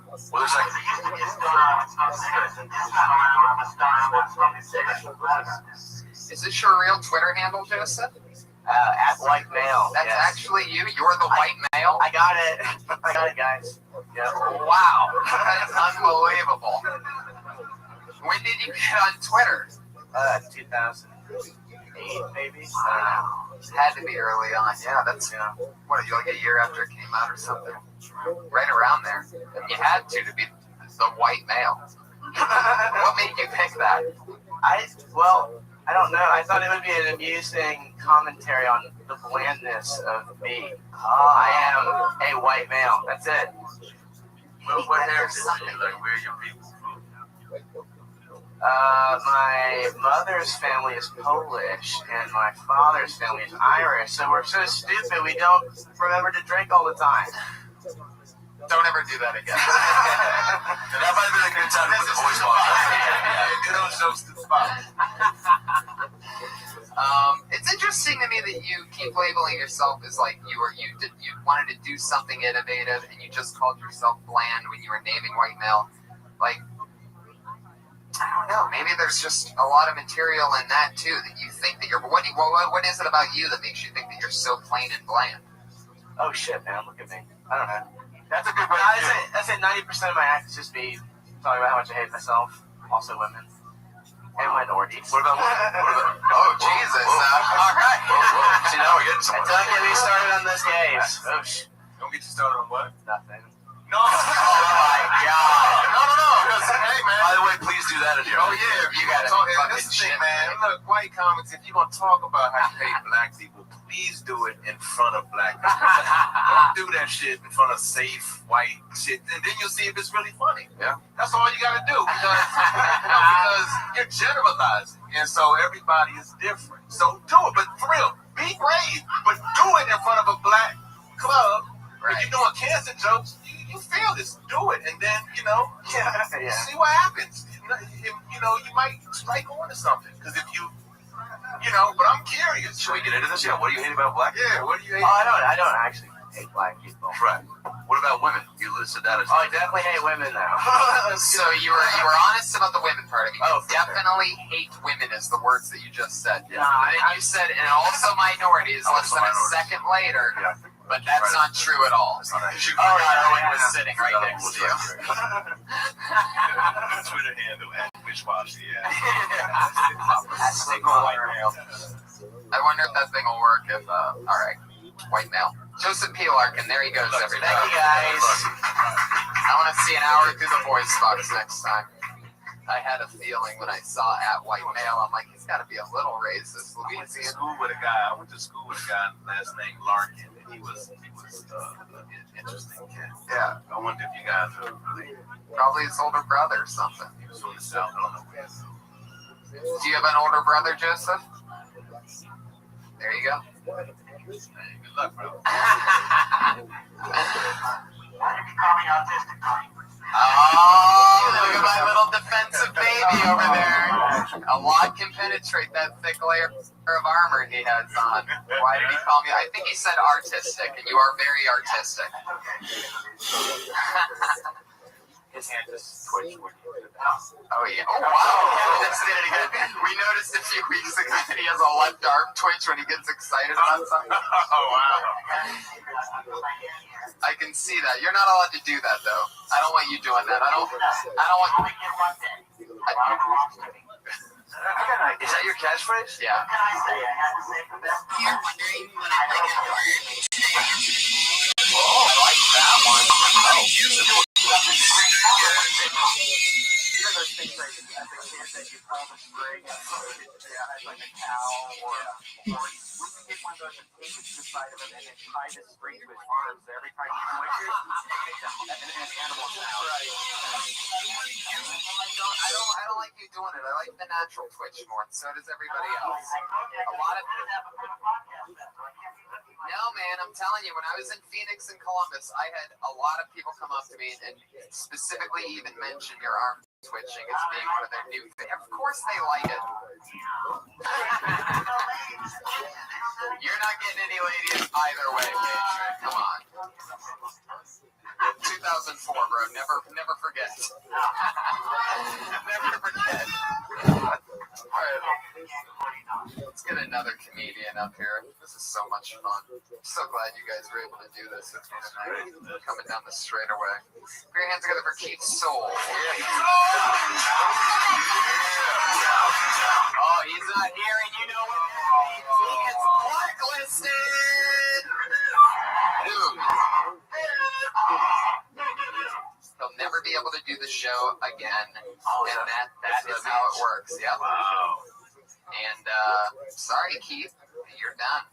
I was pretty surprised because we were just about to make it through with no blacklistings. What if he was bidding for one of those voice box things on eBay and he had to like take care of that tonight? Like, what if they have a legit reason and they don't show up?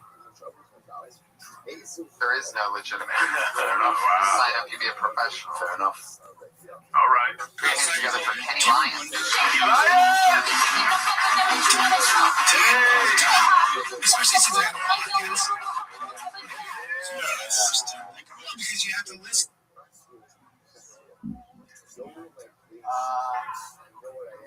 I watched the BBC radio interview of Kanye West, and I found out that I am brainwashed. I am brainwashed to think negative thoughts, bullshit thoughts,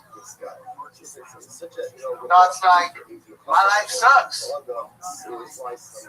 I can't find a job. You know, I try to switch it up by remembering shit is going down in Syria, everybody. Their life sucks. They can't work because they're dead. But I learned something real interesting in the Syria situation.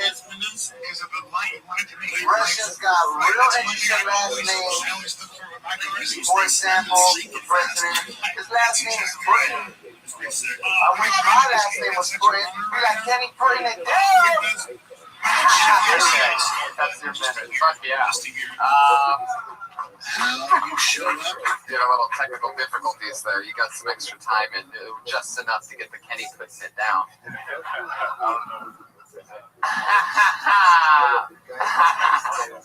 Yeah, definitely. It's a fun adventure to get to the because they're dead. Yeah, that's just funny. You do normal sets a lot, don't you? Like 5-10 minute sets. I would love to see that. Yeah, you hit the circuit a lot, right? I always see you around. You've been on the show a lot, right? So how's that going for you? Having fun? As a matter of fact, Jam went from being homeless to living across the street. Everybody. It's a little, but yeah. Great. Jam? Yeah. You're talking about some other guy? No, just yeah. Right. What? Are you dating him?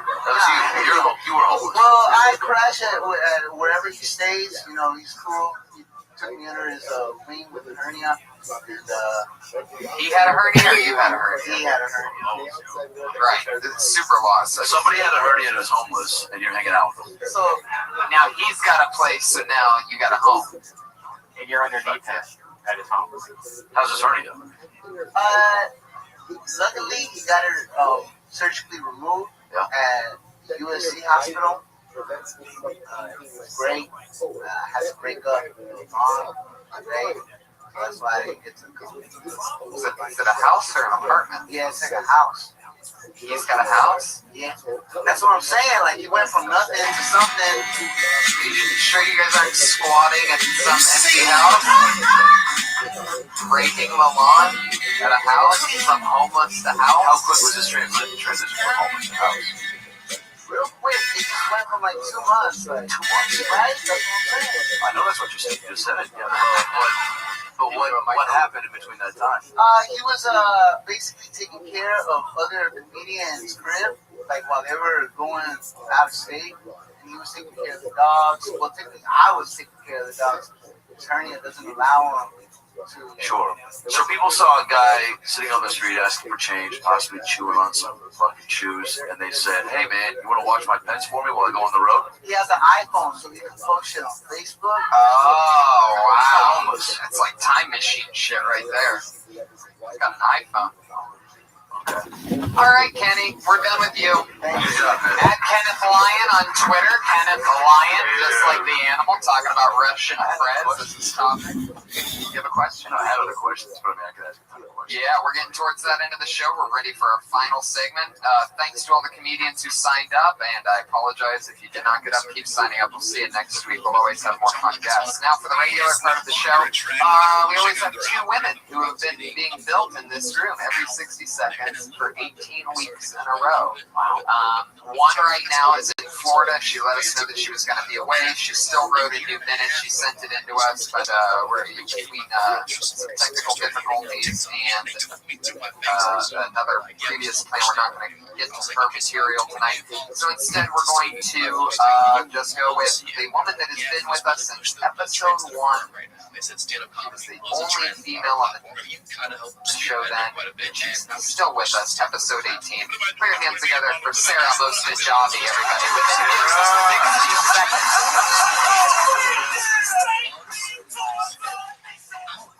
What's up, guys? So I'm bisexual. Not nearly as supportive as my parents. Or as the guys I like to date call it, yes. I don't really understand that reaction. I think there's going to be a lot of threesomes in there. But I think we all know when you like a girl, the last thing you want to see is some dude fucking her. So I don't think so. I guess being disappointed by like one gender wasn't enough for me. I want to like double my money. So it's great. I actually, to be honest with you guys, I had a show last night, and so I'm really focused on this very much. That's all I have.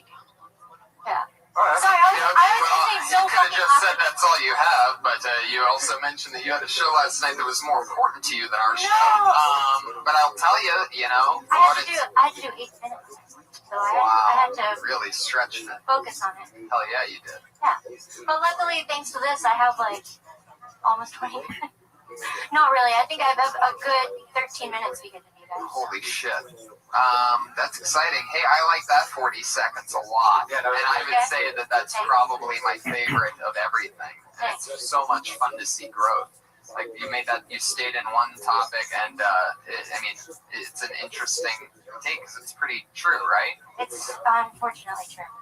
Right. And I like how you played off of their response and the way that you did that. I mean, for 18 weeks or whatever you're at, I mean, that's pretty cool that you're just naturally playing around and just feeding off of that. And since you've been, sort of just doing this as a regular thing where it at least appears that it's mostly about material, even though it's not. And the fact that you can bounce off of some people, obviously somebody back there, and that happens in real shows. You know what I mean? No matter where you go, there's almost always some comedian in the back of the room that's ready to try to be funny off of something like, yeah, she's a bisexual, yeah, you know what I mean? So you can almost count on that. I kind of, what's really funny, and I think I've learned this from something you had said to someone else, it's just to kind of have those things prepared depending on people's reactions.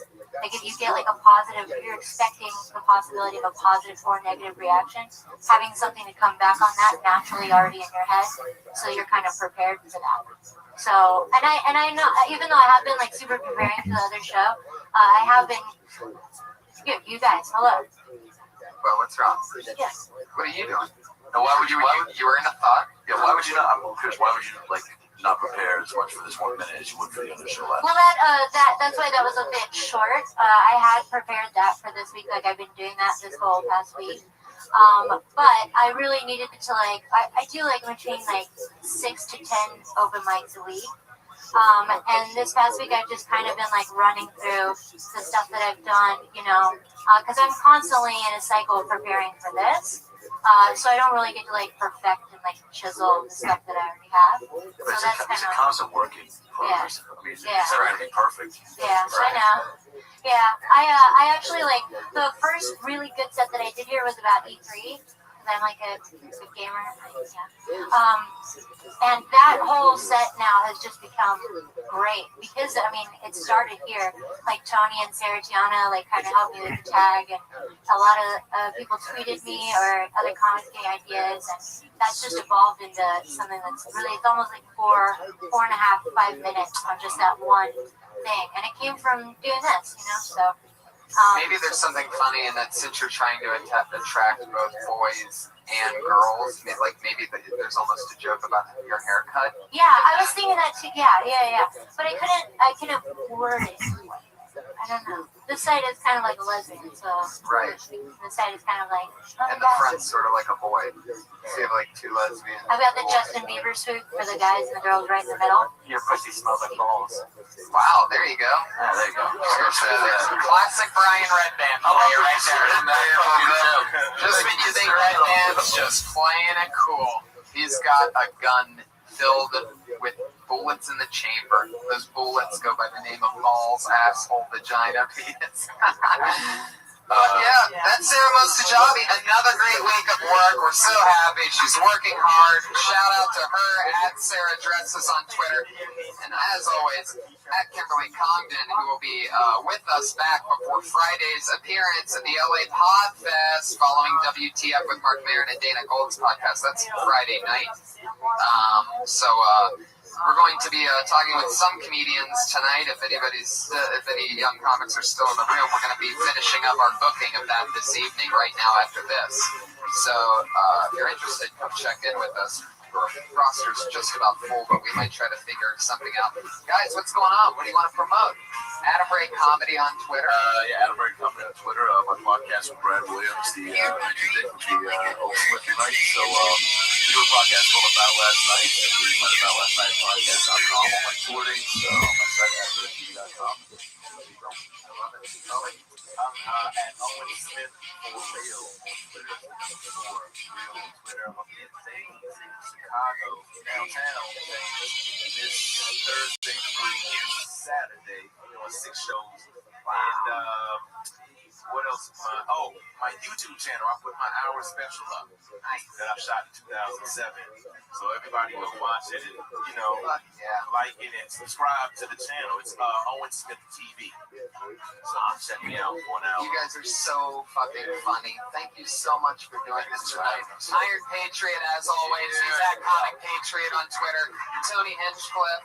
And me and Tony will be at we're announcing that we're having a Halloween show in San Diego at the American Comedy Co. Go to AmericanComedyCo.com or DeathSquad.tv for all our tour dates. Thank you so much. See you next week.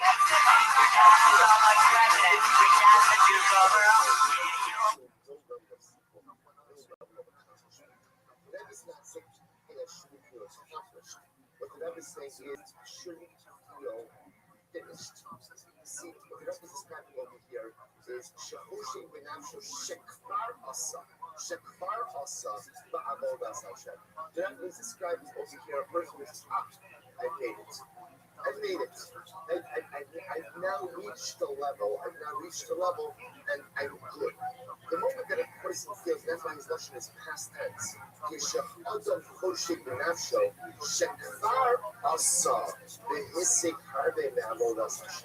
When a person feels, I've done it, I did it, give me a shayach, I did it, I've accomplished. That Rebbe says, unfortunately, is a manifestation of arrogance. So that should a person take pride in his spiritual accomplishments?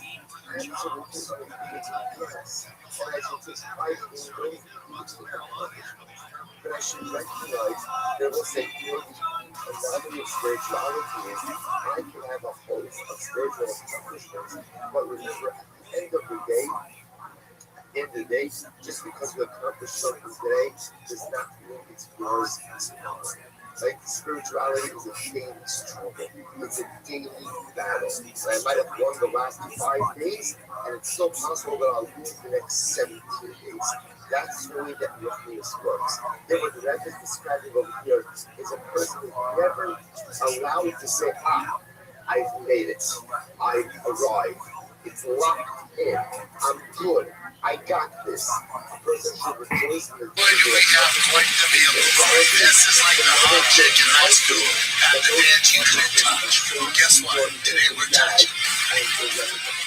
You look bad, bro. Today on your Death Out Loud, boy, do we have quite the meal before. This is like the hot chick in high school at the dance you couldn't touch. Guess what? Today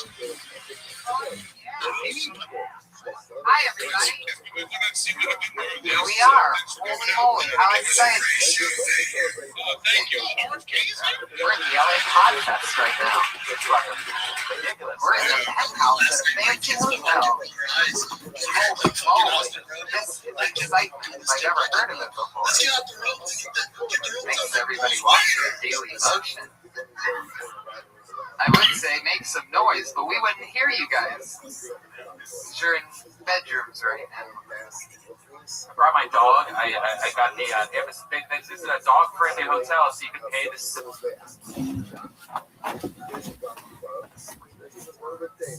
person should feel an incredible sense of accomplishment and contentment.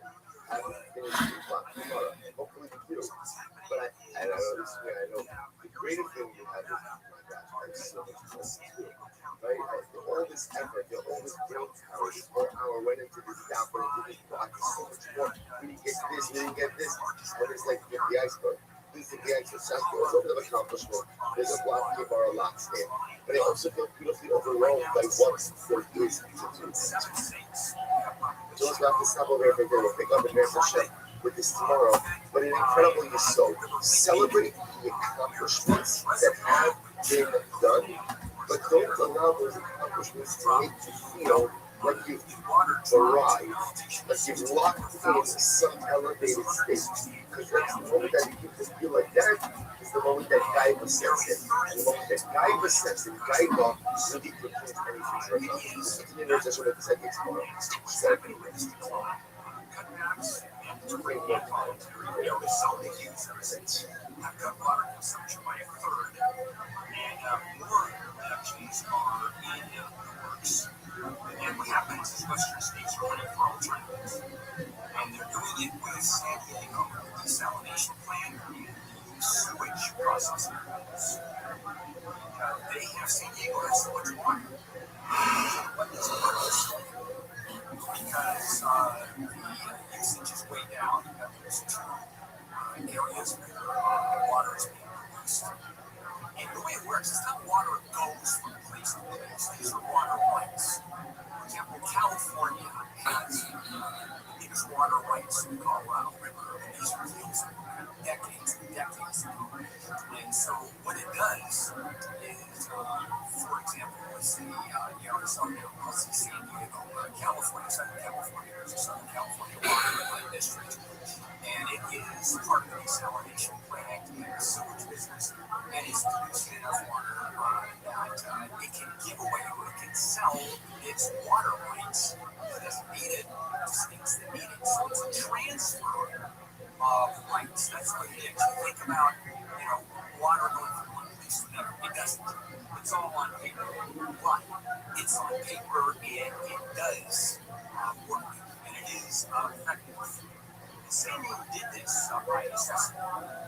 During the 5-year drought in 1992, San Diego County Water Authority lost a third of its allocation because the water districts get their water as much as the state or the feds allow them to get. And in really tough years, the allocation is pretty little, a drop compared to what they need.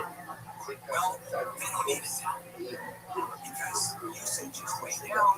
They have these two additional water, and so it's self-sufficient. Matter of fact, San Diego slashes water imports 95% to 10%. Water rates still supply is growing, and usage is way down. I think we're going to be in the same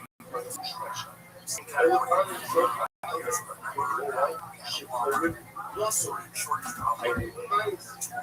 Don't flush the toilets. Don't flush the toilets.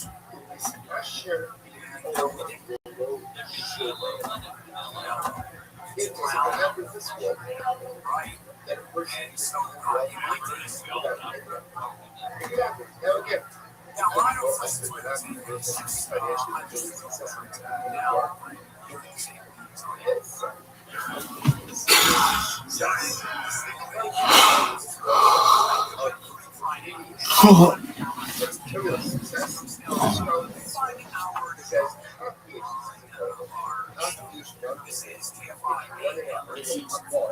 The timing of this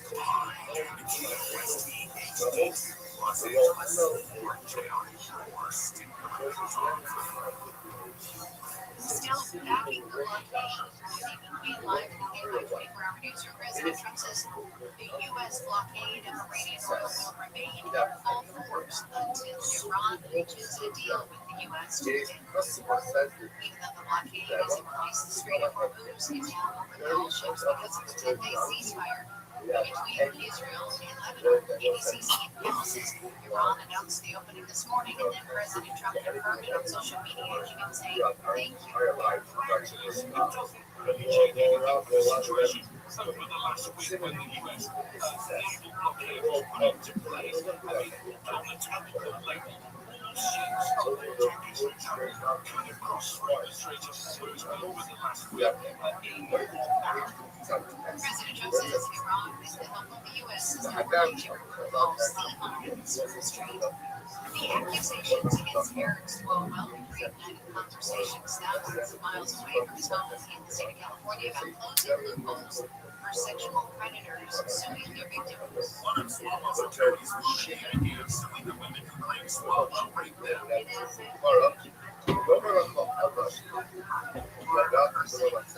Already had to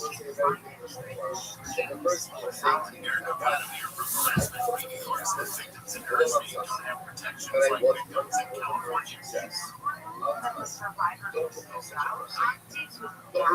Manhattan DA and the LA County DA are both said to be investigating allegations in both states. Jason Campanoni The first poll since former Representative Swalwell dropped out of the race for governor shows Oh, yeah, guys. The other Republican in the race for Secretary Chair Bianco and billionaire Tom Steyer are tied for second. Former U.S. Health and Human Services Secretary Javier Becerra Democratic State Jose Mayor they say that 5% of the top 6 will participate in the primary debate on Wednesday. 23% of those polls say they are still undecided. A federal attorney in LA is reporting nearly $12 million in damages to a Dodgers fan who got blinded in one eye by a police projectile during a World Series celebration in Kansas City. Says he was convicted as he was trying to leave the celebration 6 years ago and suffered a pain loss. Putting effort, and then right. That's spirituality. The Lord is spirituality. I didn't put in effort, but I was successful. Or I put in effort, but I wasn't successful. Don't $500 million a year. if the person says yes, Prioritizing investments that it believes are more likely to create long-term value. An ICE agent is facing criminal charges in Minnesota. ABC's Pierre Thomas says Gregory Corbin Jr. is facing 2 counts of secondary assault with a dangerous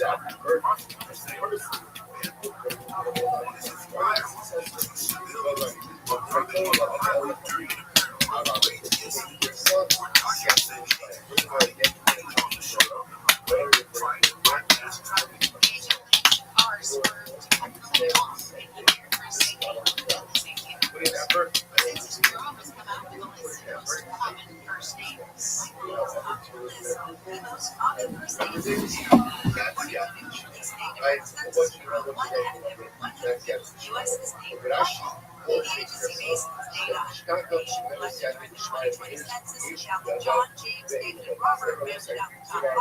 Mary is the most common female name on the list, but it ranks 7th. Raw, Deborah Mark, Maria Bonnier, Great Texas, Money Devil,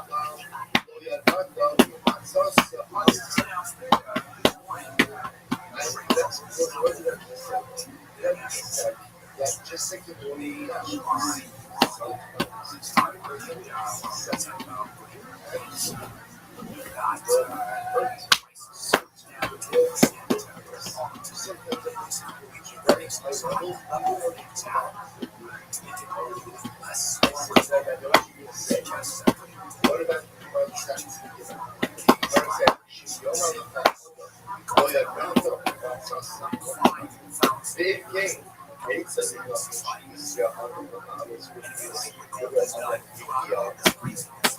You get to around sunset. And if a person said that you successful, and that is your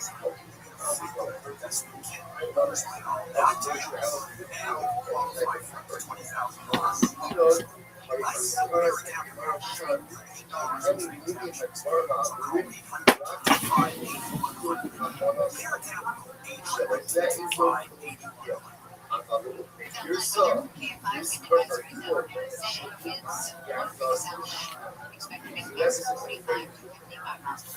Becoming sunny for this afternoon, questions that will be in the low 70s to mid-80s for Royal Lakes, and 70s to mid-80s for Valleys.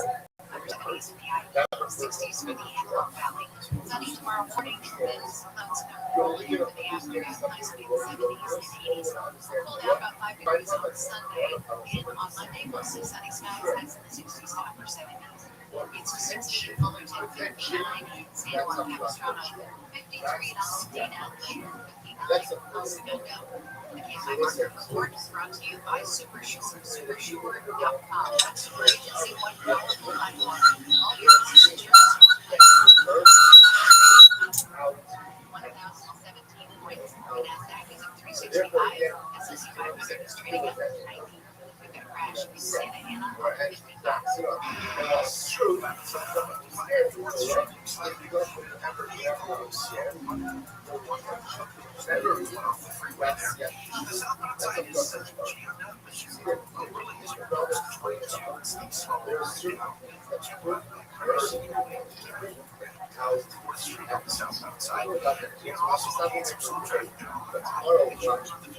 getting south now from 22 down in front of me. So that is this Christmas is going to be on 70.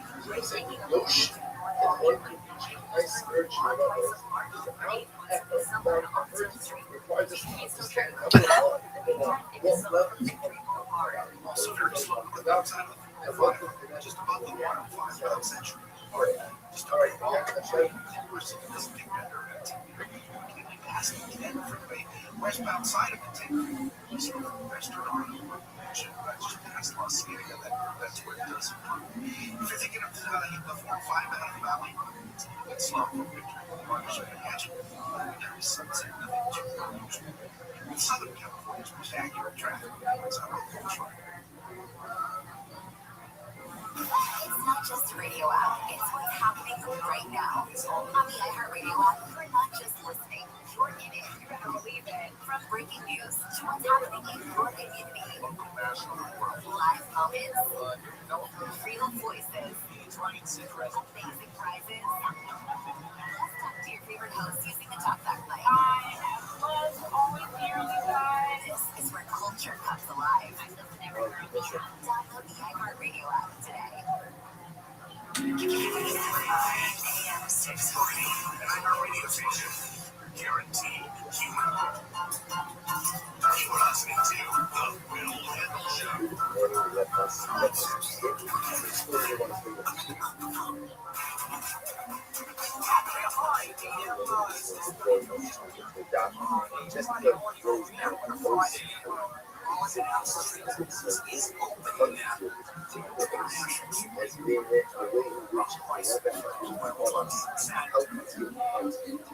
It's now down 13.5%. Wow. So specifically again, so. Not Dr. Miami being the boss from hell, Santina, who used to be his social media manager, is finally explaining why she left, and she says it came down to being underpaid, disrespected, and eventually pushed too far. She says when she started, she was making about $25 an hour, splitting her time between admin work and social media, but once the TikTok took off, her role became almost entirely content. The results were major. She helped grow the account from about 1.1 million followers to over 3 million and quintupled the engagement. But despite that, her pay stayed low, her raise requests were denied, and even when her schedule changed and she was able to work less days, she was still expected to produce the same amount of content without full-time benefits like health insurance, which is crazy because she worked for a doctor. She also says the job kept expanding. It wasn't just TikTok anymore. It became YouTube, Snapchat, brand deals, even helping other doctors with content, but she was not receiving any extra compensation for that. Then there's the work environment. Santina describes Dr. Miami as someone very focused on attention and money and says there were multiple moments where boundaries were crossed. Dr. Miami allegedly kept poking fun at her arms, suggesting that she get arm liposuction, which she did because it became an insecurity, and says she was later expected to travel and work while still in pain from that procedure. She also says management, especially Rosie, blurred the lines between boss and brand, which made it harder for Santina to stand up for herself. One turning point came when Santina says she found a way to make extra money on her own by posting her own TikToks, but when Dr. Miami wanted that content for his own page too, she says it became clear even small boundaries weren't being respected. The final breaking point came in March 2023. She says comments about a doctor in Gaza started flooding the page, and while she would have left them up, she claims Dr. Miami was deleting and blocking them while she was asleep. The nerve. She says she came into work furious, and after an argument, she walked out. Later, when she returned briefly for a brand deal, she says Dr. Miami acted confused about why she was quitting and even asked if she wanted to film a goodbye TikTok. No! She obviously didn't want to do that. For her, that moment summed everything up because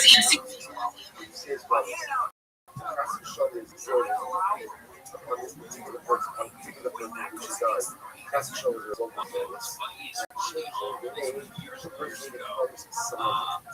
Like by changing the name, now controversial moment for a new individual, and then for any previous zero, any previous degree is not part, is not involved upon that individual.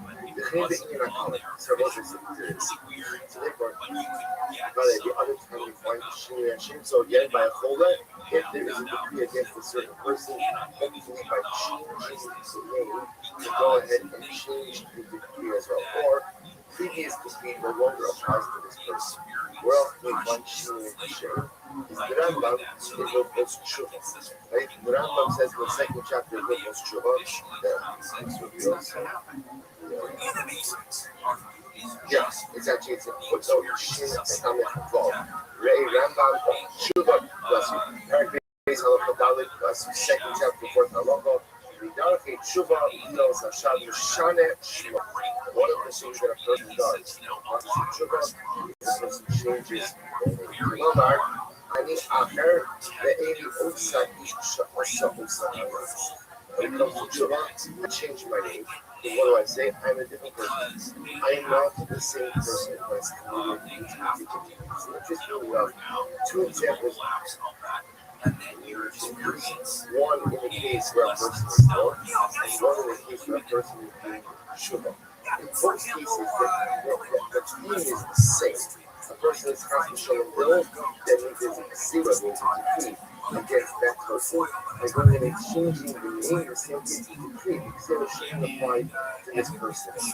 Tshuva, I did something, I now want to become someone different, I changed my name. So first, the name change represents changing my name. One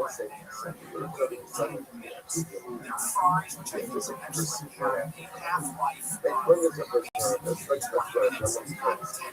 there's a person run after habit, truth is, when a person is terribly insecure, and a person doesn't feel good about doing something, I'm well adjusted, and I'm really happy with me. First of all, in general, number one, I don't think others to agree with me, which is incredibly important. So, people who try to force their opinions on their insecure. And if they're insecure, I need others to build me up. I'm not comfortable in my own skin. I'm not comfortable with who I am. So I need others approval. I need others covered in order to see secure who I am. So whatever says something amazing. Versus struggles with cover. Versus struggles ultimately you're going through tight with desire for cover. What do you have to do? Change your name. Readjust your identity. Figure out who you are. Figure out how to be comfortable within your own persona. Now, sometimes that means I have to become someone different. Because at the end of the day, sometimes the reason why I'm insecure is because I don't cheat down their profound personality. Deep down, there are things which are really significantly broken. So sometimes it's just the person who I am. And it's not the person I need to be. There are times when I need to look back and see some dramatic changes in my life in order to be productive and in order to be a happy human being. Whatever says the desire for cover comes from insecurity. The desire for cover comes from the knowledge that I am not content with who I am.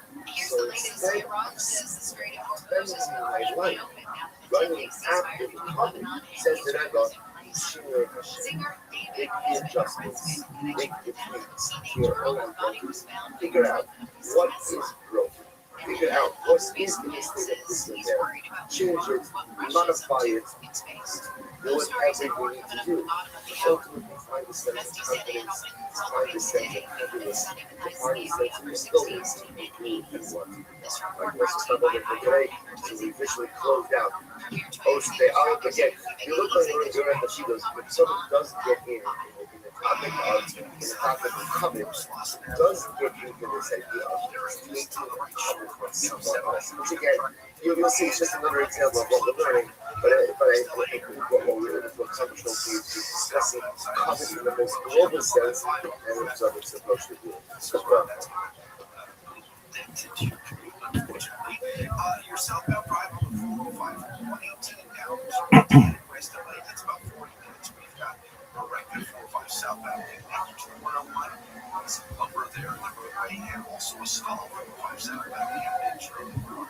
Northbound side of the 405, a lot slower there as well. From the 605 up to West LA, about 55-0 this morning. With Southern California's most active traffic reports agricultural. First time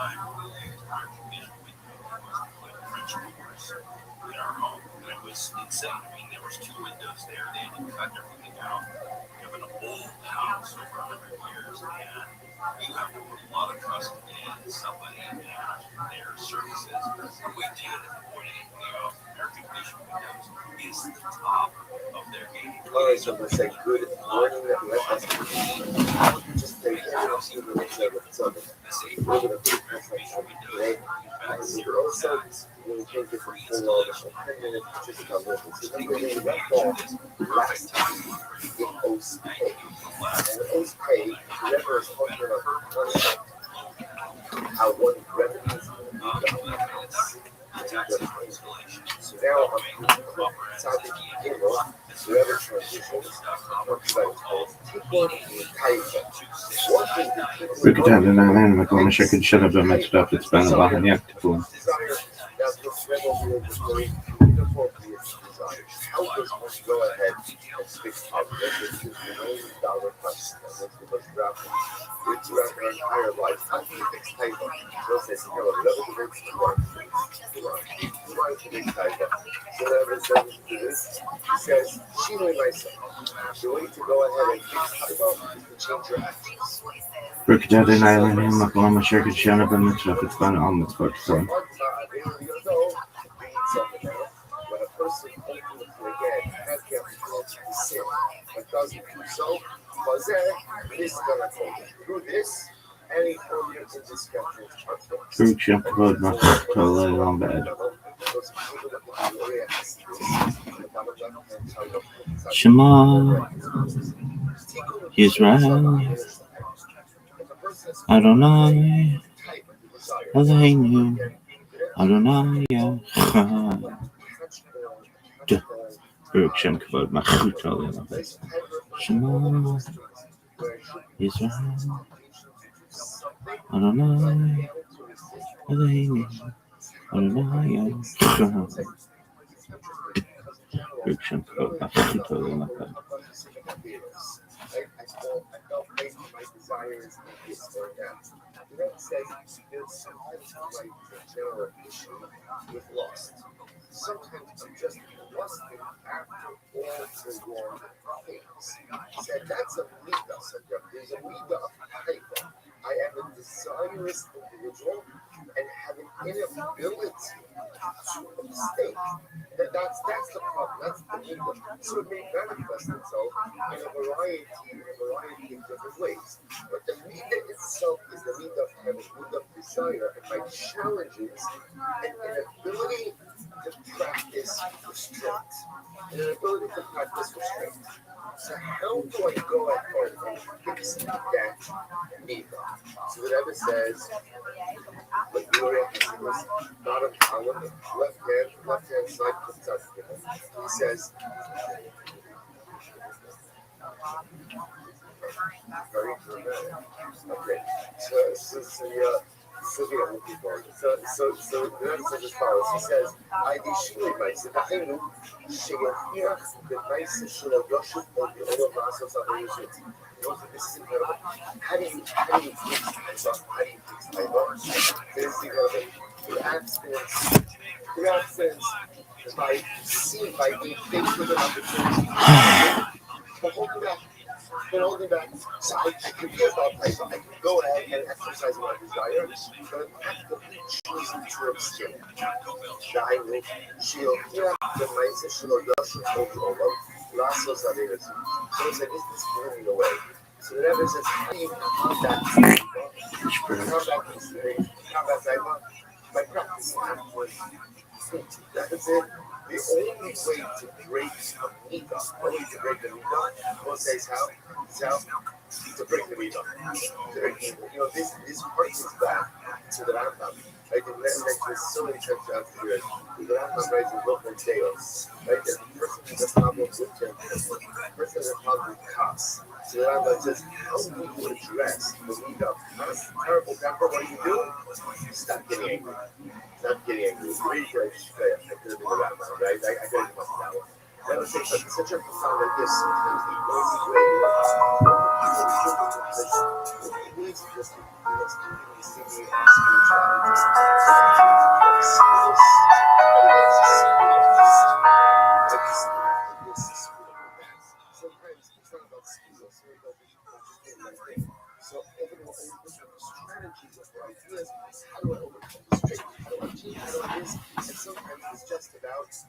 stop it.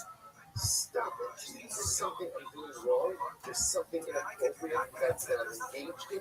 Sometimes it's not about a strategy. Sometimes it's just about stopping the negative behavior. So the Rambam says, I am a Baal. If this is the way I live, is that I satisfy every want. I satisfy every desire, which is the indicative sense that I have the general sense of life restraint. The only way to fix that is to exercise restraint. Let's say, whatever I said, it sounds so simple. It sounds so simple. Of course, it's not so simple. But the mindset is so simple. Sometimes the answers to our problems are actually pretty straight out. If I have difficulty exercising restraint, the only way to address that is to begin to exercise restraint. And then it says, all you really need to do is incredible. All I need to do is do it once. Just do it once. Because ultimately, again, once I find that courage to exercise restraint once, I show myself that I have the ability to do it. Now, again, does that mean I'm going to be perfect? Of course not. Once I show myself that I have the ability to do it, there is one to build upon. The Rebbe says, Kizon, Shebot Kvar Albedo, Kizun Yodo, Kizvona Es Hasmonila, all because we're saying, the way life happens. The person is about time. It is only a matter of time until that type of manifests itself again. Right? Only a matter of time until that desires are manifests itself again. So what's going to happen? So one is so they need something better.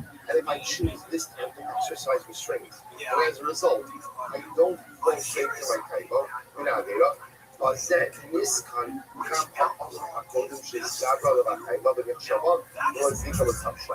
שלא סיפית יותר the Rebbe says that when I exercise restraint, and therefore don't commit this particular Avera again, not only have I saved myself from Avera, but I also have the opportunity to go ahead and atone for the previous indiscretions of the past. What's that just point out over here? If this sounds familiar, it's because in footnote Shinsan Mid and Shinsan Gimel, so it points out over here that this is reflected on the Gemara Mitzvah. What is a Baal Tshuva? Like when you become an absolute Baal Tshuva, the Gemara says, when you come in face to face with the same circumstances that you had in the past. But in the past, I sinned. In the past, I gave into my desires and passions. Now, I find that the Torah to stand up for them. That's called about Tshuva. That's called Tshuva. So that's really what the Rabbi is describing here. The most extreme thing is, I think all of us encounter kindness in different areas of life. And we all have those desires. Yet the truth is, we often find difficult to exercise restraint. There's some people, again, it's often it changes as we get older and in different stages of life, but we all have those kindness that we struggle with. That is the only way the Yeshua is I have an ability to exhibit restraint. The Rebbe says so beautiful. The only way to address that is to be an individual who are capable of exercising restraint. It sounds so simple. He says that all I need to do once, ultimately again showing myself that I possess that capability, showing myself that I possess that particular cause, and ultimately one is able to battle. Something for today. We'll pick up and go. Let's try to finish up. Okay, there's one more piece I will say. This so far we've done Pass, so far we've done Taiva, and interestingly enough, the last piece we'll discuss today is covet. Those who desire covet, constantly desire honor, how we ultimately address that, and your questions for my show. Your go-to drink was old fashioned. Oh yeah, you would have all the time. And I have to tell you, if you ever go drinking with Neil, after one or two old fashions that he has, he gets pretty mellow. Now, his 7th and 8th one, he gets hilarious.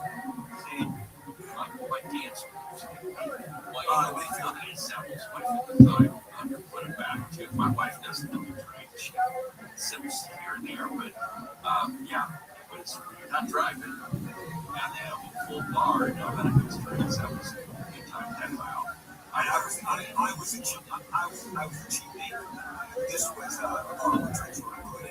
was a very cheap date because I was so that's their first value couples. That was 6 March.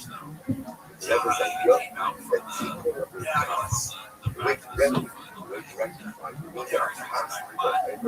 is extremely lucky. Changed one's place. Change one's place. And the way that I ever really arrived at this idea was the concept that the person who commits an act of murder is sent to ghosts. Is sent to the city grounds.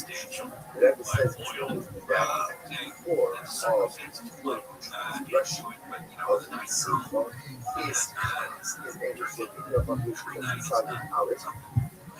the right hand color, right by the breath. There, totally because the location. All happens to person, but accidentally killing others. There will be the low without the dog violence, the open.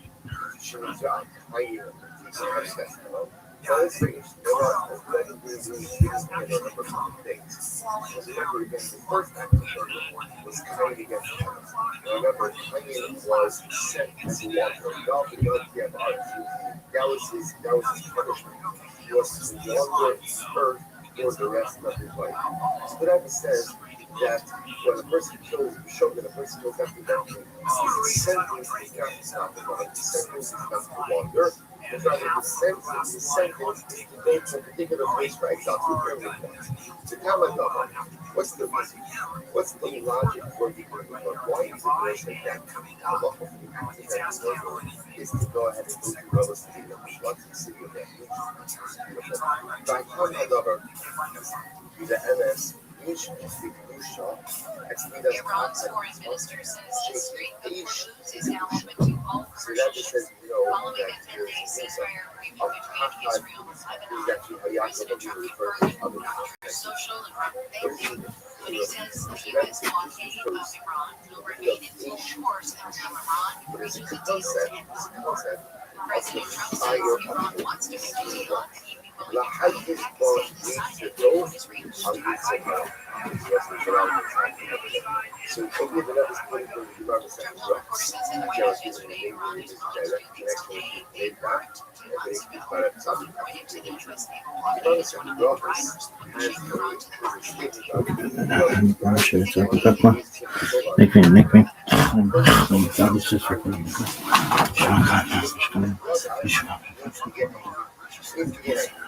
So a person should fire against the gates of heart. That's the Lashon. Sense of anger. So he says, what do you see?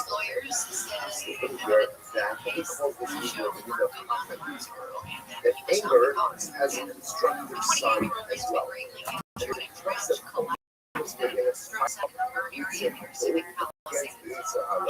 Says, who shows the goal is to ignite the fire of hope against God. That's the goal in life. We got to speak about this concept in the clubs before.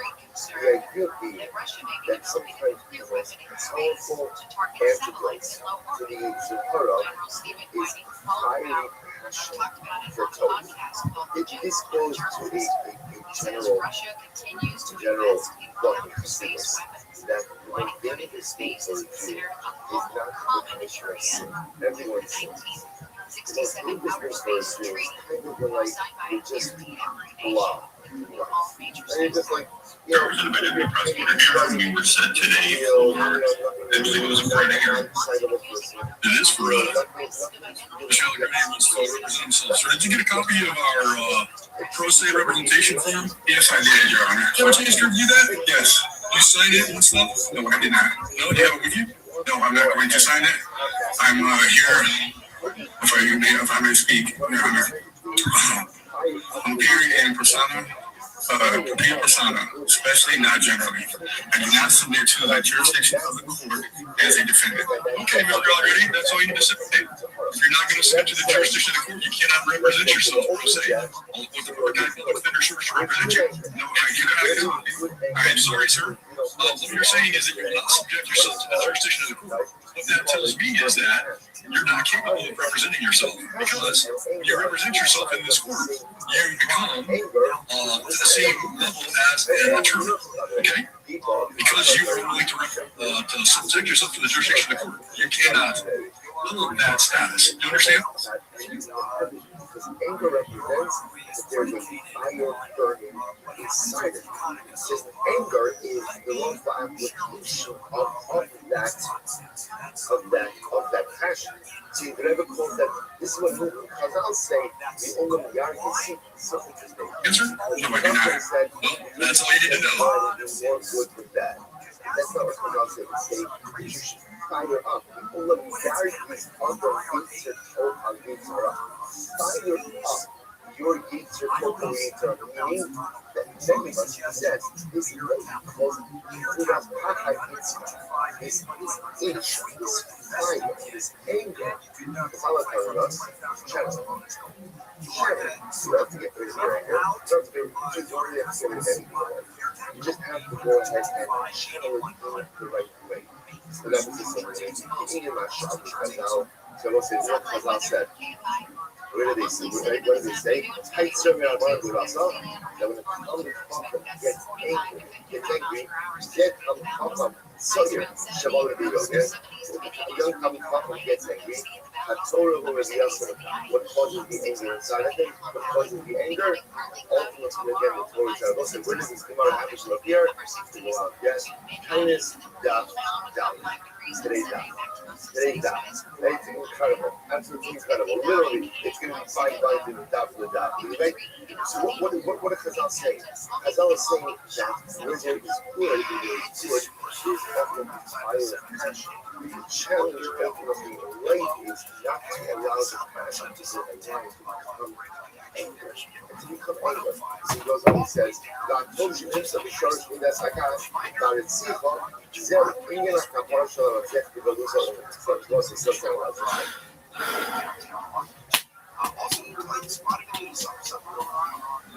remember, we're assuming that the act of Sicha, the act of bloodshed, even though it's not a personal mental act of bloodshed. But something says, taking life in any form is a manifestation of cuts.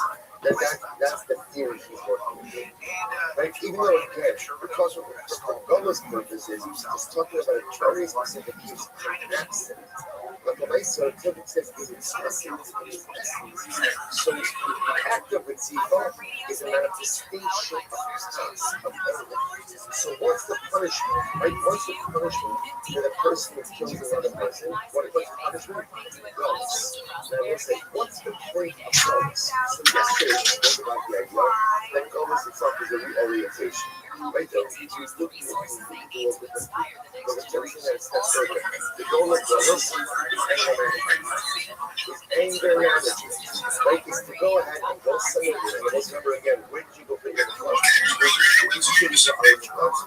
Cities of Louisville. Right? Remember again. Who are the tribes who demonstrated from the past? Shimon Levi, right? Next week's Persia, right? Shimon Levi go in and wipe out the city. What's up, sluts? It is 30th of Nissan 5786, Friday, April 17th.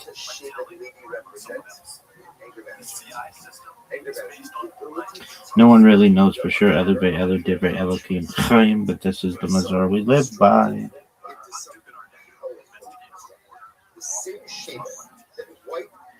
3761, creation of the world, birth of Adam and Eve, Chava, 3631, 130, Seth, son of Adam, was born, 3526, 235, Enosh, son of Seth, was born, 34 at 36, 325, Kenan, son of Enosh, was born.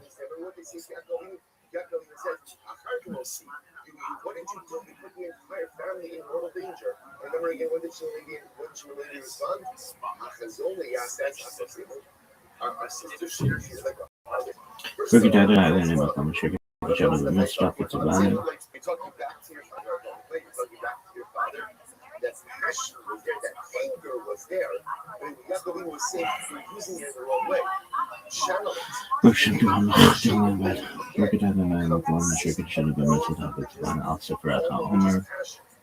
Blessed be your Son, God, King of the universe, who has sanctified us with his commandments and commanded us concerning counting the Omer.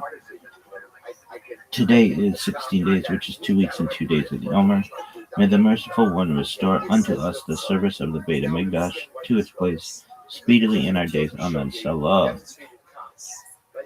Salah.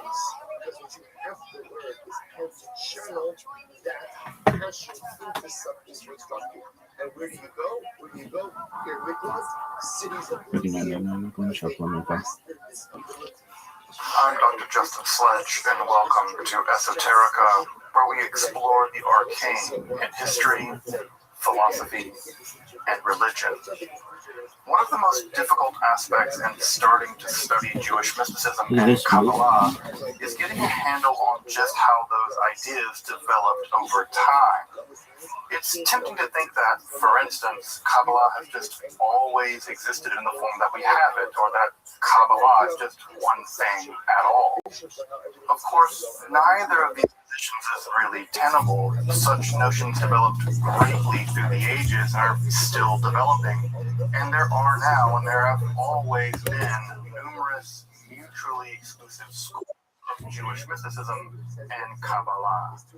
This class is meant to serve as an introduction to Jewish mysticism and Kabbalah from the point of view of its incredibly complex development from the prophets of ancient Israel unto the rise of modern Hasidism in the 18th century.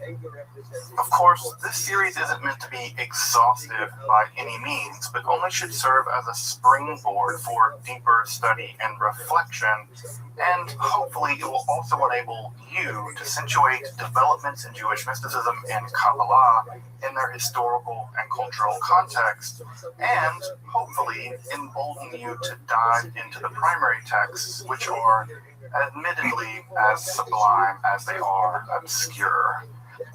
Let me express my gratitude to Congregation Tchia for allowing me to use these lectures to reach a larger audience here on Esoterica. If you want, you can find the entire series under the playlist Entering the Garden, an Introduction to Jewish Mysticism and Kabbalah. I'll be uploading them over the next few weeks, or if you find these episodes after autumn of 2021 and you want to watch the entire series, you can find them in that playlist. If you find this series on Kabbalah interesting, I'd hope you check out my other content on topics in esotericism and perhaps consider supporting the production of free academic and scholarly topics in occultism, hermetic philosophy by joining my Patreon or perhaps with a one-time donation. You can find those links below, and I really appreciate your consideration. Now, let's enter the garden of Jewish mysticism and Kabbalah. So, let's do a little recap. I hope you have the chance to take a look at the episode on Merkaba, or Hechelot mysticism. And so, in order to recap a bit, what I want to do is take a look at those mysticisms just briefly, because in some ways they're going to link us to the topic we're going to be dealing with this evening, and that is the topic of Jewish magic. As you may remember, the apocalyptic mode of Judaism produced a novel religious way of being, but the proto-rabbinic circles, the early rabbis, did not like apocalyptic Judaism for lots of reasons, one of which is that it seemed to encourage a kind of bellicose, warlike behavior, and it seemed to commit people to a kind of determinism. And determinism, as you might imagine, doesn't really inspire people to be better. It just says, accept your fate and go on with it. It's all part of the divine plan. Well, the early rabbis really didn't like that idea. They really thought, no, we can choose to live differently than we're living. We can choose a different world. And that emphasis on choice and moral responsibility on the part of the rabbis really tilted rabbinical Judaism away from, although not completely away from, many of the central tenets of apocalyptic Judaism. Now, what does emerge in the world of apocalyptic Judaism is a new kind of mysticism that, ironically enough, does actually prove to be popular, at least with some rabbis. Now, I don't want to paint a wide brush or paint with a broad brush and say, yes, all of Merkava and Shiur Koma mysticisms are popular among the rabbinical elite. That's definitely not true. If you know anything about rabbis, one of the things that rabbis do as a hobby is disagree with one another. So there's just no evidence to say that the rabbis were terribly interested in all practicing these forms of mysticism. And just to parse those out a bit, as to maybe jog your memory, the Hekhalot or Merkava literature or mysticism is a form of mysticism in which the mystic descends into the divine palaces, and they have to bypass all kinds of angelic guardians, and they have to give them passcodes, and they have to give them secret handshakes and Dakota rings, and not really Dakota rings, but all this kind of weird stuff. And by doing that, they eventually descend through the various palaces of God and ultimately arrive with what we would now call a beatific vision, which is to say they are allowed to gaze upon the throne of God. In some of this literature, they're allowed to sit upon the throne of God, which I always imagine, like, when you were a little kid and you would sit in the big kid chair, and you would sit in like the big people tape like chair, and you would be like real small sitting in a giant recliner. I kind of always imagine that's what it's like to sit in the throne of God. It's like a really worn out, like gritty recliner that's super comfortable that your like granddad sat in for 50 years. That's what I imagine to be the throne of God. So you can sit in the throne of God, and sometimes you can be transformed into an angel. Why you want to do that, I don't know, but you could, right? And Enoch, of course, is a quintessential version of someone who, according to one of the books of Enoch, is transformed into an angel. Alternatively, you could do the nerd option, and the nerd option is math. And the nerd option includes gazing upon the divine body and measuring it, right? And you measure it in this parasang Persian unit of 3.5 miles, and you're allowed to learn the secret names of all the different parts of God's body. Left eyebrow, and right eyebrow, and left ear, and right ear, and all these things. And you're allowed to measure the parts of the divine body. And these numbers may have been something like a meditative technique, although we really don't know. It's a very bizarre form of literature, very strange form of mysticism.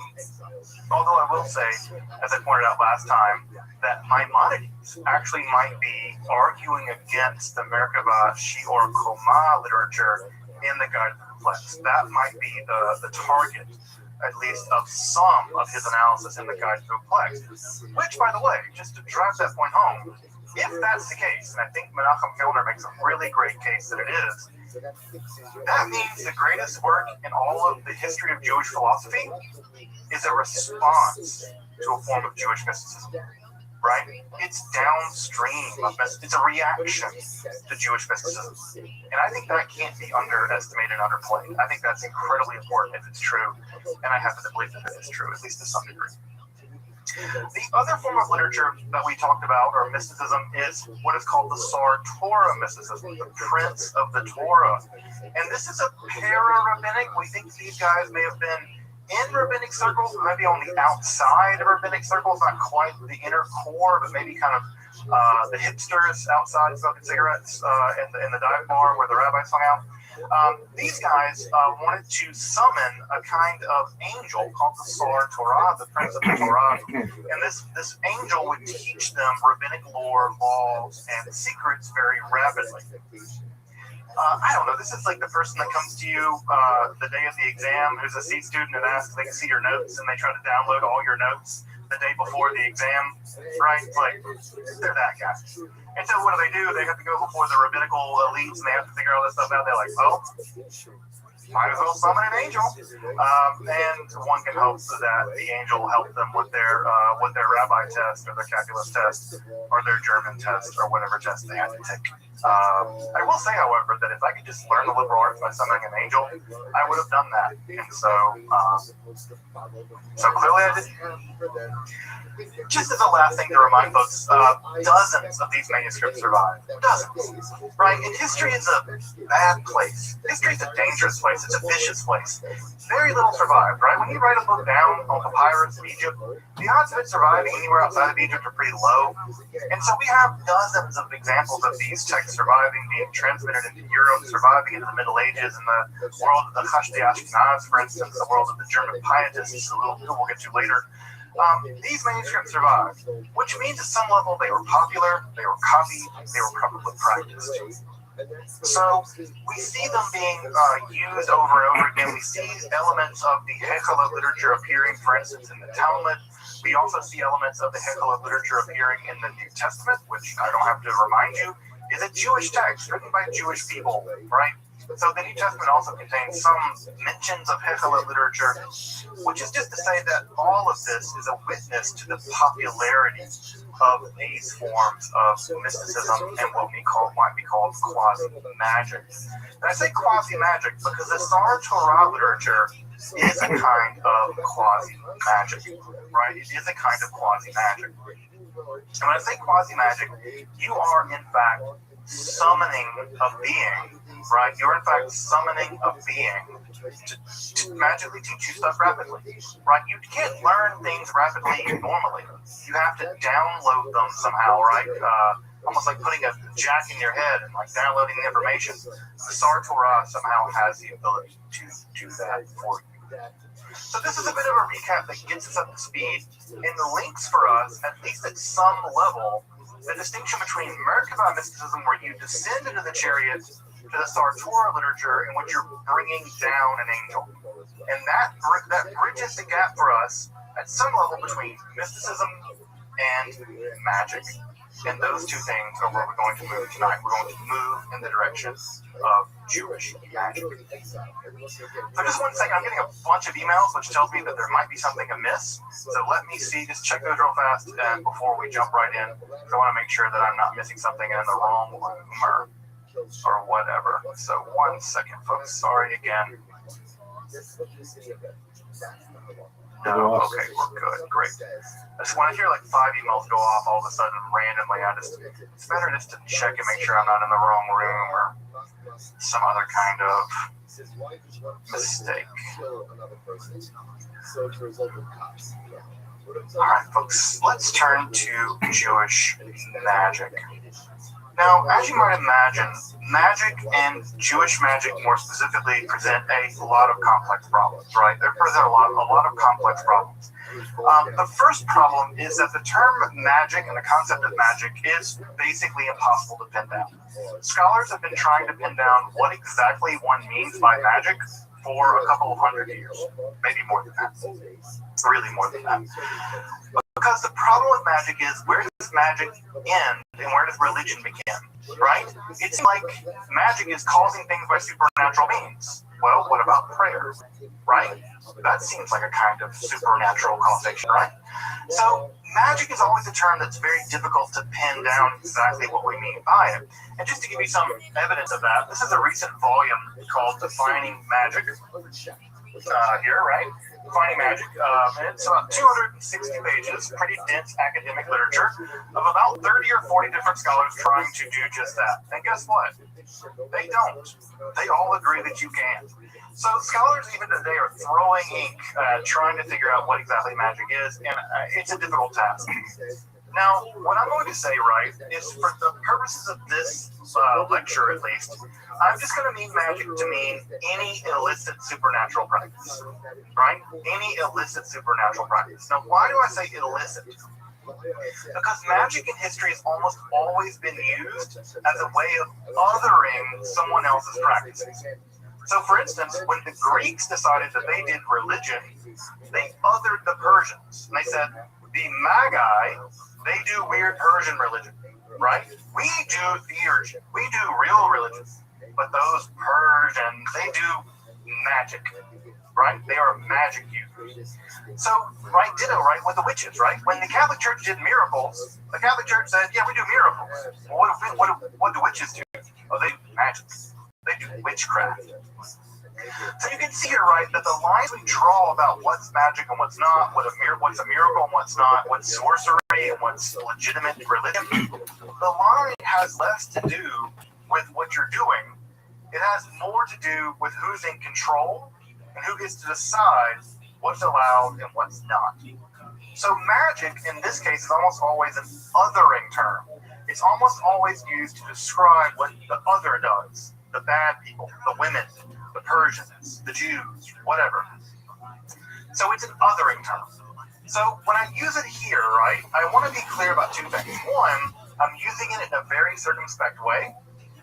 And two, I want to acknowledge that for many people now in the 20th and 21st century, magic is an important part of their spiritual life.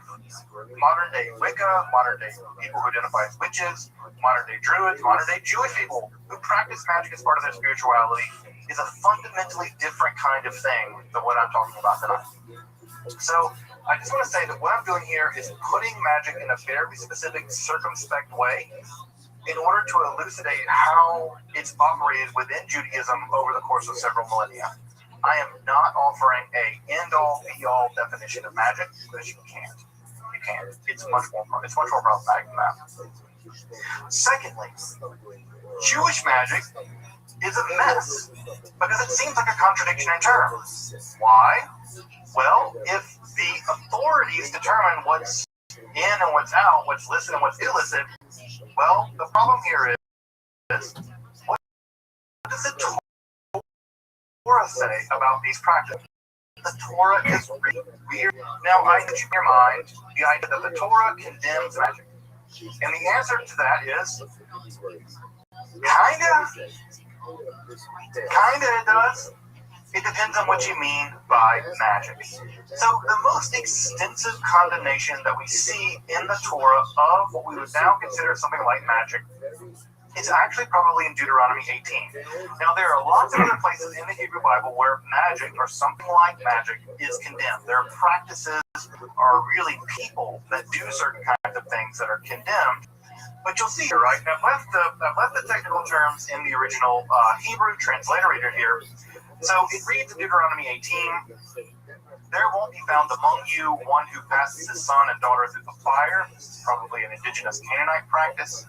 A kosim of kosamim, a me'onin, a menachesh, a mechashef, and a chover of chever, and one who asks of an oath or a gedoni, and the one who seeks the dead, dorish mate, right?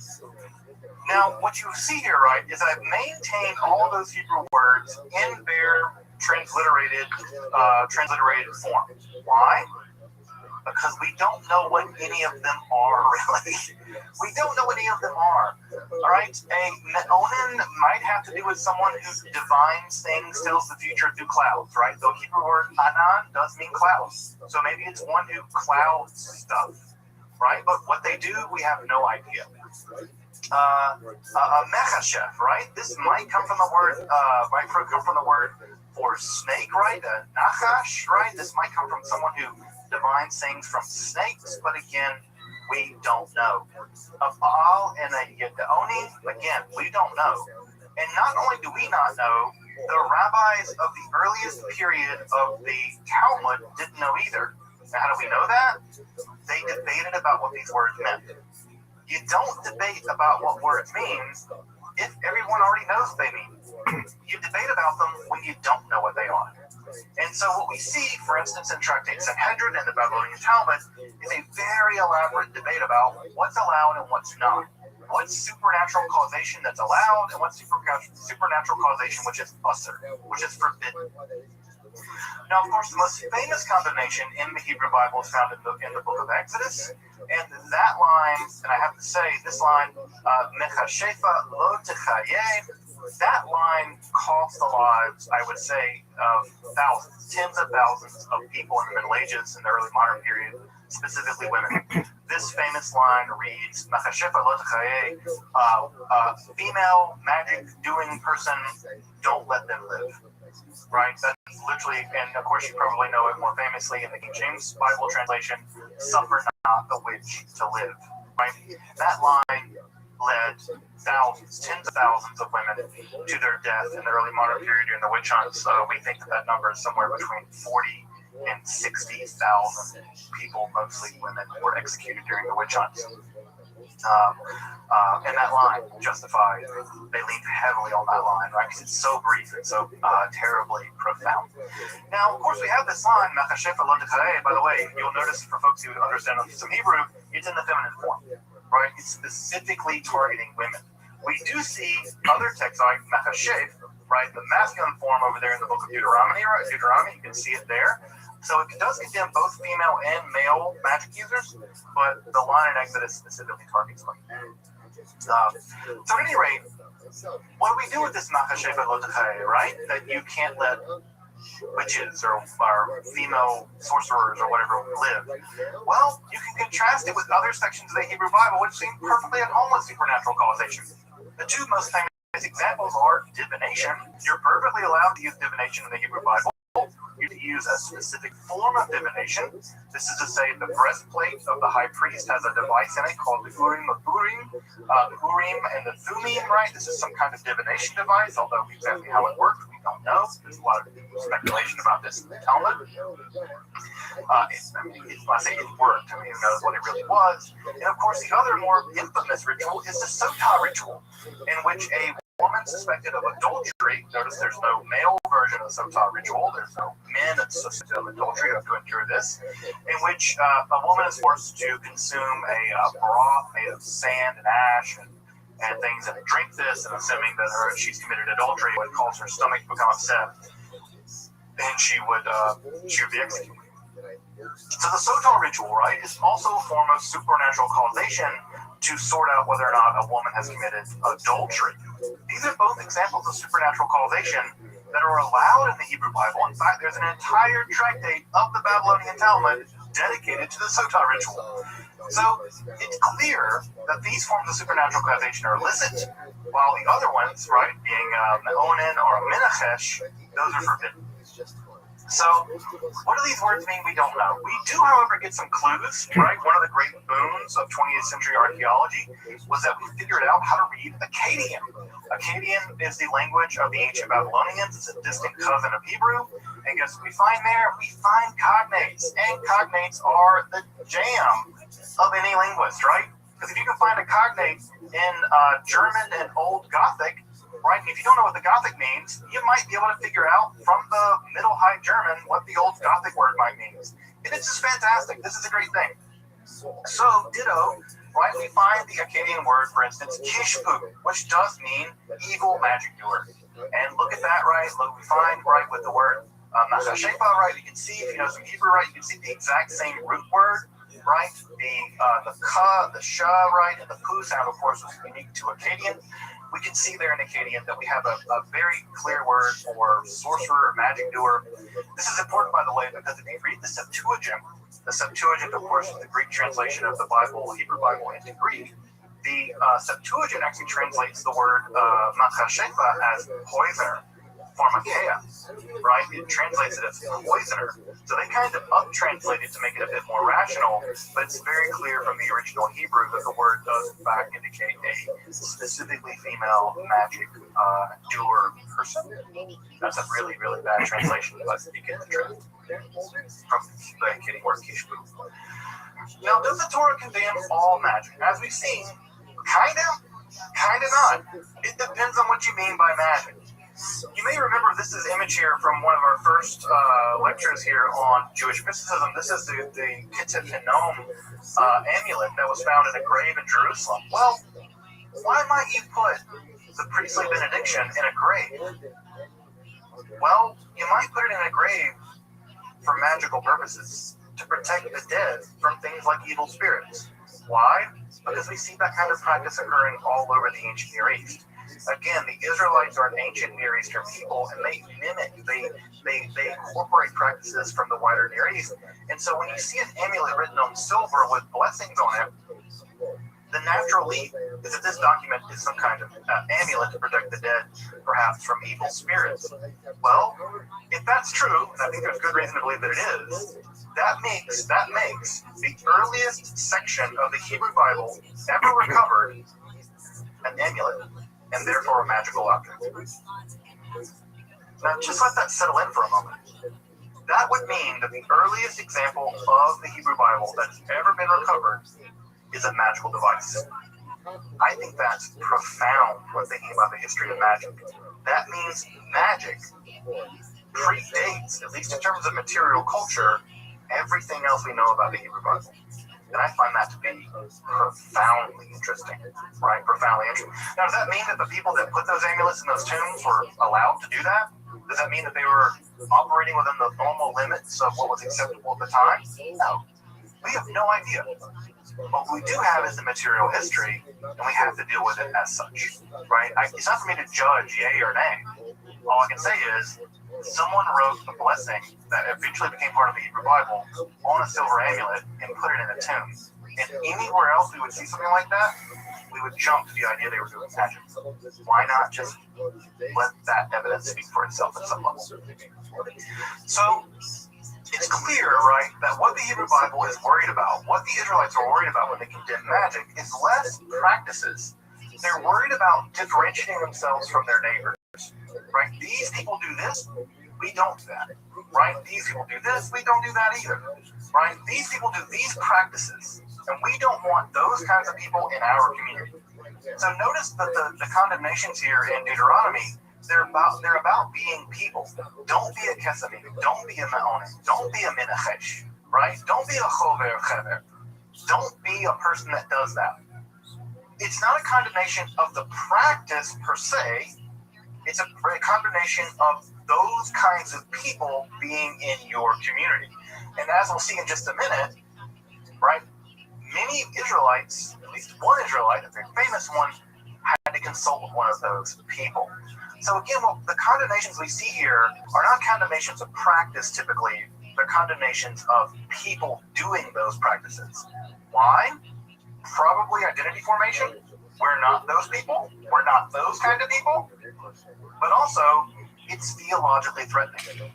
If you're moving in the direction of monotheism, right? Monotheism is in your wheelhouse, and you're moving in the idea that there's a singular God who does everything in the world.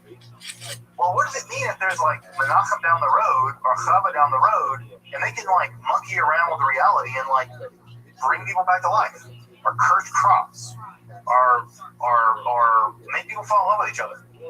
It seems like they have access to supernatural powers over and against the supernatural powers of your God. And that's worrying. That's a theological worry. Because if your God is the only God and the only one really in control, who are these people? And what are they tapping into? How do they have access to these weird powers? They can make someone fall in love with someone else, or make someone get a sickness, or cure a disease, or bring someone back from the dead. That's all very anxiety producing. If monotheism, a strict kind of monotheism, is ultimately where you're going, where God and God alone has those kinds of powers. And of course, you'll see that same anxiety play itself out later in, for instance, Christianity. But Christianity has an easy answer for that. Their answer is they're working with the damn devil, right? And if they're working with the devil, that's how they do this stuff. The Israelites, at least the Israelites once they've adopted monotheism, don't have that answer, right? And so this is a much more complicated problem for them, at least at this point, prior to the apocalyptic. Then later on, fallen angels and teach people all kinds of bad stuff, as you can see early on in the book of Enoch. The clearest account of magical practice among the Israelites is to be found, of course, in the Hebrew Bible. Because where else would it be found? And that account, of course, is to be found in the story of the Baalat Ov. You'll notice here, right, that we have that prohibition on consulting an Ov or being an Ov back in Deuteronomy. But here we have a person with a title, Baalat Ov. We don't know her name, but we do know her title. She is a mistress of the Ov. Now, Ba'alat is relatively clear. It just means Baal, it means master, so it's one who has control of something. The word husband in Hebrew, Baal, right, is the one that's in control. Whatever. Misogyny aside, the Ba'alat Ov here is a mistress. She is she, at least gender-wise, grammatically speaking. And she's a mistress of the Ov. Now, we don't know what the Ov is. It seems possible that this word is related to Av, and maybe roughly related to the idea of ancestors, specifically dead ancestors. And therefore, we might translate this word as something like the person who has access to the ancestors who are dead. Right? Now, that's a really clunky translation. The typical translation we'd use for that now is something like necromancer, right? Necromancy is manipulation of the dead for various kinds of powers, more specifically predicting the future. That's exactly what we have here with the Ba'alat Ov. but we don't know what this word Ov means, but I do think it's probably related to the word dead ancestors. These are special people that have access to those dead ancestors. So, you may know this story, right? Saul is in a war with the Philistines. King Saul, first king of Israel, is in a war with the Philistines, and it's going badly. Well, not only going badly, God has abandoned Saul. Saul goes to the legitimate forms of divination, the Urim and the Thummim. He consults them, and, well, God doesn't pick up, right? It's like when you, I don't know, you're in a big problem, and you call someone and they don't pick up, well, you freak out. Well, Saul freaks out. So what does he do? He goes to an Ov, right? He goes to one of these people, the Ov, and he consults with this woman. It's a woman character here. And she does successfully summon the ghost, the spirit of the recently deceased prophet Samuel. And she describes Samuel as emerging from the earth as an Elohim, right? She's terrified of that. And she says, I see an Elohim coming up from the earth. Now, we do see in other texts, for instance, in the Akkadian text and Ugaritic text, where the dead are sometimes referred to as Elim, as gods. In fact, there's a specific word for dead ancestor spirits in Hebrew, the Rephaim, who also seem to be sort of alive in the afterlife in some kind of weird way. Exactly what the Rephaim are is mysterious. In fact, the new monograph just got published on the Israelite conception of the Rephaim, and I am really interested to read it because this is a very mysterious problem. Sometimes the Philistines are referred to as Rephaim as giants, a really mysterious term in Hebrew. At any rate, the Baalat Ov at Endor does successfully summon the ghost of Samuel, the Ruach of Samuel, and of course, like all prophets, as you probably know, they have bad news, because prophets always have bad news. Never go to a prophet to get good news.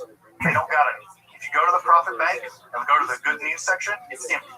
It's all full of bad news. And the bad news is, yes, God has abandoned Saul, and he's going to die tomorrow. And guess what happens? God abandons Saul, he dies the next day.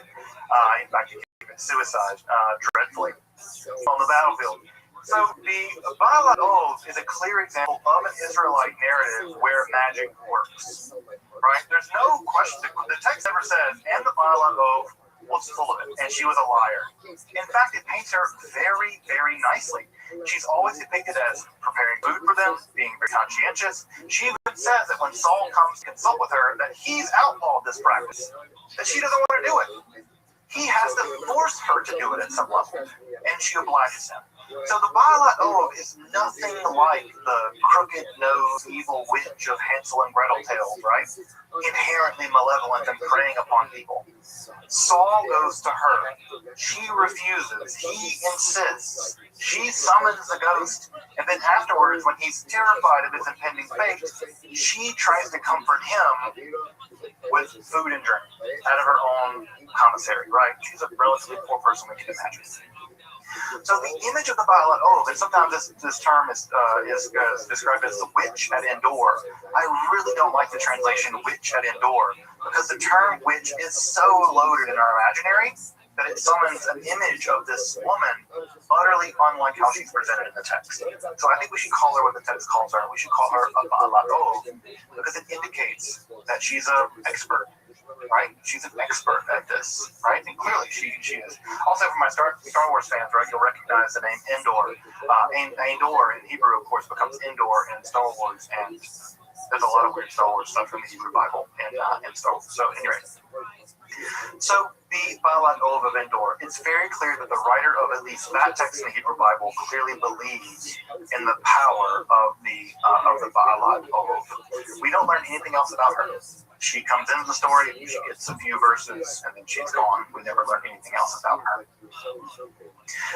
At the same time in the Hebrew Bible, there are a lot of weirdos, right? A lot of weirdos, right? The Bible's full of weirdos. The most weird, perhaps, are Elijah and his student Elisha. And these two guys are associated with all kinds of miracles. As you may remember, they're weird prophets from back in the day. They're called Ish Elohim, men of God. It's a weird, specific term for folks who are able to not only do prophecy, but also do miracles. And the only times in the Hebrew Bible where the dead are resurrected are always in relationship to Elijah and Elisha. That's the only time in the Hebrew Bible. That's amazing, because the dead being resurrected is a big deal, because typically only God has power over life and death, and Elijah and Elisha are both respectively able to resurrect the dead, at least those recently dead. In fact, people can be thrown into a grave and jump out alive. It's really spectacular. By the Second Temple period, Solomon, King Solomon, the son of King David, is also associated heavily with magic, specifically the ability to control demons. Again, remember, in the apocalyptic period, angels and demons kind of burst on the scene in a way that they hadn't previously in Israelite literature. And these demons, these sort of supernatural malevolent creatures, or at least quasi-malevolent creatures, can be controlled through various magical means. And one of the magical means that we learn about early on, as early as the Dead Sea Scrolls, by the way, and also Josephus and Philo both recount tales in the 1st century of the ability of Solomon to control demons. Specifically, demons were used in the construction of the first temple. That's interesting and weird, because you have a king of Israel using a bunch of demons to control them, right? Specifically the demon Asmodeus, who's actually a Persian demon, right? Remember that Zoroastrian connection, right? Ashmedai is a Persian deity, a Persian demon, not an Israelite one, but he's imported into Judaism during the process of the Babylonian exile in the Persian period. So Solomon has the ability, at least early on, at least by the Second Temple period, to manipulate demons. And for folks out there who are interested in magic, you probably already know, there's an entire branch in the Western magical tradition called Solomonic magic that carries this idea forward to this day. There are people out there to this day practicing variations of Solomonic magic that survived all the way back from the Second Temple period, that have survived into the Middle Ages until now. I won't say that they're exactly contiguous, but there's at least a tradition of Solomon as having the ability to control demons, specifically in the construction of the first temple. Now, that story doesn't occur at all in the Hebrew Bible. There's no evidence there in the Hebrew Bible, but it does begin to occur around the period of the Second Temple period, in the apocalyptic period. And we see it again as early as things like the Dead Sea Scrolls, where there is an exorcistic psalm attributed to Solomon who can do some demon wrangling. Would you go to a demon rodeo? I would go to a demon rodeo. All right. The other place, right, where we also see is in the Galilee. The Galilee in the first temple, in the Second Temple period, was kind of jumping, hopping with weird dudes who could do miracles. You may know Choni the Circle Maker, right? Who's famous. I think this is my partner, Alana Alpert, Rabbi Alana Alpert's favorite rabbi of all time is Choni the Circle Maker, who we had the great privilege of davening at his kever, his tomb in the Galilee. Choni, as you may know, is infamous for forcing God to make it rain, but not make it rain a lot, right? Choni said, I'm going to stand in this circle, and I'm going to stand here until God makes it rain. Eventually, God made it rain, but God punished Choni, made it a torrent. And Choni said, that's too hard, God. Turn it down a notch. And God turned it down a notch and made it rain normally, and Choni left his circle. This almost led to the excommunication of Choni, because the idea here was that Choni was using powers to manipulate God. That's a thing. How cool is that? Of course, the other guy that we know from this time period, the famous exorcist and the Messiah, you may know of him. His name is Josh, Yeshua of Nazareth, better known as Jesus. Although I think calling him Josh, fine with him. Yeah, his name is the Jewish, Aramaic word for Joshua. Of course, Jesus also engaged in a great deal of miracle making, predominantly exorcism. Jesus, if he were not known as the Messiah and the central cord of Christianity, would probably be known as a pretty famous Jewish exorcist. In fact, the majority of the miracles that he did involved exorcism. Another famous rabbi from this time period, of course, is Hanina ben Dosa. He was famous for a range of supernatural feats, including exorcism, but also teleporting. flying around. Yep, Hanina Mendoza, according to the Talmud, could teleport and fly around. He also engaged in nightly duels with the queen of the demons. The demons have a queen, they have a king as well. Lilith is the queen, and Ashmedai is the king, depending on what text you look at. But Hanina Mendoza was famous for all kinds of supernatural feats, including engaging with Roman emperors along supernatural lines, as well as great stories in the Talmud about him. Of course, we should also mention Shimon Bar Yochai, who would be famous as the writer, allegedly, of the Sacred Zohar, the central text of Kabbalah. We'll get to that in a few weeks. But of course, Shimon Bar Yochai is also attributed to have committed a great deal of miracles. My famous, of course, is that after hiding from the Romans in a cave for many years, he emerged from the cave and was so disgusted with the impiety of the people around him that fire shot forth from his eyes and killed a bunch of people. And he realized that his powers were too strong and he had to restrain them. And so he retreated back into the cave to wait it out. So we have something like Jewish Superman. Although the guys that invented Superman were Jewish, so I don't know. Maybe the laser eye thing they learned in Cheder, I have no idea. I'd like to believe that Superman's laser eyes are attributed to Shimon Bar Yochai, but I'm just going to believe that. I'm just going to go believe that they are derivative of Shimon Bar Yochai, but I don't think that's true. Bia Machira, of course, is Jesus engaging in the exorcism, his most famous exorcism, the Gerasenes demoniac, who Jesus famously threw into a bunch of pigs and ran them off a cliff. There's a really great anti-colonial read of this exorcism ritual that I think is really important, but that may be a story for another day. Now, you might just think, all this magic stuff is unique to a bunch of weirdos in the Galilee. Jesus and those cats are around with him. No. Rabbinic literature, the Talmud, is absolutely filled with all kinds of magical practices, including things like adjurations, magical incantations to be used against various kinds of demons. There are all kinds of demons in the Talmud. The Talmud is full of demons, specifically disease-causing demons. There are massive lists in the Talmud of lucky and unlucky numbers. One of my favorite discussions in the Talmud is in Pesachim, the tractate about Pesach, where you are told you cannot drink wine in pairs because that attracts demons. And if you drink wine in pairs, right, that can attract demons, and that's bad. So why do we do 4? Well, you can't do 4. You have to interrupt every single glass of wine with a unique action that interrupts them, so you're always drinking the wine in odd numbers, 1, 1, 1, 1. Also, by the way, if you've ever wondered why we say on Pesach, welcome to everyone who wants to come, they can come in to eat, we always say that in Aramaic. Why do we say it in Aramaic, not in Hebrew? Well, the rabbis say the demons don't understand Aramaic. They do understand Hebrew, so we say it in Aramaic. The demons will get invited to our house, eat our food. Not kidding you. That is a belief in Rabbinic Judaism about why we welcome people into our home in Pesach in Aramaic, not in Hebrew.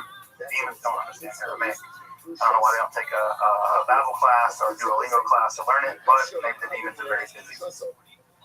Further, the Talmud is filled with astrological speculation.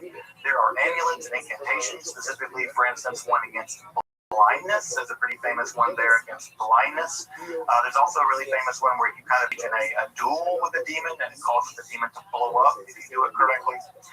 There are also even the accounts in the Tractate Sanhedrin of the creation of artificial people and animals. These are typically referred to as golems, and we will be spending some time talking about golems here in just a bit with the Sefer Yetzirah. Now, all of that stuff I just mentioned is considered completely allowable in the Talmud. You can do astrology, you can make artificial humanoids, you can banish demons, you can do all kinds of stuff, right? There's a lot of things that look a lot like magic in the rabbinical imagination, but what's really clear is that not everything is allowed.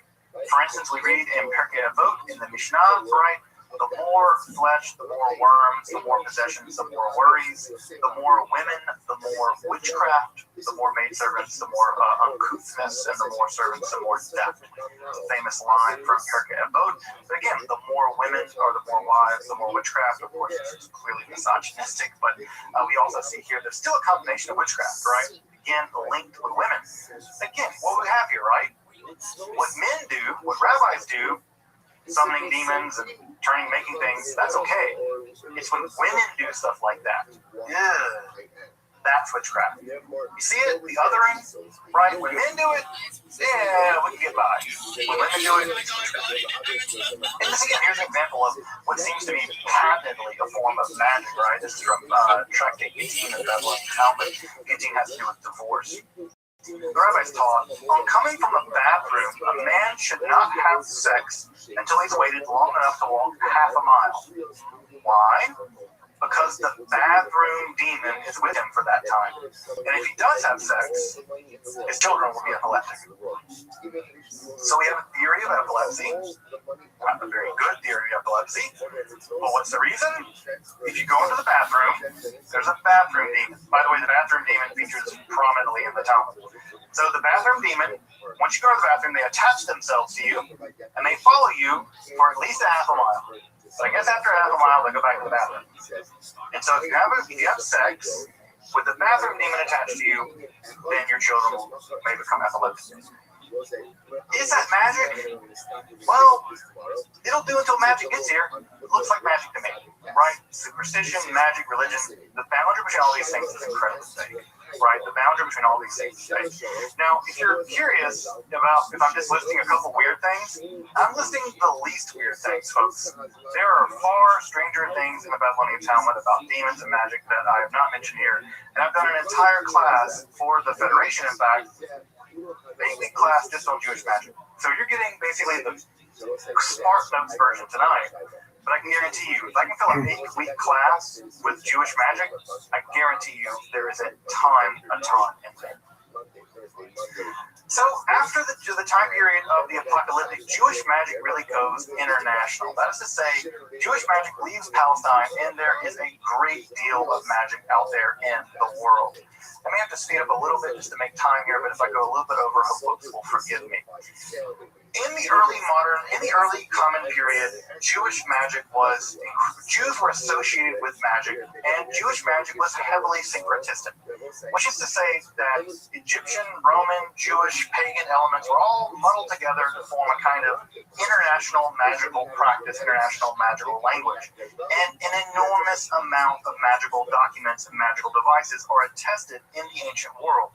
These are gathered together in what is typically called the Greek magical papyri, of which there are numerous examples of Jewish magic being practiced in the ancient world, both by Jews, but also non-Jews using Hebrew or using Jewish names for God for their own magical purposes. Why?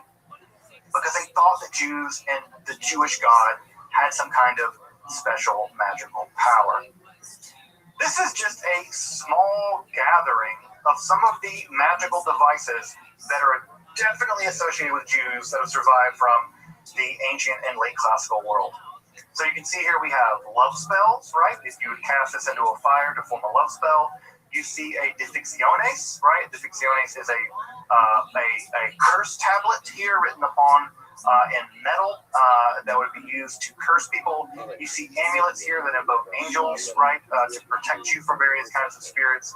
You see a curse here on the left-hand side, written on papyrus that is survived from the late classical period, early medieval period. And perhaps most shockingly, you can see one of the 3 skull devices that have been found with Hebrew incantations written on the skull of a dead person. The skull incantations we have, I can pull that up for you later if you want to read the entire incantation. But 3 of these skull incantations have been found throughout the ancient late classical world, and these skull incantations are something that most Jews would be shocked by. The touching of a dead body to do anything at all is completely unimaginable. The use of a skull to write an incantation on to harness some kind of magical powers would fill many, many ancient Jews with shock and disgust. And yet, there's no denying that all these forms of magic were being practiced by Jews in the ancient world. And I say all of these practices If you look at Roman, Greek, Egyptian, other practices in the ancient world, you will find the exact same forms of magic being practiced by them. Lead tablets, magical amulets. The skull thing is kind of weird, but magic love spells, right? In fact, you cast this through a fire, and it says, if as this burns, may the heart of Rachel burn for me. We even have Rachel's name written on there. We don't know who Rachel it was, but some Rachel. Think of Rachel, any Rachel. But also we have named people here in this curse as well. So, needless to say, right, just looking at this on the screen, people who say Jews don't practice magic, that's not a thing we do. Well, you got some archaeology to deal with. Like, really? Like, you got archaeology to deal with. There's a lot of this going on, right? And again, this is just what survived. If this what survived, you can imagine how much there was. You can imagine there must have been a ton of this going on. In fact, what's great about this one here is that there are spaces left for the names to be put in, which meant this was made commercially, right? So this device was made commercially, and then the magical practitioner would go in and add the names in later to kind of make it work. This is being sold. This was a commercial object you could buy in the shuk or whatever in the market from a ritual expert, and they would call people to curse people or call people to flourish or whatever. A very popular form of Jewish magic in the ancient world, but also a popular form of Christian, Mandean, and pagan magic was incantation bowls. Incantation bowls were bowls with images typically of demons. Some of our earliest depictions of the demoness Lilith are found in these incantation bowls. They would be, you would draw an image of the demon that you want to bind. You can see that these demons here are bound with chains. You can see that their hands are tied here, or they're bound with chains. And then an incantation will be written around the periphery of the inside of the bowl, and then the bowl would be buried upside down, right, concave part down, in the doorway of your house. And the idea is any demon coming in would be captured by the bowl, right? It's sort of like a glue trap, like you would use on a mouse. Don't use glue traps on mice, that's really, really cruel. But kind of like a glue trap, but for demons. For demons. So these bowls were meant to trap evil spirits from entering your home by turning them upside down and burying them in the lintel of your home. Of course, mezuzahs are used for the exact same purposes. In many cases where there's a terrible illness in a home, still to this day in the Haredi world, the rabbi will ask to check the mezuzahs to make sure they are in order, to make sure that evil spirits had entered the home because of a faulty mezuzah.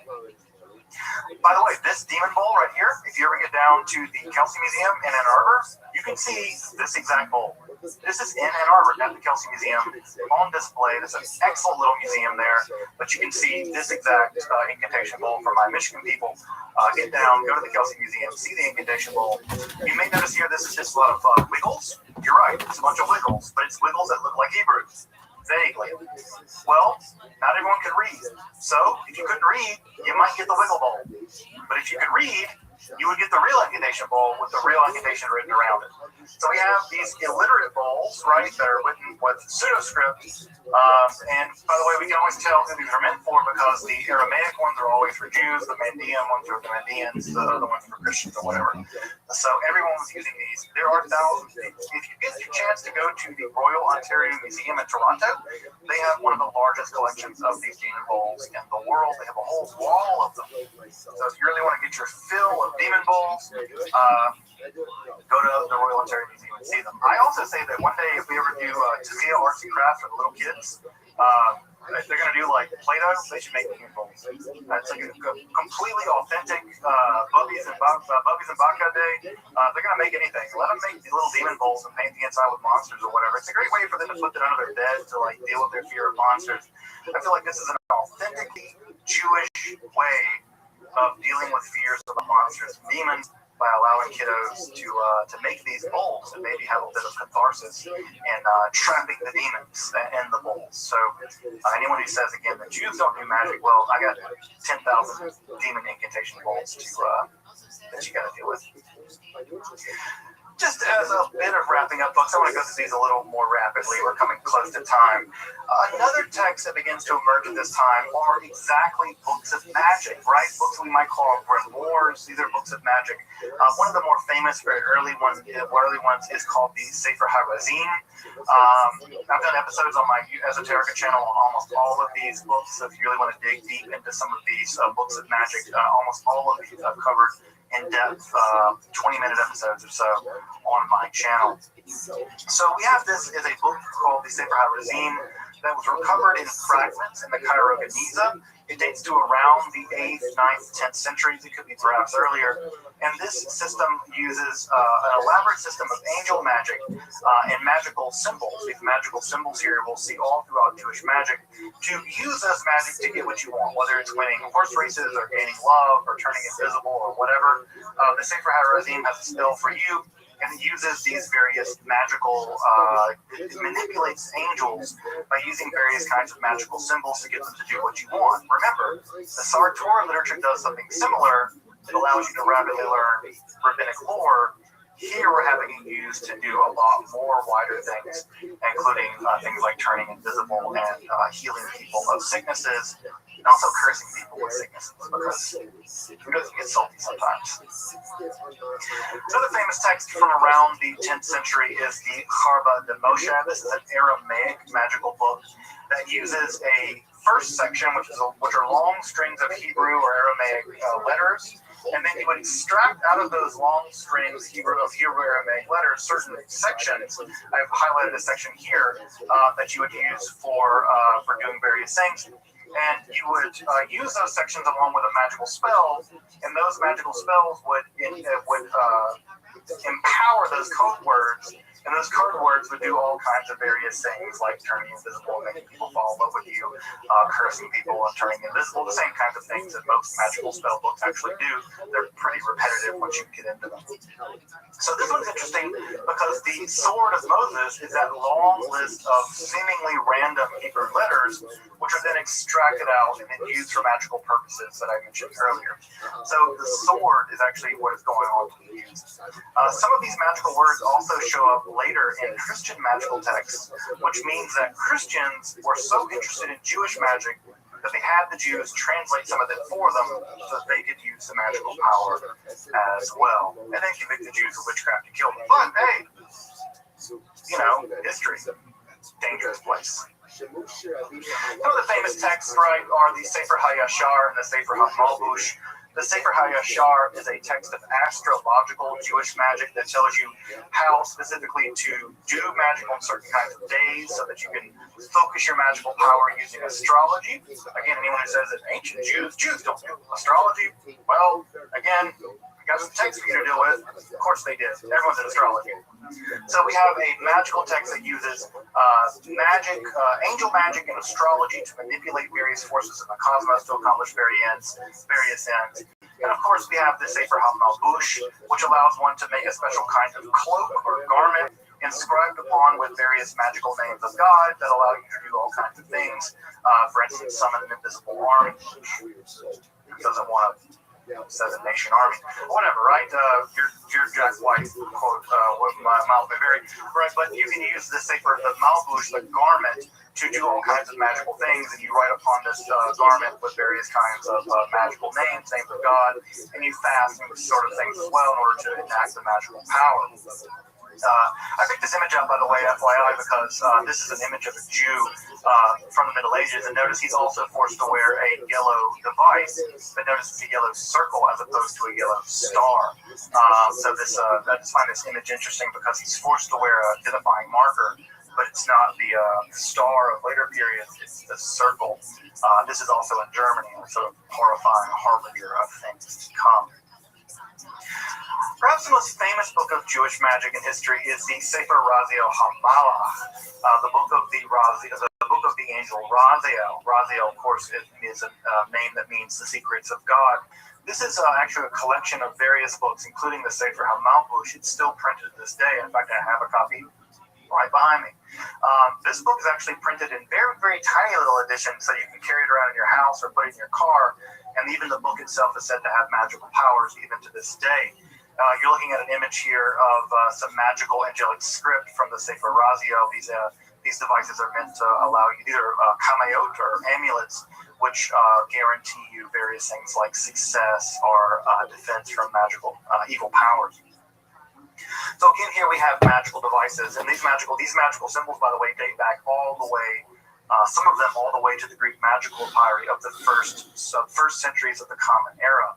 So this is a 2,000-year-long process of the practice of Jewish magic. This famous edition was printed in 1701 in Amsterdam, but like I said, it continues to be printed all the way to this day. In fact, I have an entire copy printed on one piece of microfilm, because the idea is as long as you have a copy of the book, even if it's just on microfilm, then the book still has magical power. Then I have an entire copy on microfilm downstairs with the Sfarim. So this book, the Sefer Razio Hamalach, is said to have power even just having it. In fact, I have several copies lying around. And so here again, we can see these magical images, and this idea of this magical script continues to be used all the way down to this day in modern occultism. It occurred most famously, of course, in the 1530s edition of Cornelius Agrippa's 3 books of occult philosophy, and it continues to be reprinted in modern books of witchcraft. Modern witches continue to use these magical images all the way down to this day. Jewish magic is alive and well. If you go into Haredi bookstores, you will find books on Kamayot and Segulot, books on amulets, books on magical psalms to recite for various magical powers. You can find all kinds of books in the most extremely Orthodox communities you want to go. I go into Brooklyn and Borough Park. I go into the very, very extreme Orthodox Jewish bookstores because I can blend in. And I go in their bookstores and I look through the shelves and I find books of magic. There are books of magic about how to make amulets, books of astrology, Sefer Mazalot. In the Haredi world, Jewish magic is alive and well today. New books are being written on Jewish magic, and those books are being practiced all the way down till now. It also survives in the liberal Jewish world, for instance, in the Kohenet movement. The Kohenet movement, as you may know, is a revivalist, sort of quasi-pagan Jewish revivalist movement that wants to resurrect the idea of a Jewish priestesshood, and magical practices in that world are also incredibly popular. And so in that world, in the most sort of radical left-wing Jewish world, magic is also being practiced. So we have the most radical left-wing world of Jewish practice, magical practice happening over there at the Isabel Friedman Center, right? All the way to B'nai Brak, where they are publishing books of magic, Jewish magic in the Haredi world. Jewish magic's alive and well, folks.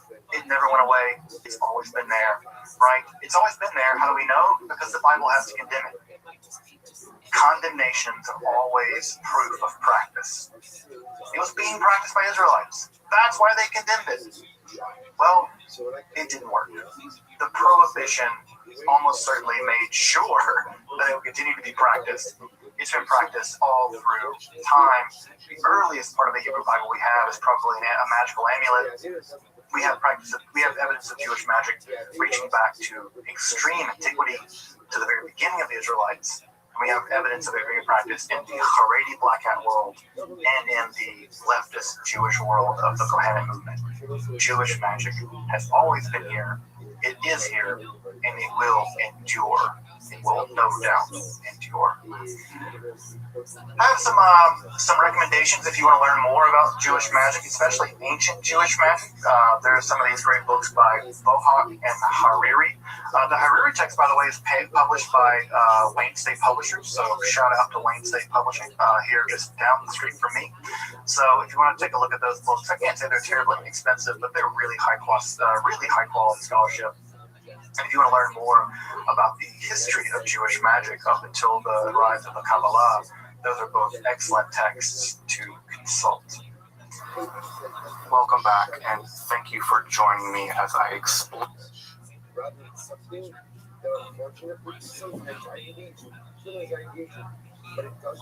She's not an ever. But that's the label that progressive services. You're fired. Go fuck yourself. See, right? So, Ray,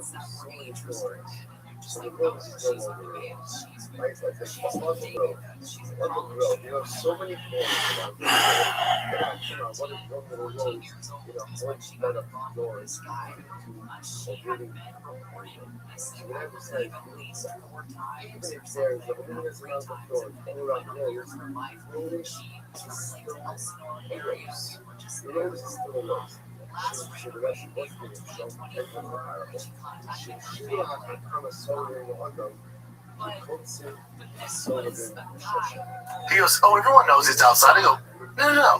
Fight Club, never outside. No, yeah, I would. Very rarely. Yeah. I assumed it was a f***ing arena. Oh, it doesn't No Diet sure Coke.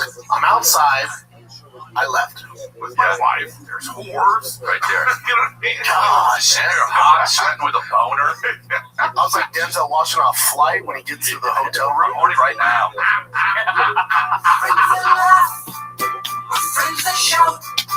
Sometimes we don't know what we're talking about, but that won't stop us. Nothing can stop us. Ooh, yeah. Show you use love.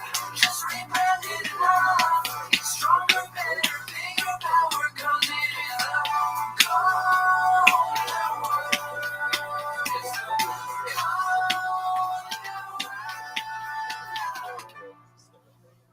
And we're in it. Some man. What hoodie is that? Derek? Or some Matt Rife merch. I was cold.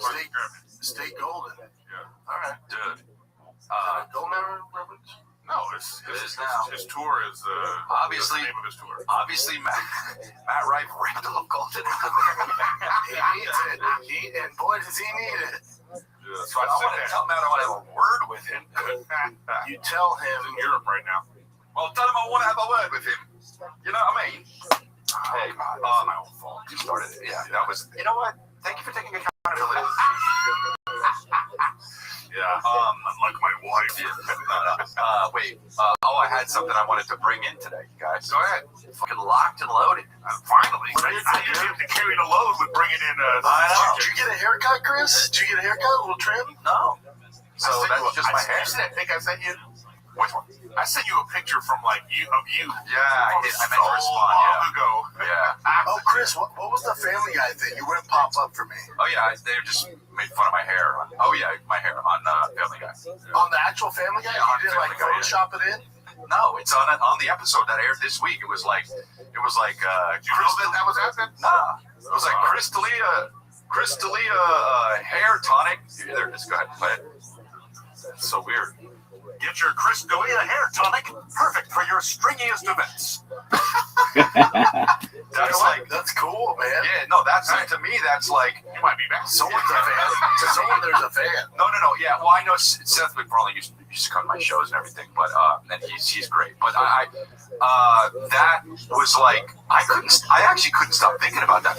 That to me, like that is up there, but it's obviously not the same as this because I was on the Eminem song. But like I'm like, oh shit, man, when these people like just recognize who you are, that's a big deal, bro. That's a big deal. This I loved it, dude. I maybe I just thought you photoshopped it and I was like, I'm not clicking on that. But bro, you know me. Why would I ever do that? I don't know. I was driving and because it kind of looks photoshopped. It does. But and I didn't know you sent it. I thought Nick did because they made a comment. So I'm like, man, Photoshop. Sure. This silly group chat. This silly group chat, man. I'm gonna crash. That's how you should have been. But no, so anyway, it was cool, and I got hit up like 900 times. And I was like, all right, let me check this out. And then, so yeah. That's so cool. It is cool, right? What was the joke that preceded it? It's basically he's trying to get. I didn't watch the whole episode yet, but the whole episode is in this area, like the Silicon type western thing, and they're saying they're like selling things that are gross. So they're like, you can get wet pants here, and then they go, and they're like, Crystalia hair tonic, perfect for your string. Yeah, 1,000 times better. It's funny. No, it's funny. Yeah, this is out of context, but yeah, no. The only comics I know that have gotten references on Family Guy or Simpsons are you and Rogan, man. Oh yeah. Yeah. Yeah, but Simpsons was nasty to Rogan. Oh really? Well, yeah. I mean, yeah, like Homer answers the door and it's Rogan's house, and he goes, "Oh, never mind." He needed like held bad. Oh yeah, no. I've seen a lot of them. They do a lot. The Family Guy's hit and miss. Like sometimes they're nice or they're not nice. You know, this one was good. It could have been worse. These have all, like a lot of Dane Cook ones have been on this. Yeah, Family Guy. Oh yeah. I don't know if who knows who this came from on that show, but I do. To me, this is one of the funniest shows of all time. So yeah, I love that. So the fact that they even do that, I'm like, oh my god, yeah. No, that's awesome. So yeah, but people kept hitting me up. Hey, you're on Family Guy. I'm like, oh fuck, let me see what the hell they're talking about. Right. And then I'm like, oh man. Yeah, it was awesome. So anyway, but I have the thing that I want to talk about with that from I get locked and loaded. Okay, go. Remember last time? Load it up. Remember last time? Yeah, last time you were a little sleepy. Remember that. Okay, so we do remember. Dude, how can we forget? No, I understand, and you were right, and I knew you were right. I said, I know, I don't know what's going on. Yep. Well, guys, I know what's going on now. What is it? I was sick. I got sick. And that's that was the beginning of news. And that was no, but you know what I was doing? I was doing the thing where I'm like, I'm not sick. Yeah, refuse. There was one time during the podcast where I started laughing hard, and I'm like, oh, didn't feel it. Yeah, and then I went to go work out after that. No, Brett, I know you're a workout guy, but I couldn't do even close to what I usually do, and I was like, what is going on? And your whole system shot. Yeah, I didn't realize that your system just goes, nah. Unless you're like completely used to it. Yeah, so I took a few days off from the gym, and then, but man, I was still getting through it. It wasn't like, bedridden, but it was shitty. I had to go to fucking, where the hell was I? Who knows? Where was I? I don't know. Do you ever do that? Like, where was I last week? You don't know where you're at. All the time. Yeah. It's called CT. Welcome to the team. Yeah, but it's not from getting knocked around in the head. It's from the. I don't even know where I'm at right now. I was in the DR last week, Dominican Republic. Oh yeah, what were you doing there? Trying to take Go ahead. Tiger to baseball. Drop them off. Yeah. Send them DR. Forget about it. Now There you go. Enjoy. I'm sorry I have to leave you here. Enjoy the waves. Yeah. I was commentating fights. Oh, yeah. But I was scheduled to be there 3 days because my wife wanted to stay an extra day. But the first day we get there, I don't speak Spanish, and they go, "What do you want to drink?" And I go, I tell my wife, I'm going to tell them I want a Diet Coke. And so she says, Diet Coke. And they're like, what? And I'm like, Diet Coke, bitch. She goes, no, I'm telling her. I go, tell her, silver can, red letters, Diet Coke. And the lady's like, I have no fucking clue what you're referring to. And then she's like, do you have something different than a regular Coke? And she goes, Coca Zero? I'm like, no, dude, Diet Coke. And then finally we got to the nitty gritty of it. They don't import them to the Dominican Republic. What? So I left early. Oh, wow. Dude I changed my flight and left. What percentage was the reason why, because of the Diet Coke, that you changed your flight? 97%. Oh, my God. I can't even imagine. So were you jonesing? Oh, yeah. So, and Coke Zero doesn't do it? No, sir. So I have a question. Like, you're going to work, you're working in the Dominican Republic, right? Okay. You go to your wife. She said, where you going this weekend? You say, I'm going to the Dominican Republic.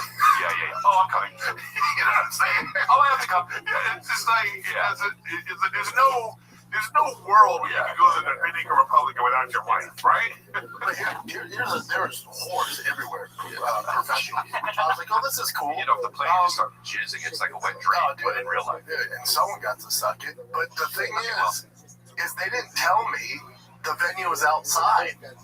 So I'm in a cool 3-piece suit. And I walk out and Jimmy goes, dude, what are you doing? I go, what do you mean? I look spicy. I dress spicy. I'm on TV. I dress spicy. I'm so sorry. I look great. I'm so sorry, You're getting a lot of mileage out of this suit, but it looks great. Wait. He said to him that he looked spicy the same way he said to that bartender, Diet Coke. Yes. You're just a mess. You're just a mess here. Might as well be fucking drunk as shit because you're just fucked. Oh, dude, I'm fucked. Yeah. I'm fucked. And he goes, no, the venue's outside. Oh, no. I look at the guy run the thing. I go, buddy, do you not think that's something you should have mentioned when we did the whole production breakdown? Yeah. Is that not something outside? Yeah. He goes, oh, everyone knows it's outside. I go, no. Fight Club, never outside. No, yeah, I would. Very rarely. Yeah. I assumed it was a fucking arena. Oh, it doesn't no Diet Coke. I'm outside.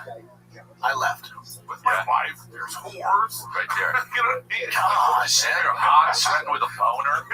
I was like Denzel watching a flight when he gets to the hotel room. I'm horny right now. I'm like, That's a great I'm about to bust. Wait, the adjoining door was like, that is a great scene in that movie. Isn't that the best? You're in the movie theater like this. Don't do it, Denzel. Don't do it, man. Well, if you're black, you're doing that. Well, if you're white, you just watch a movie. But if you're black, you shoot the screen. Even white people were like, come on, man. But then remember, then it cuts him in his court and they go, sir, you drunk? He goes, I'm drunk right now. He probably just, that's Brendan. He probably just, like, that's Brendan. That's a great movie. Holding his dick. Actually, I realize how great that movie is. I'm horny right now. I'm horny right now. You been horny? Are you horny, sir? I'm horny right now. I'm jizzing right now. There's a Dominican hooker underneath this table right now. Oh, man. Yeah, good. You have fun. Dude, speaking of, like, fights, you know, man, those fights, man, were crazy. You know, did you tune in, Nick? I know Nick. I mean, of course, Nick did. Nick sent the group chat a message, and I was like, "There's no way you can tune in." Well, you know what, Nick? If when you watch, I'm not doing a watch, but it's like I wish I would have watched the beginning because I was saying to Nick, like, I think that you need the preamble to really appreciate it because be like the story. I'm saying, but it'd be like if they build a story, if you're into basketball, you can watch any basketball. Yeah. But there's something special when you're like watching your team or like of course. The story. I didn't get the story. I saw like a brutal fight, and then I'm like, oh man, I wish I would have known who this person is. The background, it makes it way better. Yeah, I think that's what there might be missing is like just some more social media presence about what's about to happen, who these fighters are, and just get it out there because I think it would have made it a lot better for just a casual fan. Because I'm just a casual fan. Yeah, that's a fair point. Like, especially that guy. Like, he hasn't had that many fights. The hardcores, we know who he is. Who's that? And he does all this like cringy stuff leading up to it. Who's that? They could really tell his story. Yeah, Josh Hogan. Yeah, and then who was in that other fight? Because that guy right there, that what a brutal fight this was, man. Like these guys were. He's also given up 25 pounds. He's only 230 pounds. There didn't seem to be any like. This was just a brawl. Eesh. Yeah, man. It was wild. How do you eat wild? Jesus. How do you eat those? I mean, that's right. Okay. That's it. All right, you win. It's all good. It's funny because they both had to go to the hospital after this fight, and they were riding the same ambulance. And Hogan, the white dude, looks over at Curtis Blade and goes, "Dude, why won't you just give the fuck up?" That's so funny. Look at us. Why didn't you just give up? Wow. We should at least finish it, huh? They go in the van. Do you think if one of them would have tried some sort of takedown move? They did. But in the middle of that brawling part, you know, like there was one point where their faces were just bloody. And I'm like, somebody tried something different. They're too tired, and then both of them are high-level wrestlers, so they kind of negated it. The takedown. My boy won. Your boy Paulo Costa. There's nothing more tiring in fighting than wrestling. There's nothing that exerts your energy more than wrestling. So that's why you don't see it late, especially from heavyweight. You sure I'm Soldier Boy?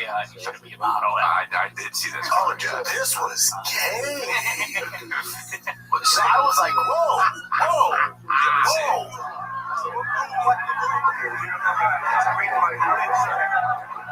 Thank you, sir.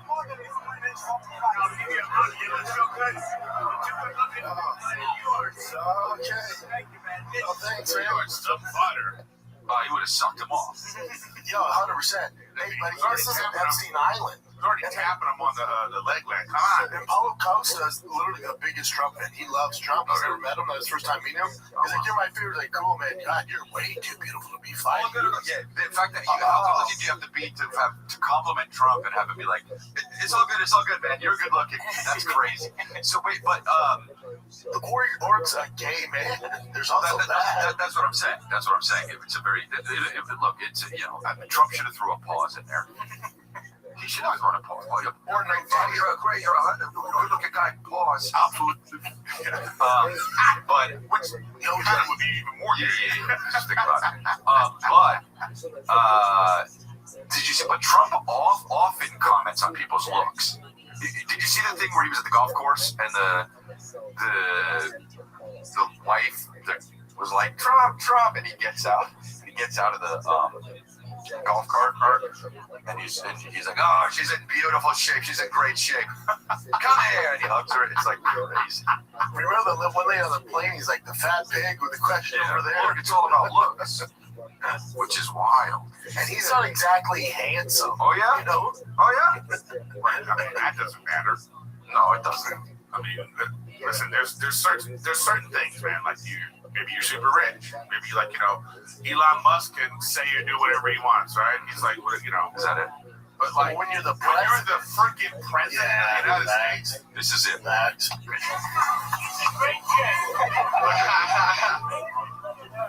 You're the husband? Oh, I gotta come get this. Bottom picture.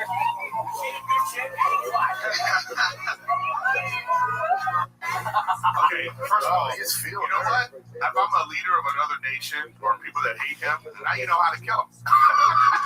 100%. True, careful, Eric. True, careful saying that, and I don't agree with you. This is my thing, though. Where's the Secret Service? Well, they're right there. He's there with a giant gun to the left. Drone catcher. That's what that thing is. You see him in the beginning. He has a giant fucking machine gun. That's a drone on the left. I know, but this Trump just.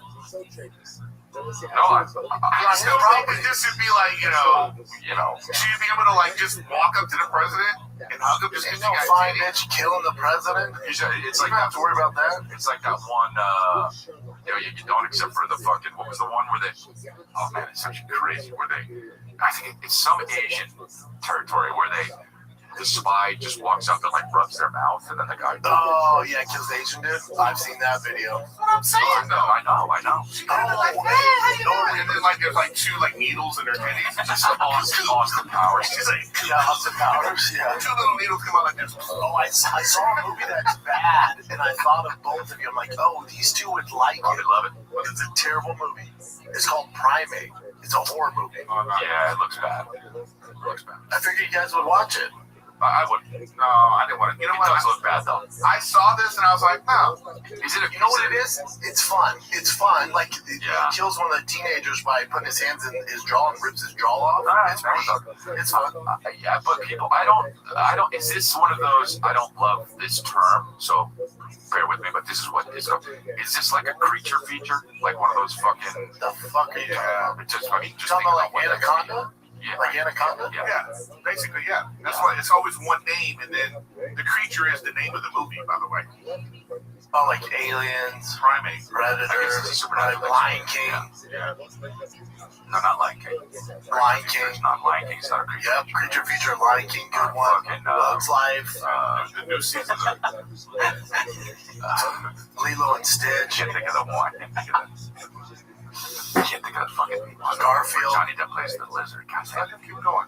Yeah. Oh, Rango. Were you talking about Rango? Rango's in it. Oh, wow. Chin chimes in. But has he ever chimed in? Rango. It's his favorite fucking movie. Oh, no, because Chin's in it. Chin's a voice in it. Yeah. No, he is. Huh? I did the commercial. Chin was the voice in Rango. What the fuck are you talking about? He was a voice for the movie in the fucking Rango. Okay, but no, it wasn't. So. Chin, bring it up. Chin, bring it up. Text it to me. Text it to me. Okay, I'll look for it. Now listen. He's not the lizard. He's like a weird Johnny Depp is the fucking lizard. I know. If you cool, man. Shit, I know what's going on there. Oh, I know what's going on. You were in Family Guy. Chin just one-upped you because he's in Rango. Yeah, that's not cool, bro. Wow. And I brought it up too. Damn, Chin was sitting on that when I said the Family Guy thing. Oh, I've never seen him with more energy in my life. He goes, Rango, it's Rango. Yes, I see you the Asian dude going off on some black girl at his store. Bananas. No. Sounds like you guys are video. Wait, there's a lot going on in that group chat, man. Sometimes it's tough. Sometimes, yeah. You gotta put a Diet Coke can in there for this. Oh, I didn't see this, but I saw you sent it. Let me click. Oh, let's see it. Should we watch this first? Or should we move to this? He sent me the link. Well, it's the same thing. It's just the same thing.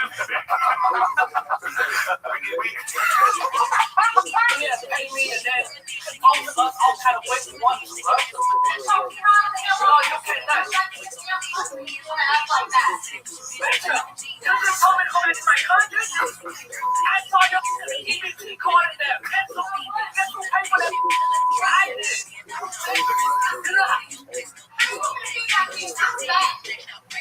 Oh my God, well, you got me fucked up, bro.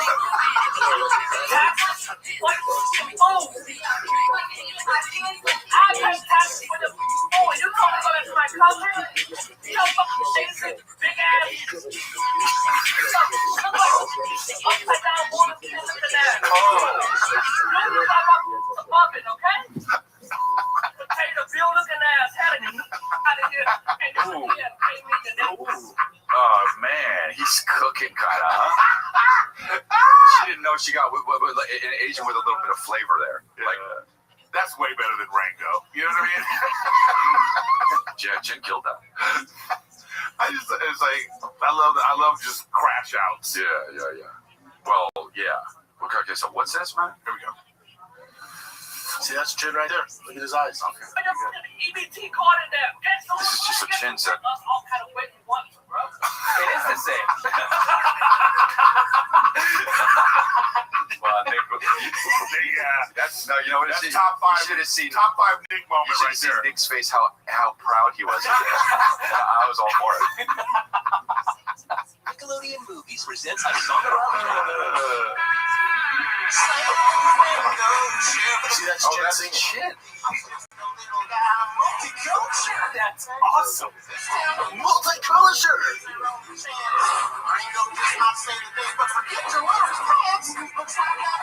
How much did they pay for this, Chin? Decent? $1,000. You had no agent. Wow, a big commercial for a movie, $1,000. How? Wow. It's Asian slave labor. Guys, you also had to make a phone at the same time. How? Did this $1,000 on my break from making iPhones? How did this happen? Why does Chin not even have a microphone? Yeah, tell them. Get a microphone. What is the deal? What? He has a mic sitting in front of him. It doesn't work. No, he doesn't turn it on. He has a mic, an earpiece, a Bluetooth. He's doing something over there. A camera on him. Just over here, just chilling. That's unbelievable. Wow, Chin, that's cool. Thank you, Chris. Yeah, that is cool. I'm not even trying to one up Chris and Chin right now. Your boy booked a national commercial. What? I come to LA next week. What is it? I can't tell you. Oh, dude, I'll tell you off air. I fucking wish, dude. I would have led with it if it's Diet Coke. Will you be here on Tuesday? I get there Tuesday morning. I shoot all day Tuesday. I leave Wednesday at 5 a.m. Oh, jeez. Oh, no. Ooh-wee. But that's my doing. They wanted to go later, but I got to get back for Tigers practice. Yeah. So, no. So Bob, I didn't record here, Wow, that's wild, dude. Cool. I can't wait to tell you guys. Yeah, I can't wait to hear about it. Anyway, I was sick. Yeah, we eventually moved way past that. My chest is filled up a bit. Yeah, that's good. That's good to hear. What do you think it was, a virus or something? I don't know. I don't. Yeah, I guess so. I think my body was just like, you know what, bro? You know, I'm tired. Right from traveling and shit. Yeah. So we're on. I'm on my workout shit now. So I got on my rowing machine. Oh, good. And then Rachel's going to Pilates. There's a Pilates place down the street, right? Pilates is tough. Okay, check this out though. She comes and goes, I want to start going. Can I get Pilates? I was like, yeah. So how much is it? So expensive. Crazy. Okay. Like $600 a month. It's unbelievable. Okay, and I say to her, well, because they're saying when you sign up, you have to sign up for 3 months. Oh no, we're going class by class. Right there. I said you're gonna stop in 3 sessions. He's seen the movie. So I say, I wrote the movie. I said, you go do one, see if you like it. Yes. Okay, see if you like it. So she goes, okay, I agree with you, but you can't even get one. You can get this 3 package. I said, get the 3. Sure, yes. It's $100 and something. I get the 3 package. Okay, see if you like it. She goes to one class. She comes back and goes, I loved it. I signed up for. I signed up for 3 years. I signed up for the thing, and I was like, you have to go. Yeah. It's a mortgage. I said, now you have to go. And I'm going to be on you. You know what I mean? It's not going to be like, hey, and it's not because I care about you. You need to be fit or anything. No. You just got to fucking. No, we're not wasting money. Eric, speaking of, you know what might be good for you? I was thinking about this. So, Fight Camp sent me. It's like a heavy bag, and then you download the app and you stream it to your TV. And I do it outside. You can do it indoor too. But it has all these dope workouts, like 20 minutes, 30 minutes, 45 minutes. Oh, really? But it has trackers, like carb tracker, calories, how hard you hit. If you go to my Instagram, Nickerton, it's on the post. I'm in the bag with Tiger, and me and Tiger compete against each other. Oh, I did see that. Yeah, we compete against each other. Buddy, I'm telling you, I was thinking about you. You would crush this dude. And you can track all your shit. And then that, okay. So it'll show you a combo to do, and then so you do that for like 30 seconds, cool. And then it'll teach you another combo, and then there's intermediate, and then like advanced, and then pro. So you can pick different levels. Damn. And then if I do it with my kiddo, but you can go against a computer and say what level computer, pro level or amateur. Whoa. I gotta say, when you gotta keep up. When I was watching this video, you know what I was impressed by? Look at Brendan's footwork. Like he is like, you look like a fighter. Yeah. You know what I mean? Like I would hope so. The stance is like, you know what I mean? I was just like, oh man, look at this. He's ready. You're ready to go. Oh, buddy, if the UFC didn't test right now, your boy would be fucking guys up in the top 10. If you didn't test, because you're on you can test. Your boy's on sauce. Your boy's on sauce. Right. Your boy's on sauce. This is adorable. Oh my goodness. Man, Billy's getting into it. She's killing it. Yeah. The fact that she wears a Wolf will not. I have some boxing gloves for Wolf. He just won't. He don't want to put them on. Yeah, I mean, what the fuck? Who wants to put those on when they're 3? Yeah, but they like if you hold the mitts though, they fucking let my kids want to do it. Tiger's like, Dad, I'm gonna be a UFC fighter. I'm like, no, you're not. No, you're not. No, you're not. You know that meme? No, you're not. Billy turned 3. That's great. My Billy, yeah. When was the B-Day? April 12th. Getting older. Take a break, guys. Talk about Quince. This time of year always makes me rethink what's in my closet. I try to keep fewer things but better ones. I just went out and did a haul. Pieces that are well made and easy to wear all the time are what's important. And I keep coming back to Quince. The fabrics are elevated, the fits are thoughtful, and the pricing makes sense. Makes a lot of sense. Quince makes high quality, everyday essentials using premium materials like 100% European linen. and they're insanely soft, flow-knit activewear fabric, which I actually have some. You like the linen pants, the shirts are lightweight, breathable, and comfortable. You're wasting money on this other stuff. Just have Quince help you out, because basically they've got the perfect stuff for spring. They got the pants that strike the right balance between laid back and refined.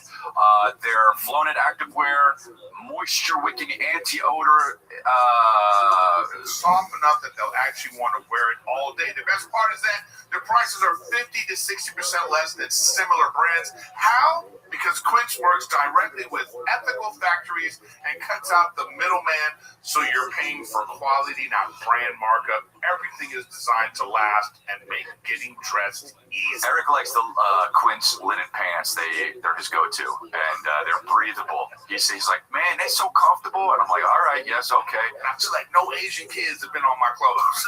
Yeah. But he told me how inexpensive it was to get that fit. And I'm a jealous boy now. Refresh your wardrobe with Quince. Go to quince.com/golden for free shipping and 365-day returns. Now available in Canada. That's go to QUINCE.com/golden for free shipping and 365-day returns. Quince.com/golden. Getting older, folks. Chin turned, what, 59? 49. Sorry, 49. Chin's legit 49. This weekend. 49. This weekend. Birthday party. This weekend, all his friends and family came out this weekend. Was the fridge open? Oh, man. That's how they call it. They got him a gallon of kimchi. Yeah, man, that's, Wolf can't say sleep, he says heap. Oh, wow. It's like he's Australian. Yeah. He goes, mommy heap. Sounds like he's been listening to my podcast. I have a speech impediment. So. Why does it sound like Brenda's from Blowmore, man? I just texted Chin. I wonder if it's that laptop starting to die. Did that out? Let's go to my AI. I'm making an AI series. Hold on, before we get off to that, because we just spent 50 minutes talking about AI last time. Oh my god, I got it. I'm into it. One mention for fucking 40 minutes. Yeah, it's the entire episode. This week. It's the entire episode, though. You did a tutorial and you had us on it. I'll be in fucking Chicago and stuff. So go to chrislea.com. Go to Florida. Is it Chicago though, Eric, or is it Schaumburg? Yeah, see, it fucks people up. Right, but the people will come from Chicago. Schaumburg has a lot of big things for me. It has a what? It has a what? Schaumburg's like a big suburb. Schaumburg's huge. New Westminster, BC, and then Nick doesn't want to scroll, so that's fine. But Salt Lake City, Las Vegas, Nashville, chrislea.com. You don't even have to scroll that much because I don't have that many shows. Wow, at ericgriffin.com now. Yeah, baby. That's local shows if you're in LA. Ooh, we got the local shows up now, ready to go. I like that. And then Ontario Improv this weekend. You know what? Eric's doing too much. April 18th, doing too much on his website. North Iowa Comedy Festival. Raleigh Improv May 8th. So those are the week's upcoming shows. And then if you're in the Hollywood area now, people always ask me, hey, where are you performing this week? Now that I'm controlling my website properly. That's not going to stop. I know, but now you can go to ericgriffin.com and see. Eric, you're good with AI. We're changing the SHOT Show back to the very first name of the show, the Big Brown Breakdown, and I need a graphic. Big Brown Breakdown. All right, I'll let you know. Say no more. Say no more, and it comes up fucking corny John Wick shit. Play the John Wick thing. It's so stupid. I didn't put the right prompts, but it's still funny. Yeah. Oh my god. There's an overdrive I've ever seen. It's like I'm being attacked by. That's kind of sick, actually. What if this was the movie? Yeah. I'm calling that John Thick. That's kind of sick. My next one's gonna be Luke Beige. My favorite is this. Yeah, with the knife. I know. It's so funny. It's like these video rendering programs. The thing is, you have to be super specific about what you want. What did you put on I just said like, John Wick. I had to describe myself. So you make a character, you make an avatar of yourself, so it looks like you. Okay. And then I said, give myself all black suit, give me chin length, black hair. Okay. And then I'm walking down the street and hot dog vendors attack me, and I fend them off because I'm an assassin like John Wick. But that's what you wrote. Yes. Okay. But you have to write even more specific things, and it'll really give you what you want. Yeah. Well, I don't know. This looks pretty good. One way to do it is, I don't know what program you're using, but take like in Claude, put in what you type to the video thing, and it'll give a more specific one with like lighting or whatever. I did that later, but I just thought this was funny. I'm calling. No, I didn't make the video because I like this. To be honest, I'm calling this Unk AI. You know what I mean? To be honest, that doesn't look so bad. But once it starts moving, once it starts doing the thing, it's like so you put. And I had to put. I said, because I made another one, but it was too. The guy was too buff, and I was like, no, that's not really looking like me. So I said, I'm kind of pissed off at how I described it. They actually. It came out to like, what'd you describe? My body. That's funny. I said, portly, heavy set, pear shape.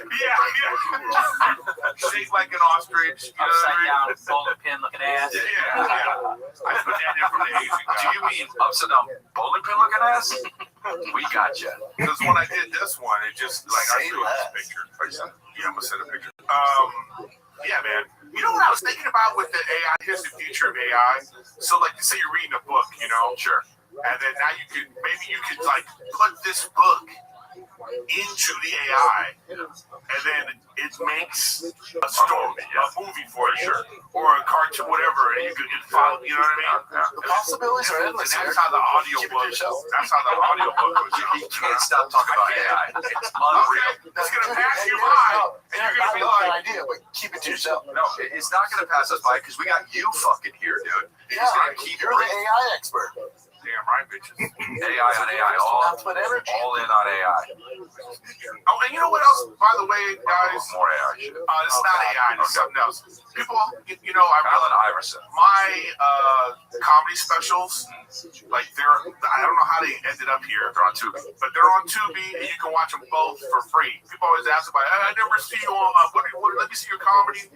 Watch my guy. Ugly Truth is my first special in 2016, and then The American Warrior came out in like 2018. Oh, dude, I know it's stealing all the views on Tubi. It is my show, Gearhead's Gone Wild. So watch that, and then watch Eric's specials.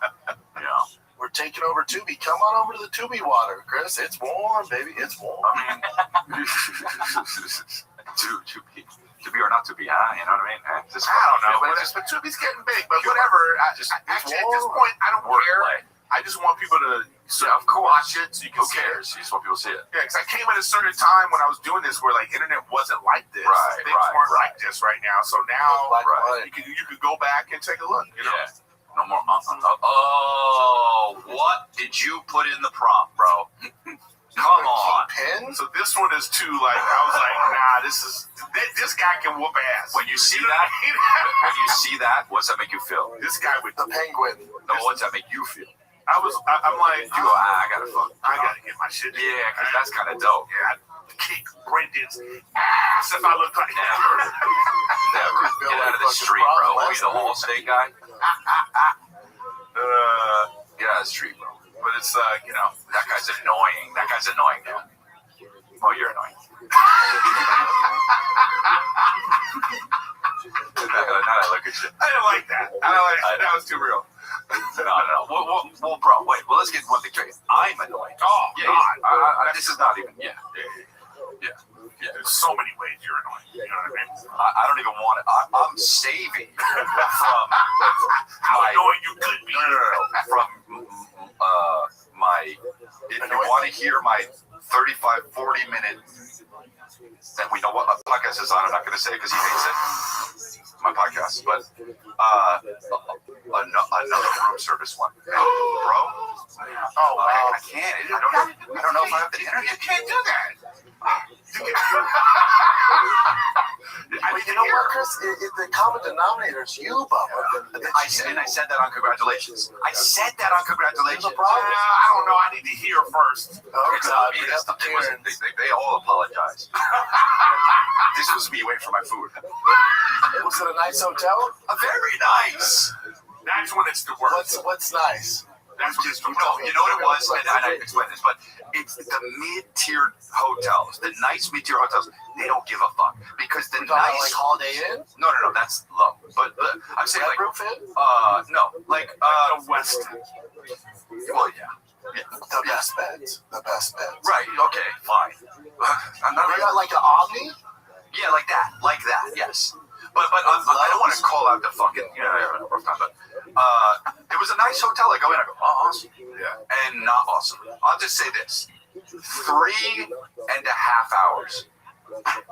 That's not. Wait, what? Hold on. What did you order though? Hold on, what did you order? And where'd you order at what time? What could I have ordered? He ordered like a small Asian boy or something. Like, what can he order? A 3D printed Taj Mahal? Yeah. Ooh, I don't fucking know. Salmon, bro. How? He ordered food. At what time? That doesn't matter. 8:30. All right. Wait. Here's my thing. I don't care what time it is later. If on the menu it says, oh yeah, I know. From if we serve food at this time and I call for food, you guys, listen. We're three road dogs. We're three road dogs. You gotta know after doing this for a number of years. You know, if you ordered late, that shit ain't coming fast. Fine. Especially when you're trying to get salmon at fucking midnight. Handle this. Not coming fast is like, okay, 35 minutes. Yes. 40 minutes. 35 okay. minutes is pretty good. 40 minutes is not 40 coming minutes fast. is like not coming fast. I agree. 3 hours is more. Somebody needs to get fired. Yeah. Did somebody die? Yeah. Is there an emergency? Is there a fire in this hotel? I'm with you. I call them downstairs. Hey guys, I'm worried why you haven't called me to evacuate because there's obviously a fire in the building because you haven't got my food. It's been 3 hours. What'd they say? So many different things, bro. I went down and up and down and up. Oh, you even went down, bro. It was a party, bro. I was talking to the person who checked me in. I was talking to the kitchen. I was talking to bro. They got to the point where if you really want to listen, I'm not gonna fucking. But if you really want to listen. But they had literally were like the chef went home and they were like, oh, we got another one. And I'm like, okay. And they're like, he lives here in the hotel, and he woke up to come. It wasn't just me. There were other people like, where the fuck's all my food? Wow. Yeah, I don't even. Bro, that's crazy. I don't even know. You know what's crazy? You know what's crazy? You know what's crazy for me about you guys? You know what's crazy is you fight for the food for 3 hours. I go after an hour. They go, yeah, I don't know, man. I go, all right, fuck it. I'm not eating tonight, and I go to sleep because I'm not a hoe. No, I need to get my macros. It's not even about the food anymore. It's not. No, it's about. That's what you don't understand. It's not about the food. Fuck the food. I'll throw the food out. It's about accountability and doing the thing that you said you were going to do. At 2 in the morning. Yeah. It's not 2 in the morning. It was 8 o'clock. Bullshit. It was not. It was after Joker. It's a little later. It was after a show. I landed at 8:30. So after that. Okay, so airport, by the time you get there, by 10 at least? No. And then they had to wake the chef up? They had to wake the chef up? No, they didn't have to fucking wake the chef up. It was all bad. You just said they had to wake the chef up. They had to get another chef. Well, this was 3 hours later because whatever chef, the chef just was like, you know what? Fuck y'all. It's because nobody ever orders, I bet. Was it like a Wednesday night? This guy.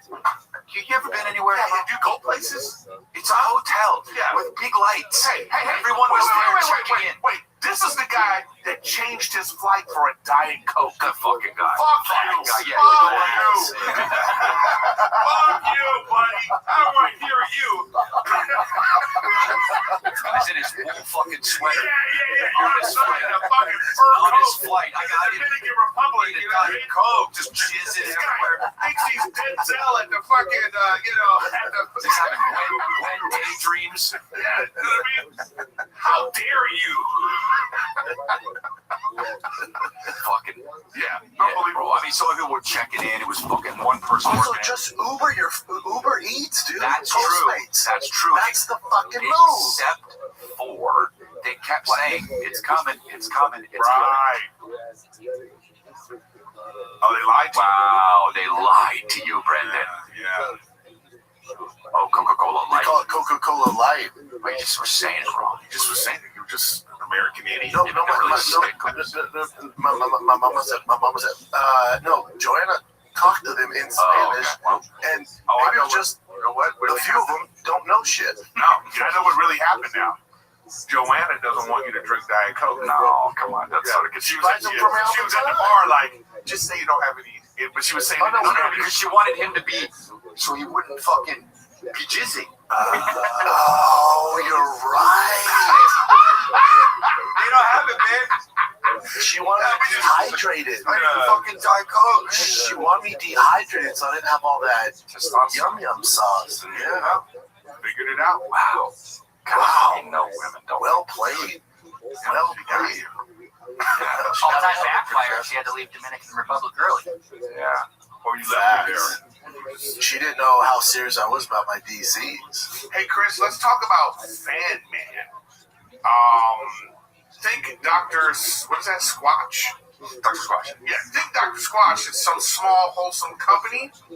Burt's Bees, Native, think again. They've been bought by mega corporations and private equity firms. And they hijack these beloved brands and fill them with the same corporate slop as everyone else. But one company is doing things differently, the Van Man Company. They started the tallow trend a few years back with their grass-fed tallow moisturizers, and they've been crushing it ever since with hit after hit of clean, nearly edible solutions to your everyday products. Here's the thing about tallow, it's best moisturizer. It's the best moisturizer on earth because the fatty acids in tallow are nearly identical to the oils in your skin. Yeah, so the body actually recognizes it. One use and you'll feel the distance. Your skin will be, one use and you'll feel the difference. Your skin will be softer and smoother than anything you've gotten from a bottle full of chemicals. Chemicals, dude, and fillers. So, come on. You got to get here with this natural stuff, and because there's no filler garbage, a little goes a long way. This stuff actually, it lasts. It's powerful enough to heal the skin, yet safe enough to spread on your toast. I love that. That's real ingredients. Ready to ditch the corporate chemicals? Go to vanman.shop/golden and use code golden for 50% off, 15% off your first order. That's vanman.shop/golden. Don't forget /golden. vanman.shop/golden and use code golden for 15% off your first order. Van Man, real ingredients, no exceptions. Pluto TV has thousands of free movies and TV shows. We're coming at you with everything we got. This is free. This is free. This is with movies like Pineapple Express, the entire Star Trek franchise, and Gladiator, and TV shows like Survivor, SpongeBob SquarePants, The Fairly Odd Parents, and Ghosts. Pluto TV is always free. Pluto TV, stream now, pay never. And Saturday night was the big UFC. I had to get home. Oh, I hear you. Where was that fight? Miami. Oh, God, that's a terrible place to fight. For a fighter, and all the distractions in Miami. Brother. I mean, I think if you count that type of distraction places, it's probably Vegas #1 and Miami's got to be second.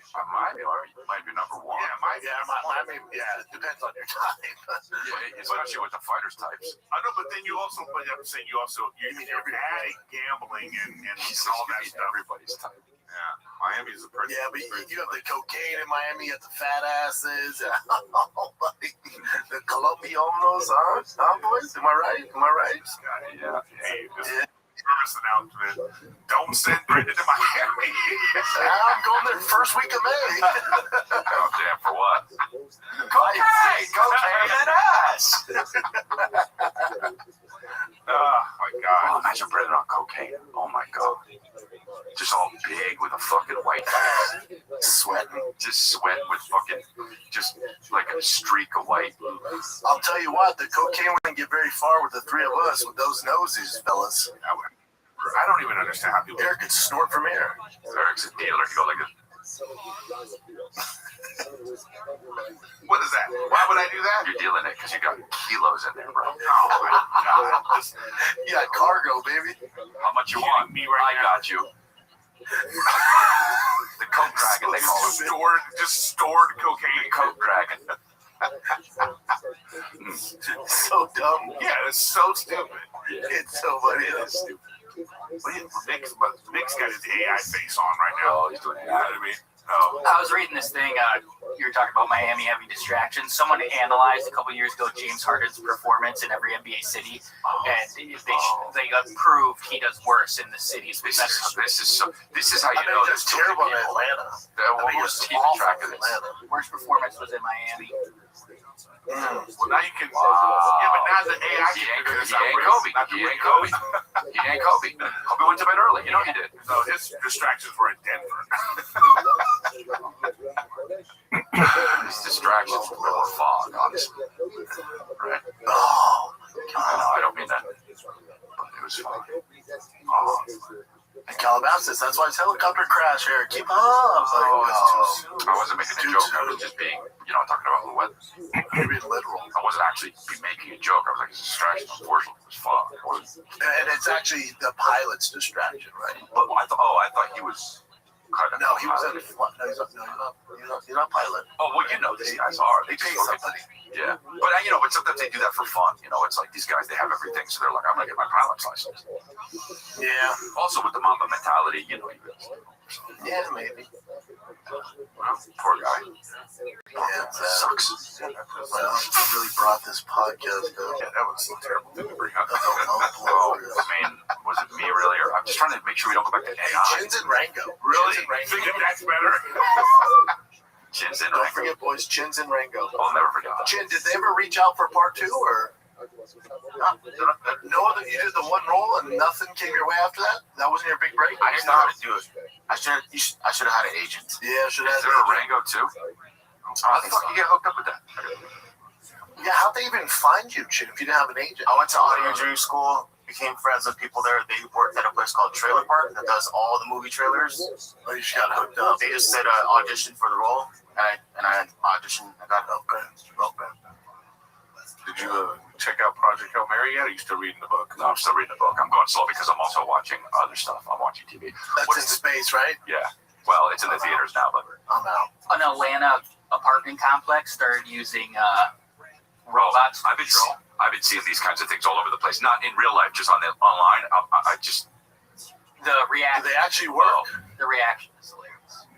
They got the motherfucking robot dog in the motherfucking hood patrolling the apartment.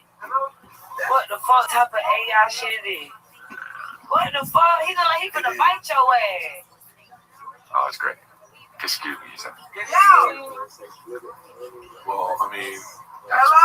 Oh, baby, Can you just grab it? How are you? Where are you at? I'm good. It's a person I want to So, what y'all got the robot dog in here for? to watch the people so they don't take something. Oh, sorry. So we're actually like the robotic security dog here. So what y'all got to tell us? Stop. So even the robot dogs are in Bangladesh? Yeah. Oh, yeah. That's bananas, man.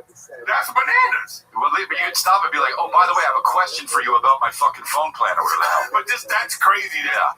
Oh, wow. Get you on the phone. Yeah. Wow. I thought it was more of an urban accent than Bangladesh. Wherever Is it not? was. No, it's like Filipino. Yeah, Filipino. Filipino Is it? something. That's crazy. So we're actually like the Yeah, Filipino. Oh, yeah. Asian. At first, I thought it was like a Puerto Rican woman. That'd be funny. Sometimes when you win, you actually lose. Sometimes when you lose, you actually win. The robot's got a fat trunk. With big nails. I tried to honk the horn in a Waymo, and it stopped. And some Filipino lady comes on and tells you not to do it. She was super polite about it. But I also heard they will control them in tight spots. It's not robot. Oh. They're like, well, the rumors are that they're also being controlled by prisoners. that's the big conspiracy.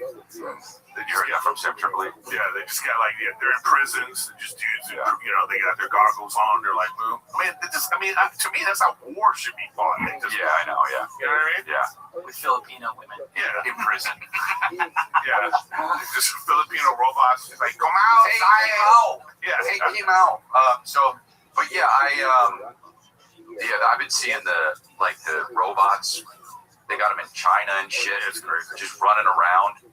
Just like I saw a great Elon Musk video. I don't know if it was great or not, but there's some guy asked him, "Why should I invest in Tesla?"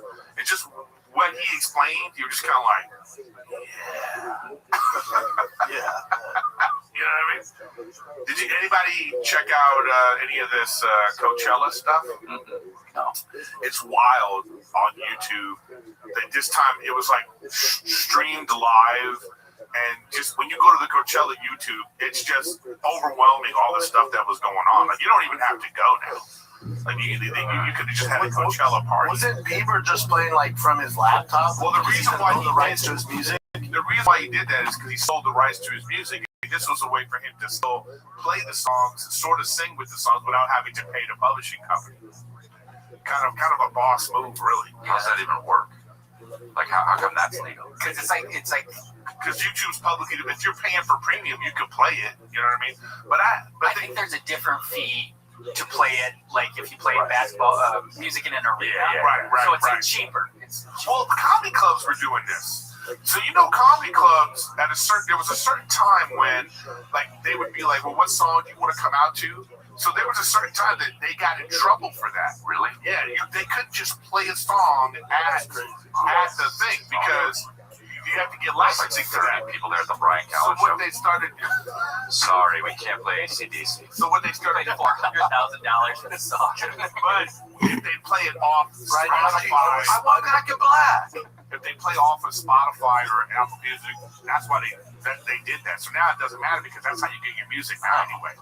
They're like, Brian, you actually owe us $20,000 because we played that Van Halen song 4 times for you. I wanted to do a bit, but Eric was just hell on getting that just for hours. I know, dude. Just wanted that. I was with you, Chris. I had a whole bit. Eric just wanted. Even I tried interrupting him. He just wanted fucking Spotify info out. Oh man.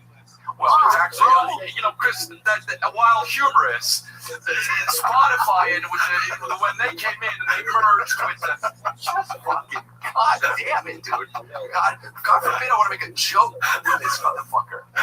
Well, technically, Chris, just hang tight for a moment with your comedy. So the thing about Spotify is, if you're going to use the music, I appreciate you. It's the licensing agreement. It's in an arena, and it was so while Brian Callen could play AC/DC. Technically, Brian Callen, yes, he could play AC/DC, but if you decide to play Metallica, you're looking at 40%. Hey, you? Yeah, well, you get his info out.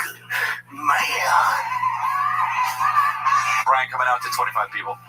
Brian coming out to 25 people in Tacoma.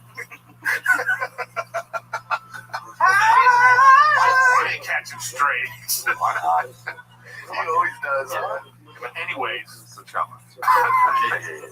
was some of those. I said, my boy Teddy Swims was there. Oh, my God, song that was great. He's great. But you actually know him? Yeah, he's on a Fight Companion. Oh, he's a comedy fan too. He's a comedy fan. Yeah, we follow each other. Who the fuck's New Dad? Yeah, I'm telling you, man, it was pretty. And they only got 80 views. That was a lot of New Dad with 89. She looks like 1,000 views. She's like she's struggling with her pronouns. Sexy red. I don't know. This was like. This is just something I just want. How many people? I've never been. Chris, didn't you go to this last year? No, I've been to Stagecoach. I remember you went. Oh, Stagecoach. That's right. Stagecoach is like how many people? I'm curious. You this? Oh yeah, Kim K went. You about what's her name? Ruby Rose or something that's accusing her of shit? Yeah. That's wild. I didn't read it, but I saw the headline, and it's like, wow, believe all women, right? So they're both telling the truth.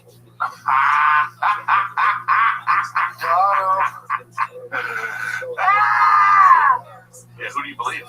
I don't even know what happened. I just saw the headline. She was just saying like 20 years ago. in Australia in a club. Katy Perry rubbed her pussy on her or something. Something like that. How's that news? What are you looking for, bitch? What are we doing? Well, Ruby Rose is, she's said a lot of things has happened to her. So if you just Google her name, it's like, they didn't pay me right, they didn't do this right, I got injured, and it's sort of like, okay. She got fired from the Batgirl thing because of her behavior on set, according to reports. I don't know if that's true or not, but I mean, you just kind of go, I don't know. Why Sydney Sweeney too? What about Sydney Sweeney? Watch your mouth. You got this? No, Ruby Rose talking smack like, she's not a lesbian. Ruby Rose is not Sydney Sweeney during the Gene campaign. That fuck. Yeah, she was bitch. Not cool. How you gonna pick out?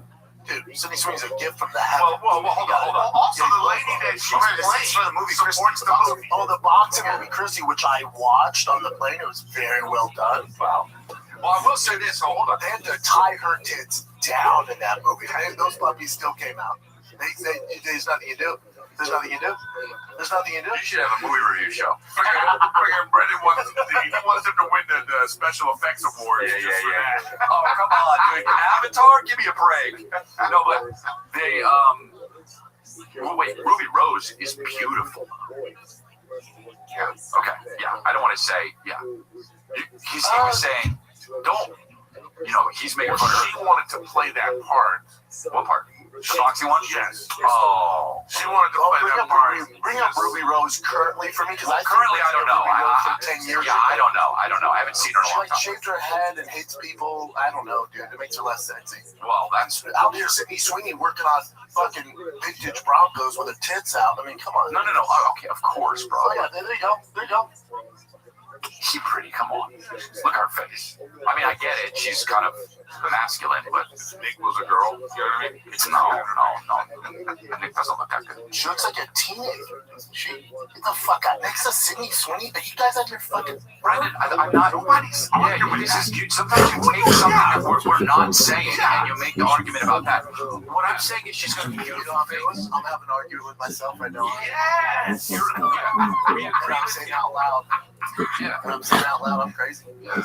I don't know, Rango, what this is about. She is Rango.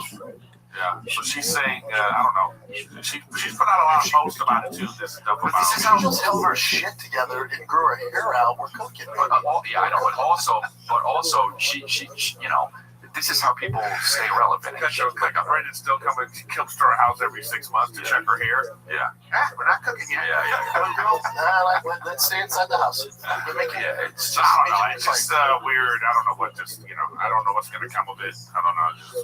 Just I'll tell you what comes of it. Weird. Nothing. And she's like, you can get booked in many roles with that attitude and that haircut. I think that's what's already happening. Oh, is that Matt Rife? Oh, it's Matt Rife. That is Matt. Oh, wow. I thought it looked like it. That fucking fucked me up because I was like, wait, I got to send me that. I got to send it to Matt. Well, Matt should get more tattoos. Whoa, that's weird. Feeling. Why am I rock hard? Now he's into it. Yeah, never look at Matt the same after that, huh? Honestly, Ruby Rose, she's really pretty. Her face is Yeah, but it's just what makes her antics and the fucking haircut. Obviously. Yeah.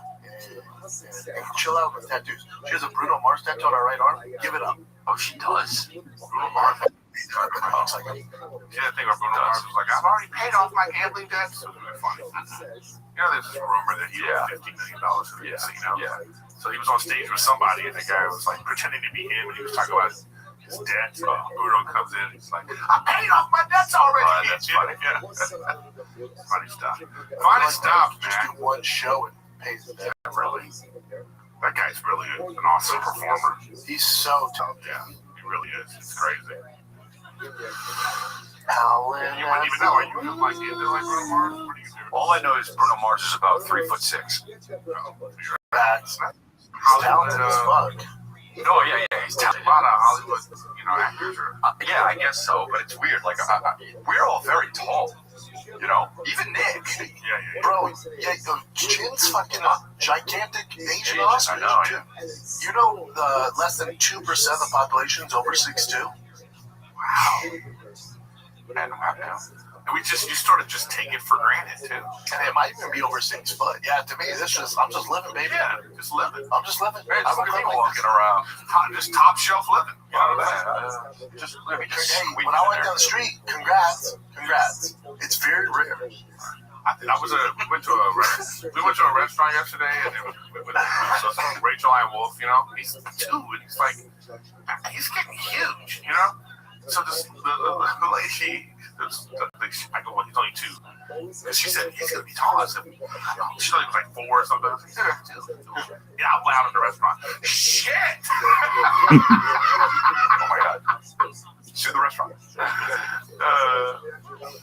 And don't forget to go ahead and get ready. There you go to Schaumburg, Illinois, Chicago, .com, Westminster, BC, Nashville, Las Vegas, Salt Lake City. Let's go. ChrisLay.com, Miami, Denver, Pittsburgh. And then click on over to EricGriffin.com. I'm going to be at the Ontario Improv this Friday, or is it Saturday? One of those days. Saturday night, Ontario Improv, 2 shows.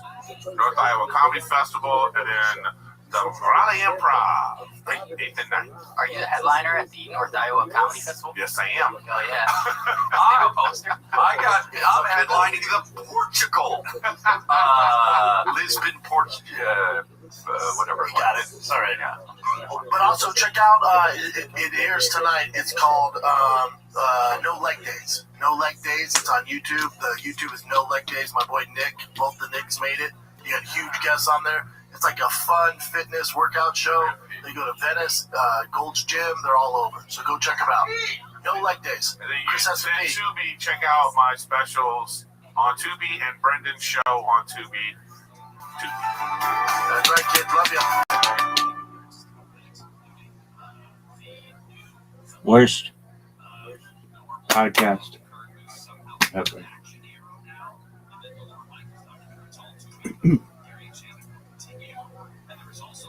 That gum shirt is hilarious.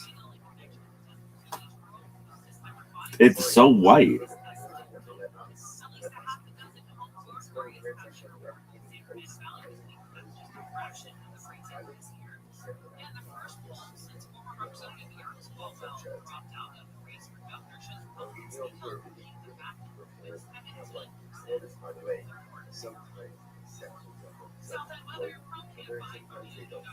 So if you host things, agree with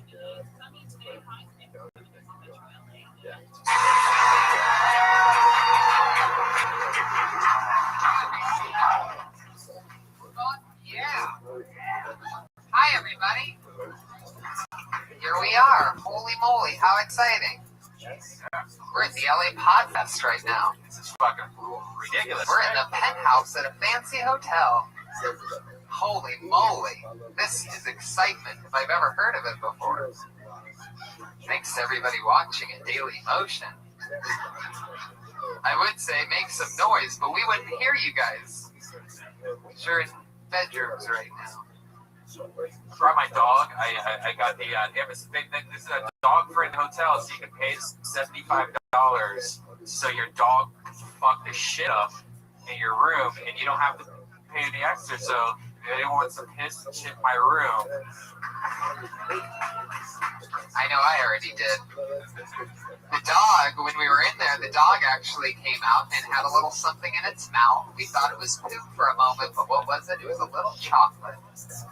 His tiny dog found a tiny chocolate and was walking around with it in its mouth. So thank you, Sheraton Delphina. yeah, thank you. Thank you for allowing my dog to find poisonous chocolate underneath the fucking dresser. That's right, the Sheraton Hotel where we kill the cutest baby dogs you've ever seen.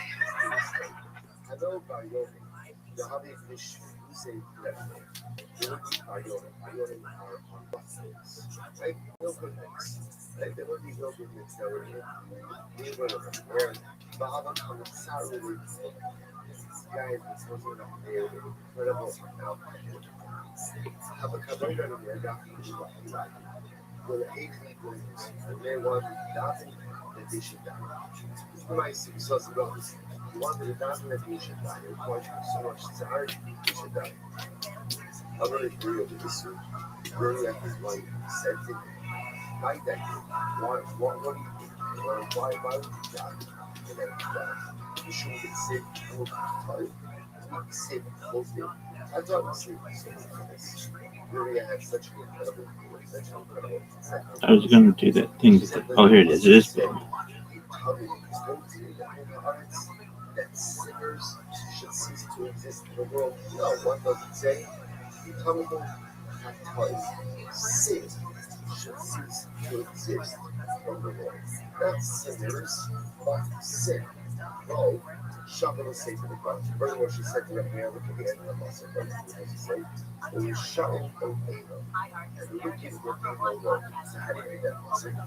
Ava, we shut in both Ava. Once you remove the sin, there are no more sinners. What Uriah was telling her husband, I was going to come and bite up to Uriah, rather than it's Uriah's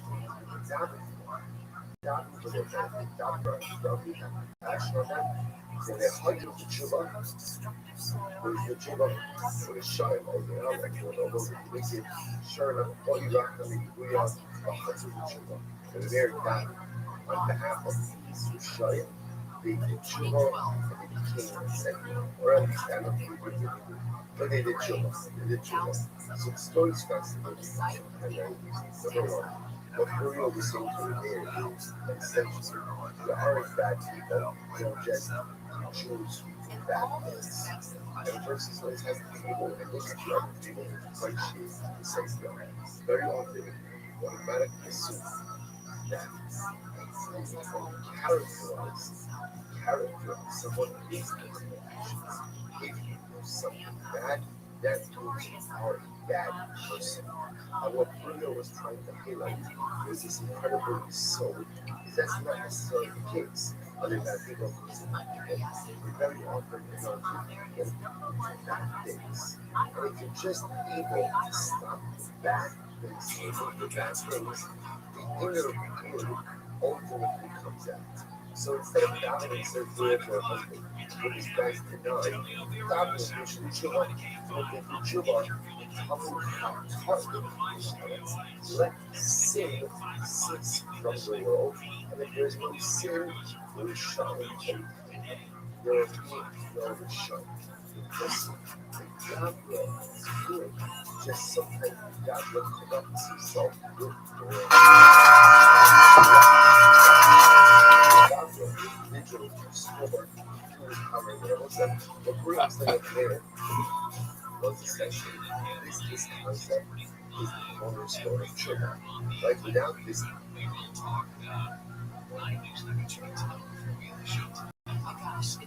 bad, if I'm bad, so is there really some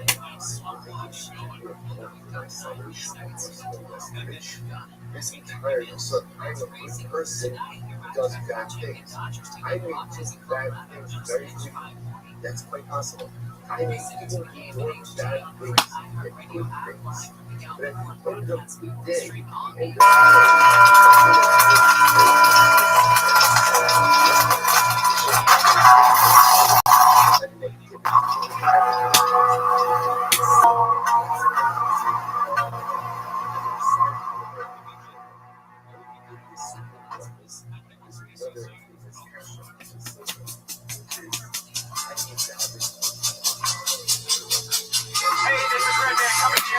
From the Comedy Store for a brand new episode of Kill Tony Volume 2.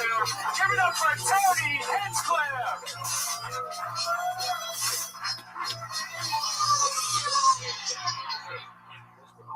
Fuck yeah, everybody. How you guys doing?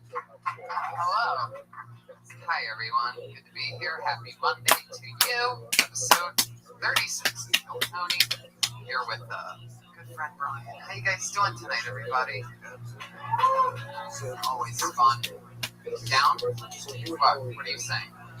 Yeah, that's what we're talking about. This sound system here changes every single week. It's fucking annoying as hell. Yeah, I'd say they probably do about 20 or 25 different shows out of this room a week. So I can't imagine how many crazy hands get on all the dials and everything on different things. Yeah, that's 20 different people that does not have no idea. Right, they have no idea. Yeah. Oh, it's totally always just a comedian working that big box back there to try to get a spot on whatever show it is. Right.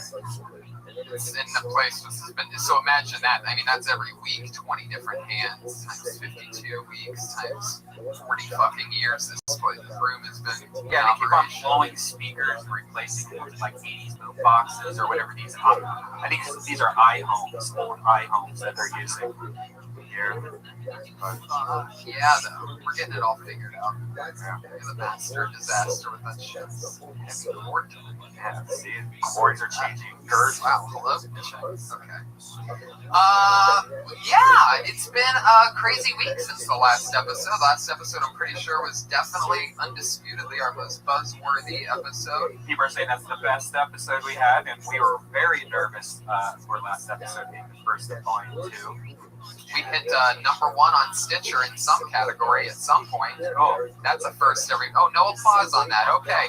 Thank you so much, everyone, for your support. I mean, number 1's not that big of a deal, but I mean, you know, there's other numbers. Who cares, right? Who cares about being number 1? Why would you work towards that goal? But I mean, it just the fucking tweets, the everything. It's the outreach and support of the show has been unbelievably awesome. It's great. Like I think I only heard a few negative comments. And the negative comments were all like, "Hey, us people that like to fuck dogs are very disappointed in Death Squad." Right. Yeah.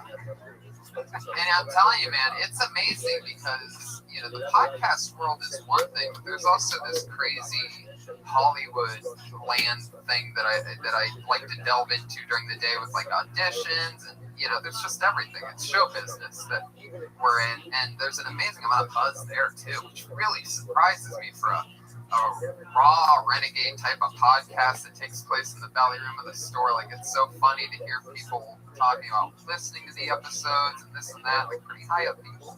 So we're rattling the cages, so it's very fun. It's really exciting, and to think that we did it after getting stabbed in the back, that's what it took. Yeah. The betrayal is what it took to push us to number 1. So, you know, it's just, I mean, to push us to the best that we've ever been. So that's an exciting thing. And, you know, last week it was fun. We tested out the Iron Josh. Yeah, Iron Josh. And maybe we'll give him another chance. But in the meanwhile, I think we should keep, you know, testing out different types. That's right. See what we got tonight is something very special. This Iron dude is pretty well known in the Death Squad community. Very well known. Been in many episodes of Death Squad, especially Ice House Chronicles. And he's been a friend of the show for a long time. He's been there since the beginning. This is pretty well. Let's do it. Ladies and gentlemen, our head of security tonight. Put your hands together for Iron PD. Wow, look at this. Upgraded.